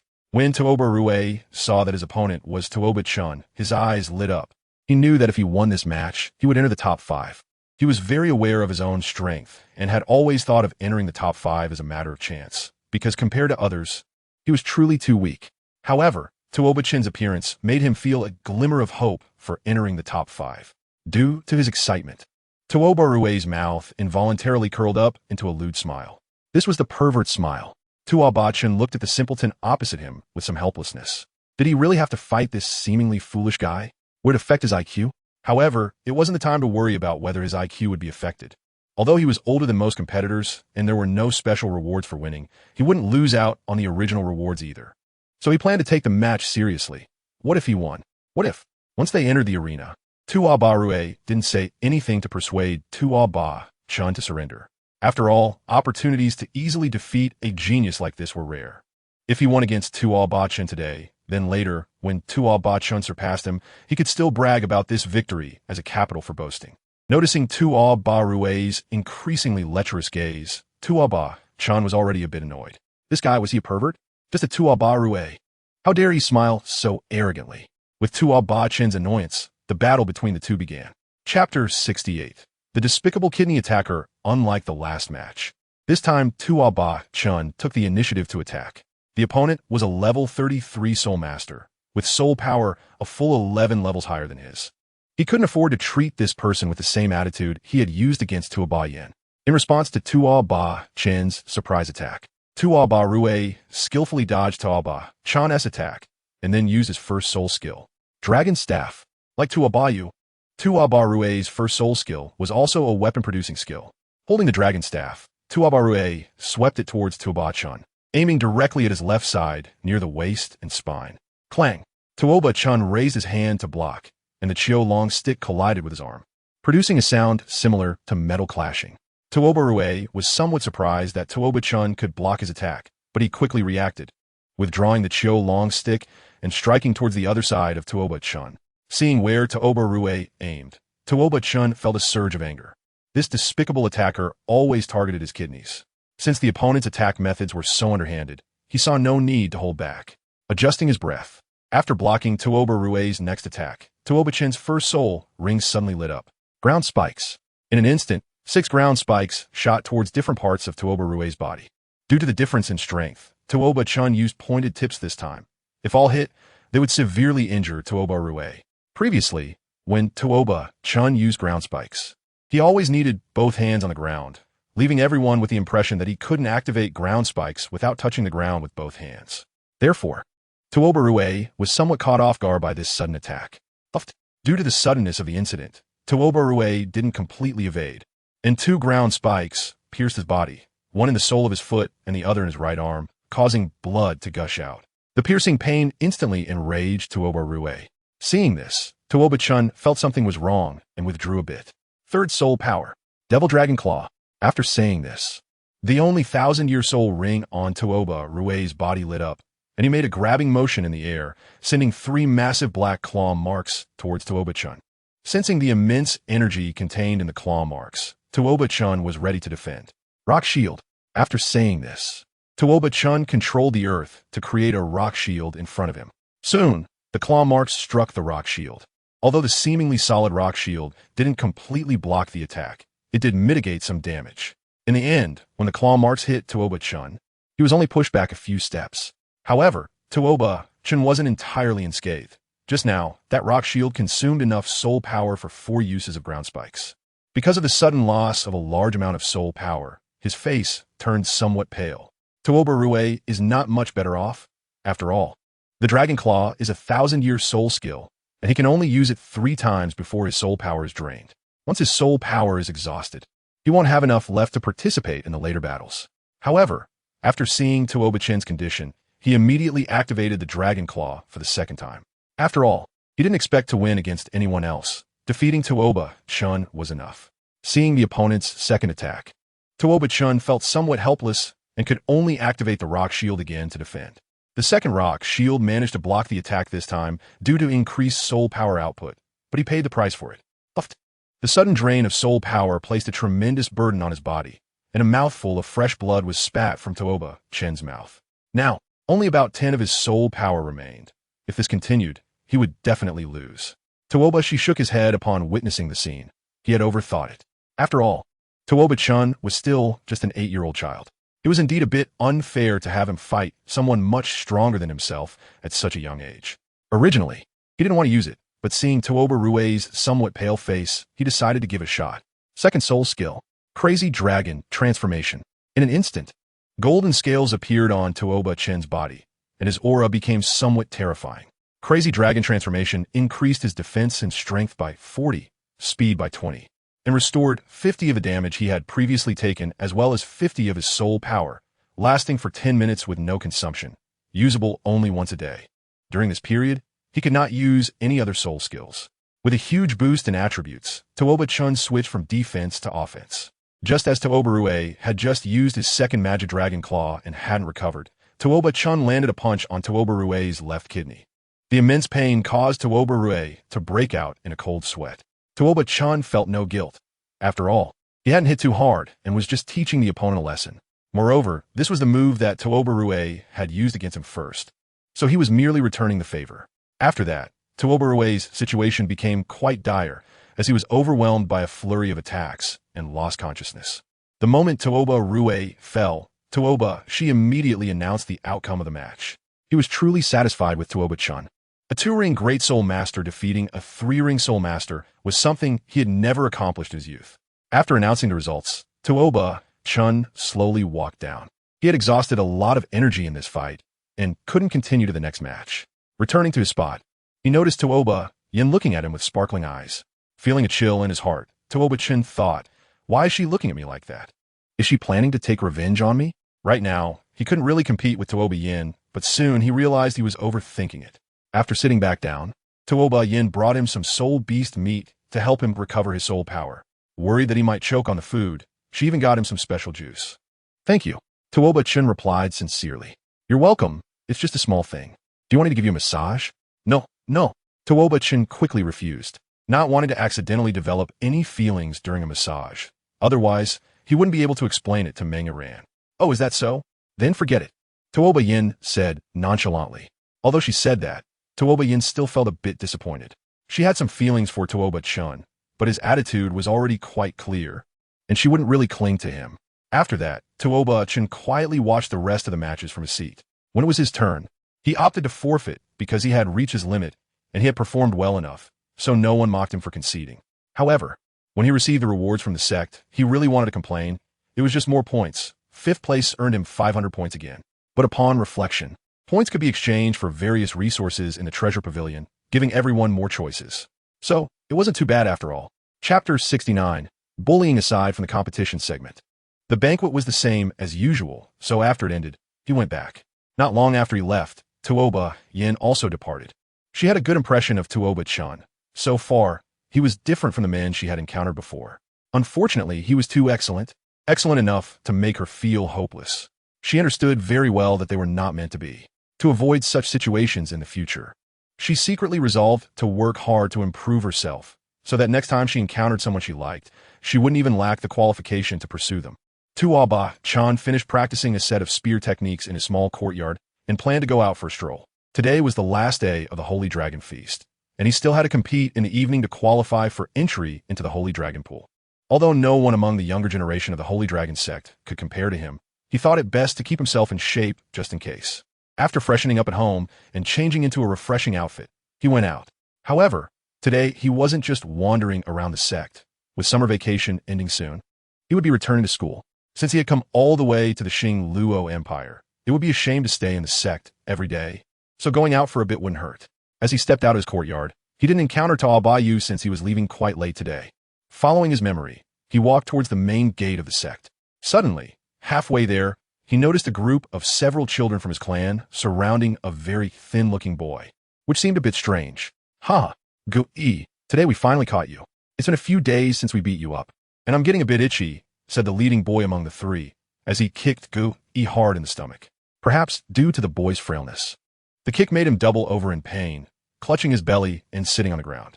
However, this did not evoke any sympathy from the assailants. Instead, one of them slapped him on the head, knocking him down. The three then began to beat him up, occasionally spitting out foul language. "You little bastard from the collateral line. How dare you not greet me when you see me? Just like your whore mother, born to be worthless." The boy, who had been silent, felt his forehead throb with anger upon hearing the insult about his mother. He instinctively wanted to get up and fight back. But as soon as he lifted his head, he was kicked down again, with the boy with the villainous face stepping on Guyi's face. "What? You still want to resist? Am I wrong, little bastard? No, don't insult my mother, you scoundrel. Oh, what's wrong? Am I not speaking the truth? You dare to curse at me, huh? You got quite the mouth," the boy said while pinching Guyi's mouth. Looking at Guyi's mouth, the boy continued, "Since you cursed at me, I must give you a little punishment. I see your teeth are quite nice, so out of my great mercy, I won't pull out your tongue this time, but I will pull out your teeth so you can't talk for a while. I'm so kind, right?"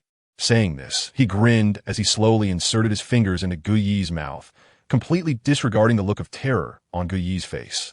As the boy's hand touched Guyi's teeth, Guyi hopelessly closed his eyes. However, after a while, the anticipated pain didn't come. "Ah!" A sudden scream startled Guyi and made him open his eyes. Seeing the scene before him, Guyi could hardly believe his eyes. The boy who had been bullying him, Tuoba, was being grabbed by the arm by a furious-looking white-haired boy. Tuoba Ning's face was flushed, his expression was painful, as if his hand was about to break, and he kept screaming in agony. "Young Master Chen, please stop. Ning Ji's hand is going to be crushed by you." Despite the pleas from the two beside him, Tuoba Chen turned a deaf ear, because when he first saw them, the distance was quite far, and he couldn't see the details clearly. It wasn't until this bastard in front of him kicked that innocent young boy that he realized what was happening. He initially thought they were just having a normal conflict. But after quickly approaching, hearing the words from the guy he was holding, he was infuriated. During his time at the Holy Dragon Sect, he had always felt quite good about it, even giving him a sense of being in school. He never expected to encounter the current situation. He hadn't heard the entire conversation, but just hearing about the tooth extraction made him want to rip apart this beast disguised as a human right in front of him. This guy was only a few years old, yet he could commit such acts of violence in public. He didn't believe that the higher-ups of the Holy Dragon Sect were unaware of such things. It must have been with their tacit approval that these bastards dared to act this way. Tian Yi, please let go, I'm going to die. Because of the banquet these past 2 days and the special announcement made by Tuoba when Tuoba-chan was not going out recently, now the entire Holy Dragon Sect, from top to bottom, almost all knew about the presence of Tuoba-chan. As soon as Go heard a few people calling him Young Master Chen, he also realized who Tuoba-chan was. Tuoba-chan, the preferred heir to the position of the sect leader, the beloved grandson of the Grand Elder, and one of only 2 people in the sect's history to break through the second layer of the dragon transformation technique before reaching level 20, has so many honors that it's hard to ignore his existence.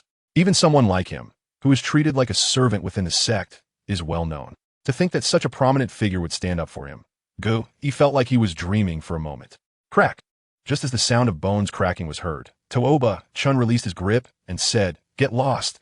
Don't let me see you again." Yes. Thank you, Young Master Chen. Although he didn't understand why Tuoba-chan attacked him, Tuoba Ning chose to swallow his anger and left in disgrace. After the other party fled, Tuoba-chan turned around and reached out to the person named Gu-yi, asking, "Are you okay?" Suddenly saved, Gu-yi found it hard to believe. And the person who saved him was very likely to be the future master of the Sacred Dragon Sect. Looking at Tuoba-chan's snow-white hands, Gu-yi glanced down at his own hands, which were covered in blood and dirt. For a moment, he hesitated to touch those hands, fearing that he would dirty them. Tuoba-chan noticed the other person's distress, directly squatting down to grab their hand, pulling them up and saying, "Let's go, I'll take you to the clinic." After saying that, he didn't care whether the other person was willing or not, and led them away. After walking a few steps, a faint voice came from behind him. "Thank you." Chapter 70. Weakness is the original sin. Tuoba-chan did not take the other person to the medical clinic of the Holy Dragon Sect, but instead found a nearby clinic in Holy Dragon City. Upon arriving at the clinic, Tuoba-chan saw an older doctor dozing at the counter. He walked over and said, "Doctor, wake up, please check his injuries." The doctor, nearly falling asleep, suddenly heard someone calling him, quickly wiped the drool from the corner of his mouth, and said, "Oh, okay, soon." The doctor had bandaged Gu-yi's injuries. "How is it, doctor? Is his injury serious?" Tuoba-chan asked. "It's nothing. This little guy is very lucky. He only has some superficial wounds, nothing serious. But his body is quite weak. He probably doesn't get enough nutrition and needs to take care of himself more." The doctor replied. "I understand," Tuoba-chan said, taking out 2 gold soul coins to pay for the medical fees. After the doctor gave him the change, he prepared to take Gu-yi away. To avoid hurting the other person's pride, Tuoba-chan spoke to the doctor outside. But Gu-yi did not seem as fragile as Tuoba-chan had imagined. He felt that everything that happened today was like a dream, and he kept recalling the scene where Tuoba-chan saved him. With his white hair illuminated by the setting sun for a moment, he thought Tuoba-chan was an angel sent from heaven to save him. Then Tuoba-chan returned to the clinic, interrupting his memories, and said, "All right, we can leave now. Can you tell me why they were bullying you?" Hearing Tuoba-chan's words, Gu-yi hesitated for a moment, shook his head, and looked like he didn't want to talk about it. Seeing his demeanor, Tuoba-chan felt a bit helpless, realizing that Gu-yi probably often encountered such situations, and it was normal for him to have a resistance to discussing it. "It's okay. Tell me. I will help you," Tuoba-chan said sincerely, determined to help him. Since he'd already helped him today, it would be better to address the root problem. Otherwise, those people would inevitably bully him again. Although this might seem a bit like being a do-gooder, he really couldn't stand such things. Gu-yi was silent for a while, as if he had made a decision, and said, "I'm sorry, Young Master Chen, thank you for saving me today. I don't want to talk about this matter.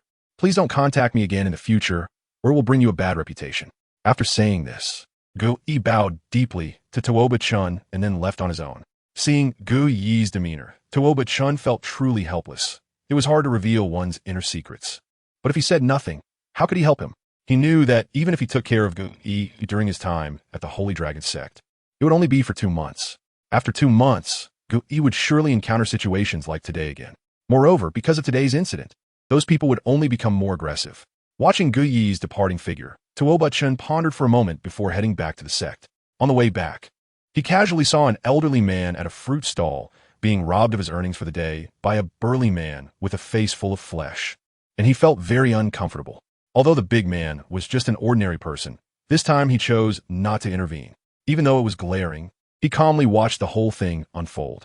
In a daze, he understood something. Douluo continent is a place where the weak are preyed upon by the strong. This is also true in the Tiando Empire, but the Tiando Empire has more harmonious traditions, while the Xingluo Empire takes the principle of the survival of the fittest to the extreme. If he wanted to change these rules, he could only stand at the peak. He then shook his head immediately, thinking, what am I thinking? Even if I become the strongest, I might not be able to manage every place. I just need to focus on doing well in the present. As the burly man with a face full of flesh walked past him, a flash of yellow light appeared, and a spike suddenly emerged from the ground, piercing the big man's calf. The big man let out a scream and fell heavily to the ground. The bag of money he had stolen fell a short distance ahead. Tuoba Chen walked over slowly, picked up the money pouch, and returned it to the elderly fruit seller. After receiving a thank you from the old man, he headed back to the sect. He had to find out why Gu Yi was treated that way. Although it might take him some time, it didn't matter. The time he spent might change Gu Yi's life. Coincidentally, on his way back, he encountered the 2 people who had bullied Gu Yi together with Tuoba Ning before. Seeing Tuoba Chen, the 2 were startled and turned to leave, afraid of provoking this imposing figure. However, just as they turned around, a hand landed on their shoulders, and they heard Tuoba Chen's gloomy voice. Where do you think you're going? The 2 turned around numbly, awkwardly smiling as they said, it's young Master Chen. What a coincidence. We're going to the training ground. Oh, is that so? I want to take up a bit of your time, if you don't mind, Tuoba Chen said calmly. Of course, if young Master Chen is looking for us, we certainly have time, they replied, laughter forced and more painful than tears. In their eyes, Tuoba Chen was even more terrifying than the sect leader. Leading them to a corner, Tuoba Chen did not resort to violence, but calmly asked, why did you do that to Gu Yi? Initially, he thought they would try to conceal something, but their reaction surprised him. You taught us a lesson because of that guy Gu Yi? What else? In that situation, it should have been him acting on justice, right? Their answers felt strange. Actually, we bullied Gu Yi for no reason.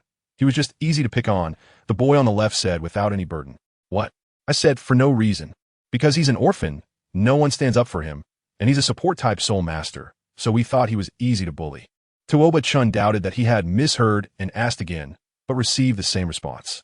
The 2 people in front of him realized that he had called them over not to beat them, but to talk to them with a smile throughout the conversation. These people were beyond saving. They had likely been raised with the belief that the strong can bully the weak at will, and that the weak deserve their fate, even if it leads to death. The notion that being weak is a sin had been perfectly validated in the Holy Dragon Sect. Chapter 71. Aren't you going to repay me? At this moment, apart from a surge of nameless anger, all he felt was a sense of pity. He decided that when he left the Holy Dragon Sect, he would take Gu Yi with him. He did not openly reprimand the 2 in front of him. After asking for Gu Yi's address, he let them go. In fact, there was no need to teach them a lesson. The idea was deeply ingrained in their minds. Unless they were killed or subjected to daily brainwashing, it would be impossible to change their views. However, to vent his frustration, he used a land sink to create a trap that collapsed a section of the ground in their path shortly after they left. With 2 cries of ah, the 2 fell into the pit, and as he controlled the surrounding terrain, small rocks continued to fall in. He had no intention of killing them, just wanted to scare them a little. The 2 were momentarily dazed from the fall and couldn't figure out what was happening. Suddenly, a few rocks fell from above, hitting them and leaving several bumps on their heads. Realizing their situation, the 2 began to scramble up. In the Holy Dragon Sect, unless they had someone particularly familiar nearby, ordinary people would not come to their aid in the face of such bullying.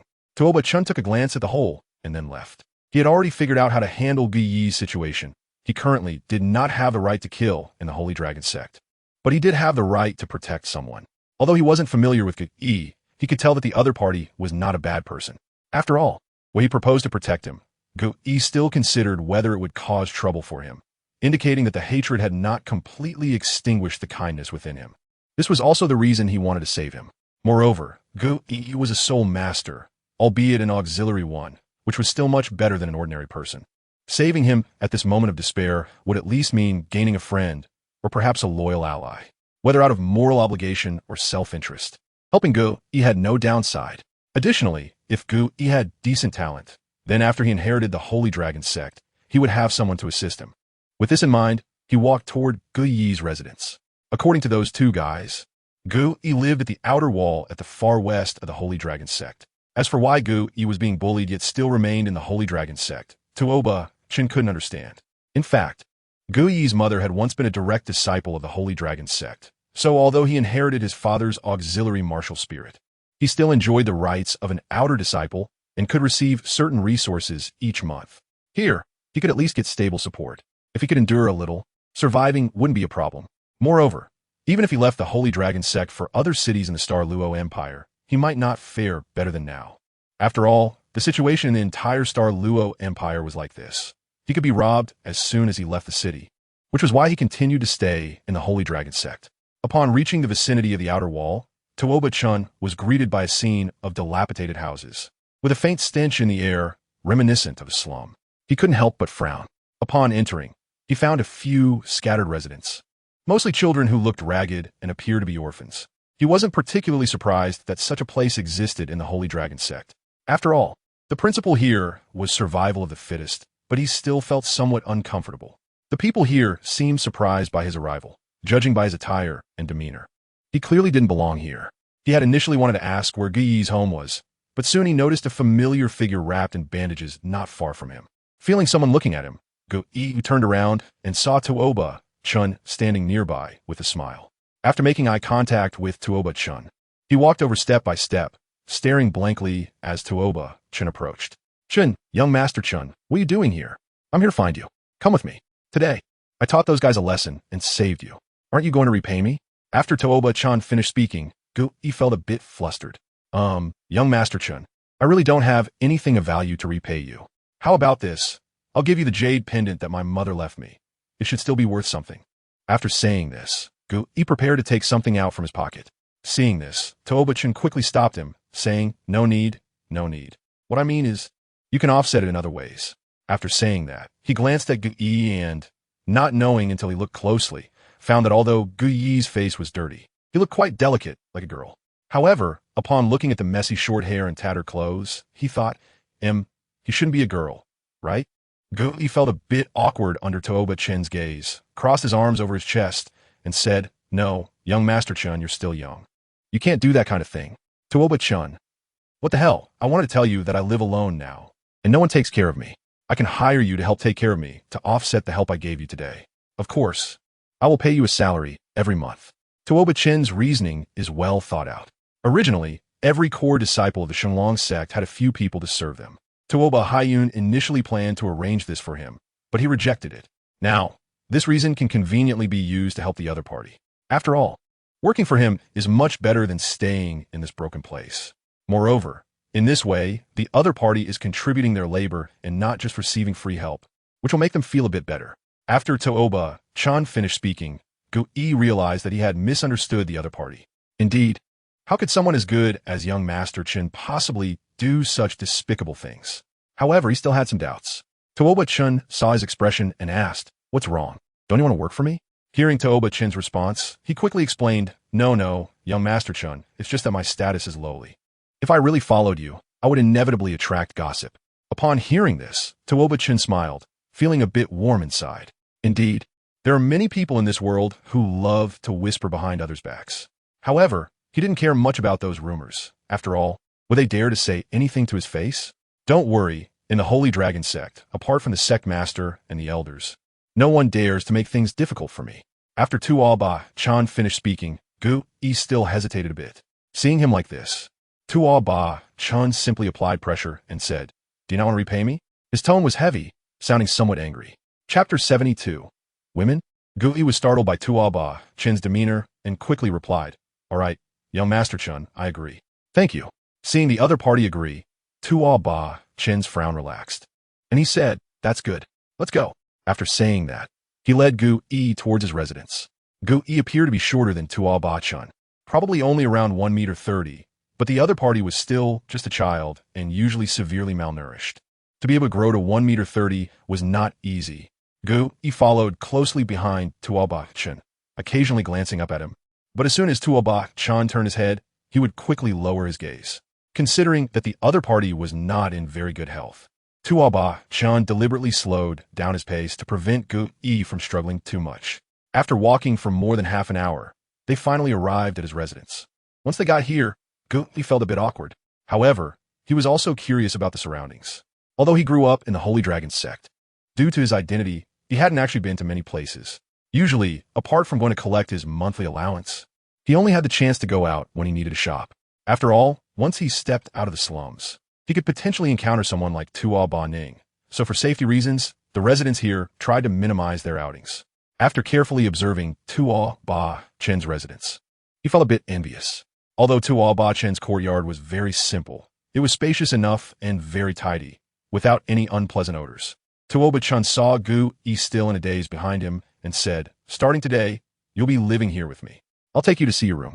With that, he led Gui to the first floor of the house. The house he lived in was a 3-story wooden cottage, somewhat like a villa in later generations, with plenty of rooms inside. He chose the largest room for Gui, aside from his own. When Gui arrived at the door of his room, he paused for a moment, looking at the neatly arranged furnishings inside. For a moment, he hesitated to step inside. Tuoba Chen, "All right, if there is anything else you didn't bring, remember to take it yourself. Just I'll clean up a little every day." "Oh." Gui replied somehat akardly. He was very grateful for everything Tuoba Chen had done for him, but at this stage, he had no way to repay the other party and could only silently remember their kindness. Afterwards, Tuoba Chen originally wanted to say something else, but as he took a couple of steps closer to Gui, he caught a whiff of the intoxicating scent on her. "Tuoba Chen, well, how about we take a shower first?" After Tuoba Chen finished speaking, Gui also noticed her own messy, dark clothes and her hair that hadn't been washed for who knows how many days. Suddenly, her entire face turned bright red, and she nodded shyly. Seeing the other person agree, Tuoba Chen said, "The bathroom is in the room at the far left on the first floor. You should be able to find it." Gui replied softly. Then she went to the bathroom by herself. Once he felt that he had given enough instructions, Tuoba Chen planned to go train. However, halfway there, he realized a problem. It seemed there were no clean clothes in the bathroom. If the other person washed up and then put on that messy outfit, wouldn't the bath have been pointless? Thinking of this, he casually grabbed 2 sets of casual clothes from his room and headed towards the bathroom. Pushing open the bathroom door, Tuoba Chen said, "Gui, I brought you 2 sets of clothes. Just make do with these for now." Midway through his sentence, Tuoba Chen's voice suddenly stopped. He quickly tossed the clothes into the basket nearby, then shut the door and fled the scene. Gui stared blankly at Tuoba Chen's actions, her entire face already redder than ever. "Young Master Chen, why didn't you knock before coming in?" As she spoke, her face grew even redder, and then with a splash, she submerged herself in the water, too embarrassed to come out. Tuoba Chen was outside practicing his dragon form skills frantically. Unexpectedly, this guy turned out to be female. Who would have thought? Although I felt that this person was too delicate to be a boy, that unkempt appearance, the messy short hair, and the unbearable odor, along with the flat chest, made it hard to imagine she was a girl. After practicing for a while, Tuoba Chen slowly calmed down. They were still just kids. It was fine. He hadn't done anything wrong, so there was no need to take responsibility. Yes, that's right, I don't need to take responsibility. Thinking this way made him feel much more at ease. About half an hour later, Gui finally finished her shower and came out of the bathroom. Now her appearance had changed significantly compared to before. Tuoba Chen accidentally glanced at her and was completely stunned. The difference between someone who had taken a shower and someone who hadn't was just too big. After her shower, he realized that her hair was not black but a deep purple. It must have been too dirty before, causing the stains to dye her hair black. Her skin, which had looked somewhat dark, had turned into a sickly pale after the shower. Her features were very delicate, her eyes like black pearls that drew attention, and the clothes she wore were clearly too big for her, giving her an inexplicably cute vibe. Although she couldn't be considered a top beauty, she was still young and hadn't fully developed, so she would likely improve a lot in the future. Overall, her changes were not unattractive and were somewhat good-looking. However, even though Tuoba Chen was amazed at her transformation, he didn't have any other thoughts, just treating her like a daughter. Gui looked at Tuoba Chen a bit nervously. After what had just happened, she felt a bit awkward facing him. However, thinking that she wasn't here for free food, she mustered up the courage to say, "Chen, young Master Chen, what should I do next?" Tuoba Chen immediately responded when she spoke, "Oh, you can help clean up. Once the place is tidy, there won't be much else to do, so you can do whatever you want. Here's your pay for this month. You can use it to buy what you want. If you get hungry, the kitchen is in the middle of the first floor. There are some ingredients in there, so you can cook something for yourself. That's about it. If you have any questions, feel free to come and ask me." Okay, young master." After receiving the payment from Tuoba Chen, she didn't open it right away. She was afraid of giving the impression that she was greedy. So she took the small bag to her room and began her working life. Tuoba Chen continued his training since he had to attend the final day of the Sacred Dragon Feast that night, and his training intensity wasn't very high. Chapter 73. Barbecue. Because Tuoba Chen was usually quite clean, the house was still pretty tidy. He finished cleaning up in no time. After finishing, she suddenly remembered that he had given her a wage. She took out the money bag and looked inside at the gold soul coins, and her hands trembled a bit. Actually, there weren't many gold soul coins inside. Only 10. To Tuoba Chen, it was insignificant, but for Gui, 10 gold soul coins was undoubtedly an astronomical sum. You see, her innate soul power was only level 5, and she hadn't broken through level 10 yet. So she didn't have the qualification to receive subsidies from the Wuhuan Hall. She lived on a meager 50 copper soul coins a month from her sect. 50 copper soul coins could hardly support the nutrition of a 7-year-old child for a month, which was why Gui was so thin. She often had to search for food outside, leaving her exhausted, and when she returned, she would just sleep, leaving no time to take care of herself. So after receiving Tuoba Chen's 10 gold soul coins, she felt a bit at a loss. She had never even touched silver soul coins, so receiving 10 gold ones was overwhelming. To put it into perspective, 1 gold soul coin was equal to 10 silver soul coins. 1 silver soul coin was equivalent to 100 copper soul coins, and 1 copper soul coin was roughly equivalent to 1 yuan from 10 years ago. This meant that 10 gold soul coins were approximately equal to 10,000 yuan in reality. Gui, equivalent to an ordinary elementary school student, suddenly saw her monthly allowance go from 50 to 10,000. A strong sense of unease surged within Gui. She was just sweeping the floor. How could she keep such a large sum of money with a clear conscience? However, she also knew that someone like Tuoba Chen wouldn't care about 10 gold soul coins, and if she returned the money, it might even anger him. But one must have a conscience in their work, and she decided to work even harder to help Tuoba Chen. That was the only thing she could do. After calming down for a while, she walked towards the kitchen. Although Tuoba Chen only said to clean up, she certainly wouldn't just do that little bit. An hour later, after finishing a set of dragon form exercises and planning to rest, Tuoba Chen suddenly smelled a delicious meaty aroma coming from inside the room. Following his instincts, he slowly made his way to the kitchen. He found Gui was making barbecue. Seeing Tuoba Chen, Gui panicked a bit. "Young master, the meat isn't ready yet. Please wait a moment." Tuoba Chen nodded repeatedly, not refusing. The aroma of the grilled meat made it impossible for him to say no. Seeing Tuoba Chen obediently sitting at the dining table, Gui smiled sweetly. Before long, she placed the crispy and fragrant grilled meat on a large plate and brought it to the dining table. Tuoba Chen had long been eager, but when he glanced at the side, he found Gui standing properly next to him. "Gui, why are you standing? Sit down and eat." Isn't that inappropriate?" Gui was a bit surprised. In her perception, her status was worlds apart from Tuoba Chen's. She would be grateful enough if he could take her in, let alone sit down to eat together. What's inappropriate? Hurry up and sit down. After saying that, Gui still felt a bit reserved and fidgeted, unwilling to sit down. When Tuoba Chen saw this, his expression darkened, and he said, "I'm not eating anymore." This startled Gui, who quickly moved the chair opposite Tuoba Chen and sat down. Once he was settled, Gui cut a large piece of the roasted soul beast meat and placed it on Tuoba Chen's plate, deliberately speaking in a deep voice, "Eat." His tone was a bit cold, sounding almost angry. Tuoba Chen didn't want to act this way, but Gui hadn't yet overcome her feelings of inferiority. His gentle persuasion would take too long, so it was better to scare her a little to get her to listen immediately. Besides, always pretending to be gentle felt a bit fake, and he wasn't used to it. Gui's voice was a bit weak, as if she was a little scared. Then she took a small bite of the meat on her plate. After just one bite, She froze for a moment and then couldn't stop herself.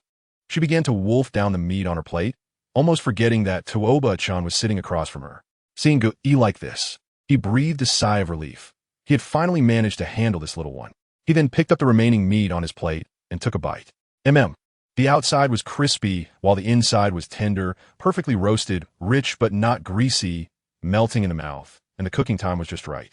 The only downside was that it could have used a bit more salt, but that didn't affect the flavor at all, because the quality of the meat was high.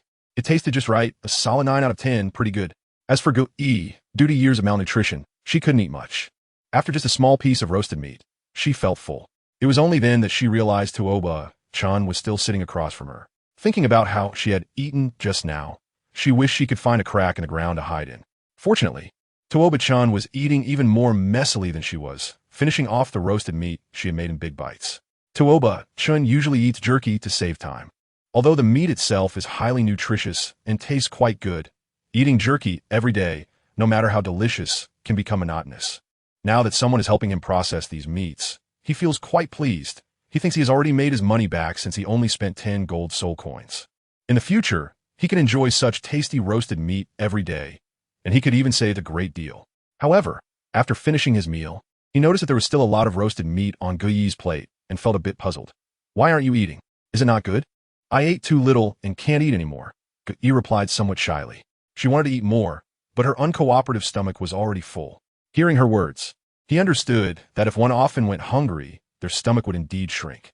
It seemed he would need to find a way to help her nourish her body in the future. But for now, not wanting to waste food, he forked some of the meat from her plate onto his own bowl in front of Gu-e's astonished gaze, saying indistinctly while eating, "Such good meat. It would be a waste not to finish it." Gu-e looked anxious. She wanted to stop him, but was afraid he would get angry. After all, he was eating something she had already touched. Wasn't that dirty? As if oblivious to Gu-e's expression, Tuoba-chan irresponsibly left a remark about helping to wash the plates and suggested making more meat next time before he went off to rest. Gu-e was left staring blankly at the 2 plates on the table. A typical scoundrel, perfectly embodying what it means to eat and not take responsibility. After a while, Gu-e came back to her senses, her face flushed as she took the 2 plates to wash them. While washing, she reflected on what had just happened. Tuoba-chan's suggestion to make more meant he still hadn't eaten enough. She hadn't expected him to be such a big eater. But thinking about how he didn't mind eating something she had already touched made her unable to help but smile foolishly. Chapter 74, Chrysanthemum Moonpass Night. The last day of the sect's Holy Dragon Feast began. Originally, today should have been the most anticipated day for the younger generation of the Holy Dragon Sect. But the main characters today looked listless. The reason was simple. This year's Holy Dragon Feast had produced a monster. A level 20 great soul master capable of defeating soul lords. How could they, who were only over level 20, compete with such an opponent? Only Tuoba-chan sat there like nothing was wrong, quietly eating at his place.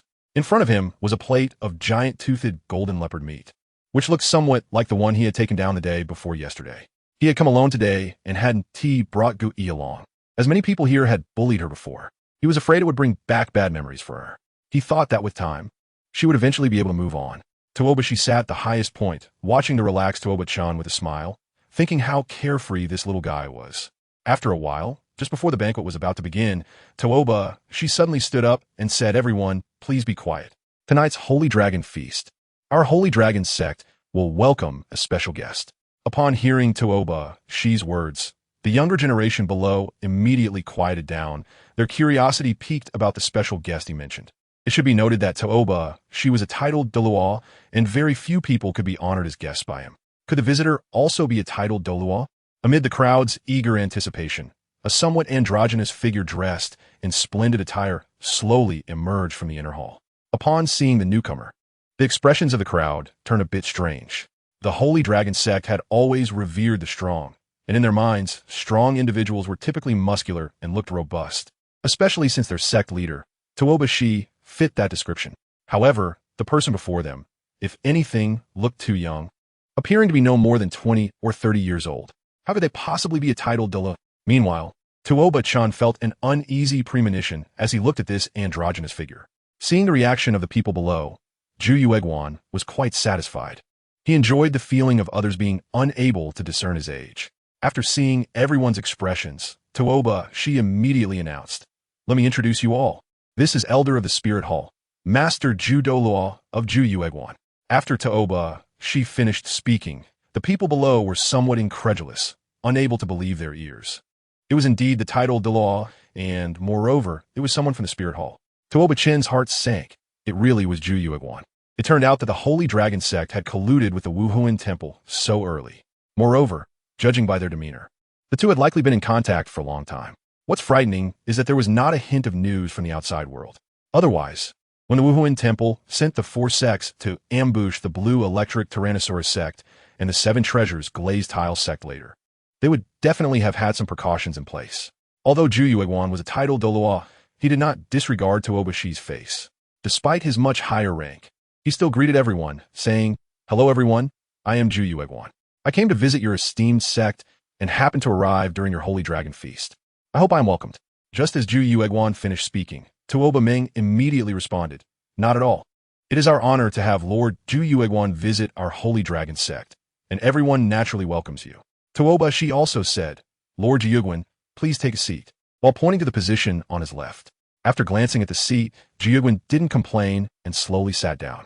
Seeing that Yuegwan was calm and not causing any trouble, Tuoba Shi breathed a sigh of relief. He knew that Yuegwan's level was definitely above level 93. He wasn't sure exactly how high, but he was certainly much stronger than his own level 90. He was already very satisfied that the other party could cooperate with him so well in front of a large audience. Once he took his seat, the Holy Dragon Feast officially began. Tuoba Chen, as the heir of the sect leader, is positioned in the inner hall, not having to sit outside with ordinary juniors. He has completely lost interest in the exquisite dishes in front of him, his mind solely focused on Pass. Why is Pass here? What is his purpose?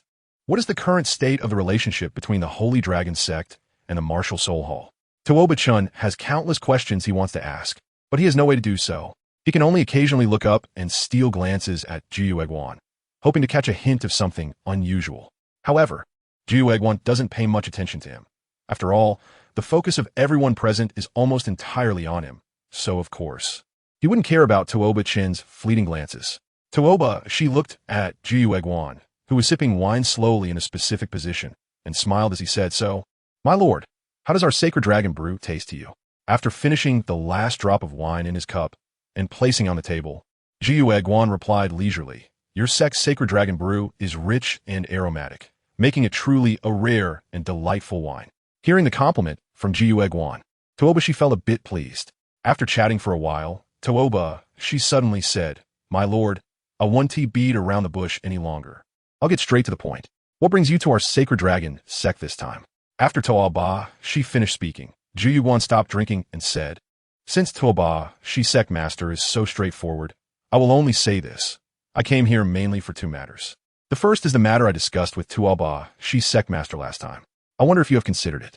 After Yuegwan finished speaking, Tuoba Shi did not answer immediately, but fell into silence. Yuegwan was not in a hurry and patiently waited for Tuoba Shi's response. Duo Ming, who was nearby, also did not know how to respond upon hearing Yuegwan's words, as he did not expect that Yuegwan had come for that matter. In fact, he had discussed this with Tuoba Shi regarding the Spirit Hall's intention to recruit their Holy Dragon Sect. It wasn't that they couldn't agree, after all. The Spirit Hall was too powerful for their Holy Dragon Sect to resist. It was just that the time given was too short, and they had not fully clarified the pros and cons. After a long while, Tuoba Shi finally replied, "As for what you mentioned, Lord Yuegwan, we can agree to it, but I still need to discuss it with the elders in the sect. After all, this is a major matter, and even I cannot make a decision lightly. How about I give you a reply in 3 months?"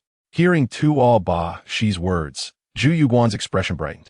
He actually just asked casually and did not expect a positive response.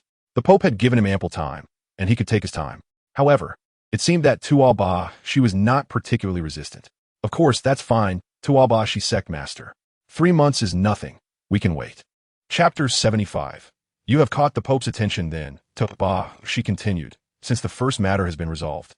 May I ask what the second matter Lord Yuegwan mentioned is?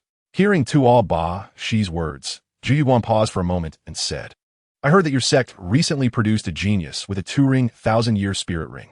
After speaking, Yuegwan stared directly at Tuoba Shi. Tuoba Shi felt a bit uneasy under his gaze, knowing that this matter could not be hidden from the Spirit Hall. It seemed the other party's intelligence network had already reached into their sect. Of course, he had not thought about hiding it, as both sides would be in a cooperative relationship in the future. Moreover, he wanted to resist, but could not due to the vast difference in strength. However, upon hearing that the other party was eyeing Tuoba, he felt a bit displeased. After all, Tuoba was the first heir of their sect. And what did the Spirit Hall mean by wanting Tuoba? Would they really give him up? Lord Jiyuguan, what do you mean? Tuobashi's tone became a bit displeased. They did not join the Spirit Hall to be its dogs. They only wanted to use the Spirit Hall's position for their own rapid development. Noticing Tuobashi's tone, Jiyuguan did not get angry, but smiled and said, "The Pope greatly admires talented youths and enjoys teaching such geniuses. If such a talent does not receive the best education, it would be a great regret in life. Wouldn't it, Sect Master Tuobashi?" Upon hearing Jiyuguan's words, Tuobashi's expression darkened. Jiyuguan was indeed here to take someone. Their sect had only produced one disciple who cultivated the transformation dragon technique so quickly after all these years, and now they wanted them to hand over Tuoba. Impossible. Noticing Tuobashi's readiness to explode, Jiyuguan slowly took out a wooden box from his robe and handed it to Tuobashi, saying, "I hope Sect Master Tuobashi could take a look at this item. After seeing it, you will understand that we have no malicious intent towards your sect, nor do we intend to snatch your talents."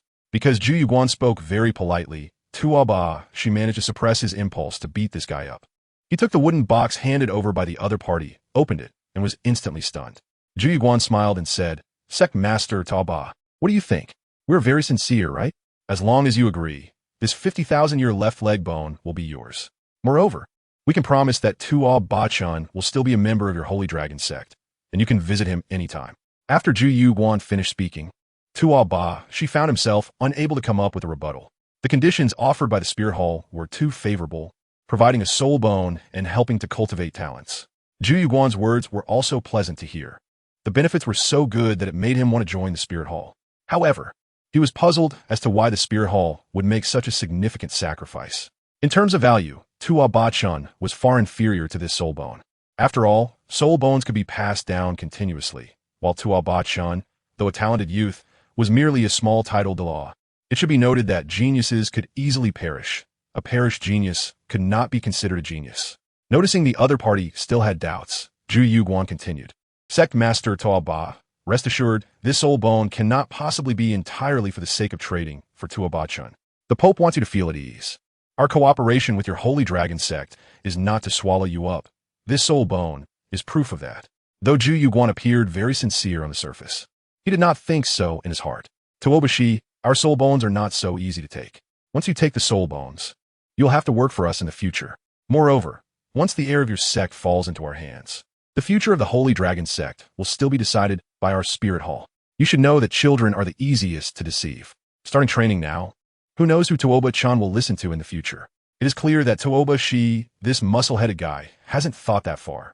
He only sees the immediate gains and losses. After all, being the sect leader of the Holy Dragon Sect only requires enough strength. The intellectual requirements are not that high. Not long after, he turned to look at Tuoba Meng. After all, he is someone else's grandson, so it's better to consult him a bit. After seeing the look in Tuobashi's eyes, Tuoba Meng nodded to him. He does not oppose Tuoba going to the Spirit Hall to study. Anyway, Tuoba will also go to the Tiando Empire later, and for him, the Spirit Hall is closer, making it convenient to see Tuoba. Besides, the educational policies of the Spirit Hall are definitely better than those of the Tiando Empire.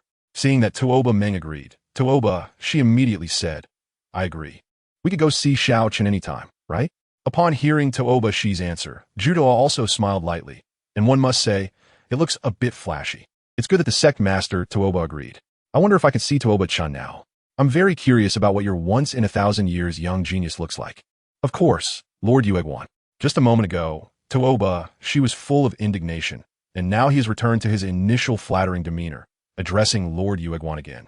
Perhaps this is what it means to be an adult. Tuoba was in the corner of the inner hall, straining to hear what they were saying above, but he could never make it out clearly. "Young Master Chen, the sect leader is calling for you," suddenly said a boy by his ear. What does Tuoba call himself? What has he done? Looking at the two people chatting and laughing above, he had a bad premonition. He hoped that nothing would happen when he went over this time. After the young man finished delivering the message, he waited by his side. Tuoba had no choice. It seemed he couldn't avoid it. Slowly standing up, he felt as if his legs were heavy as a mountain, extremely reluctant to approach them. When Jiuguan saw the newcomer, he was somewhat surprised. Although he had heard about Tuoba Chen's strength, he had never seen the person himself. He originally thought Tuoba Chen would be like those kids outside. A little muscle man, but unexpectedly, he was a graceful and handsome young man. For a moment, Jiuguan's impression of Tuoba Chen improved considerably. He was a person who valued appearances, not out of any particular desire, but simply out of pure appreciation. Tuoba she suddenly smiled and said, "Good news, Xiao Chen. You have caught the attention of the Pope. After you finish soaking in the Holy Dragon Pool, you can follow Lord Yueguan to the Spirit Hall."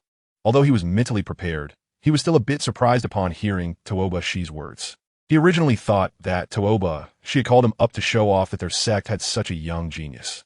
He never expected that the reason for calling him up was this. Was Tuoba Shi crazy? He wasn't his parents. Why should he make this decision for him? In an instant, Tuoba Chen's expression became somewhat unpleasant. Chapter 76. I agreed, noticing Tuoba Chen's expression. Tuoba Shi asked, "What's wrong, Xiao Chen? Are you unwilling? This is a great opportunity. Or do you have some unavoidable reason?" After saying this, he and Yueguan both stared at Tuoba Chen, aware of their gazes. Tuoba Chen could only say, "If I go to the Spirit Hall, will I not be able to see Meng Aran anymore?" There was no other way. The time was too short, and he couldn't think of other reasons, so he could only use his fiancée, Meng Aran, as a shield. "Who is Meng Aran?" Tuoba Shi asked, somewhat confused. "She is Xiao Chen's fiancée, Tuoba Meng chimed in. Hearing Tuoba Meng's words, Tuoba Shi was a bit surprised, not expecting this guy to have a fiancée, at such a young age. However, the nearby Douluo said, "It doesn't matter, Tuoba Chen. How about I take your fiancée, to the Spirit Hall with you?" Zhu Yueguan was not dismissive of the child's feelings just because he was young. He knew very well that childhood was the best time to deceive. If he left a good impression now, it would be easier to negotiate when Tuoba Chen inherited the Holy Dragon Sect in the future. As for what would happen if Tuoba Chen did not inherit the Holy Dragon Sect in the future, they had not considered that possibility, and moreover, the Spirit Hall had stated that Tuoba Chen would be the future heir, so he would definitely be the heir, even if they had to use some means. Hearing Zhu Deluo's words, Tuoba Chen quickly shook his head and said, "No, that's not necessary. Iran should go where she wants to be. I agree to go to the Spirit Hall." Tuoba Chen had no choice but to agree to the other's proposal. God knows if he refused. Would the Spirit Hall send someone to assassinate him? Their Holy Dragon Sect only had Tuoba Shi as its title Douluo. Tuoba Shi quickly said, "It's good to agree, Xiao Cheng.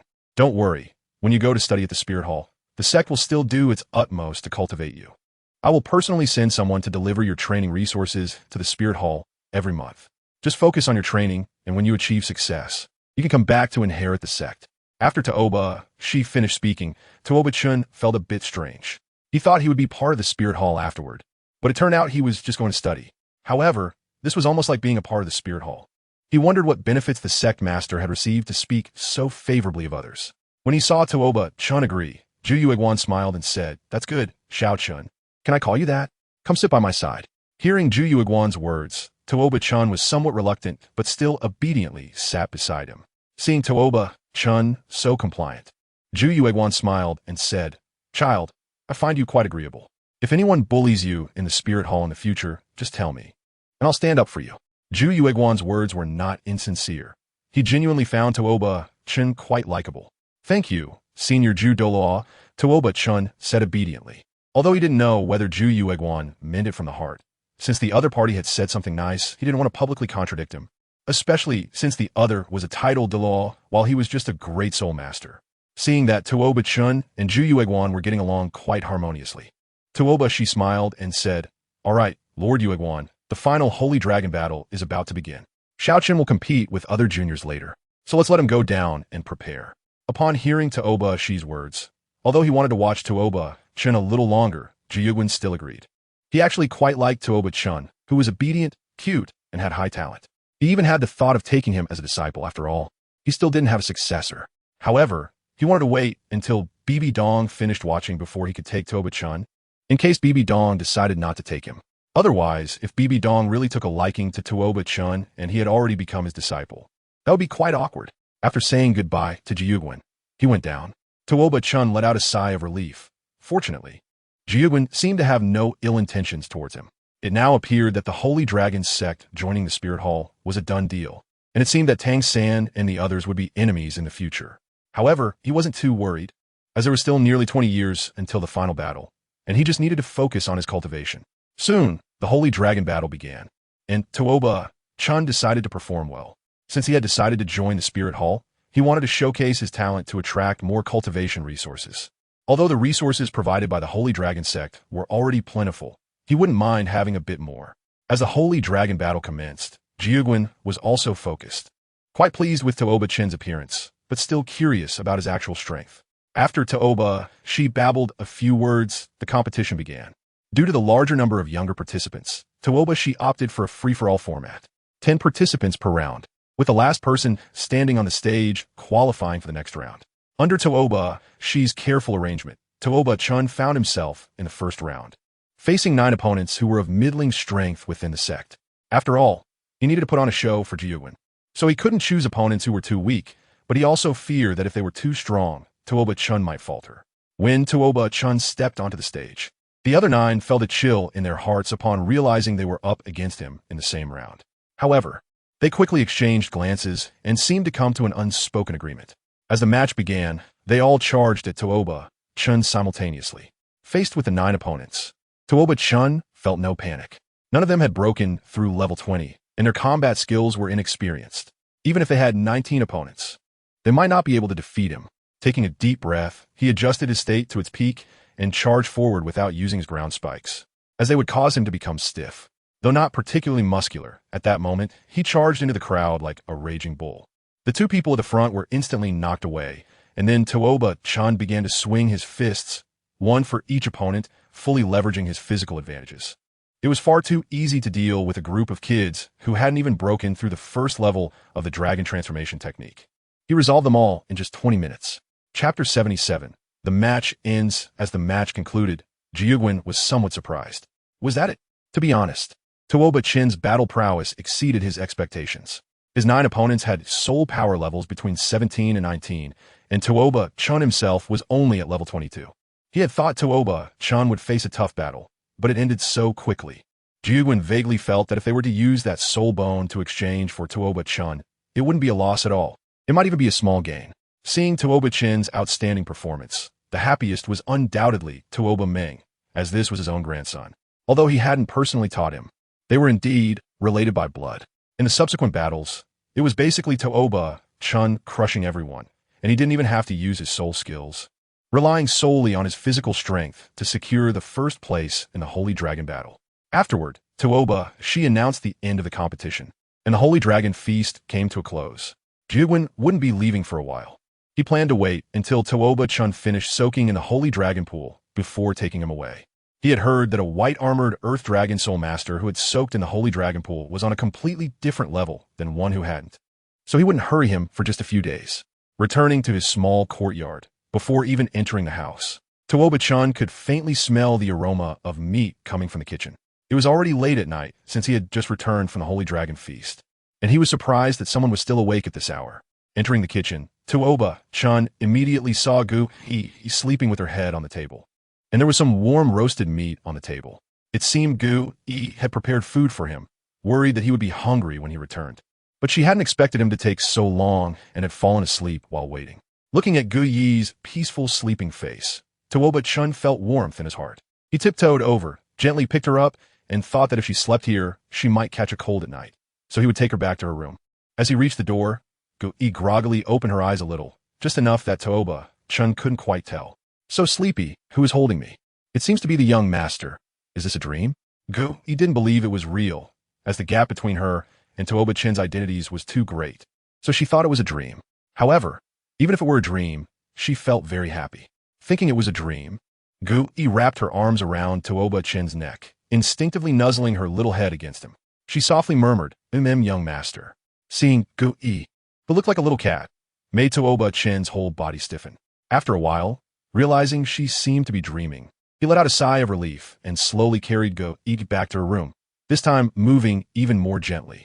Opening the door, he carefully placed Gu Yi on the bed, covered her with a blanket, and quietly left, afraid of waking her. However, just after he stepped away from her bed, his hand was caught by Gu Yi, who was still dreaming. Young master, don't go. After a moment, he turned back to see Gu Yi's anxious expression, as if she were having a nightmare. Squatting down, he gently stroked her head and softly said, I'm here, don't be afraid. After he spoke, Gu Yi's expression improved somewhat, but she still held onto his hand tightly. Carefully prying her hand away, he lit a calming herb in the room, then finally left. The calming herb had the effect of soothing the mind, and lighting one before bed could lead to sweet dreams. In the kitchen, looking at a large plate of roasted meat on the table, Tuoba Chen noticed that it was much more than the last time. It seemed Gu Yi remembered his words and prepared a larger portion this time. Although he was already full from the feast, he decided to finish the roasted meat in front of him, even if it meant stretching his stomach to its limits. Half an hour later, Tuoba Chen was grateful for his strong stomach. After eating so much more, he only felt a slight bloating. It seemed he had a talent for being a big eater. The next day, early in the morning, Tuoba Chen got up and, upon waking, noticed the rich aroma of meat coming from the kitchen. It seemed Gu Yi had prepared breakfast. After washing up, Tuoba Chen entered the kitchen and found only a steamed bun and some roasted meat. But he couldn't see Gu Yi anywhere. At that moment, outside the kitchen, Gu Yi was hiding behind the window, secretly watching Tuoba Chen's movements. After getting up today, everything that happened last night was imprinted in her mind. Thinking about what happened yesterday, her face couldn't help but flush. Tuoba Chen had hugged her and even sent her back to her room, covering her with a blanket to comfort her. She even told him not to leave. Oh, what should I do? What should I do? He must think I'm a bad girl trying to seduce men. Would he hate me? With such feelings, she got up early to prepare breakfast and then hid outside the kitchen because she really couldn't face Tuoba Chen. However, when she thought about what happened last night, she couldn't help but sigh. Her young master was really gentle. With this thought, her stolen glances at Tuoba Chen became even hotter. Feeling the intense gaze from the window, Tuoba Chen couldn't ignore it and turned to look. Gu Yi immediately lowered her head upon noticing. Seeing a certain hair sticking up from the window, Tuoba Chen felt a bit helpless. This hiding technique was pretty bad, that hair was too obvious. However, he didn't expose her. After finishing his meal, he left a small note on the dining table and then went out. After Tuoba Chen had been gone for a while, Gu Yi cautiously walked out, approached the table, and picked up the note he left. It read, Gu Yi, I have something to do and will be out for a few days. You don't need to prepare food for me during this time. Take care of yourself. Signed, Tuoba Chen. Seeing this note, Gu Yi felt a bit empty inside. He was going out for a few days? Was he trying to avoid her? With that thought, she felt somewhat distressed. However, she quickly cheered up, cleaned the dining table, and then went to practice. In the past, she didn't have the conditions to practice, but now that she did, she naturally couldn't continue to waste time. No one understood better than her how hard life was for those at the bottom of society. Moreover, she had a secret. She had fallen in love with Tuoba Chen. He saved her when she was in her most difficult time, drove away those who bullied her, provided her with food, clothing, and shelter, and changed her life. However, she also knew very well that she was not worthy of him, and to stay by his side, she needed to work hard to improve her skills. Chapter 78. The Holy Dragon Pool, Seeking Recommendation Votes. Upon arriving at the inner hall, Tuoba, she was already waiting for him there, along with two young boys beside him. One of the boys was Tuoba Yu, and the other boy he didn't have much impression of. They were the second and third place winners of this competition, respectively. However, he didn't care much about the two of them, as his goal this time was the Holy Dragon Pool. Seeing Tuoba Chen arrive, Tuoba Meng smiled and said, Little Chen is here. Come on, I'll take you to the Holy Dragon Pool. Seeing that it was his grandfather who came, Tuoba Chen was a bit curious about where Tuoba she had gone. Didn't he love to handle these trivial matters? But it didn't matter who took him. After all, it was him soaking in the Holy Dragon Pool, not them. They then followed Tuoba Meng to a small valley that was usually strictly forbidden for the disciples of the Holy Dragon Sect to enter. Before entering, Tuoba Chen smelled a very strong blood odor at the entrance and couldn't help but frown. What was going on? Why was there such a strong smell of blood here? Tuoba Chen had a bad premonition. This so-called Holy Dragon Pool might be somewhat different from what he had imagined. The other two clearly detected the bloody smell coming from inside, and for a moment, everyone felt uneasy. Noticing the change in expression of the little ones behind him, Tuoba Meng shook his head. They couldn't hold it together. Once they entered, it would be much more terrifying than now. Soon, the group followed Tuoba Meng into the small valley. Looking at the crimson lake ahead, Tuoba Chen felt a chill in his heart. He stiffly turned his head and said, No way. Seeing Tuoba Chen's reaction, Tuoba Meng smiled and said, It seems you have already guessed it. That's right, this is the Holy Dragon Pool. The water is composed of the blood and flesh of various dragon species. This tradition has existed in our Holy Dragon Sect for thousands of years. The corpses of the dragon soul beasts killed by disciples during their advancement are transported here and thrown into the Holy Dragon Pool. There are plenty of corpses of 10,000-year soul beasts inside. Top-tier dragon blood for body tempering is a rare opportunity for us dragon soul masters. Hearing Tuoba Meng's confirmation, Tuoba Chen's heart sank. It really was dragon blood. He had read about dragon blood body tempering in novels before, but those were from a single dragon. Who knows how many dragons' blood was in here? And after such a long time, the blood hasn't congealed, truly worthy of being dragon blood. Seeing the internal organs occasionally floating up from the blood pool, Tuoba Chen's heart was filled with repulsion, while Tuoba Yu and another boy looked even more distressed, almost on the verge of vomiting. Although he felt disgusted, he wasn't the type to be overly sentimental. He steeled himself, stripped off his clothes, and rushed into the pool. However, just as he took the first step, he was pulled back by Tuoba Meng, looking at him in confusion. Tuoba, she looked at his confused little grandson and said irritably, "Why are you so impatient, you little brat? The dragon's blood is so domineering. Jumping down directly would be courting death."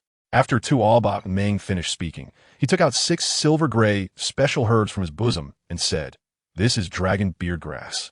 Before you go down, you must first consume the dragon beard grass. After eating this herb, your body will gradually heat up, and then a green liquid will be secreted from your skin. Once that green liquid covers your entire body, you can go down. Remember, 1 piece of dragon beard grass will allow you to stay in the blood pool for 1 day. If you exceed 1 day, your body may be in danger. Of course, if your body adapts to the Holy Dragon Pool, you can stay a bit longer. However, I advise you not to be greedy. It's better to come out on time. Do you understand?" "Understood, Elder." "That's good. Come over and take the dragon beard grass." After that, the 3 of them received their own dragon beard grass. Tuoba Chen got 3, Tuoba Yu got 2, and the last boy got 1. The number of herbs was determined by their rankings, and the 3 had no objections to this distribution, as they earned it through their own strength. In the Holy Dragon Sect, the competition of the survival of the fittest was taken to the extreme. Looking at the 3 seemingly withered herbs in his hand, Tuoba Chen swallowed them all at once. Immediately, he felt a warm current appear in his abdomen, which was quite comfortable.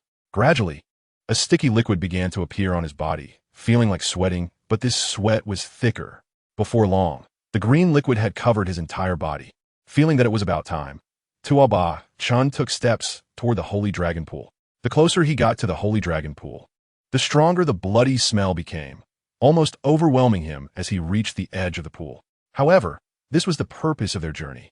Under the astonished gazes of his 2 companions, he jumped in without hesitation. Upon entering the Holy Dragon Pool, Tuoba Chen's first reaction was pain, a burning, sharp pain. The dragon blood began to seep into his body from all over, as if it were trying to devour him. Not long after, he started to struggle. He wanted to leave, to escape the Holy Dragon Pool.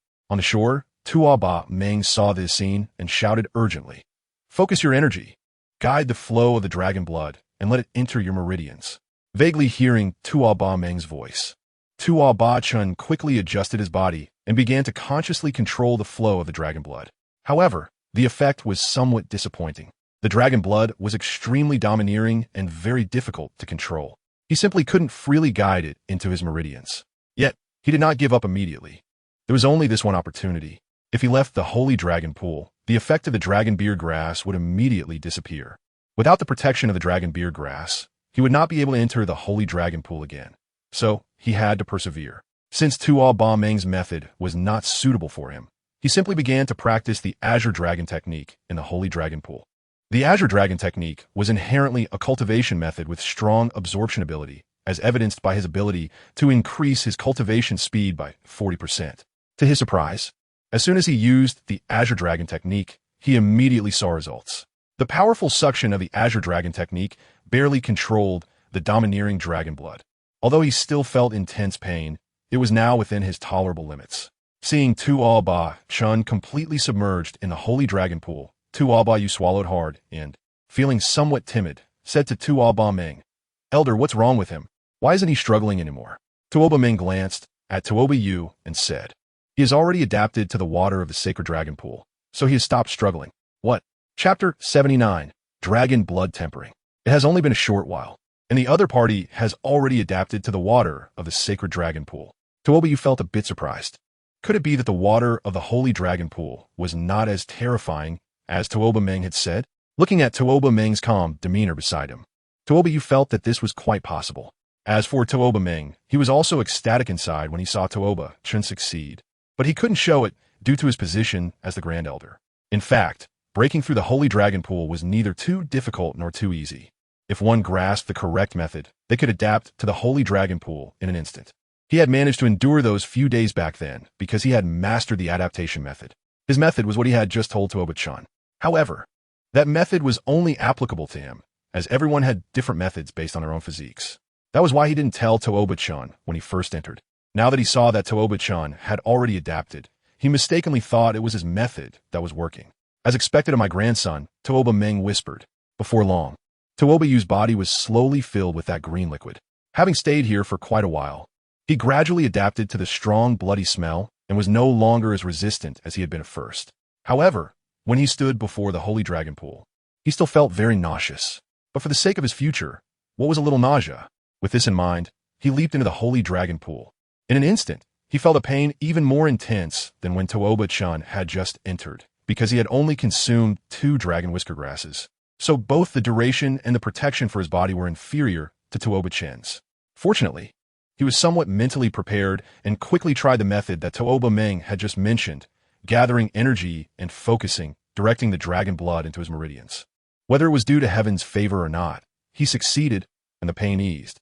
However, from the bulging veins on his arm, it was clear that this method was not as effective as the Songlong technique, but he was satisfied just to have succeeded. When the last young man saw that both of them had succeeded, he felt a bit dismissive. He prided himself on not being much worse than Tuoba Yu. Since Tuoba Yu had succeeded, he thought that with some effort, he shouldn't fail either. However, ideals were abundant, but reality was stark. The moment he immersed himself in the Holy Dragon Pool, he was tortured by immense pain to the point of losing his mind. Having only 1 dragon whisker grass, he naturally received the least protection among the 3. Help! Glug glug glug glug. Help! Glug glug glug glug. In his panic, he instinctively called for help and accidentally swallowed a lot of the dragon blood from the Holy Dragon Pool. When Tuoba Meng saw this scene, he did not rush over to save the person. He had long been accustomed to such situations.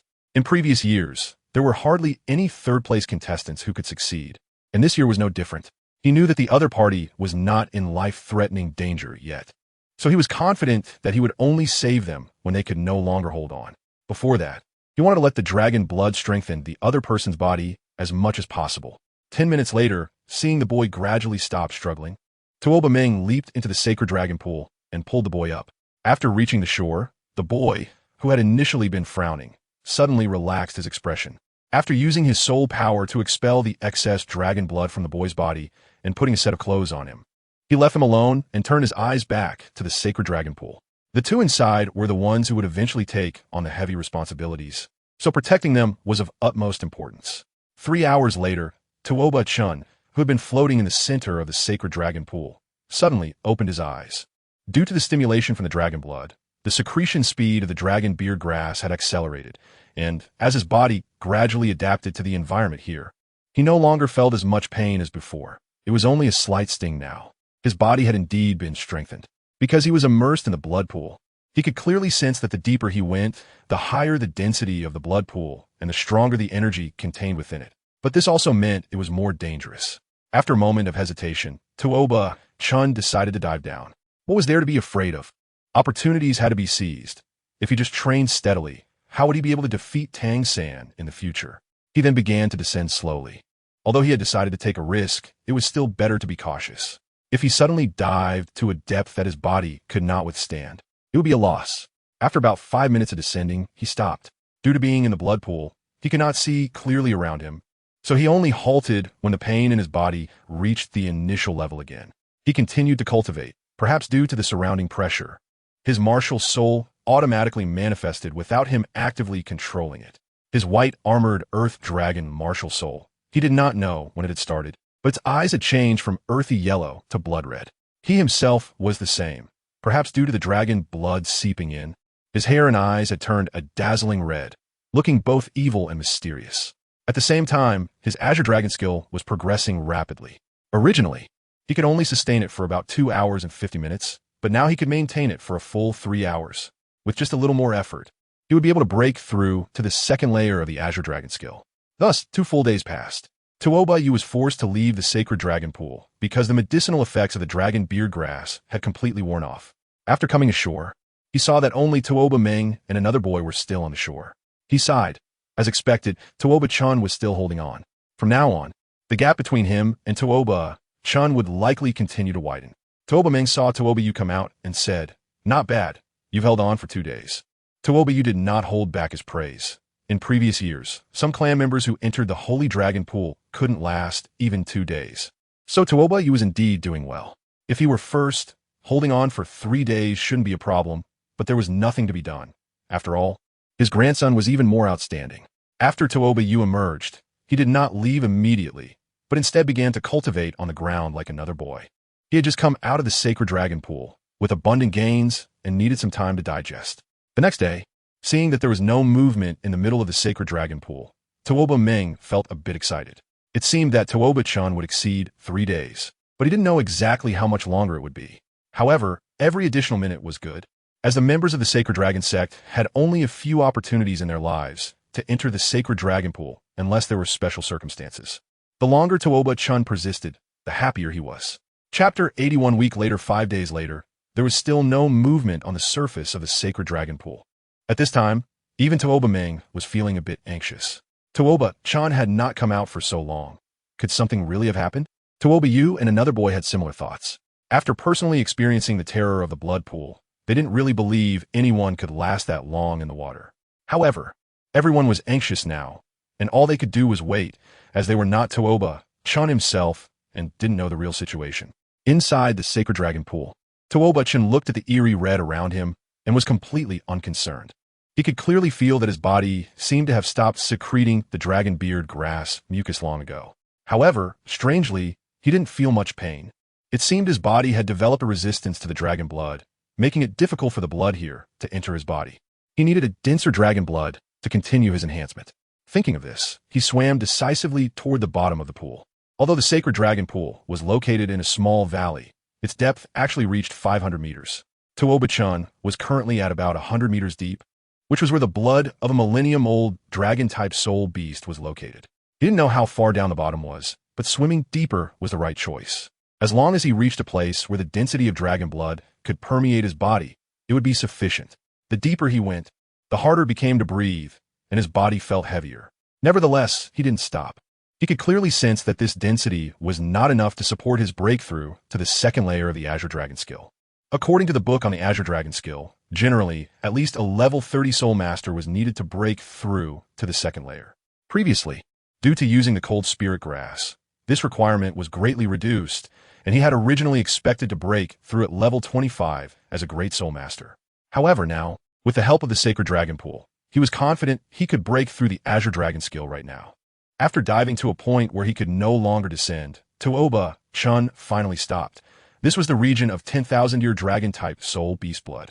Tuoba Chen felt an extremely powerful pressure here. The oppressive aura of a 10,000-year soul beast was on a completely different level than that of a 1,000-year soul beast. Although the pressure from absorbing the blood of a 10,000-year dragon was significantly less than that from absorbing a 10,000-year soul ring, it still exceeded the limits of his body at this moment. However, achieving success was not impossible, but it required an extraordinary willpower. It all depended on whether he could persist. If he managed to hold on, his Sanglong skill would break through to the second layer, greatly enhancing his physical strength, allowing him to progress rapidly in cultivation from then on. But if he failed, not only would he lose the gains from coming to the Holy Dragon Pool, but it could also severely harm his bodily functions, potentially preventing him from becoming a soul master in the future. However, cultivating was like rowing against the current. If you don't advance, you will retreat. If he was afraid of such a small setback now, what would happen if he later found a divine inheritance and had to inherit a divine position? Wouldn't the dangers then be even greater? Should he give up at that time? No, that was clearly not an option. Tuoba Chen endured here like this for the past few days. His body had been in constant pain, and he had become accustomed to it. Nevertheless, the current sensations were still unbearable for him. His face was pale. His whole body trembled violently, and every part of him felt like it was being burned by fire. Yet, He could do nothing to change his current state. He could only endure silently, doing his best to control his mind, and then using the Tsanglong technique to absorb and guide the dragon blood. 2 days later, Tuoba Meng paced back and forth by the edge of the sacred dragon pool. It had been a full week since Tuoba Chen entered the pool, and although he understood that his grandson had adapted to the water, he couldn't help but worry. After all, such a long time had passed, and what if things were not as he imagined? What if Tuoba Chen had encountered an accident and had not made any movement for so long? It is worth noting that there had been cases in the past where particularly strong-willed children believed they could endure, only to end up staying too long in the sacred dragon pool. In the end, the outcome was a complete disappearance, their bodies completely assimilated by the pool. If that were to happen, what would he do? How could he explain it to Tuoba Yin? Would he really have to send a white-haired person to mourn a black-haired one? Meanwhile, Tuoba Yin no longer held any hostility towards Tuoba Chen, as Tuoba Chen had achieved what he could not. Although Tuoba Yu is small, he has a strong opinion, and in this life, he only admires one type of person, those who are both powerful and hardworking. It doesn't matter about character, as long as the other person is strong enough. Tuoba Yu will worship them. This is a somewhat distorted idea created under the environment of the Holy Dragon Sect. Just as Tuoba Meng could no longer hold back and was about to rush down to find Tuoba Chen, several bubbles suddenly rose on the water surface. Noticing the movement, Tuoba Meng's expression brightened. There was no one else here, so it could only be Tuoba Chen. Roar! Accompanied by a tremendous dragon roar, huge waves surged, and a blood-colored giant dragon rose up. Seeing this, Tuoba Meng felt a surge of joy. It was indeed Tuoba Chen, but now Tuoba Chen appeared somewhat different from before. His originally snow-white skin faintly revealed red lines, his eyes were devoid of whites and pupils, just 2 red masses, and his fur was scarlet as blood. Just looking at him made one tremble involuntarily. However, Tuoba Meng would not tremble. After all, he was a soul Douluo. The aura emanating from Tuoba Chen was at most that of a soul king. As for why he had such a tremendous presence, it was due to the high degree of fusion with the Holy Dragon Pool. Now the Holy Dragon Pool was equivalent to his home ground, allowing him, a great soul master, to unleash an aura close to that of a soul king. However, the actual strength had not increased by that much. After seeing the appearance of Tuoba Chen, Tuoba Yu and another boy couldn't help but tremble. It wasn't just Tuoba Chen's current appearance that frightened them. After this cleansing, Tuoba Chen's martial soul had mutated and evolved into a more advanced existence. The suppression of his bloodline made Tuoba Yu and the others shiver uncontrollably. After leaving the sacred dragon pool, Tuoba Chen's condition began to slowly recover. The blood color on his body gradually faded, and he returned to a normal state little by little. In about 10 minutes, he transformed back into the Tuoba Chen from a week ago. However, although he looked the same, significant changes had already occurred inside him. Chapter 81. Rebirth. He felt his whole body filled with power, capable of taking on 10 opponents at once. Upon reaching the shore, Tuoba Meng and the others immediately approached him. "How is it, Xiao Chun? Do you feel anything unusual?" Hearing Tuoba Meng's words, Tuoba Chen nodded. Seeing the reaction from the other side, Tuoba Meng thought something was wrong and worriedly said, "Do you feel unwell? Let me take a look. I feel completely off. I now feel like my whole body is filled with power. I could explode my former self with a single punch." Upon hearing Tuoba Chen's response, Tuoba Meng felt like slapping him. He was scared to death, thinking something was wrong with him. However, to be safe, he still checked Tuoba Chen and, after confirming there was no problem, finally felt relieved. Then Tuoba Chen took the initiative to say, "Grandpa, can you arrange an opponent for me? I want to see how strong I am now." Of course, Tuoba Meng answered without hesitation. He also wanted to know the extent of Tuoba Chen's strength. The 2 other boys, Tuoba Yu and the other, wisely did not challenge Tuoba Chen. They knew they were no longer his opponents. After leaving the sacred dragon pool and stepping outside, everyone took a deep breath of fresh air. This was what it felt like to be alive. They would never forget the days spent in the sacred dragon pool. After coming out, Tuoba Yu and the other boy returned, while Tuoba Chen was taken by Tuoba Meng to a residential area. This was the residential area for outer disciples, where many soul masters of levels 30 to 40 lived. It was the perfect place to find an opponent for Tuoba Chen. Tuoba Meng seemed very familiar with this place, effortlessly leading Tuoba Chen to one of the residences. "Knock, knock, knock. Zhou Feng, come out. I have something to discuss with you." Tuoba Meng had just knocked on the door when it was immediately opened, revealing a very sturdy-looking young man in front of them. "Elder Meng, what brings you here today?" Seeing Tuoba Meng's arrival, the young man, referred to as Zhou Feng, seemed a bit surprised. Is there something you need help with? Oh, please go ahead, Elder Meng. Although Zhou Fong appeared rough around the edges, he was quite polite to Tuoba Meng. Tuoba Chen was a bit curious about their relationship. They seem to have known each other for a long time.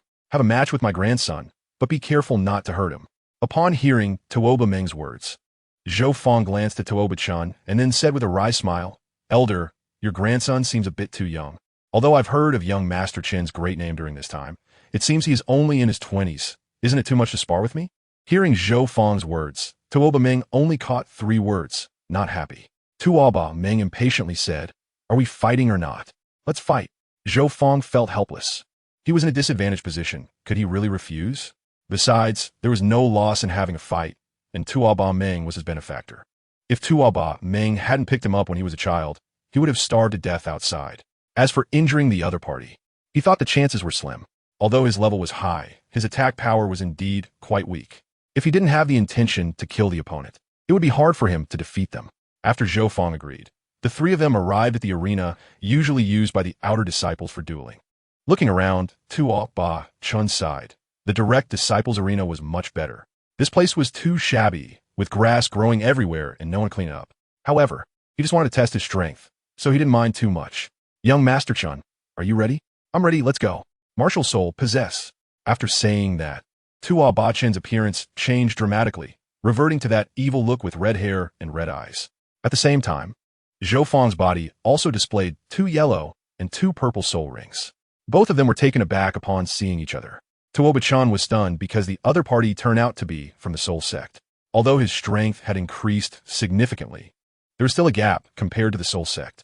Moreover, the impression the other party gave him seemed to be that of someone who was not just a Soul Sect member at level 41 or 42.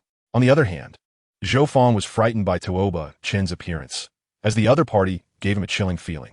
Tuoba Meng, who was beside them, also did not expect that after Tuoba Chen awakened his martial soul, he would change back to this state.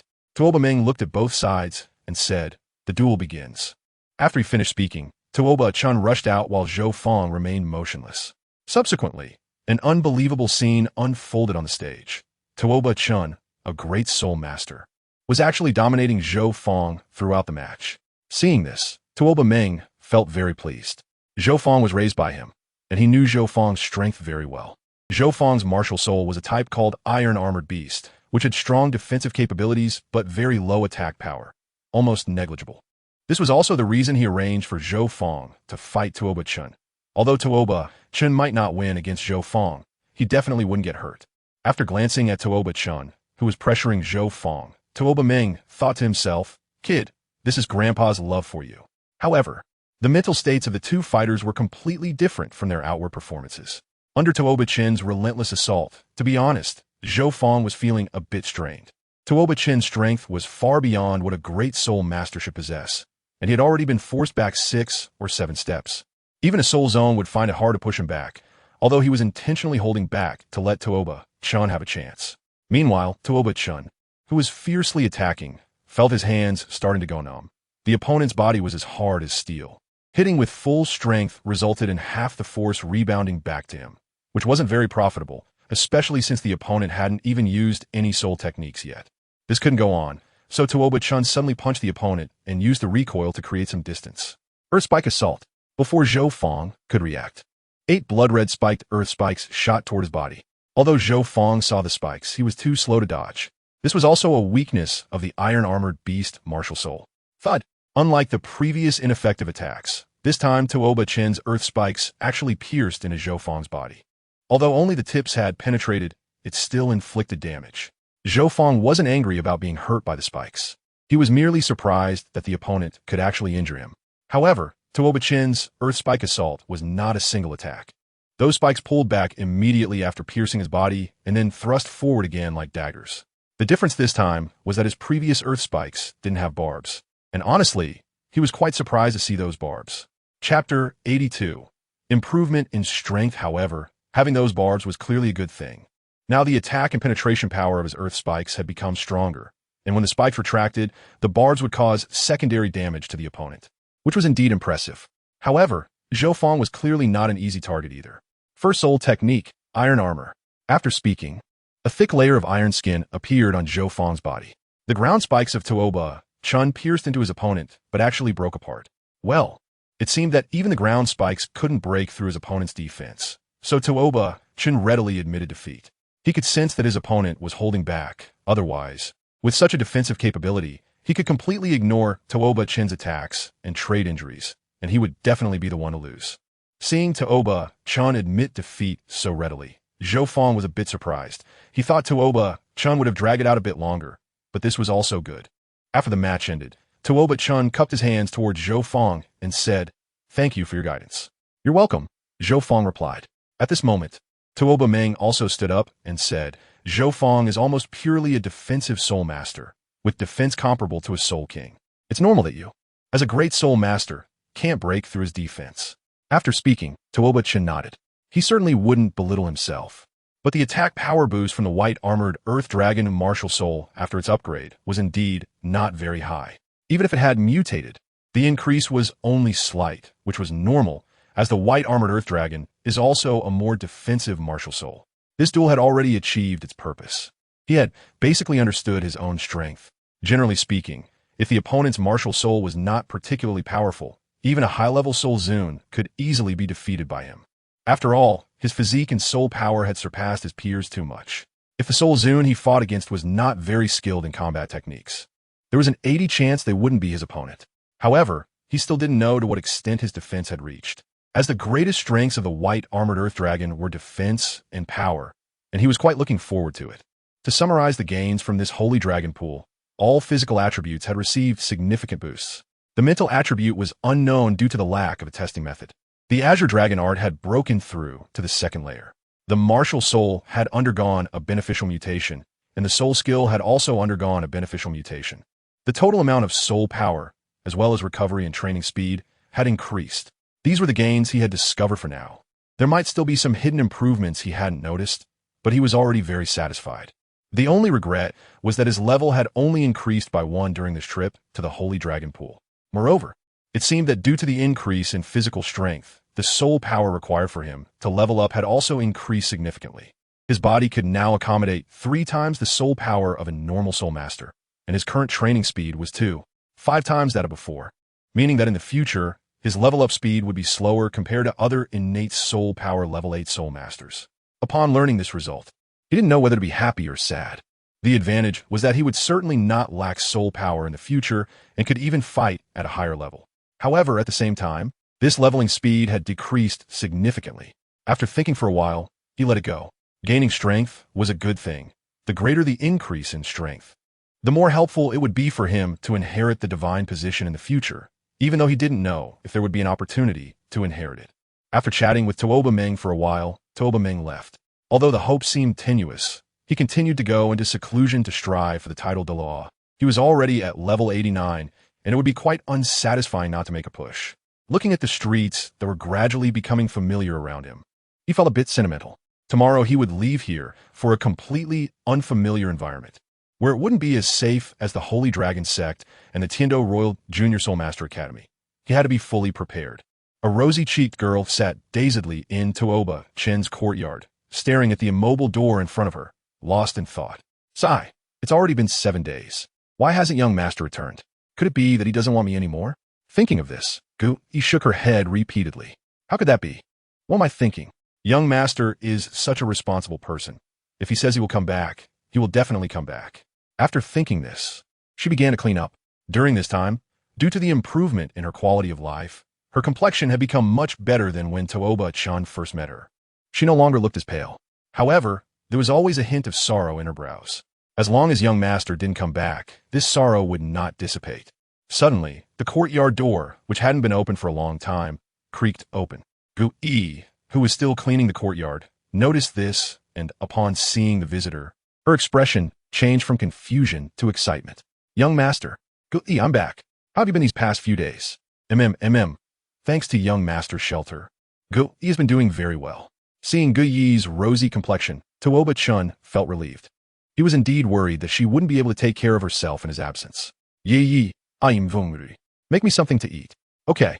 Gu-yi replied excitedly. Watching Gu-yi bounce around, Tuoba Chen couldn't help but think how nice it would be if he could continue living such a peaceful life. Unfortunately, He had to go to the spirit hall tomorrow, and he didn't know what his situation would be like after arriving there. Half an hour later, the familiar aroma of meat wafted from the kitchen. Looking at the large table full of meat dishes, Tuoba-Chun was a bit unsure of where to start. Seeing Tuoba-Chen's dazed expression, Gu-yi asked curiously, "Young master, why aren't you eating?" "And no, it's nothing. Eat. Let's eat right away." After saying this, he picked up his chopsticks and began to eat heartily. During the 7 days, he had been soaking in the holy dragon pool. Although he could rely on the nutrition provided by the pool, the taste was honestly not very good. Faced with this table full of delicious food, he took one bite and couldn't stop. Watching Tuoba-Chun eat with great delight, Gu-yi's eyes were filled with smiles. During this week, she had been practicing her cooking skills every day. Tuoba-Chun was able to enjoy the food she made, which made her very happy. Before long, a whole table of dishes was surprisingly finished off by Tuoba-Chun alone. After he finished eating, Gu-yi immediately asked, "Young master, are you full? If you're not full, I can make some more." Tuoba-Chun quickly shook his head. He was a bit too full from eating, and Gu-yi had made too much for him. However, it was still someone else's goodwill, so it wouldn't be polite not to finish it. After hearing this, Gu-yi nodded. Indeed, he had eaten quite a bit. Then, she began to slowly clean the dining table, taking all the dirty plates to the sink to wash. Chapter 83. Why don't you come with me? Looking at Gu-yi's busy figure, Tuoba-Chun suddenly said, "Gu-yi, I'm leaving tomorrow." After Tuoba-Chun finished speaking, Gu-yi paused, her hands stopping their movements. But she quickly continued washing the dishes, smiling as she said, "Sure. Young master, how long will you be gone this time? When you come back, I'll make you a big meal. I won't be coming back. After I leave this time, I won't return." Crash! The sound of a bowl shattering came from Gu-yi's direction. She did not respond to Tuoba-Chun immediately.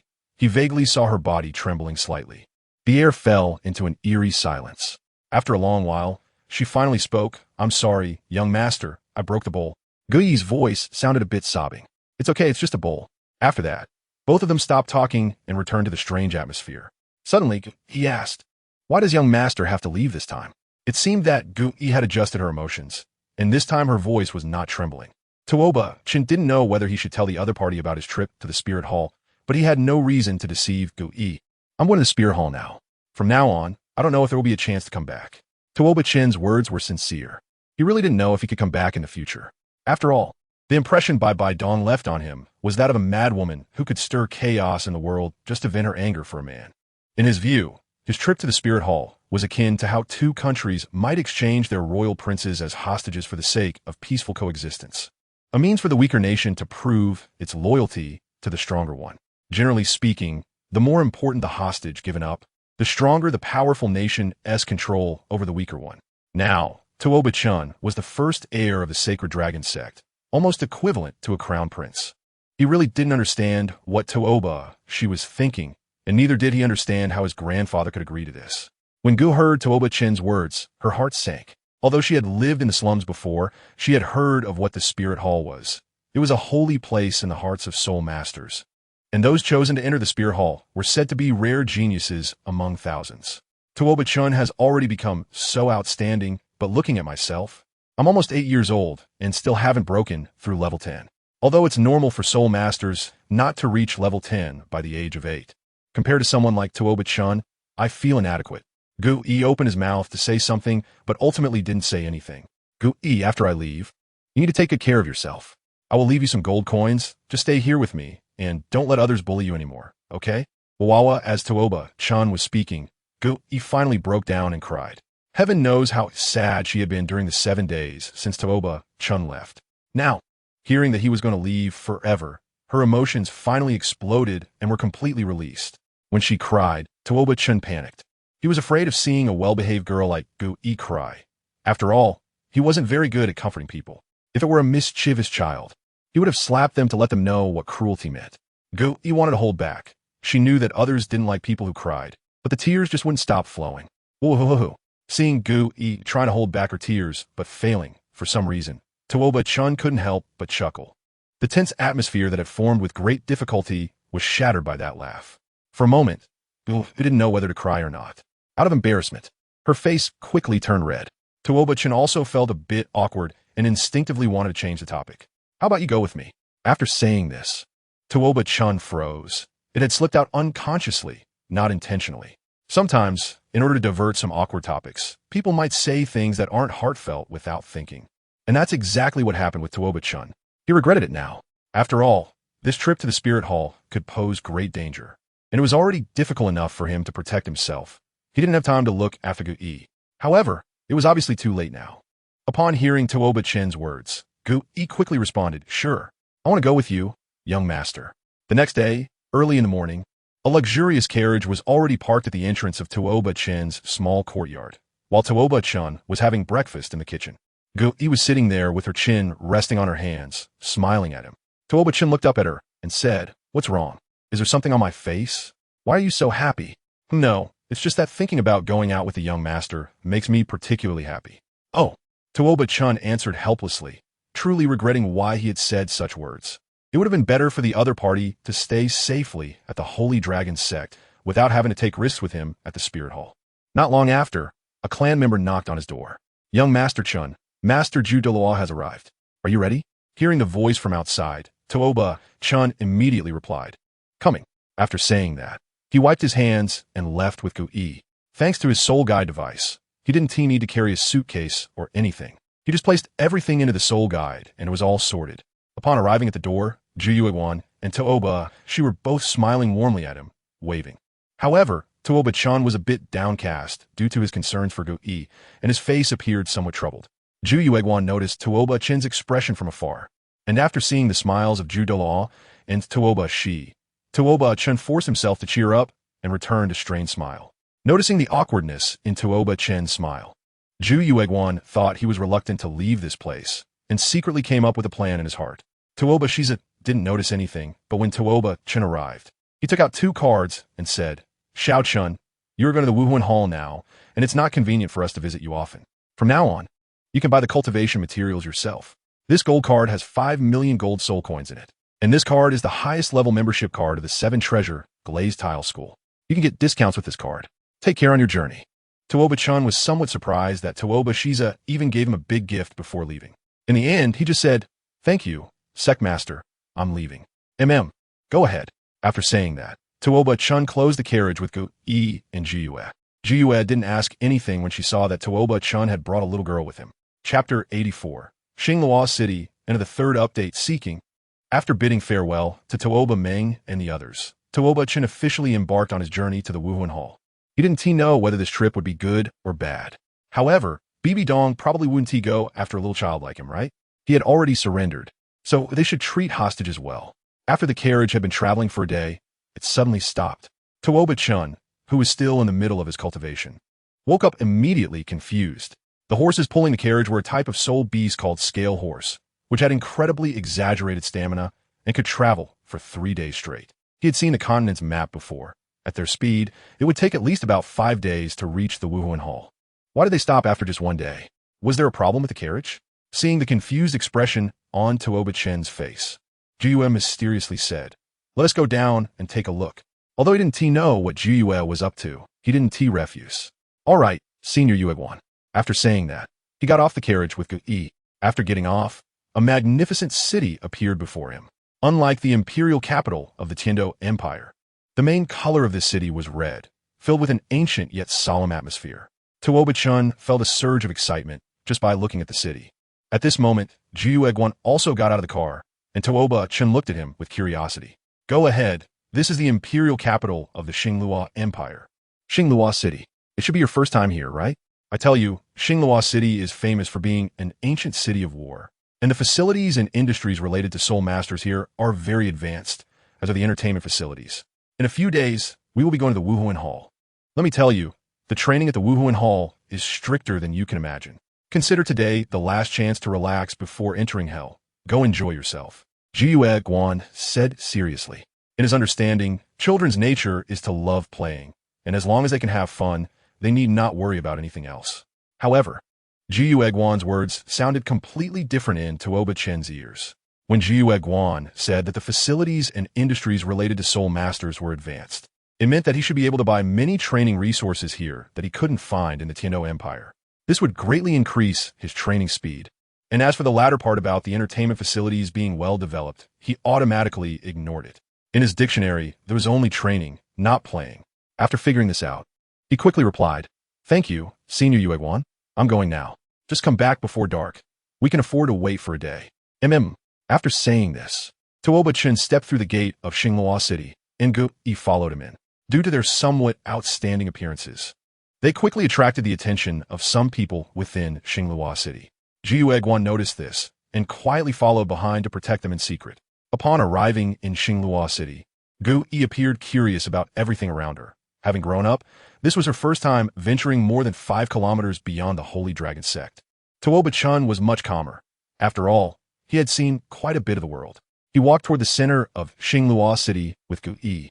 In most cities, the closer you get to the city center, the more prosperous it becomes, and Xinghua City was no exception. At the very center of Xinghua City was the location of the royal palace, surrounded by the residences of some nobles, as well as shops selling high-grade materials or medicinal herbs. His purpose this time was those shops. Tuoba, she had given him a full 5 million gold soul coins. Holding such a large sum felt wasteful, so it was better to consider exchanging it for useful resources. After about an hour, he arrived at the city center. Once there, he deliberately led Gu Yi into a relatively secluded alley. Although Gu Yi didn't know what Tuoba Chen intended to do, she followed him into the alley. It wasn't long before they reached a dead end. Looking at the surroundings, Gu Yi's heart began to race. Why did young master bring me here? What does he want from me? Could it be? Come out. Just as Gu Yi was lost in her thoughts, Tuoba Chen suddenly interrupted her musings. As his words fell, 3 exceptionally fierce-looking muscular men walked in from the alley. He, little brother, I didn't expect you to be so alert. Noticing that we were following you, said the lead burly man with a dark face. Of course, your tracking skills are just too poor. It would be hard not to notice you. What is your purpose in following us? Stinky kid, what purpose could there be in following you? It's just because you look decent and can be sold for money. Let me tell you, kids like you are the favorite goods of those noble lords. You can sell for quite a bit of money. Ha ha ha. After saying that, Gu Yi, who was behind Tuoba Chen, felt a bit scared. Although she had often been bullied in the Holy Dragon Sect, she had never encountered a formal kidnapping. Young master, I'm scared. Hearing her voice, Tuoba Chen comforted her, saying, It's okay, I'm here. Although Tuoba Chen was much smaller compared to the 3 muscular men, he somehow gave a sense of reassurance. Gu Yi felt much more at ease. Oh, how touching. I almost don't want to hurt you anymore. Why don't you just surrender? That way, we can avoid hurting you, and you can still fetch a better price. It's good for both of us. What do you think? Just as he finished speaking, a spiked ground thorn pierced through his abdomen, and the burly man looked at his own abdomen in disbelief. How is this possible? After saying that, the ground thorn automatically pulled out, and then 2 more ground thorns pierced through his brain and heart, respectively. The other 2 were the same. They were ordinary people, and they couldn't react at all to Tuoba Chen's sudden attack, directly getting pierced by the ground thorns. During all this, Tuoba Chen covered Gu Yi's eyes. She was still too young, and it was better not to let her see such things. However, after killing the opponents, Tuoba Chen also felt a bit uneasy. It was his first time killing someone, and something inside his stomach was churning, giving him a feeling of nausea. But he managed to hold it down. Quickly controlling the ground to sink their bodies into the earth, Tuoba Chen finally sighed in relief. He removed his hand from Gu Yi's eyes and said, Let's go. Gu Yi looked at the empty alley in front of her and could roughly imagine what had just happened. Chapter 85. Young Cub Dai Mubai. Zhu Zhuqing, she looked at Tuoba Chen beside her, not knowing what expression to make. During their continued journey, Gu didn't notice that Tuoba Chen's pace was a bit faster than usual. For some reason, every time he faced such scum, Tuoba Chen's anger would rise to the extreme, causing him to take actions he normally wouldn't. I'm still too impulsive, Tuoba Chen thought, adjusting his breathing to calm himself down. Eventually, the 2 arrived at the city center. Despite his irritation, he still had business to attend to. His gaze quickly locked onto a high-end shop that bore the emblem of the 7 Treasures Glazed Pagoda, which was a store of the 7 Treasures Glazed Sect. Fortunately, he held the highest-level membership card of the 7 Treasures Chamber of Commerce, allowing him to get discounts when buying things. Upon entering the 7 Treasures Chamber of Commerce, a clerk immediately approached. Although Tuoba Chen was just a child and spent all his time immersed in cultivation, he was well-dressed and looked like a wealthy person. As he grew older, he paid more attention to his appearance. After all, the first impression people had of you was based on your image. Since he had the means to enhance his appearance, he naturally wouldn't dress simply when going out. This helped avoid many unnecessary misunderstandings. The enthusiastic clerk in front of him was a clear example. At least when he went out to buy things, No one had ever treated him dismissively because of his attire or because he was just a child. This was the benefit of paying attention to his appearance. Sir, may I ask what you need? Tuoba, Chen looked around and found that there were only some low-level medicinal herbs or items that offered limited help for cultivation. He asked, is this all that is sold here? Are there no higher-level medicinal herbs? Hearing Tuoba Chen's words, the attendant replied, of course there are, sir, but those herbs are on a higher floor. To access the higher floor, you need a membership card from our association. Really? Is this what you mean? Saying this, Tuoba Chen took out the membership card that represented the highest level of the Seven Treasures Association. Upon seeing the colorful membership card in Tuoba Chen's hand, the attendant thought he had seen it wrong and confirmed several times that it was indeed the highest level membership before quickly saying, wait a moment, esteemed guest. I'll go find our steward to personally assist you. The attendant said excitedly. After hearing this, Tuoba Chen nodded. Having a steward to guide him was quite good. Soon, a very capable-looking young man approached Tuoba Chen. Seeing the card in Tuoba Chen's hand, the young man calmly said, I apologize for keeping you waiting, esteemed guest. Please allow me to introduce myself. I am Yang Tian. May I serve as your guide? Yang Tian spoke in a tone that treated Tuoba Chen like an adult rather than in a condescending manner, which made Tuoba Chen feel comfortable. Yes, that's fine. Steward Yang, do you have any medicinal herbs here that can help with cultivation? Medicinal herbs? Of course we do. Please follow me. Saying this, Steward Yang led Tuoba Chen upstairs. Following Steward Yang, Tuoba Chen reached the 5th floor. Along the way, he stole a glance at the goods on the 2nd, 3rd, and 4th floors and found that they matched his expectations. The higher the floor, the better the items. Upon arriving at the 5th floor, Steward Yang said, Mr. Tuoba, I will leave you here. The highest level items in our shop are on this floor. I won't disturb you, but if you need anything, feel free to call me. I'll be right here. Okay. Tuoba Chen nodded. He indeed didn't like having someone constantly promoting products while he was shopping, and this was just to his liking.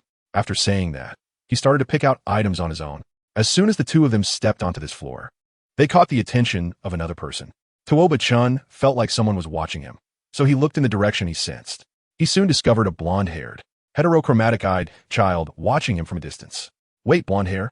Heterochromatic eyes? A familiar name suddenly appeared in his mind. Mubai, it's so boring here. When are we leaving? Suddenly, a cute little girl with 2 small pigtails said to the blonde boy. Tuoba Chen's hearing was excellent. Although the other person's voice wasn't very loud, he still heard the name Mubai. As for the cute girl with 2 little buns, that should be Zhu Zhuqing. He was somewhat surprised to encounter 2 members of the main character group here. Hearing Zhu Zhuqing's voice, Dai Mubai withdrew his gaze, shook his head, and said, I wanted to watch a bit longer. Zhuqing, if you're bored, you can go back first. At this time, Mubai was not yet the playboy he would become, and his relationship with Zhu Zhuqing was still quite good. It seemed that Davis had not started to suppress him yet. Oomph, you're not accompanying me, I'm angry. Zhu Zhuqing tilted her little head, with her 2 cute little buns saying. However, despite saying this, Zhu Zhuqing did not leave. For some reason, looking at the 2 little cuties in front of him, Tuoba Chen instinctively showed a smile, without any strange thoughts, just a reflexive expression. However, they probably wouldn't see this scene for long. After all, they were in a family environment where they would be suppressed by their older siblings. Dai Mubai would fall into a period of decline and then leave the Star Luo Empire to go to Shrek Academy, with Zhu Zhuqing following him later. However, he was actually very curious about why Dai Mubai, who was a prince of the Star Luo Empire, would go to a rundown little academy like Shrek Academy, even if he went to the Heavendo Empire. Was it because he was afraid that if he stayed at other schools, his identity as a prince of an enemy country would be discovered and he would be captured? Anyway, he didn't know what Dai Mubai was thinking, but at this moment he saw a satisfactory medicinal herb, the diamond fruit. It was a fruit very suitable for their assault-type soul masters, and he had never seen this kind of fruit in the Heavendo Empire. However, when he reached out his hand, it happened to touch another hand. Turning his head, it was Dai Mubai. I saw it first, they both said simultaneously. Noticing the commotion, Gu Yi and Zhu Zhuqing rushed over at the same time. Tuoba Chen and Dai Mubai did not let go of each other. This diamond fruit is also a very rare cultivation resource in the Xinglua Empire, and Dai Mubai could not easily release it. Let go, I'm a prince. Are you trying to compete with me? Dai Mubai said, his face turning red. So what if you're a prince? What I see first is mine. Tuoba Chen replied firmly. If he weren't afraid of damaging the diamond fruit, Tuoba Chen would have snatched it away long ago, without needing to argue with this little brat. Chapter 86. Conflict. Dai Mubai and Tuoba Chen were the same age, but Dai Mubai was shorter, only about 4 meters tall. Looking at Tuoba Chen's right hand, which was like an iron clamp, Dai Mubai angrily said, "If you have the ability, let's compete. Whoever wins gets the diamond fruit." Hearing Dai Mubai's words, Tuoba Chen glanced at him with a skeptical look. It's not that he was underestimating him, but at this moment, Dai Mubai looked too thin. He seemed only about 8 years old and probably wasn't even at level 20, yet he dared to challenge him. Noticing Tuoba Chen's expression, Dai Mubai said irritably, "Hey, what kind of look is that? Be careful, or I'll beat you up." Seeing Dai Mubai's fierce demeanor, Tuoba Chen casually replied, All right, I agree. Where shall we compete?" Just after he finished speaking, Yang Tian suddenly said, "Are you two going to compete? Then come to the top of our shop. The space there is very large and just right for your duel." Hearing Yang Tian's words, Tuoba Chen was surprised. Logically, this guy should be trying to mediate, yet he was offering a venue instead. Meanwhile, Dai Mubai seemed accustomed to it. In their Xingluo Empire, the rule was that if two people both laid claim to something and refused to back down, they would fight it out. Whoever won would get it. The Seven Treasures Merchant Association had adapted well to this rule and even specially decorated a corresponding venue. After that, the group followed Yang Tian to the rooftop. Indeed, as Yang Tian said, the space at the top was very large, and the ground appeared to be made of special metal that was hard to damage. Once they arrived, the two stood in their respective areas. Yang Tian stood in the middle and announced, "This match is for the diamond fruit. Whoever wins this battle will qualify to purchase the diamond fruit." After saying this, the two did not immediately start fighting. Instead, the two girls watching from the sidelines were cheering enthusiastically. "Mubai, young master, go for it." After they shouted encouragement to each other, Zhu Zhuqing's gaze collided with Gu Yi's, and an invisible spark seemed to appear between them. Dai Mubai immediately unleashed his martial soul, declaring, "Dai Mubai, martial soul, evil eye white tiger, level 15 strong attack, system battle soul master." Tuoba Chen also replied, "I am Tuoba Chen. My martial spirit is the white armored earth dragon, and I am a 23rd level attack type soul master." Hearing the opponent's level, Dai Mubai's expression changed. 23rd level? That's a whole rank higher than him. And the other person looks like they're not much older than himself. Seeing Dai Mubai's serious expression, Tuoba Chen said sarcastically, "Oh, so this is the prince of the star, Luo Empire? Only 15th level, is that it?" Upon hearing Tuoba Chen's sarcasm, Dai Mubai became furious, wishing he could rush over and beat Tuoba Chen up. However, he held back. After all, there was a considerable gap in soul power, and the other party hadn't activated their martial spirit yet. He wouldn't resort to such a despicable act as a sneak attack. Observing Dai Mubai's serious demeanor, Tuoba Chen was somewhat surprised. He seemed to have a good amount of self-control, so he continued, "Since you were a lower level than me, I won't take advantage of you. I won't activate my martial spirit. Let's just fight like this and see if you can win against me." Hearing Tuoba Chen's words, Dai Mubai could no longer contain himself. He was the prince of the star Luo Empire, and no one had ever dared to look down on him like this. First soul skill, White Tiger Shield. After saying that, a layer of golden light emerged around Dai Mubai, making him look sturdier as he charged straight at Tuoba Chen. Seeing Dai Mubai's straightforward attack, Tuoba Chen shook his head. He was still a child, and this attack method was too simplistic. Not to mention himself. Even the current avalanche could easily defeat him. When Dai Mubai reached in front of him, Tuoba Chen simply sidestepped, and with a whip-like motion, struck Dai Mubai's back, knocking him down directly. However, after taking Tuoba Chen's attack, Dai Mubai fell to the ground and couldn't get up. He was somewhat puzzled. This shouldn't have happened. He clearly controlled his strength. Why did it turn out like this? At that moment, Dai Mubai thought, how embarrassing. How embarrassing. I actually got knocked down by someone who looks no more than a year older than me. A strong sense of shame enveloped Dai Mubai, making him feel too embarrassed to get up. He wanted to wait until everyone had left before standing up. Seeing Dai Mubai's trembling calves, Tuoba Chen instantly understood something. Oomph, a child. What a boring sense of pride. He didn't hide his voice, and Dai Mubai heard it clearly. After hearing those words, he felt even less brave to get up. On the side, Zhu Zhuqing, witnessing this scene, was unaware of what had happened. She only knew that Dai Mubai had been knocked down. "Mubai!" she exclaimed, rushing over and hugging him. "Oh, Mubai, don't die." Facing Zhu Zhuqing's concern, Dai Mubai pretended to be unconscious. Seeing this, Tuoba Chen lost interest and decided to leave. It was really boring. He had thought Dai Mubai would bring him some surprises, but it seemed he was just a privileged brat with slightly better talent. "Elba Yang, I think I can buy the diamond fruit now." Elder young Nodet. Having noticed Dai Mubai was faking unconsciousness and shook his head. This prince's performance was really disappointing. After Tuoba Chen and the others left, Dai Mubai finally pretended to wake up. Zhu Zhuqing, seeing this, finally breathed a sigh of relief. Mubai, you finally woke up. My neck hurts a lot. Zhuqing, what happened? If Tuoba Chen were still there, he would surely be shocked by Dai Mubai's acting skills. This guy was pretending as if nothing had happened, acting amnesiac. Hey, Zhuqing was startled by Dai Mubai's words and said, Mubai, don't scare me. I'll take you back to see a doctor. Hearing Zhuqing's words, he quickly shook his head, saying, it's okay, no need. I seem to be fine, just my back hurts a bit. Seeing Dai Mubai's anxious appearance, Zhu Zhuqing was puzzled as to why he was so flustered but still kindly asked, are you really sure you don't need to go? Yeah, really don't need to. What a joke, seeing a doctor would just expose me. All right, she said, seeing Dai Mubai insist, she didn't press further. Meanwhile, Tuoba Chen successfully spent 150,000 gold soul coins to buy the diamond fruit, and then spent nearly 1.5 million gold soul coins on a large amount of training materials. He only stopped shopping after filling up his Azure Dragon pendant. Yang Tian was also surprised by Tuoba Chen's financial resources. Although 1.5 million wasn't much for their 7-treasure glazed tile school, the other party was just a child, yet he had so much money, and his parents actually let him carry it all. However, seeing Tuoba Chen's calm and mature demeanor, he felt that his thoughts were somewhat unnecessary. Chapter 87. First encounter with Bibi Dong. Into the third update, you know what I mean. After completing his shopping smoothly, Tuoba Chen immediately headed towards the carriage. Only half a day's time had passed.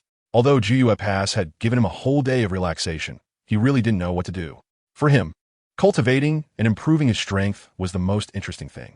After buying the items, it was better to return and cultivate early. After all, he needed much more soul power to level up than others. The following Jiyue Pass saw this scene and hurriedly returned to the carriage ahead of time.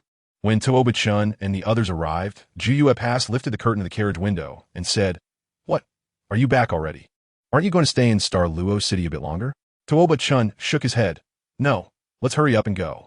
Upon hearing Tuoba Chen's response, Jiyue nodded, and then the group continued on their way. 4 days later, at the headquarters of the Spirit Hall, a luxurious carriage stopped at the entrance. The guards, seeing this, quickly came out to block it. Who dares to trespass into the Spirit Hall? Perhaps to avoid giving Tuoba Chen a bad impression, Jiyue did not scold the ignorant guard. Instead, he handed a token to the coachman to show the guards. When the guards saw the token, they quickly stepped aside. Lord Yueguan, please enter. After saying this, they allowed their carriage to pass. After doing all this, Jiyue glanced at Tuoba Chen, who was still in training, feeling somewhat helpless. In these few days, apart from some necessary physiological needs, the other party was constantly training. It was the first time he had seen a child like this. The only time he spoke to him was to ask questions about training. Not to mention children, even their title Do rarely maintained such perseverance. For a moment, Jiyue suddenly understood why Tuoba Chen could achieve such accomplishments at such a young age. With such talent and hard work, if he didn't die prematurely, he would definitely have the opportunity to become a title Douluo in the future.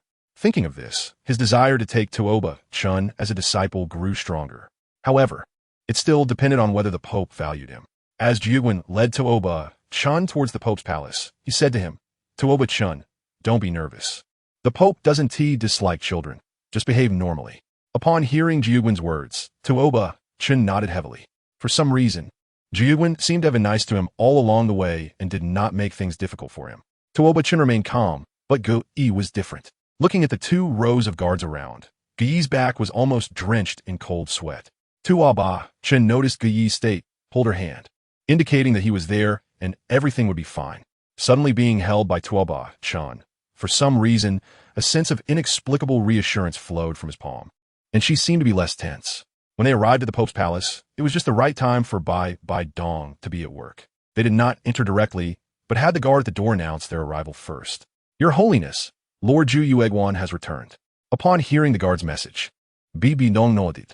The guard then went outside and told Zhu Yueguan and the others, Lord Yueguan, the Pope requests your presence. All right, then, the 3 of them entered the Pope's palace together. Bai Dong did not look up, continuing to read the documents in her hand, and spoke, Yueguan, how has the matter been handled? Your Holiness, that matter has been nearly resolved. Additionally, I brought Tuoba Chen along this time. Hearing Zhu Yueguan's response, Bai Dong nodded in satisfaction. then looked up at him and the two little ones beside him. The first time, Tuoba Chen and Bibi Dong locked eyes. He was stunned by her appearance. So beautiful. Tuoba Chen subconsciously said that he was truly stunned by Bibi Dong's appearance. He had never seen a woman like her before. Although Bibi Dong was probably in her 30s or 40s, she still looked like a girl in her 20s. Beneath her youthful and beautiful exterior, there was an indescribable authority that exuded a deadly allure. Any normal man would be moved upon seeing such a woman. Hearing Tuoba Chen's words, Juyi was taken aback with concern and quickly said, Tuoba Chen, do not be disrespectful. Tuoba Chen also reacted immediately, but he didn't know how to behave. Seeing Tuoba Chen's panicked expression, Bibi Dong's lips curled slightly.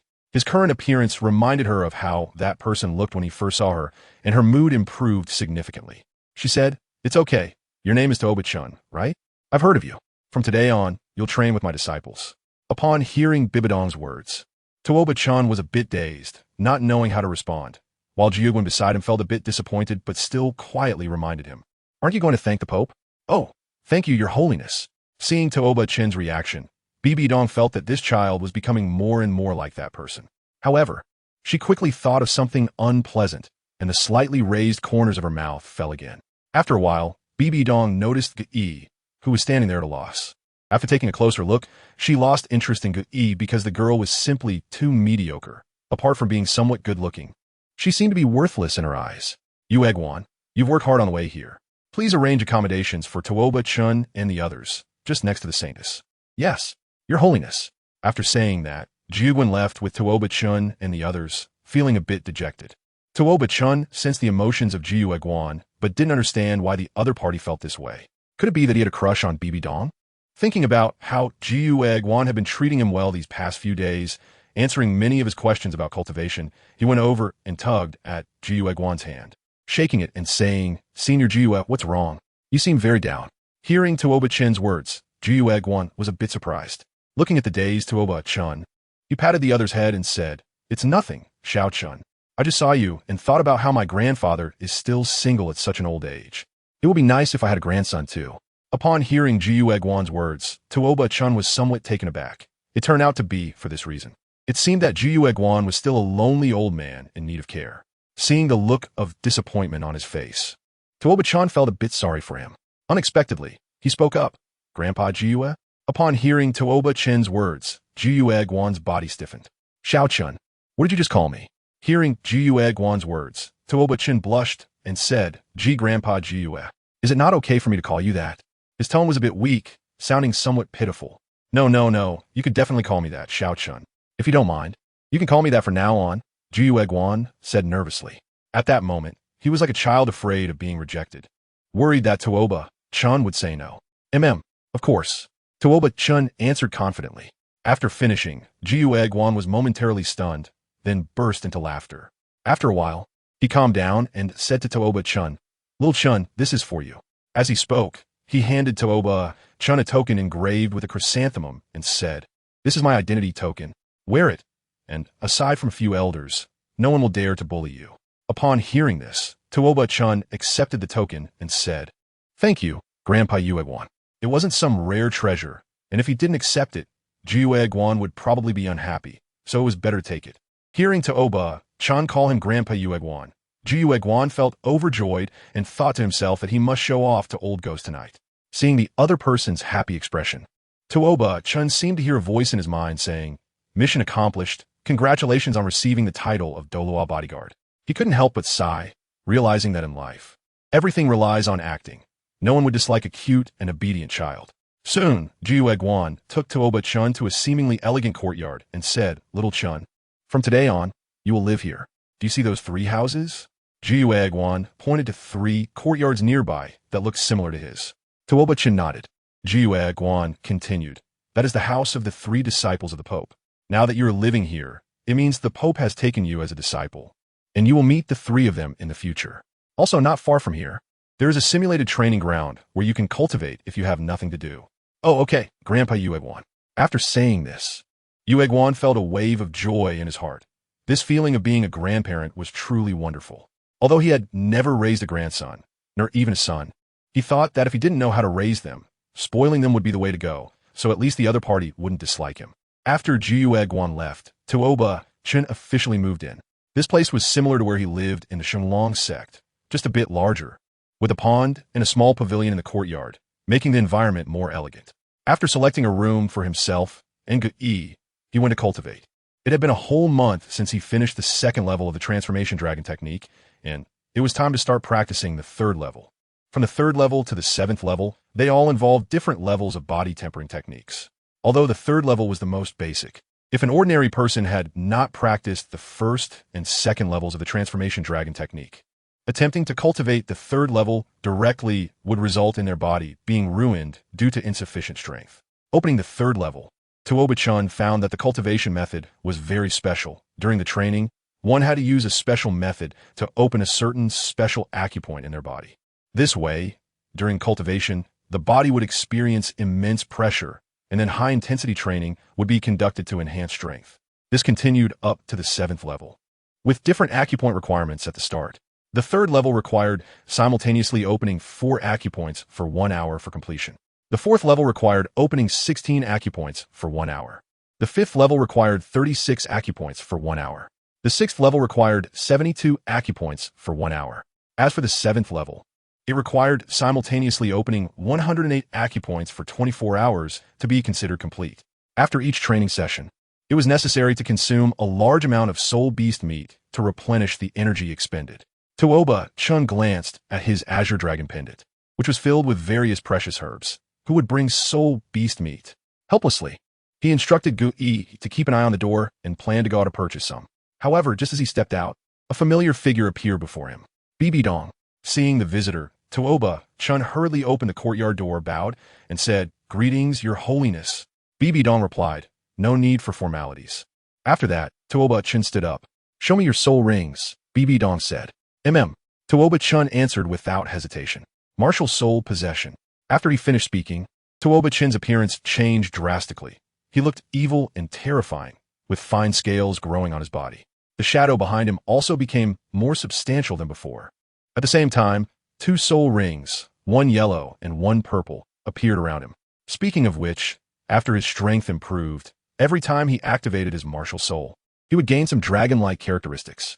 Bibidong was also amazed when she saw Tuoba-chan's martial soul. She had naturally seen how white-armored Earth Dragon Soul Masters appeared and knew that their martial souls evolved with the increase in strength. However, she had never seen someone like Tuoba-chan before.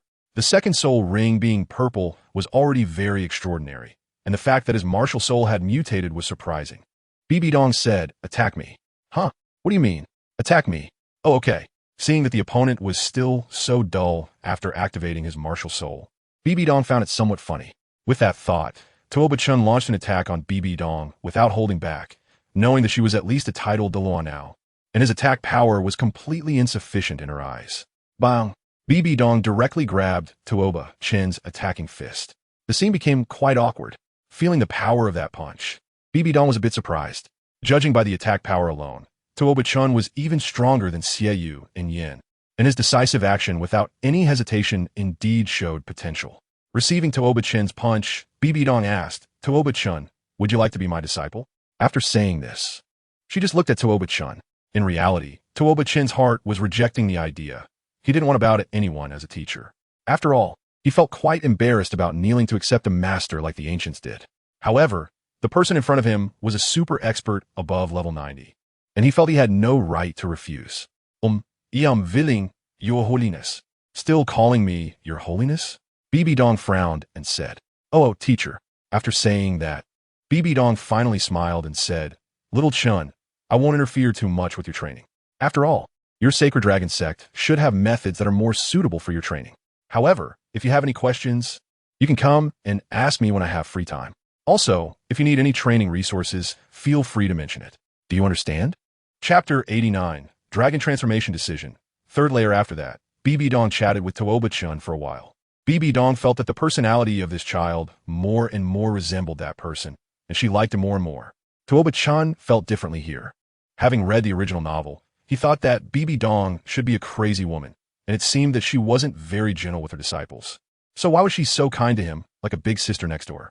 Not only that, but the quirky judo also liked him. Did he have some special aura that attracted these aunties and uncles?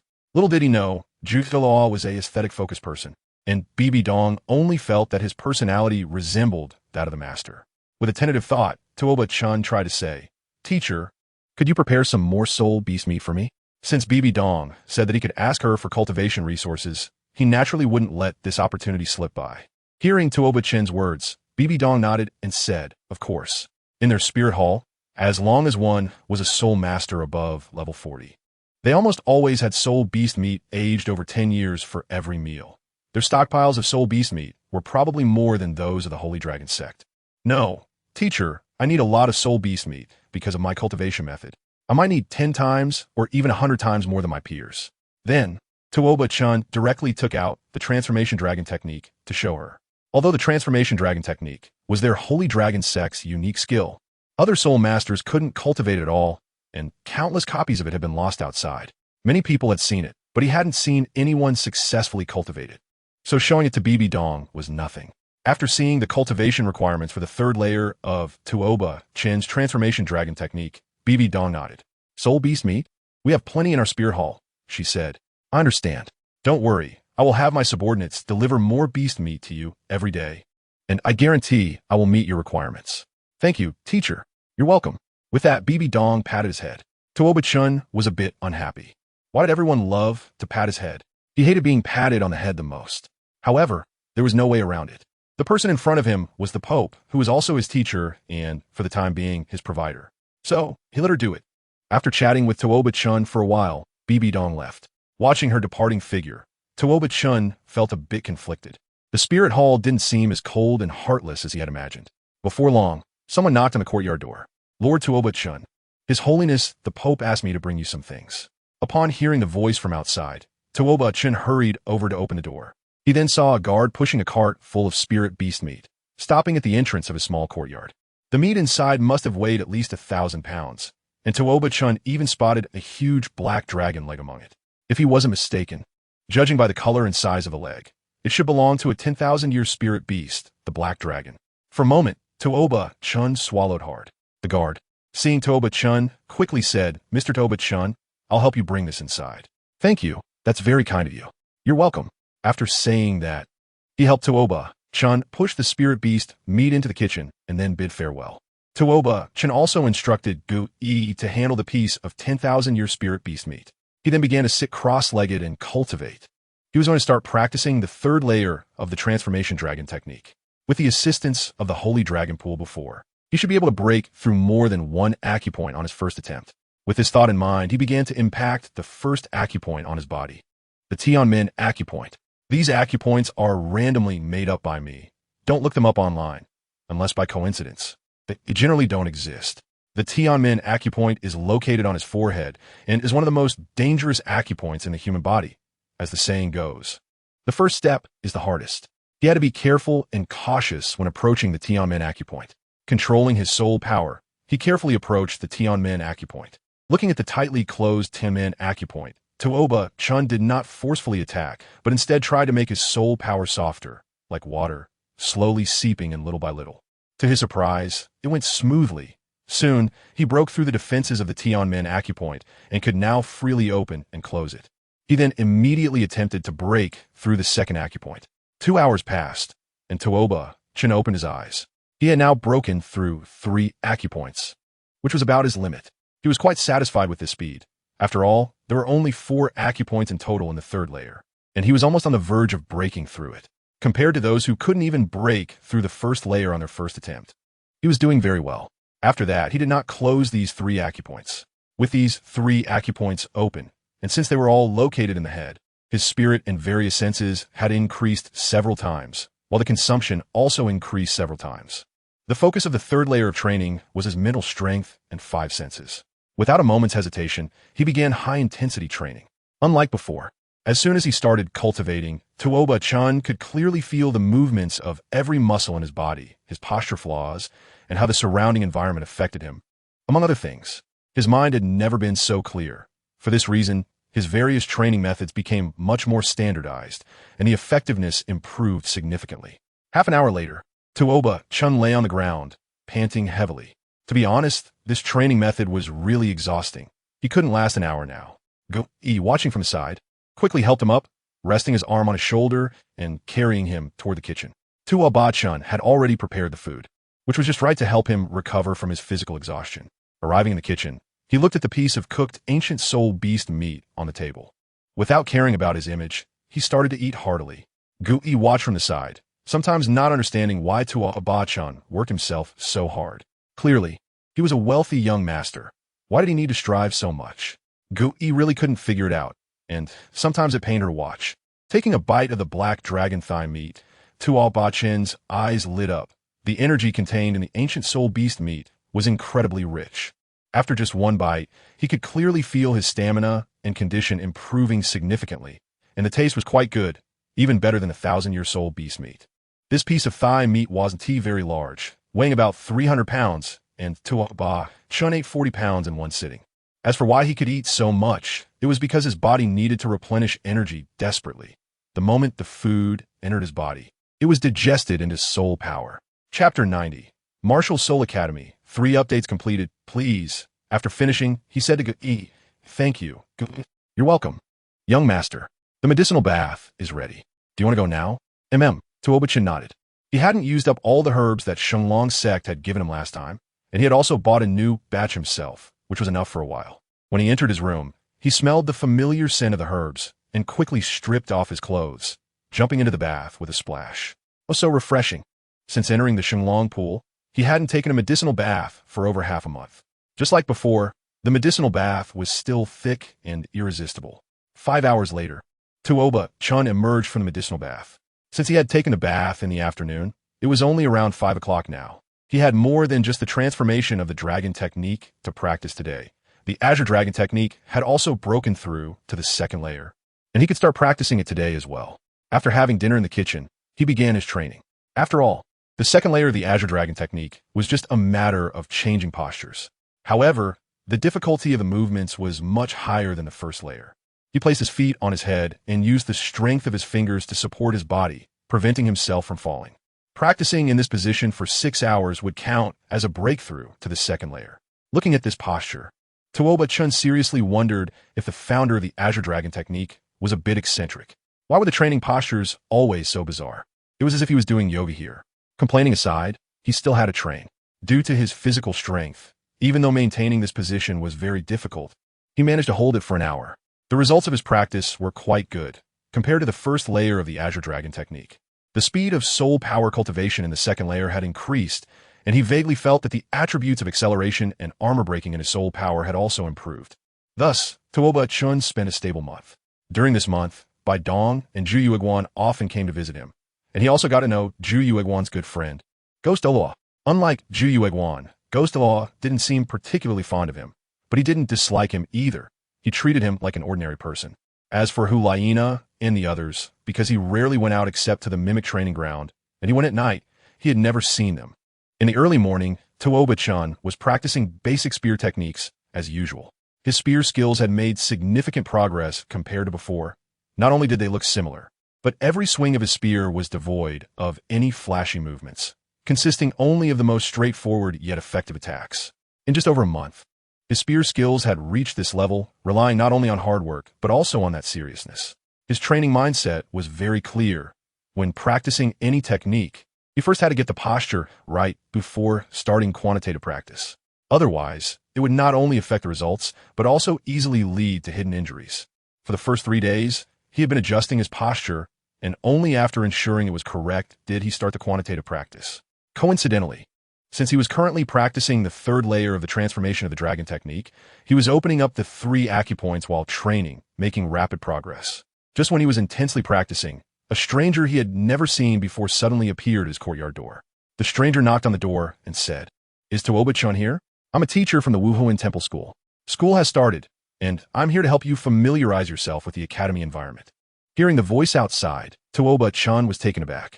Oh right, after practicing every day during the summer vacation, he had forgotten about the start of school. Thinking of this, he couldn't help but think of the Tiando Royal Junior Academy. This year, Xue Bing and the others wouldn't be able to see him anymore. He wondered how they would feel. Also, he hadn't expected that last time they parted would lead him to join the Wuhuan Temple. Truly, everything is unpredictable. He quickly replied, "I'll be out soon. Go, you keep an eye on the house." "Okay, young master." After saying that, Tuoba-chan followed the person outside, who claimed to be a teacher. Upon seeing Tuoba-chan, the teacher was somewhat surprised. Wasn't it said he was an 8-year-old child? Why is he so tall? Due to practicing many body-strengthening techniques, Tuoba-chan had grown quickly. He was now about 1.6 meters tall, and his face had also become more mature and handsome. Teacher, let's go. Hearing the somewhat childish voice, the teacher reluctantly accepted this setting and replied, Following that, Tuoba-chan accompanied the teacher to tour the Wuhuan Academy. The Wuhuan Academy was divided into primary, intermediate, and advanced divisions, representing the junior, middle, and senior colleges. Based on Tuoba-chan's age, he should have gone to the primary division to learn more foundational knowledge, but due to his strength, he was placed in the intermediate division. Arriving at his classroom, he looked at the sign next to the classroom door that said Intermediate Division Year 1 Class 1 and couldn't help but smile. He indeed had a connection with Class 1. At that moment, inside the classroom, Yin said to Xiaoyu, Hey, Xiaoyu, have you heard?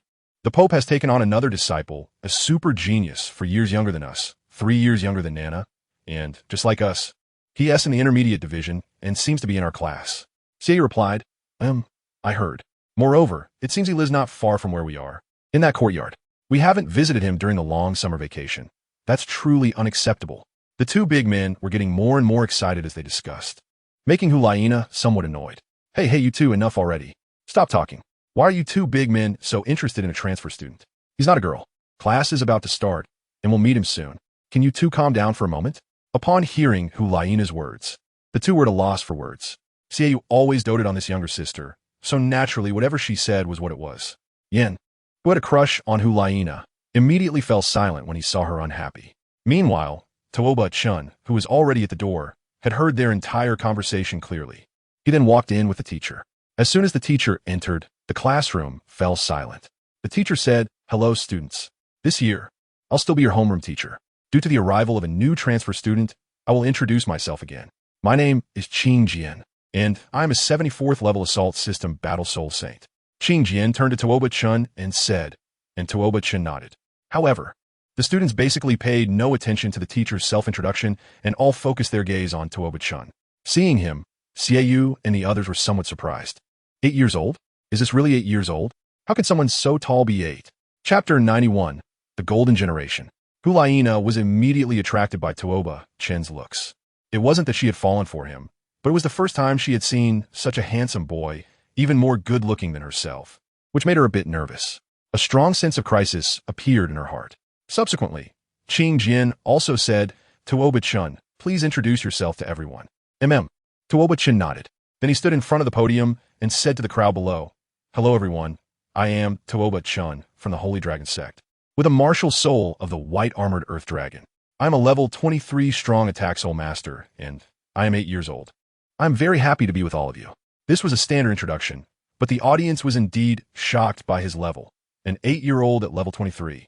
One incredible speed of advancement. Seeing the expressions of the crowd, Tuoba-chan understood that his current level was indeed a bit exaggerated. After all, in the original work, Ning Rongrong from the Seven Treasures Glazed Tile Sect only had a soul power of level 25 at the age of 12. Now, the likes of Xiaoyu below had just reached their 30s in soul power. They were 4 years older than Tuoba-chan. So one could imagine how terrifying his soul power seemed to them. Of course, if they had as many training resources as Tuoba-chan and such a serious attitude, their levels would definitely be much higher than they are now. In the end, under the astonished gazes of his classmates, Tuoba-chan was assigned to the second-to-last seat by the window. Facing the shock of everyone, Tuoba-chan had long since gotten used to it. It was just a small scene. After all, he had been the center of attention wherever he went since he was young, and the current situation couldn't shake him in the slightest. Soon, the teacher took attendance and collected the summer homework, then dismissed the class. Yes, summer homework. The Martial Soul Palace not only emphasizes strength education, but also values cultural education very much. Today was the first day of school, so there were no classes, and the Pope specifically instructed the teacher to let Tuoba-chan familiarize himself with the academy environment first. Qing Jian didn't understand why the Pope valued Tuoba-chan so much, especially since he had only been here for a month, but he could only speculate. He would follow the Pope's orders. As soon as class was dismissed, Tuoba-chan was surrounded by classmates. Everyone rushed to introduce themselves to him. Hello, my name is Bai Ling, a level 26 support-type weapon soul master. Before Bai Ling could finish, another person interrupted. I am Chi Xen, a level 28 agility attack type B soul master, with a martial soul of a giant black-backed hyena. Except for Xiaoyu and the other two, almost everyone was crowding around Tuoba. Such a scene was unprecedented in the Martial Soul Academy. It should be noted that there were no families or backgrounds among the scattered geniuses across the continent, as they had all been gathered here by the Martial Soul Palace. Each of them was usually very proud, as their talents were quite similar, and no one was willing to back down. Only Xiaoyu and his two companions had talents that surpassed the rest, receiving a bit of special treatment, but not to this extent. Tuoba was somewhat at a loss due to the voices around him. When he was in the Tiando Empire, most of his classmates were cautious when speaking to him because of their strength, and they were never this enthusiastic. In reality, the reason everyone was so warm was not because of his high rank. In fact, he had the lowest rank among this group, and he was also very young and handsome. The reason everyone had a better rank than him was mainly because this was the intermediate department, which is a mid-level academy where the average age of soul masters is 12. Generally, they wouldn't skip grades unless there were special circumstances. In this day and age, such a high-quality Yudo-do is rare, so it's better to build good relationships quickly. Otherwise, it would be difficult to get close to someone once they become a super powerhouse in the future. After politely responding to these people, Chen finally managed to escape, feeling that being popular was quite uncomfortable for the first time. After leaving the classroom, Chen immediately began to explore the academy. He was curious about how the facilities of this Soul Master Academy compared to those of the Tiando Royal Junior Academy. However, he figured it shouldn't be worse. After all, the Wuhuan Hall had won the elite competition of advanced Soul Master Academies across the continent for many years. Without good resources, it would be impossible to achieve such success. Watching from the side, Hulaina and her companions, seeing that he had managed to slip away, immediately followed him quietly to see what this legendary transfer student was like in private. 2 hours later, Tuoba had nearly finished exploring the entire Soul Master Academy. It was somewhat different from what he had imagined. The academy was indeed too large, and just familiarizing himself with the environment had taken him quite a bit of time. However, those 2 hours were worth it. The training facilities at the Soul Master Academy were definitely a notch higher than those at the Tiando Royal Junior Academy. Whatever the Tiando Royal Junior Academy had, he had too, and even more. For a moment, Tuoba felt quite lucky to be here. Due to his frequent reading, his memory was strong, and he had already roughly memorized the layout of the entire academy. Meanwhile, the three behind Tuoba, Xiaoyu, and his companions looked at him in confusion. They had followed this silly boy around the academy for a full 2 hours. What was he trying to do? Why was he walking around the school? Wouldn't it be enough to just know the classrooms? It was really puzzling. Clearly, the youthful version of the golden generation had no idea what Tuoba was thinking, especially Hulaina, who was starting to feel a bit bored. From the moment Tuoba left the classroom, he felt that someone was following him. At first, he thought it was his classmates chasing after him, so he didn't pay much attention. However, those few people had followed him for 2 whole hours, and he couldn't ignore it anymore. Who is there? Come out. Tuoba spoke towards the direction of the three. Seeing that they had been discovered, the three were not particularly surprised, as they had not really concealed their whereabouts. It would have been strange if they hadn't been found. Tuoba was somewhat surprised to see the three of them appear. It was indeed them. From the moment he entered the classroom, he had noticed these three from the golden generation, but he had no reason to approach them, so he had ignored them. He didn't expect them to follow him. Although he knew their identities, Tuoba still asked, "Who are you? You've been following me since I left the classroom. What do you want?" Upon hearing Tuoba words, Xiaoyu was a bit surprised. Tuoba had actually noticed them back then, which indicated strong observational skills. As the eldest among the three, he quickly explained, "Don't be anxious, we mean you no harm. We are also disciples of Teacher Bibi Dong, living in the 3 courtyards around you." Chapter 92. Sparring. Hearing Xiaoyu's conversation, Tuoba pretended to relax, even though he hadn't been tense at all. "Disciples of the teacher? The teacher should have introduced you to us," Xiaoyu said confidently. "No, he has never mentioned you," Tuoba replied expressionlessly. After Tuoba finished speaking, Xiaoyu suddenly froze in place. It was so awkward. She wanted to find a crack in the ground to hide in. "So, what exactly do you want from me?" Yan, who was standing beside her, couldn't stand it any longer and said, "It's nothing, we just want to see how strong you are. Do you dare to have a match with me?" So they came looking for trouble. Why didn't they say so earlier? How do we compete? Tuoba actually understands the feelings of Xiaoyu and the others. After all, they're just kids. Who doesn't want to be the center of attention? It's normal for someone to feel upset when their spotlight is stolen. However, he still dislikes such troublemaking behavior, so he plans to teach Yin a good lesson. Seeing Tuoba Chen agree so readily, Yin is a bit surprised. He hadn't really thought about actually competing. It was just a moment of anger. He didn't expect Tuoba Chen to agree, but Yin is not the type to back down. Since he accepted, he will take up the challenge. Let's compete right here. I won't use my third soul skill. If you can last a quarter of an hour under my hands, then you win, Yin confidently said, viewing Tuoba Chen merely as a small high-level soul master. And at only 8 years old, it does seem a bit unfair for him to fight against Yin. Making such concessions is understandable. Moreover, in the Angel Soul Arena within the Soul Master City, he has achieved the honor of the Silver Soul Master level, with rich battle experience. Dealing with a child like Tuoba Chen should be easy for him. Hearing Yan's words, Tuoba Chen didn't insist on saying things like, "You don't have to go easy on me." After all, Yin is a rare talent, and not letting him have some leeway could very well lead to him losing. All right, I agree. After saying that, the two stepped back from each other, while Hulaina and Xiaoyu watched them with great interest.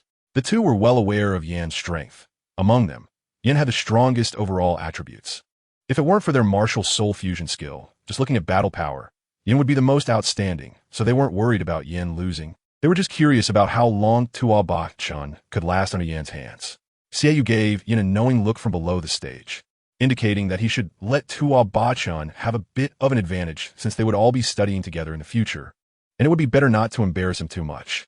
Yin nodded in acknowledgement. Then, both of them activated their martial souls, preparing to start the duel.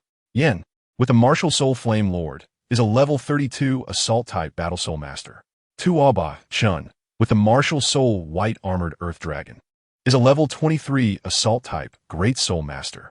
The moment Tuoba Chen's martial soul was activated, it startled the three of them. Tuoba Chen's aura after transformation was completely different from before, giving a chilling feeling.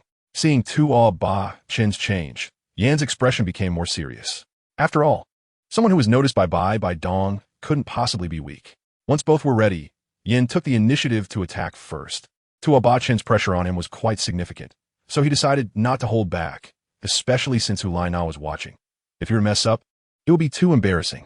First soul skill, Flame Body. After saying that, a large amount of orange-red flames erupted around Yan's body, the surrounding temperature rising rapidly. And then he charged towards Tuoba Chen. Tuoba Chen naturally wouldn't be afraid of him. Yin is not like Zhou Fong, that unmovable turtle shell. It's just right to use him to test his true strength. Bang! Clap! The two instantly engaged in a fierce fight, producing intense sounds of combat. Seeing the scene, Hulaina said, "Brother, Yan's acting is quite good. I can't even tell he's letting that kid win." After hearing this, Xiaoyu shook his head and said, "He.S. not letting him at all. Didn't you see? Yin is sweating on his forehead. If he could act like this, I would call him the strongest in terms of acting." Upon hearing Xiaoyu's words, Hulaina noticed Yan's condition and couldn't help but feel surprised. She knew very well about Yan's physical qualities, combined with his Flame Lord martial soul. Extremely hot, high attack, and tough body. She had rarely seen anyone who could compete with Yin in close combat. But looking at the current situation, it was incredible that Yin was actually being suppressed by Tuoba Chen. Bang! As their fists collided, both stepped back a few paces. Then whoosh, whoosh, whoosh. Tuoba Chen was crazily blowing on his hands, feeling hot. This guy's body was burning up, giving him a sensation as if he was directly touching freshly cooked meat. If it weren't for the cold energy in his body offsetting some of that heat, he would probably be a bit cooked by now. Yin wasn't doing much better. He rubbed his body vigorously. Tuoba Chen's fists were as hard as stones, and his tiger mouth had already cracked open. His body felt like it was about to fall apart in immense pain. After separating, both of them simultaneously dismissed the idea of hand-to-hand combat, realizing that such a strategy, which would harm both sides, was not advisable. After all, this was just a sparring session. There was no need to get hurt. Then, they both spoke at the same time. First soul skill, Earth Spike Charge. Second soul skill, Raging Flame. Because they activated their soul skills almost simultaneously, neither could avoid the other's attack. Both were hit at the same time. Tuoba Chen's clothes were burned to tatters, exposing a lot of his fair skin. Yin, on the other hand, looked much worse than Tuoba Chen. Although his defense was strong, it ultimately couldn't withstand Tuoba Chen's Earth Spike, which pierced through his forearm and calf, causing blood to flow profusely, making him look utterly miserable. Hulaina and Xiaoyu, who were watching from the side, were shocked by this scene. Yin, they rushed over to pick up the fallen Yin. In fact, Tuoba Chun had held back.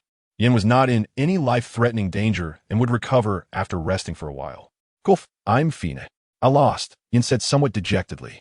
He never expected to lose to a kid like Tuoba Chun, although he was certain he could win if he used his third soul skill. That was a condition he set himself. Being 4 years older, he couldn't imagine how badly he would lose if Tuoba Chun were his age. Hearing Yan's words, Tuoba Chun nodded and turned to leave. Stop, Hulaina said. Is there something wrong? He just wanted to spar with you, and you hurt him so badly. Can you live with that? Hulaina said indignantly. Xiaoyu quickly intervened, saying he had just checked Yan's wounds and that they were minor. He would be fine after resting for 2 days. Tuoba Chun had held back. It was Hulaina who had lost control. Chapter 93. 1 year later, end of update. Please support. Brother, don't stop me. I want to beat that kid up. Nonsense. Stop it. Tuoba Chun. I apologize on behalf of Nana. Hearing Xiaoyu's words, Tuoba Chun shook his head. No need, I don't blame her. After saying that, Tuoba Chun left. He had things to do and no time to waste here. Hulaina looked at his back and shook her little fist. The next day, Tuoba Chun arrived in the classroom and found that the seat originally belonging to Yin was empty, thinking that the other party must have taken a leave. Meanwhile, Hulaina was glaring at him angrily. Xiaoyu ignored him, and he couldn't be bothered with the two of them, walking straight to his seat and starting the class. 1 year later, Tuoba Chun stood in front of the window. Today was the start of the new school semester, and there hadn't been any significant events at the school over the past year. He had been steadily cultivating, and after that incident, he had hardly spoken to Hulaina and the others. Occasionally, when they ran into each other outside, they would just exchange simple greetings. However, it was worth mentioning that his dragon transformation technique had progressed rapidly. He had now unlocked the 5th acupuncture point, which meant that he had broken through to the 3rd level in just a year. This was all thanks to that trip to the Sacred Dragon Pool. Otherwise, his progress wouldn't have been so fast. However, his soul power had only increased modestly, with just 2 levels gained over the year. Although such a speed of improvement seemed fast to others, he was still somewhat dissatisfied as he had not slacked off at all during this time. Only gaining 2 levels was indeed hard to accept, but there was nothing he could do. After all, the soul power required for him to level up was 3 times that of others, so his 2 levels of soul power gain were equivalent to 6 levels for others. Of course, his total soul power was also 3 times that of an average white-armored Earth Dragon Soul Master and 5 times that of other Soul Masters, which made him more enduring in battles, maximizing the original advantage of the white-armored Earth Dragon Soul Master. However, having a higher total soul power didn't necessarily mean stronger combat capability. After all, a 100-year soul ring could only exert the power of a 100-year soul ring. Perhaps with a soul bone, it would be different. Soul bones could improve alongside the Soul Master S level, so obtaining a soul bone as early as possible was better. When he arrived in class, he found that the students were discussing something. His hearing was excellent, and he quickly picked up on the topic of their conversation. A new transfer student was coming, but it didn't concern him. He just needed to focus on himself. Not long after, Qing Jian entered the classroom, and as soon as he did, the classroom fell silent. Qing Jian then said, "Today, I will introduce a new classmate. Iran, please introduce yourself." Douluo Tian, who was reading at his desk, immediately looked up upon hearing the name Iran. Could it be? He thought to himself. However, when he looked up and saw the slightly more mature little face, he confirmed his suspicion. Meng Iran energetically introduced herself on stage. "Hello everyone. I am Meng Iran, a level 21 agility attack soul master. My martial soul is the snake staff. I'm here to see my fiancé." She was looking directly at Tuoba Chun as she spoke. When everyone saw Meng Iran for the first time, their eyes began to shine. After all, Meng Iran was different from Tuoba Chun. She had developed early. Although girls usually mature faster, she was still about 1 meters tall, and because Meng Iran intentionally acted cute, she looked exceptionally adorable, making her very popular among everyone. However, when they heard the word fiancé, they were all stunned.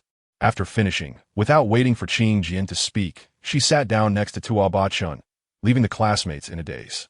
"Fiancé? What is going on?" The classmates looked at the two of them with ambiguous expressions. Looking at the smiling Meng Iran, Tuoba Chun felt somewhat helpless.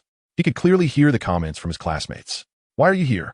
To be honest, he was quite happy that Meng Iran came to see him. Meng Iran didn't answer immediately and just said, "I'll talk to you later." "Okay."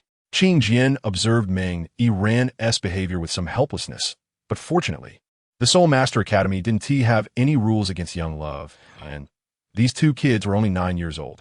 They probably didn't know any of the steps involved, so he decided not to worry unnecessarily. After having the classmates next to Tuoba, Chen move to accommodate Meng Yiran, Qing Jian began the class as usual.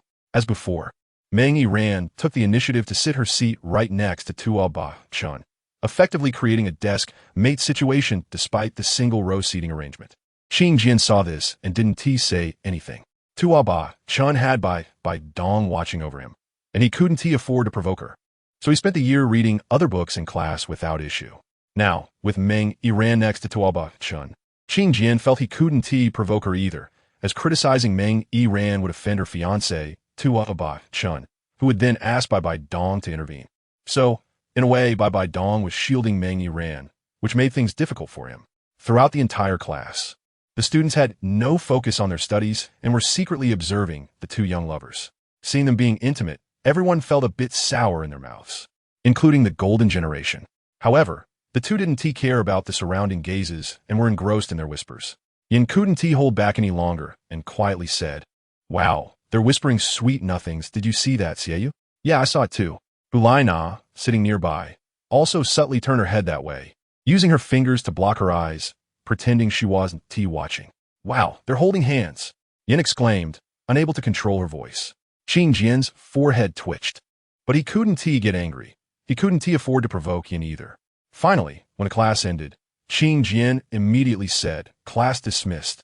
After saying that, he quickly left the classroom, heading towards the battle arena to vent his frustrations. However, the other students showed no intention of leaving. They wanted to see if there would be any more drama, hoping to witness a kiss, as they had never seen one in person. Yet the two protagonists didn't pay them any mind. During class, Tuoba, Chen asked Meng Yiran many questions, and she answered them carefully, including why she had come here.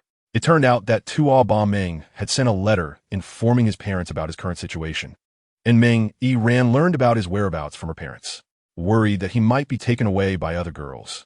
She transferred schools rapidly after breaking through to level 20. As for why she happened to be placed in his class, the Gaishi Dragon Snake couple probably paid a price for it. Thinking of this, Tuoba Chen asked, "Do you want to see where I live now?" "Yeah, sure." Upon hearing that the two were leaving, the classmates slowly dispersed.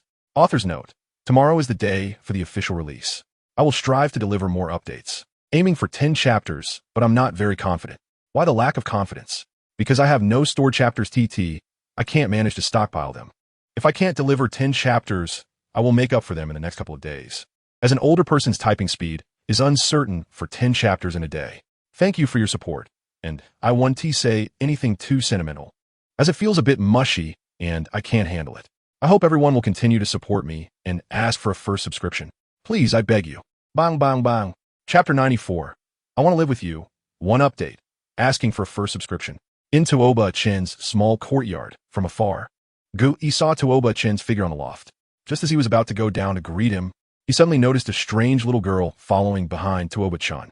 The girl looked to be about the same age as him, very beautiful, and not at all